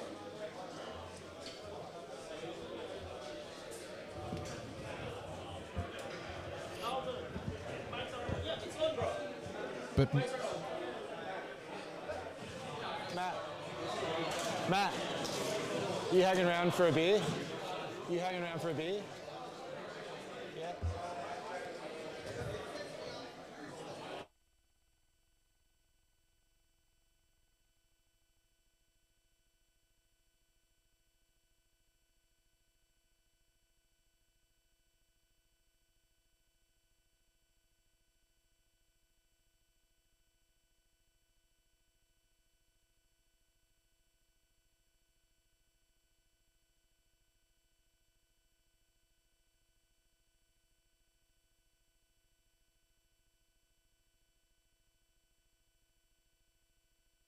Patrick, who has just won the Oceanic Championship Circuit Finals for Warhammer Underworlds. How you feeling? Pretty good. Yeah? Burnt out, excited, heaps of adrenaline. Yeah. Yeah, smashing 4 games in one day. Oh, well, yeah. 12 games in yeah, exactly. 3 rounds. Yeah. Well, yeah, my second 2 rounds both went 2-1, 2-1, so they're absolute nail-biters, so full length. So yeah. Nice. So what were you playing? Which warband were you running? So I was playing Ripper's Snarlfangs, who were a fairly old warband, but probably Goblin Wolf Riders. Yeah, correct. Goblin Wolf Riders. Yep. So yeah, the goblins just sit on the wolves. The wolves do all the work. Well, yeah. I mean, look, that sounds about right. They stay there, try and hold on, try and point them in the right direction. Exactly. Yep. No, that's awesome. Yeah, I've been saying on stream a bunch. Underworld's a game that I played a while ago. Really love it. Got more play. Yeah. If you had to pitch someone to Underworlds, why should someone play Underworlds? What's the draw? It's hard. I think if you're really into the competitive side of things, like if you love your Hearthstone, your Magic the Gathering, that sort of thing, and you're sort of interested in the Warhammer side of things with miniatures, but don't want to dive all the way in. Don't want to pay a million grots to build grots and all that. Like the Underworld's models, like I'm going out on a limb here, best in the GW range. Next level. I think much of them there. I think of their size, solid, best in the GW range. And hobby-wise, absolutely phenomenal. It's just the rules are just fantastically tight. They've done so much work now, and there's no ambiguity on hexes and cards. Yeah, right. Like exactly. And am I within charge range? Am I not? It's like that. For sure. Count the numbers. Yeah, and just the Nemesis format. They've just done a great way to make it really easy to get started. Yeah. Like you need a faction and a Nemesis deck. Like that's it. Like cost of entry is very low. And correct if I'm wrong, the whole point, they redid it a while ago, because it used to be you had to basically buy every pack that came out. Yeah, correct. You would like each warband would have universals, and so now it's by the Nemesis Codex, and then the cards that come with your faction. That's all exactly, you can use. and that's all you need. Yep. Yeah, that's it. It's great. Well, massive congratulations. Well done. You've won that golden ticket. That's it. Atlanta the golden ticket. I've won some difficult conversations with family, friends, and work. I can imagine. more in justifying it, but we'll see how we go. Watch this space. Well, congratulations. Well thanks so much, Dalton. Thanks so much for coming on here. And thanks so much to the gaming arena. I've been waiting so long for something like this for Underworld, and it's good to see Underworld feels this amazing year as well, because I missed it last year. That's it. Yeah. No, awesome. Well, thanks for jumping on here. We'll get back to the main 40k game going on here. Awesome. But, thanks so much for coming on. Congratulations once again. No, I'm sure I'll catch you Thank around. you, Dalton. All the best.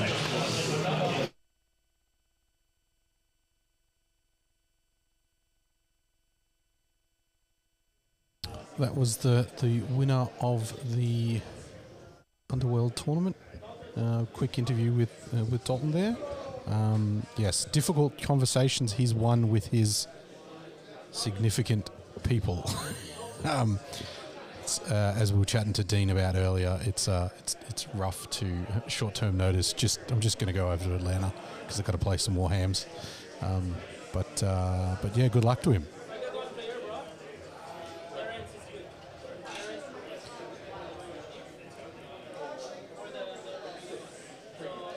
All right, let's see if we got players back.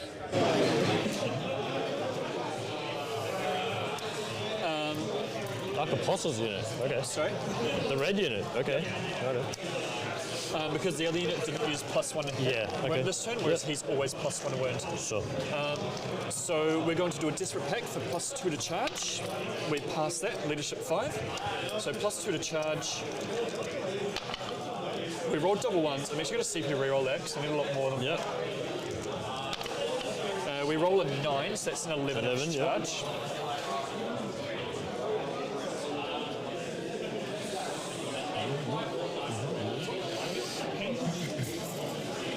So 11 lets me base with the mutants over here. Just coming around to there. Okay. Are these OC1 or 2? OC1.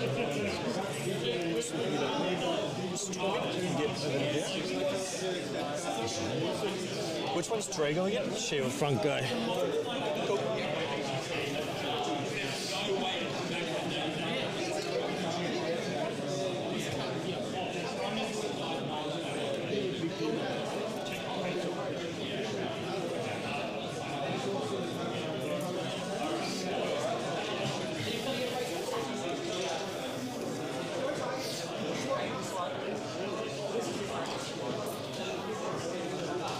So you can then just charge move there, and you can just pile into this gap there to make attacks. Sure. Little guys that have to base still.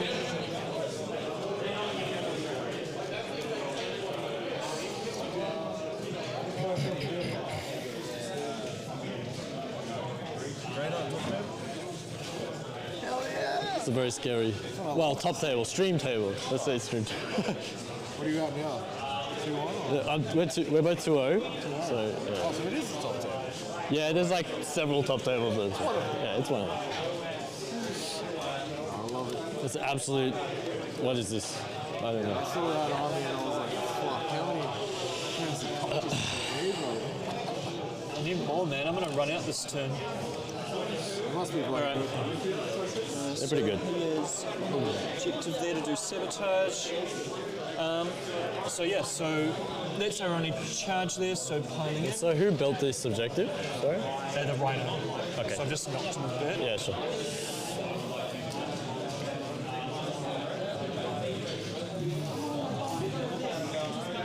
Sorry, is that now you're piling in? Yeah. Yep.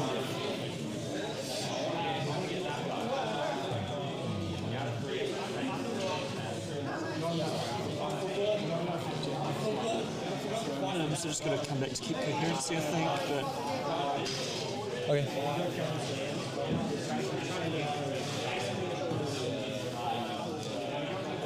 Yeah, so basically not making attacks. Start of the fight phase, going to try to do some mortal wounds to you. Okay. You got 4 up Fiona Pains on mortals, don't you? I do. Not worth it. They're better off being 4 up involves. Yeah. So attacks will not be made by 1, 2, 3, 4, 5 little guys. So how much is this AP1, AP2? All AP1. All armor contempt for 2. Yep. So we're going to blow another CP here. Another 2 CP. So we're going to go 1 CP for reroll hits and take a test for reroll wounds, and then we're going to blow another CP to get +1 attack and +1 strength if we pass. So the first one for reroll wounds, we pass on a 6. The second one for +1 strength, we fail. So we don't get +1 strength, but we still get +1 attack. And we take 2d3 mortals as well. So that is 1, 2, 3 mortals. We're just going to take it on 3 of the dudes that aren't even eligible to fight. We get feel no pain still, so just 2 of them die. Cool.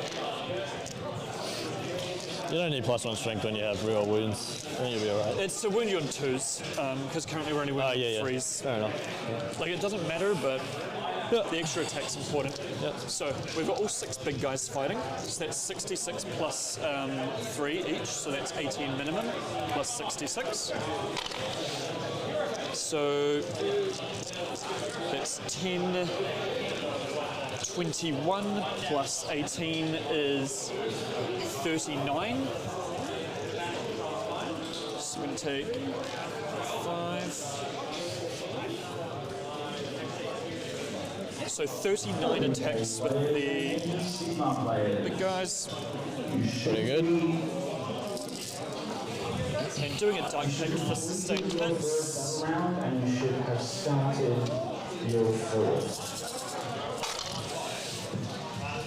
We're hitting on 4s? Hitting on 4s, yeah. Okay.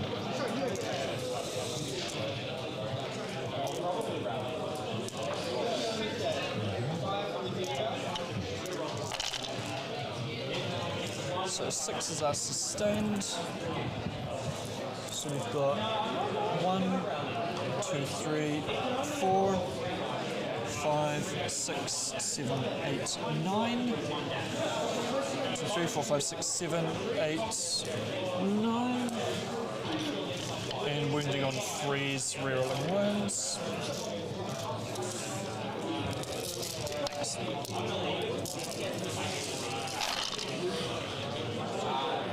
I'm going to roll your dice if that's alright. Yeah, that makes a lot of sense.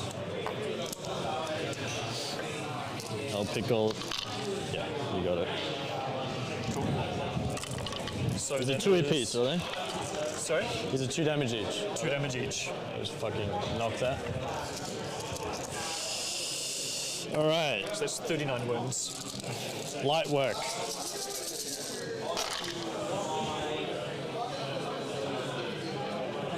The skulls are 1s? Yeah. Yeah, okay. I was like, where's all the 1s? Okay, so you kill, one's wounded, and you kill another, and you wound another. Cool. So 2.5 dead. Yes. And we'd already killed 1 with shooting. Yes.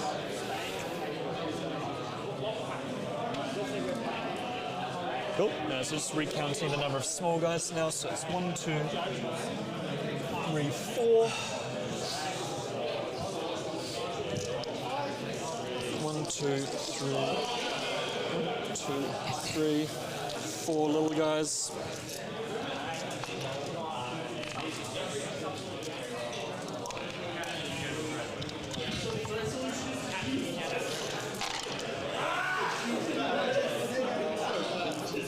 So there's a strength 4 plus 1 to wounds. So 1 miss, but we get 5 sustained hits. So strength 4 plus 1 wound is 5s. Wounds. So these are all at AP 0.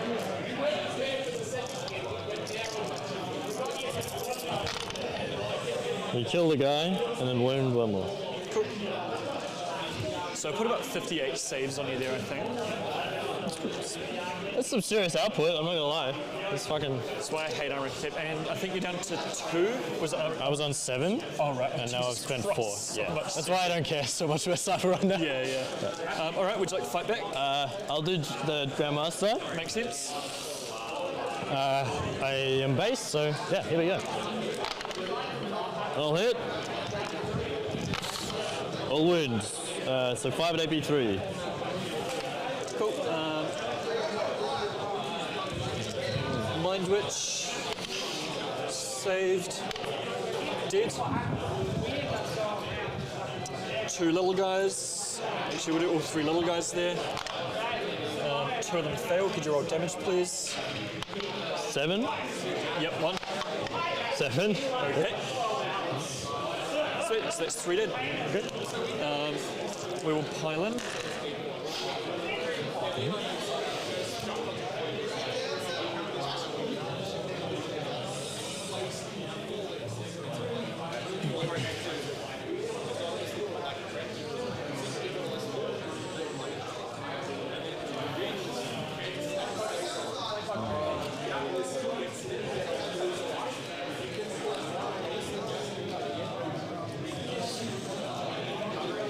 And these guys won't get to fight.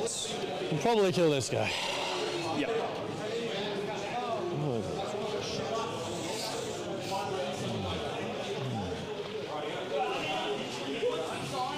So that is 3 big guys and 2 blessed blades. So 3 big guys, +1 hit, +1 wound, and dark pact for lethals. Failed. Get to reroll dark pacts. So that's 8, which is pass. So 3, 6, 7.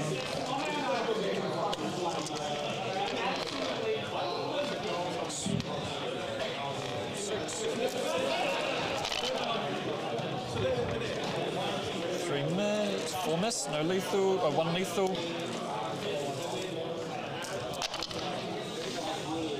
Strength 5 +1 a wound, so that's only 4 wounds at neg 1 damage 2. Only 4?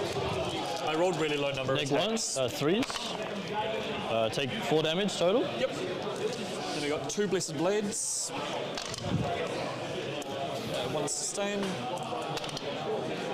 That is strength 4 +1 to wound, so just 1 wound at neg 2. 4 up. And then we've got 1, 2, 3, 4, 5 little guys. 1, 2, 3.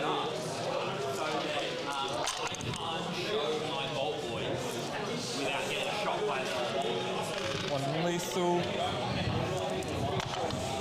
That is 4 wounds at AP 0, damage 1. Oh no, mate. Yep. Loves it. Sweet, that's me done. Okay, so we'll go into the middle. So, I'll go there. Oh wait, hold on. He'll go there.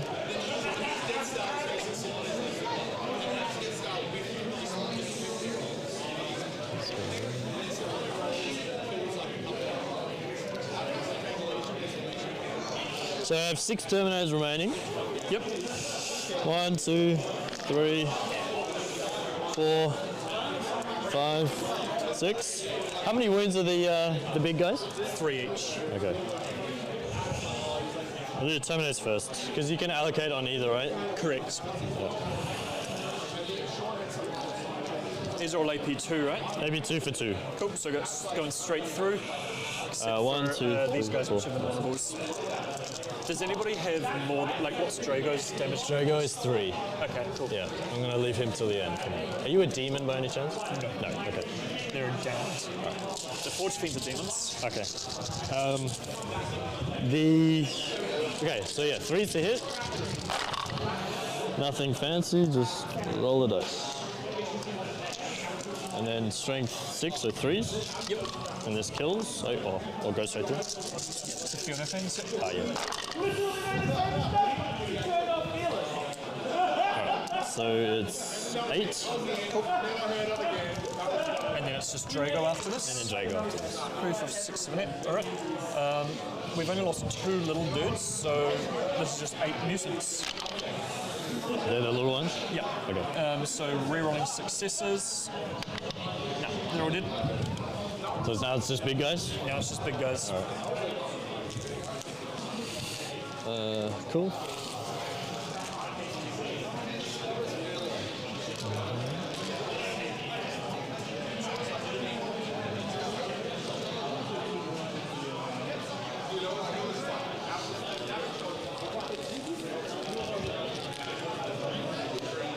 Drago. So 2s with Drago.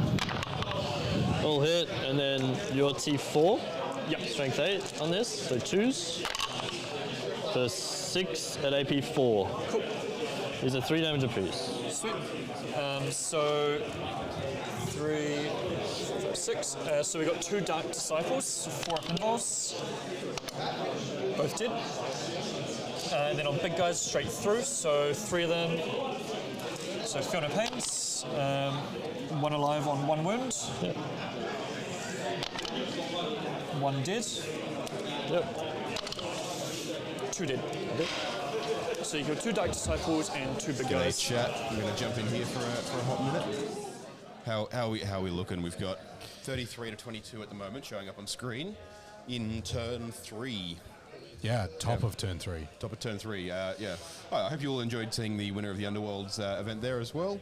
It is part of the event that's going on today is the other games, so I wanted to make sure we tried to get some of it on stream. Yeah, and you know, he's going to have good convos with his wife. That's true. Or significant others. Try and convince him to let him go to Atlanta. Yep. It's a big trip.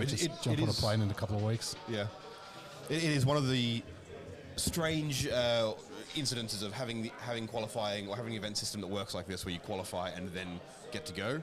Is that you sort of have to plan to go anyway, but then do you know you're going to win? Is that a thing? So there is sort of this element of maybe you go, maybe you don't, maybe you plan to go anyway. So yeah, I think there's a way around it. It's just the way. I think it's just the way that works. But yeah. Right, what do we got over here? This would be primary for Ed.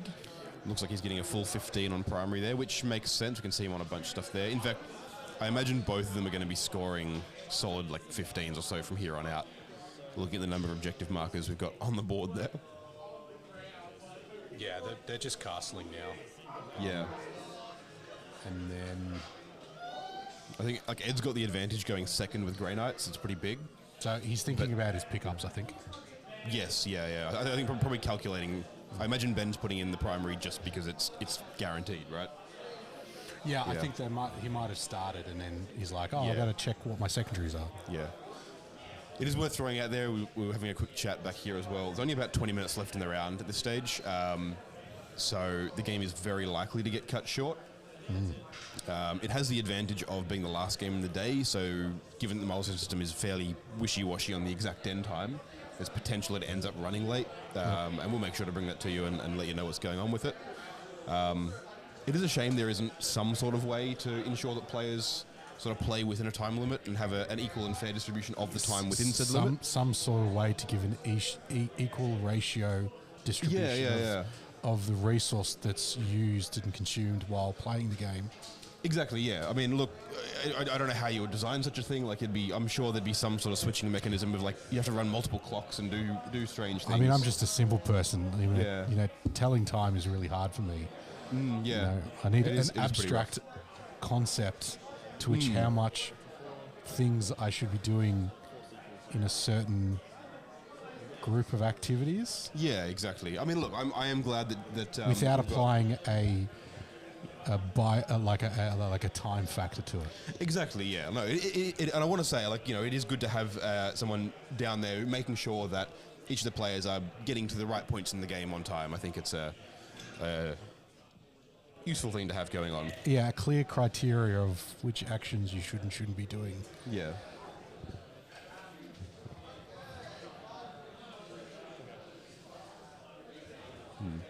So looks like top of Ed's head. All right, so what did he pull? All right, so Ed has pulled, he's got 15 on primary course. He's pulled Engage on all fronts, which... Yeah, okay, he's got that. Right, yep, and Established Locus. So both of which are Grey Knight staples for objectives. The only question with Established Locus being is whether or not he can dedicate a unit to doing it when it could in fact be killing stuff.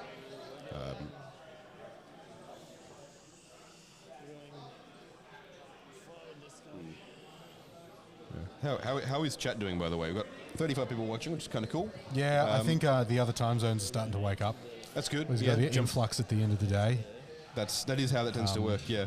And so, funnily enough, we closed the poll earlier, and the prediction chat thinks that it's going to come true. 57% to 42%. Yeah. So we'll wind the That tape adds up. backs later because obviously we weren't watching some of the game for the presentations. Well, so far I don't think it has come true. So we are going to have to wait and see if that does get Who's done buying here. who drinks? Yeah. You know, you could go to the Risky Rollers Open and have Dean Sinny Sinbeck of Blood for the Blood God and Team Australia fame. Yep. Buy you drinks. Buy you drinks. Because of an arbitrary poll or an event. Because he felt like it on a whim. Exactly. And he likes the word bollocks. He does, yeah. Do you know how hard it was to find a PG word to type in the poll? I'm like, we're going to get creative here. Yeah, absolutely. If you want information about events like the Risky Rollers Open, you can go down into the description below. You can grab tickets for all our events from riskyrollers.com.au. It's the first link in the description. Second link just below it is to our Facebook group, Risky Rollers Events, where any and all information about all our upcoming events, whether it's VTC, the Victorian Team Championships next week, which will also be streamed here on the channel, the Risky Rollers Open in November, or our upcoming charity event, the Risky Rollers Annual, which we run every year in December. Club day posts also go in that. We do run at least once a month. We run a club day and invite people to come out and play games and hang out, which actually also happens today down at our regular venue in Waverley. Yep. But yeah, so make sure to jump down there, jump into that group, follow that, and get involved. We run a lot of 40k events through the year. It's definitely a good place to be if you want to be around it. I reckon the next time we show this game match up, we tell them that you're not allowed to play the shooting or fight phase. Right, you just move. It's just the moving phase, right? Everything's still on the board, right? Because that's what counts in this matchup, right? Yeah. Like, that's all that's happening. Like, look at those objectives in the top left. Like, You can't overlap those. What are you doing, Ed? Come on, you know better than this. Oh, you know what? He's measuring from the center of them. That's why he thinks he can do that. Yeah, I mean... I am going to let Josh know quickly that is not a thing you can do. Not sure. To give him a heads up. Yeah. I mean, he just moves it, a bee's dodger to the side and it'll be fine. But it's also a hard game to keep track of, the models. It is. There's a lot of stuff going on there. Yeah, Brian must have had a good third game. I can hear him over the pro player mics. Yeah. Where is he standing? He got to be standing not too far away. He's playing against Anthony. Oh, right. He's still playing. Still going, yeah. And he's making that. He's being that. And loud. he's making that much noise. Yeah, That's hilarious. Let me pull up results for this round. Some of them have definitely started to come in. So let's do that while we see Ed measuring out his movement here.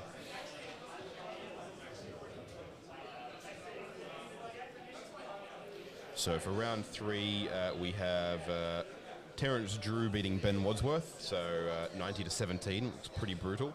Reese obviously beating Lawrence, 99 to 33. And then we've got Connor White, who we'll try and have on stream tomorrow morning, I hope, coming all the way from far north Queensland. So shout out to him and the other FNQ guys. Cameron, I'm talking about you. Beating Lachlan Nash on the Thousand Suns. So we've seen a bunch of these players already. And then a bunch of games still waiting to come in. Yeah, right. Yeah. Yeah, that tends to happen at events, right? Like, once the tiers like even themselves out with the power of the lists, those mid to everybody starts finishing at the same time. Yeah, absolutely.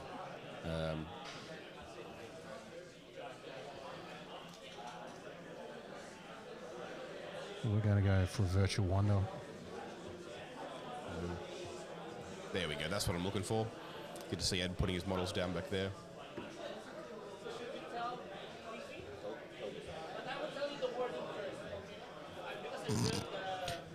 You can.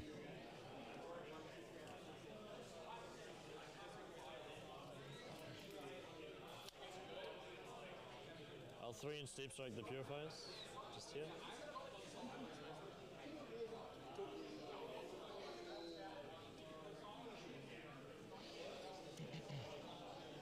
Thank you.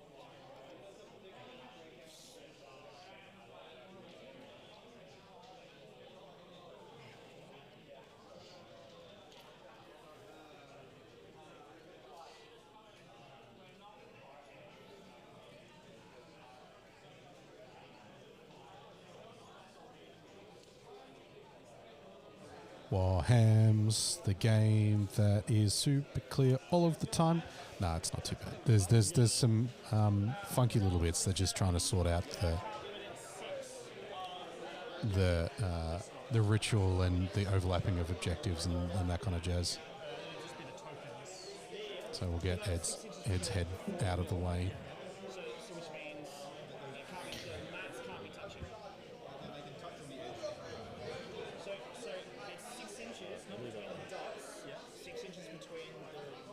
Chat, I need you to keep me going for the last little bit. What's happening? How many of you have watched all day today and are absolute troopers marathon this?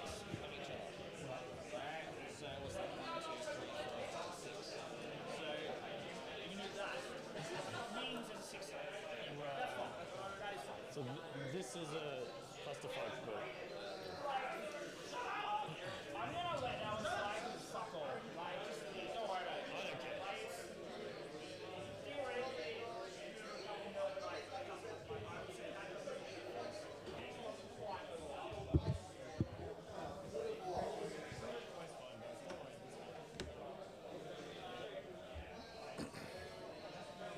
Somebody was getting rowdy, chat.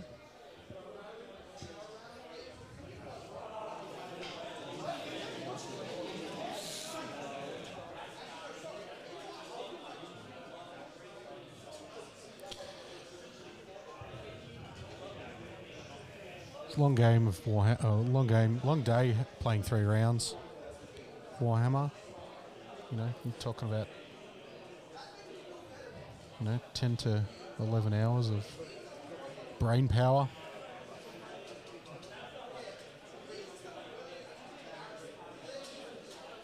All right, Ed's doing some more staging in the middle here. And that's... It's got a 12-inch range. The flame is a 12, and then I get rapid fire with the bolters. So. Cool.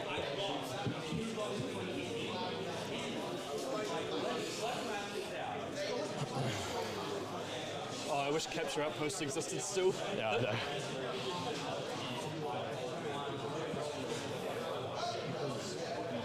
These forge fiends are gonna fucking delete me.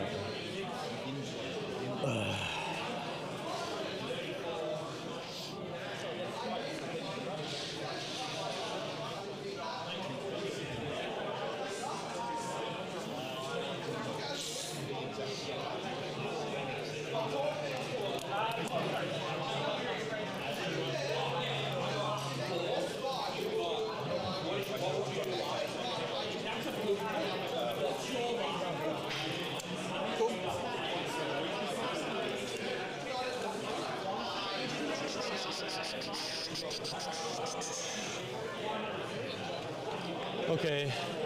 I think that's all the movement. So we'll start with the Grandmaster. Second. Rapid. Cheeky Rapid. I've only got 1 CP left. I feel like it's better to just let them die.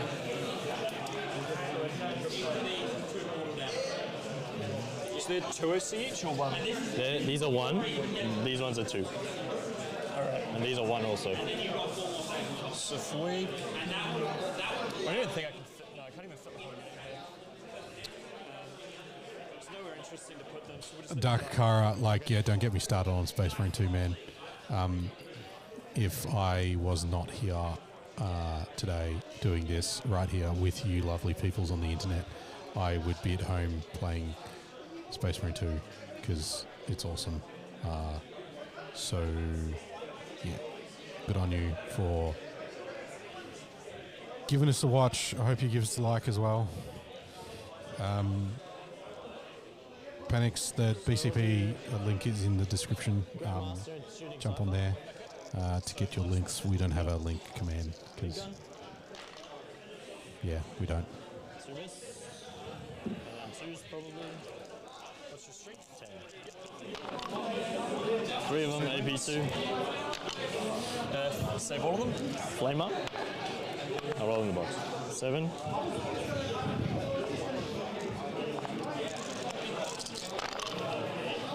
Six of them. AP1, ignore cover. Fail 2. Mate, oh my god. So he'll shoot back at you.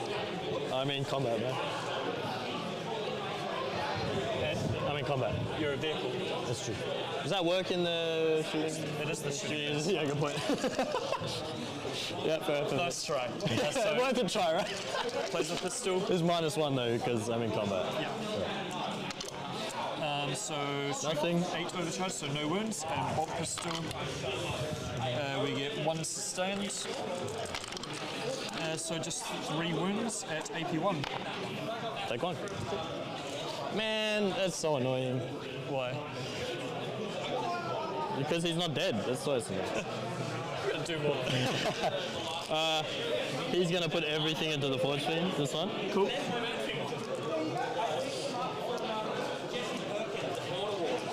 Forge fiend is T10. Yes. All right. Big gun. And then 4 of them. AP2, ignore cover. Fail 2. 6 damage there. Down to 1, I think. Flamer. 3. Uh-oh. 3 at AP1. Oh, wow. There we go. That's blow. Yes. Oh my god. All right. That could kill Cypher. I've got a red stick just over there for 6 inches. Should we tell old mate that we won't make it? Yeah. So your dread. Oh, yeah, I'll roll when you're back. You go tell him and I'll. Hey, Diffie. We're not gonna make it, man. You're not gonna make it? Nah. I don't. Well. Not gonna make it. I don't know. Well, we started ages late. We got it delayed for the train and shit. We were an hour late starting, so. Hour late? Yeah, we didn't start till 5:30. Because the Dolphin changed all the tables and everything. So, Dread Knights. Yeah. 2 wounds. Yeah. My Cursed Cultist next to him in green, take 1. We will just put it on a guy with a Theono Pan 6 saved. Pink Cultists, 2.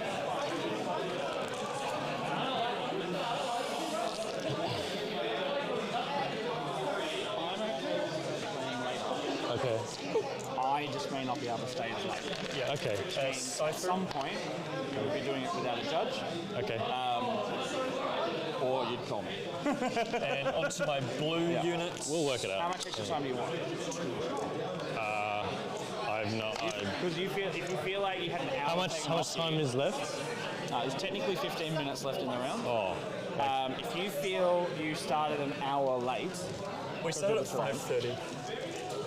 Let me double check the time. So that's everything. Oh, and behind the wall. 3. Oh, yeah.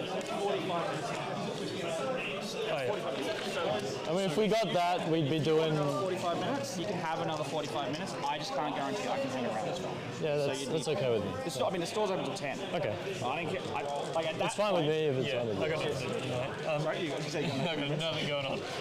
You? No, nothing. I didn't care if you I was supposed to be going out to a gig, but my wife's giving the ticket away to someone else, so that's fine. Okay. All right. This explosion almost fucked you over. I know. I saw this. I would have been so stoked, honestly. I would have been gutted. Okay. Because it's so close right now. This guy will flame Cypher. I'm going to come back to him, all right? I'm going to come back to him. We're going to do the purifiers. We'll shoot everything into the blue unit from the purifiers. Cool. I'm going to do +1 to hit because they arrive from reserves. Yep. It's for a CP. Yeah. All right.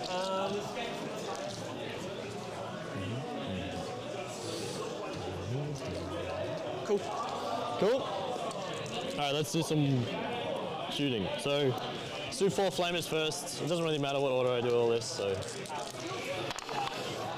that's 6, 12, 14, 5 and 5. 2s, strength 6, 4s. What would it be? 3s. The T4? T4, yeah. Jesus. I can't even math. 5, 10, 11 there. AP1 for 1. 1, 2, 3, 4, 5, 6, 7, 8, 9, 10. 6 dead. 1, 2, 3, 4, 5, 6, 7, 8, 9, 10.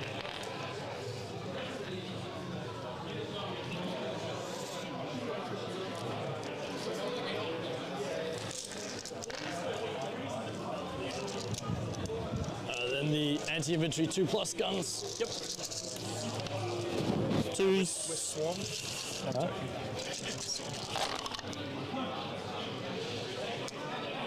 And then 2s.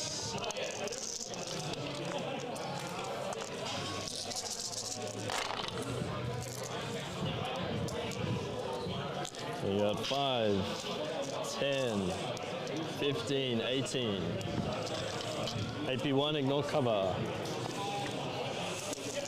Yep, still 5 ops. Yep.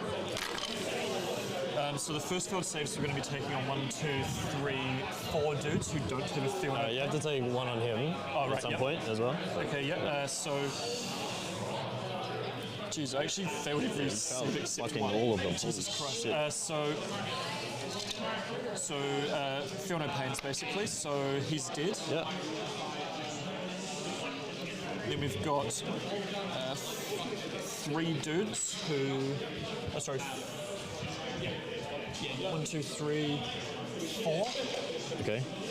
So there is that there, and this is all dudes. So we got 3 little guys. That all die. 1 more little guy. We're not passing any of these field no pains. There's a few. Oh, I need 2. 3, so 2 bigs die. Okay. 1, 2, 3, 4, 5, 6, 7. And then the storm altars. Oh Jesus Christ! Yeah, they're still going. Oh my God. This is it. 2s.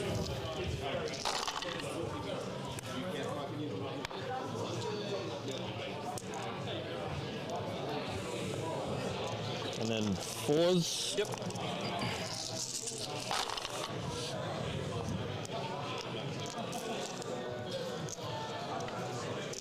You got 5. You got 10, 11. 11.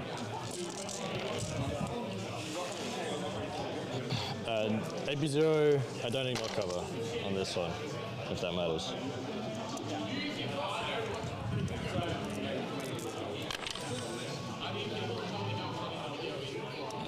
So that's 2 more dead.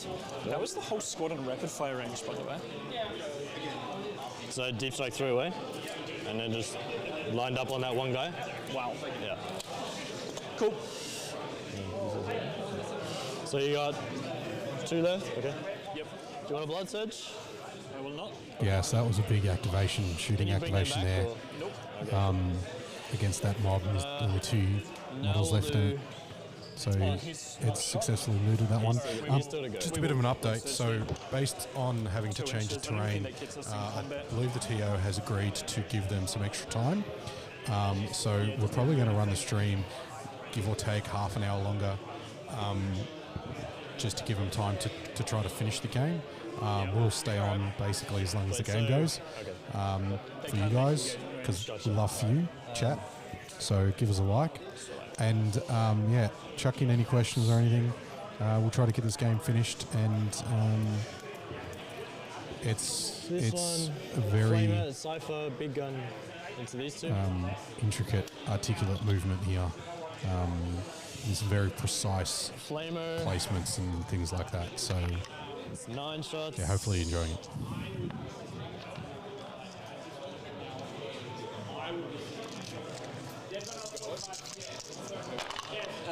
He got in range for rapid fire. I don't think he would get it. Like he landed we're in shooting phase, I believe. One dude that was here, and just obliterated the whole unit with that. 5 at AP1 on Cypher. Ignore cover. That's it. Cool. And then the big gun on the blue guys. It's cocked.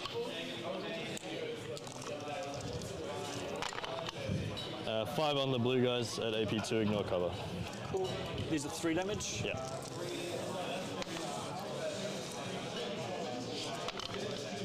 Big guy's dead. Yep. All right.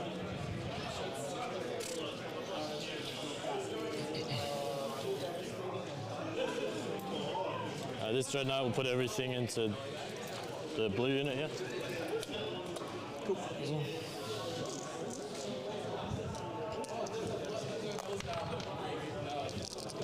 Big gun.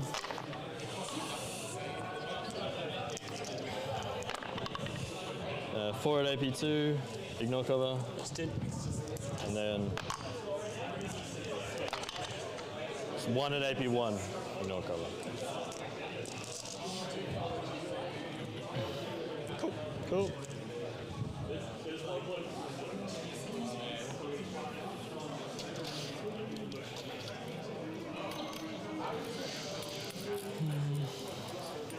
Alrighty. Charges? They're building the objectives, so I can't do that. Charges, we'll go, I don't know. These guys will try to get into the red squads, like charge over their friends. Okay.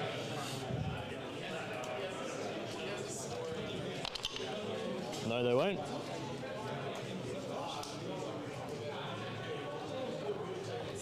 It's fine. Dreadnought here will go into... This doesn't have +1 to wound anymore.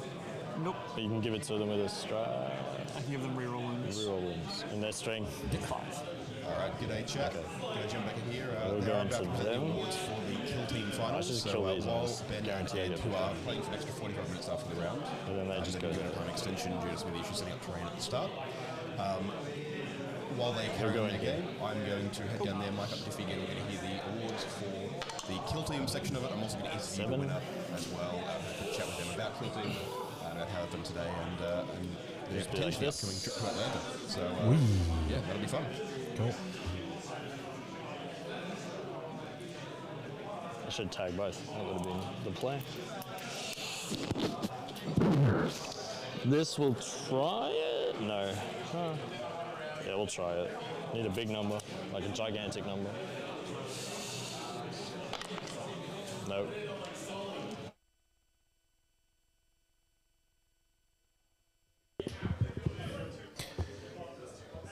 Yeah, so still in shooting phase. I'm just going to jump on while we move some mics around so that you don't have some dead air. And yeah, I think that was definitely some momentum that Ed needed to make some headway into the cultist mobs. We've still got a few of them to get through, but it's kind of opened a pocket in that zone there. 2 players. That is round 4 done. Head on over a couple of meters this way. So yeah, I will have to shift the camera around in a sec.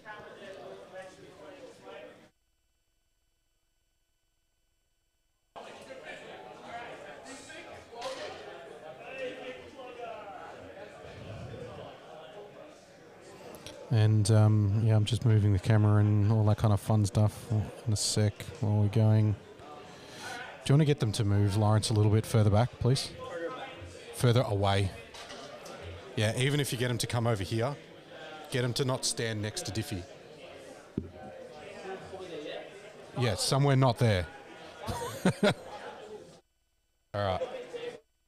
I'm just going to jump into it rather than keep everyone around with me waffling on.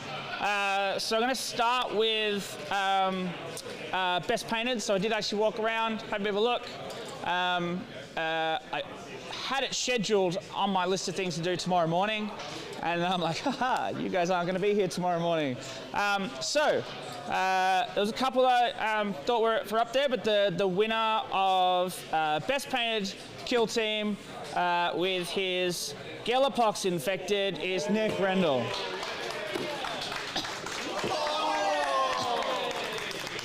Congratulations. All right. And Escaping Tide, yeah. All right.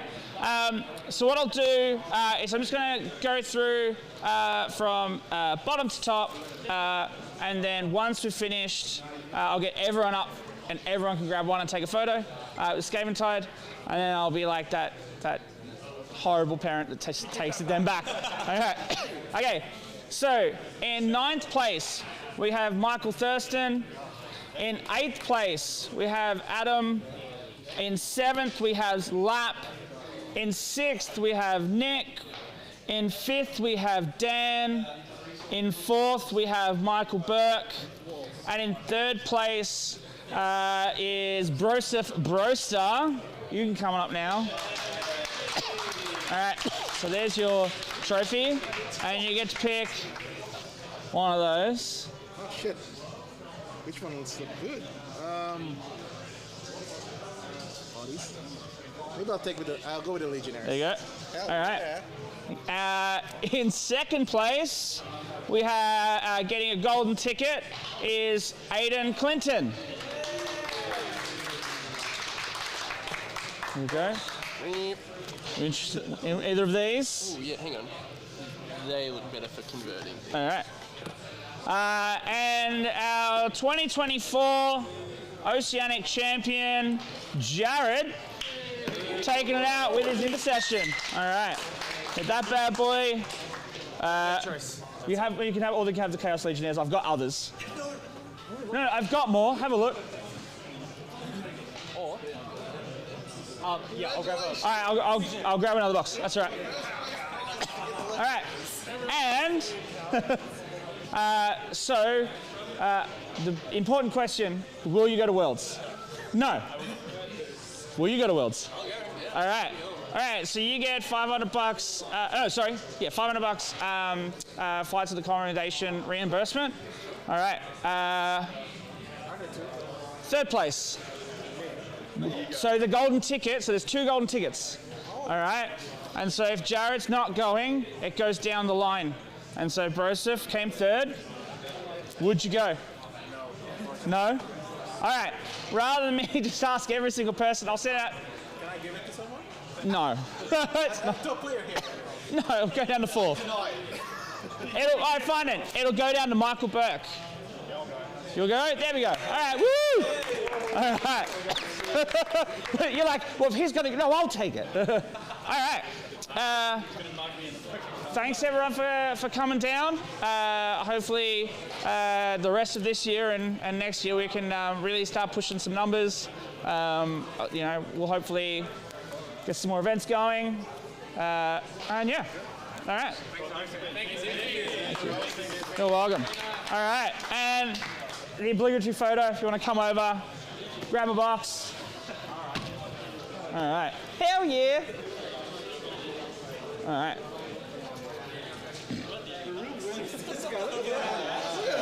What are you talking about? You got 450. We all got a $450 box. You're all winners. Do you mind taking a couple of photos? Cheers.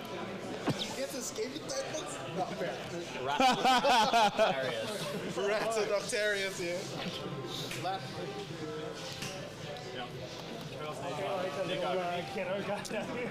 Nico, you got one? Nah, not yet. Is it? Do I not have enough? Nope. I miscounted because there's 9 of you fuckers. Can I borrow that for just 2 seconds for a photo? Yeah, sure. I miscounted. I stole someone else's. Movie magic. Wow, didn't even steal off the shelf. All right, There you everyone. go. There you go, Internet. Kill Team. Kill Team. Woo! OCC for 2024. There we go. Cheers. I'll take that one back through, and you were taking yours. Yeah, everyone. We'll be back with the interview. 1 sec, chat.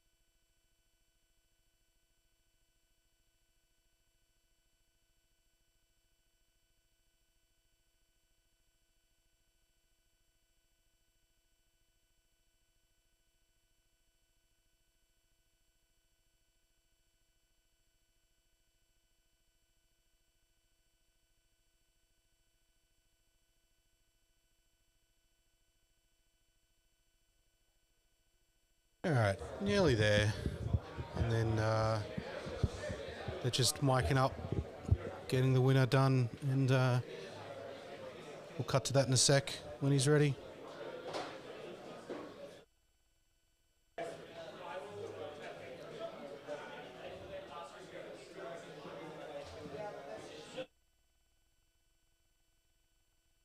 Down here with Jared, the winner of the Oceanic Championship Circuit Finals for Kill Team. Congratulations. Thank you so much. Well done. Thank you for joining me on here. Do you want to tell us a little bit about who you are and what you've been playing today?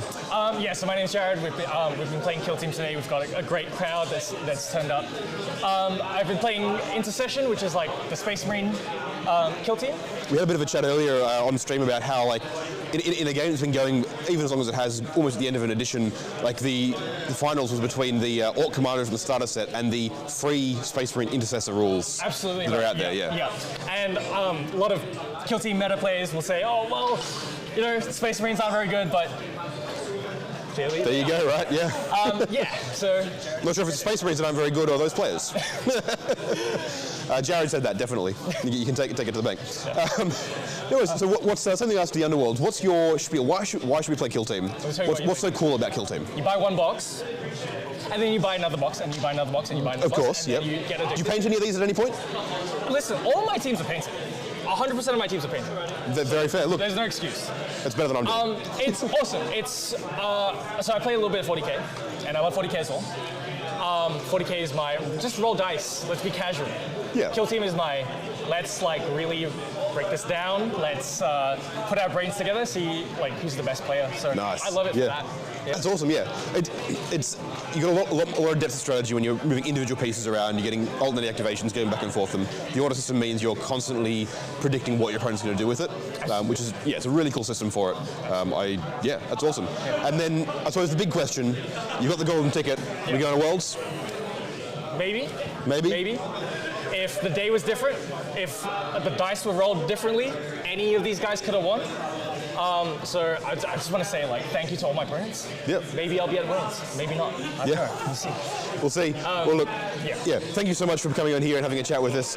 Massive congratulations. Well done today once again. Put it right there. Thanks for coming on, and I'll give you back to the guys up there. Cool. There you go, chat. Winner of OCC for 2024 for Kill Team. There you go. So if you are, you're into Kill Team, you want to get into competitive, there's lots of spots open for those game formats. So get in amongst next year. You might be could be getting a ticket to GW Worlds. Who knows? All right, let's try and double back on what's happening in the back half of this 40k game. I just have to do a bit of multitasking wizardry magic.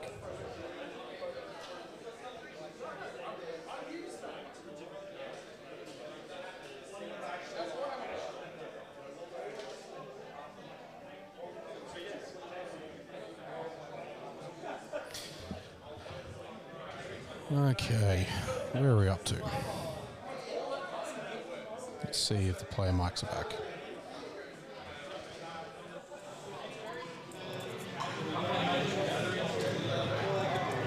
He just moves to there and he sees that Terminator. We're gonna...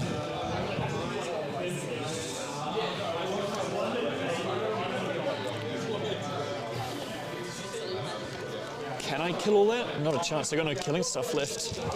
Can kill one Dread Knight. But that's fine. It's only one leg.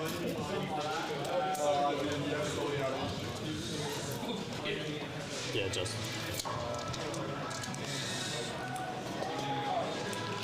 Dark Apostle will fall back into the objective, into the Rhino. Okay.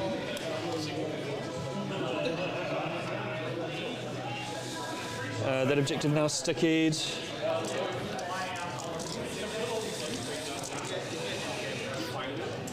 You're holding 3 objectives here. Can I deny anything? That's 8 OC. I can only... Oh, yeah.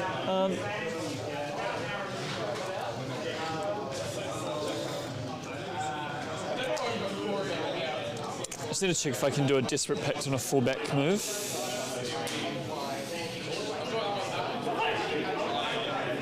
Normal, advance, or charge.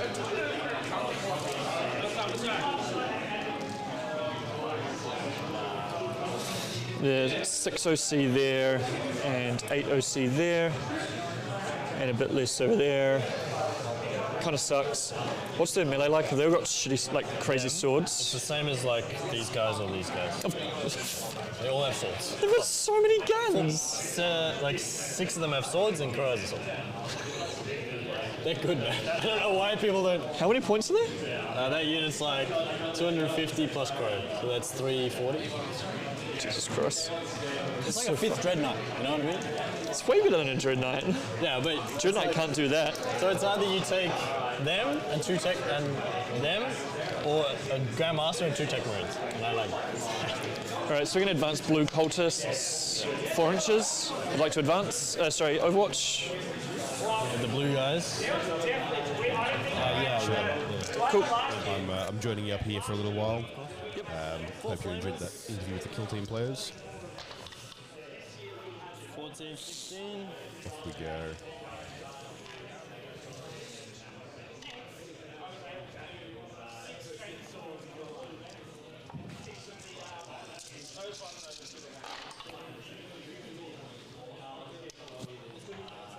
So that's 10 at AP1 and knockover. I think we're still in Ed's turn 3 by the looks of it. I haven't seen any scores going in. Sabotage and Defense Stronghold both being scored at the end of Ed's turn, I believe, so it's taking some time if I can get there.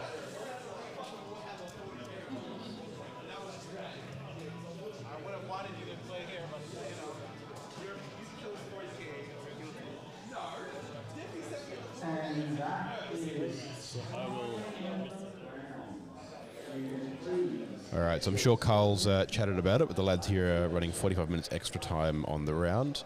So we can hear the rest of the round time being announced. Everyone else has to be finishing up their games and getting scores in, which means we can have a chat about how everyone's doing and how the different games are ending up. But Ed and Ben are carrying on, and we're going to make sure we carry on with the full game on camera, so you guys get to see the whole thing.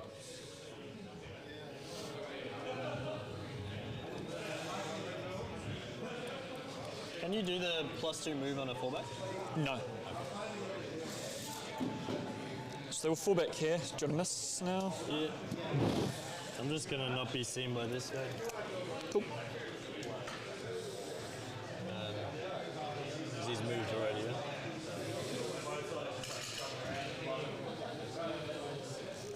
Actually, can you just tell me what the exact angle is, and I'll just be clear of that. Just like that, right?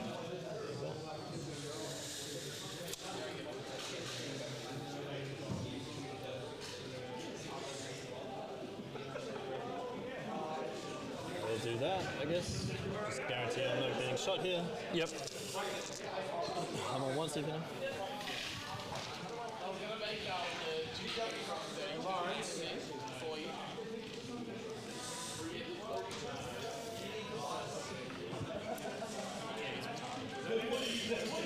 I don't know, the CP on this is probably wrong for me, anyway.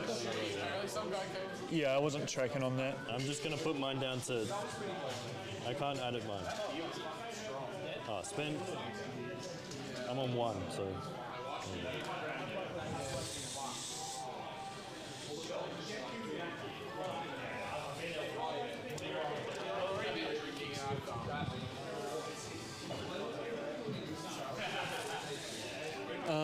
Advancing with the pink guys at the back. 1 inch.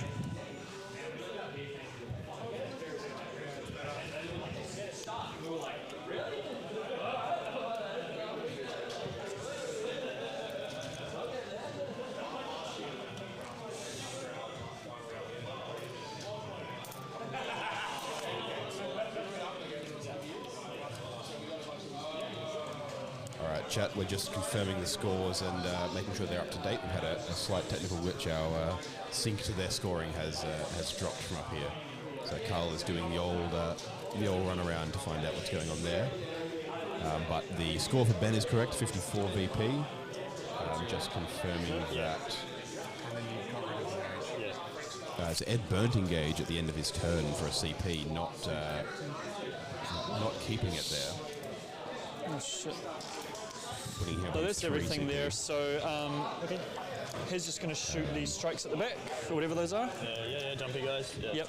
There we go, so we're on into So 3d3, Dark Pacting on for into Ben's sustained. turn there. And we'll go Div Wounds as well, because... Yeah, 3 shots. 1 hit sustained, 2 wounds at AP 3, damage 3.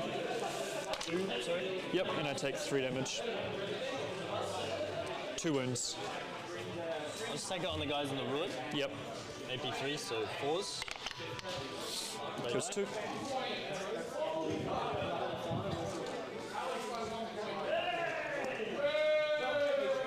Green is going to throw a grenade at you. Okay. They have the fin, okay. Actually, we'll go. We'll spend +1 AP, and then if we if we pass the test, it's +1 strength.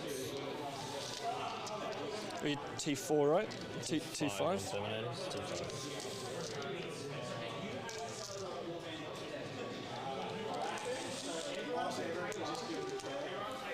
+1 AP. Yeah, let's go for it. Pass it. Dark Pacting for lethals. Fail that. Takes 3 mortal wounds.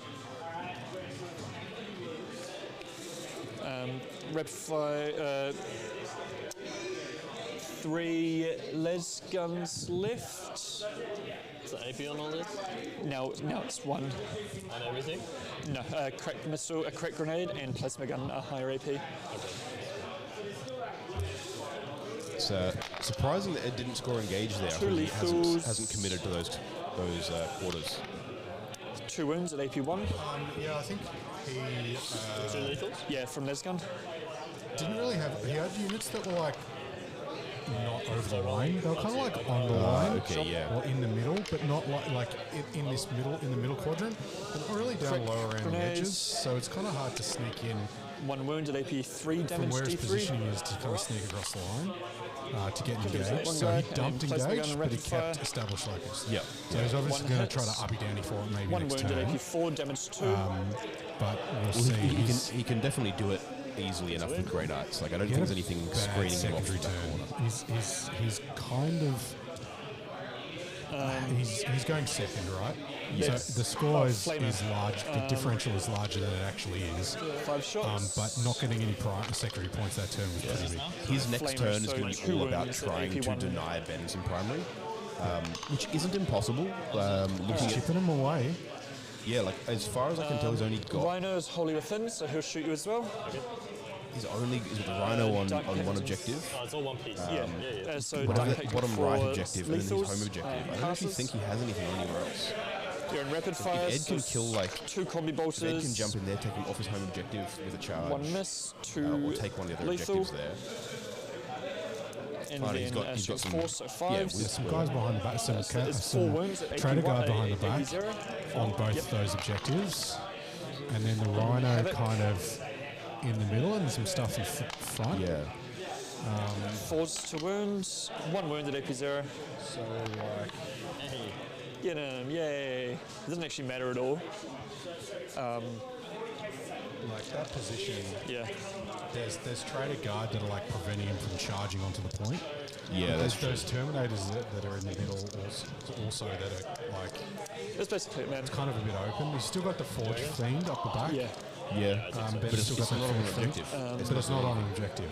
Yeah. So yeah, it'll be interesting Yeah, Overwatch to by see, containment. Amount of dudes. like how he goes because Yeah. It's worth throwing out here. Area denial is one of his secondaries, which is bad here, and containment is his other one, which I think I just heard them mention that Overwatch should away. Yeah. That, So like, what needs Ben's or going to something? contain with. Yeah, it's so good. Yeah, just get the Probably whole so unit down. into yeah, 12. so yeah, area denial and containment. So containment is bad for him at this point Yeah, because so we'll kill you he here, but needs it's whatever. to put his units in positions that you are going to wanna- what do you wanna prevent do? You Ed wanna from talk doing about it or things you and scoring him There's not really much points. to talk out. It's Moving them round 4, away so to the I got 2 sides turns.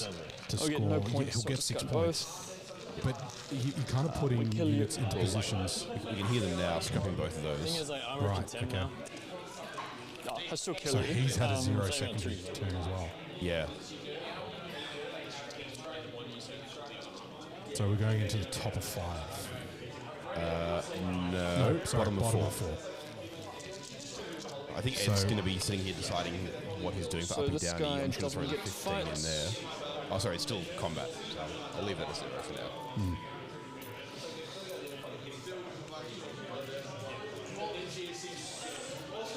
These guys don't fight. So Dark Pacting for lethals. 10. Okay. We're done. Are you done? Yeah. Well, we know what the. We know who's going to win. Now. Yeah. When you're done, it's just please points. just remember to put your scores in. Yep. And All right. So lethals, number of attacks. 10, 11, 12, 13, 14, 15. Not consenting, so. 15 is 25.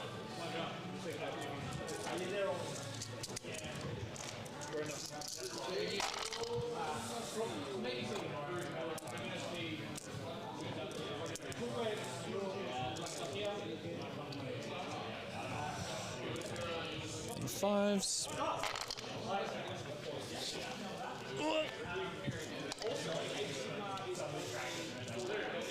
So that's 7.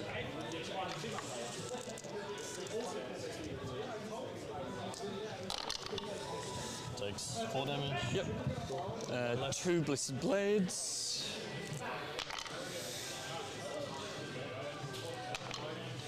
One wounded AP2. Then 1, 2, 3.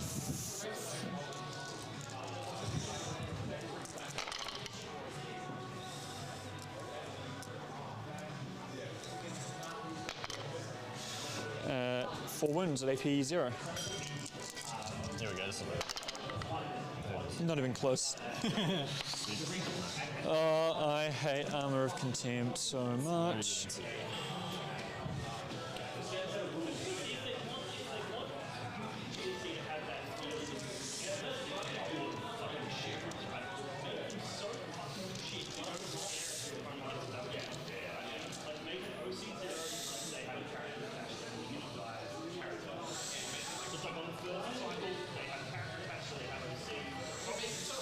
All right.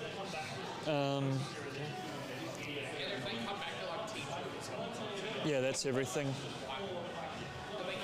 So you won't get. So I don't get to score anything, right? Because Aero Denial is Okay. Well, you know what we'll do to set myself up. We'll hold on to containment, and I'll just move these guys up so they can just do it next turn. Sure.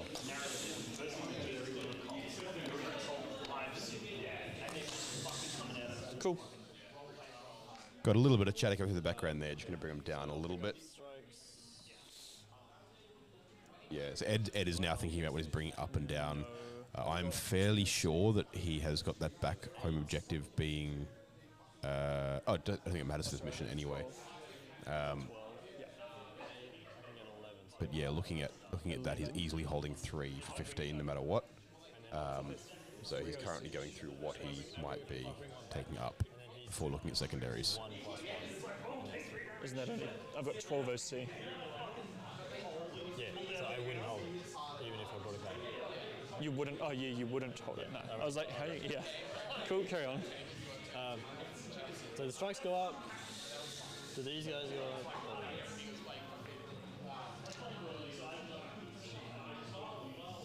Picking up some strikes, picking up a Dread Knight from the back corner there. Yeah, so those sword guys have to stay down if you want to hold that objective. Yeah, I think I just picked this up. Yeah, just come kill Put it something here, else. Kill this, deny your primary, and then this game. Yeah. So we'll pick them up, and then the strikes and this, and then they'll have to stay. They're pretty happy, I think. So. Cool, go to 1. So my new card is Overwhelming Force. So we've got Overwhelming Force here, and Established Locust still carrying over from the last turn. You gave me 15 already, yeah? I'll get a Terminator back again. That's pretty good for him, I think. Battle shock for the Terminators. Yep. Fail. Okay. All right, I guess Terminator's battle shocked. What did he do? Rare you see that actually happen.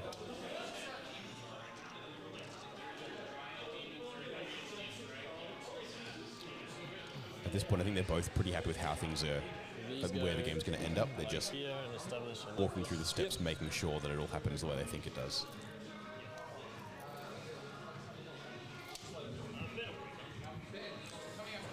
Yep.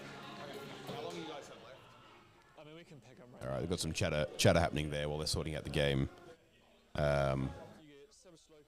Some of the lads are seeing if they want to go out for dinner. It's quality gear. Let's see if I can't have a pan around and see who's down here. We've got. Is that as far as this? All right, hold on. See how far around we get with this. Don't mind us, chat. That's as far as we. I know. Yep, there we go. There's the lads. Jez, Anthony, you've seen before. Got Dean and Reese and Lockie all cruising around the table here. Quality, yeah. You only come out to tag stuff, right? And then if I fall back, you missed. So it's like, okay. Sure, it means maybe you only bring one unit out at a time, but like, because you get a 15 there, I'm sure you can figure out a way to kill 2 cultist units. Just place your dudes down so you deny these 2. I think if I put you on a 10, because it matters over there. So it looks like we're getting the 4 and the 5 we need there for establishing an overwhelming force, and they're just talking out the last couple of bits and pieces. Yeah, I'll meet you there.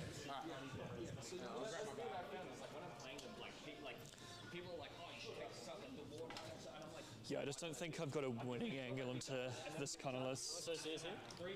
2.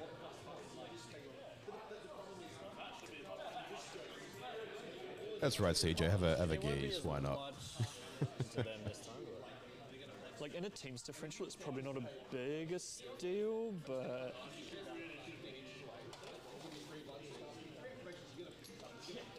good luck. Yeah, you want to with one guy, right? Yep.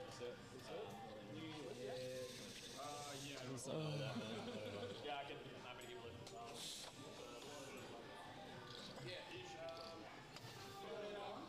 You're going bearded pig, right? Yeah. Hey, that stream bearded pig open invite? Yeah, I probably can't. I'm trying to go on a diet. Yeah, looking at cleaning up the last bits and pieces here. I'll just move. Yeah, stay outside 6 of your blizzard. Cool.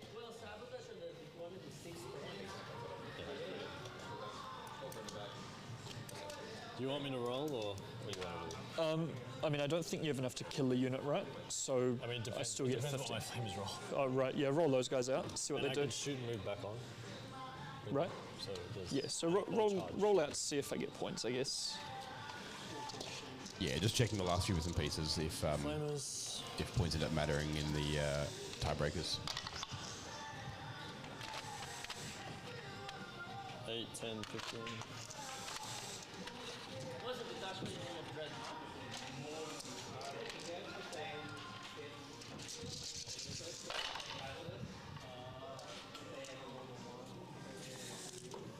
That's 9, 11. Sorry, 8, not 9. 8 at AP 1 as well.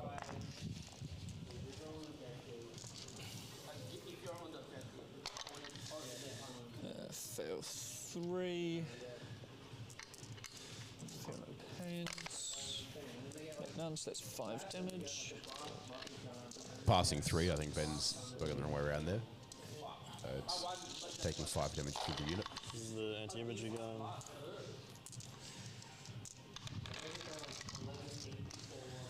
Yeah, I mean, I haven't moved the rest of my army. But Yeah. It doesn't really matter, does it? No, 3, 6, 9 at AP1, ignore cover. Cool. Yeah, you give a lot of Just go.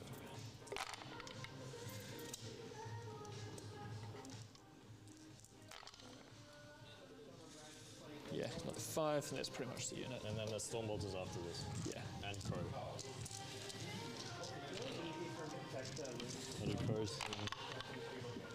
So here. All wounds, 4 more. 1 damage. Stormbolter.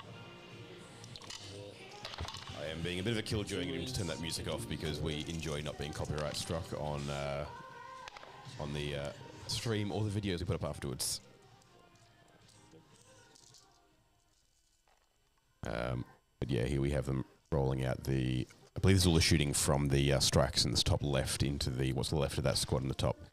I'm just seeing how they go with that objective. Ed obviously mentioning before he can shoot and move back onto the objective afterwards.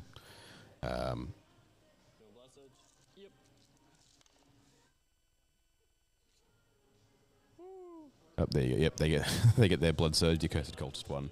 Sorry, this is the strikes in the middle. Now we're going to strike top left to try and clean them up. Just seeing if they can get off there.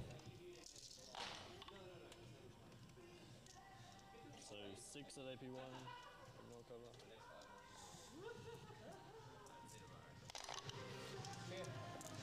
You good? See you tomorrow, round 4. Do you know what time we start tomorrow? No idea. 9:30? Maybe? There we go. All right, so that does sound like they're talking out with the end of the game, talking about tomorrow, starting time tomorrow. I think they are calling it the end of round 4, 61 to 54, going Edward's way. And then Or are we still rolling stuff out here? do you want me to roll any? I was mostly just trying to punish you for winning. It's fucked up. Those purifiers are fucked up. Yeah, they're kind Hold on, let's go. ISO? you will get. Oh yeah, the hall's empty. It's just these two here left. Hall's empty, chat. Yep. Just a couple of lads rolling some dice. The leftovers. Everybody's gone. They've gone. Yeah, like I guess both they've gone to fortunes dinner, they've probably have to abandoned go in reserve Yep. and just reactively like come So down to have kill they one got a unit. score? It's probably the They're just finishing it purifiers, up but now. I think Ben's entering 10 points as well. on primary in the last round.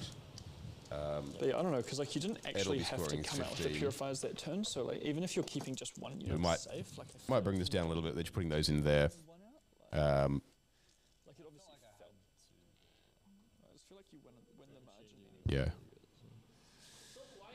So I think they're popping in containment, carrying through for Ben. How much is he scoring there? 6? Yep. Yep, so he scores 6 in containment. Not much Ed can do about that. Cull the Horde can't be done, which is his draw there, so he would burn that. And we see Down, which we can't do anything about either. So Bring It Down, which is mentioning it can't be done. Defend stronghold, bring it down. I think you can kill 2 vehicles there easy. And then, yeah, Ed. Defend Stronghold automatically and Bring It Down essentially automatic. He can put his whole army into a Forge Fiend and a Rhino. Close, but 7360. Oh, man, my second tier is only getting 20. So what was it? Bring It Down and what was Ed's other one? Bring It Down and Defend Stronghold. You decided not to get area denial. for damage like twice. Yeah. It's 3 on a String and Stronghold and Bring It Down. How much has he got there? Had those ones you could have gotten engaged and 2 shared, but you just Rhino Forge So Fiend. 4 points. There we go. So we've got him at 83 to 70 points. Bring that up there. I killed like 1 brick. What it was this one. That's the one. Let's drop us off there. Oh, it's CP. Who cares? Oh yeah. They got 1 CP left. There you Yeah, go. we got to take that off it. All right, 83 to 70 going Ed's way with the Grey Knights. Thanks, Lawrence. They've got Lawrence That's clapping in the booth, really messing with their loud audio. now that- Yeah. thanks. Yeah, plenty of sound effects. Holy dolly, what a day. That's it. All right. Let's come back up here. That has been a day. Oh, nope, not that one. The other one. That one.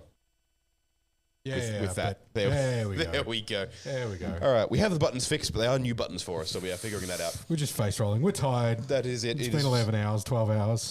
10 hours on stream. We've been here beforehand getting it set up, sorting out stuff from last night and today. But yeah, there we go. So 83 to 70. Hey, Lawrence. What's the well done today for 2 rounds. Well done for 2 rounds. Ouch. Well, it's Reese, so. It is Reese, and there's a list full of melters going into custodians. Well done to you, chat, for sticking around for the day.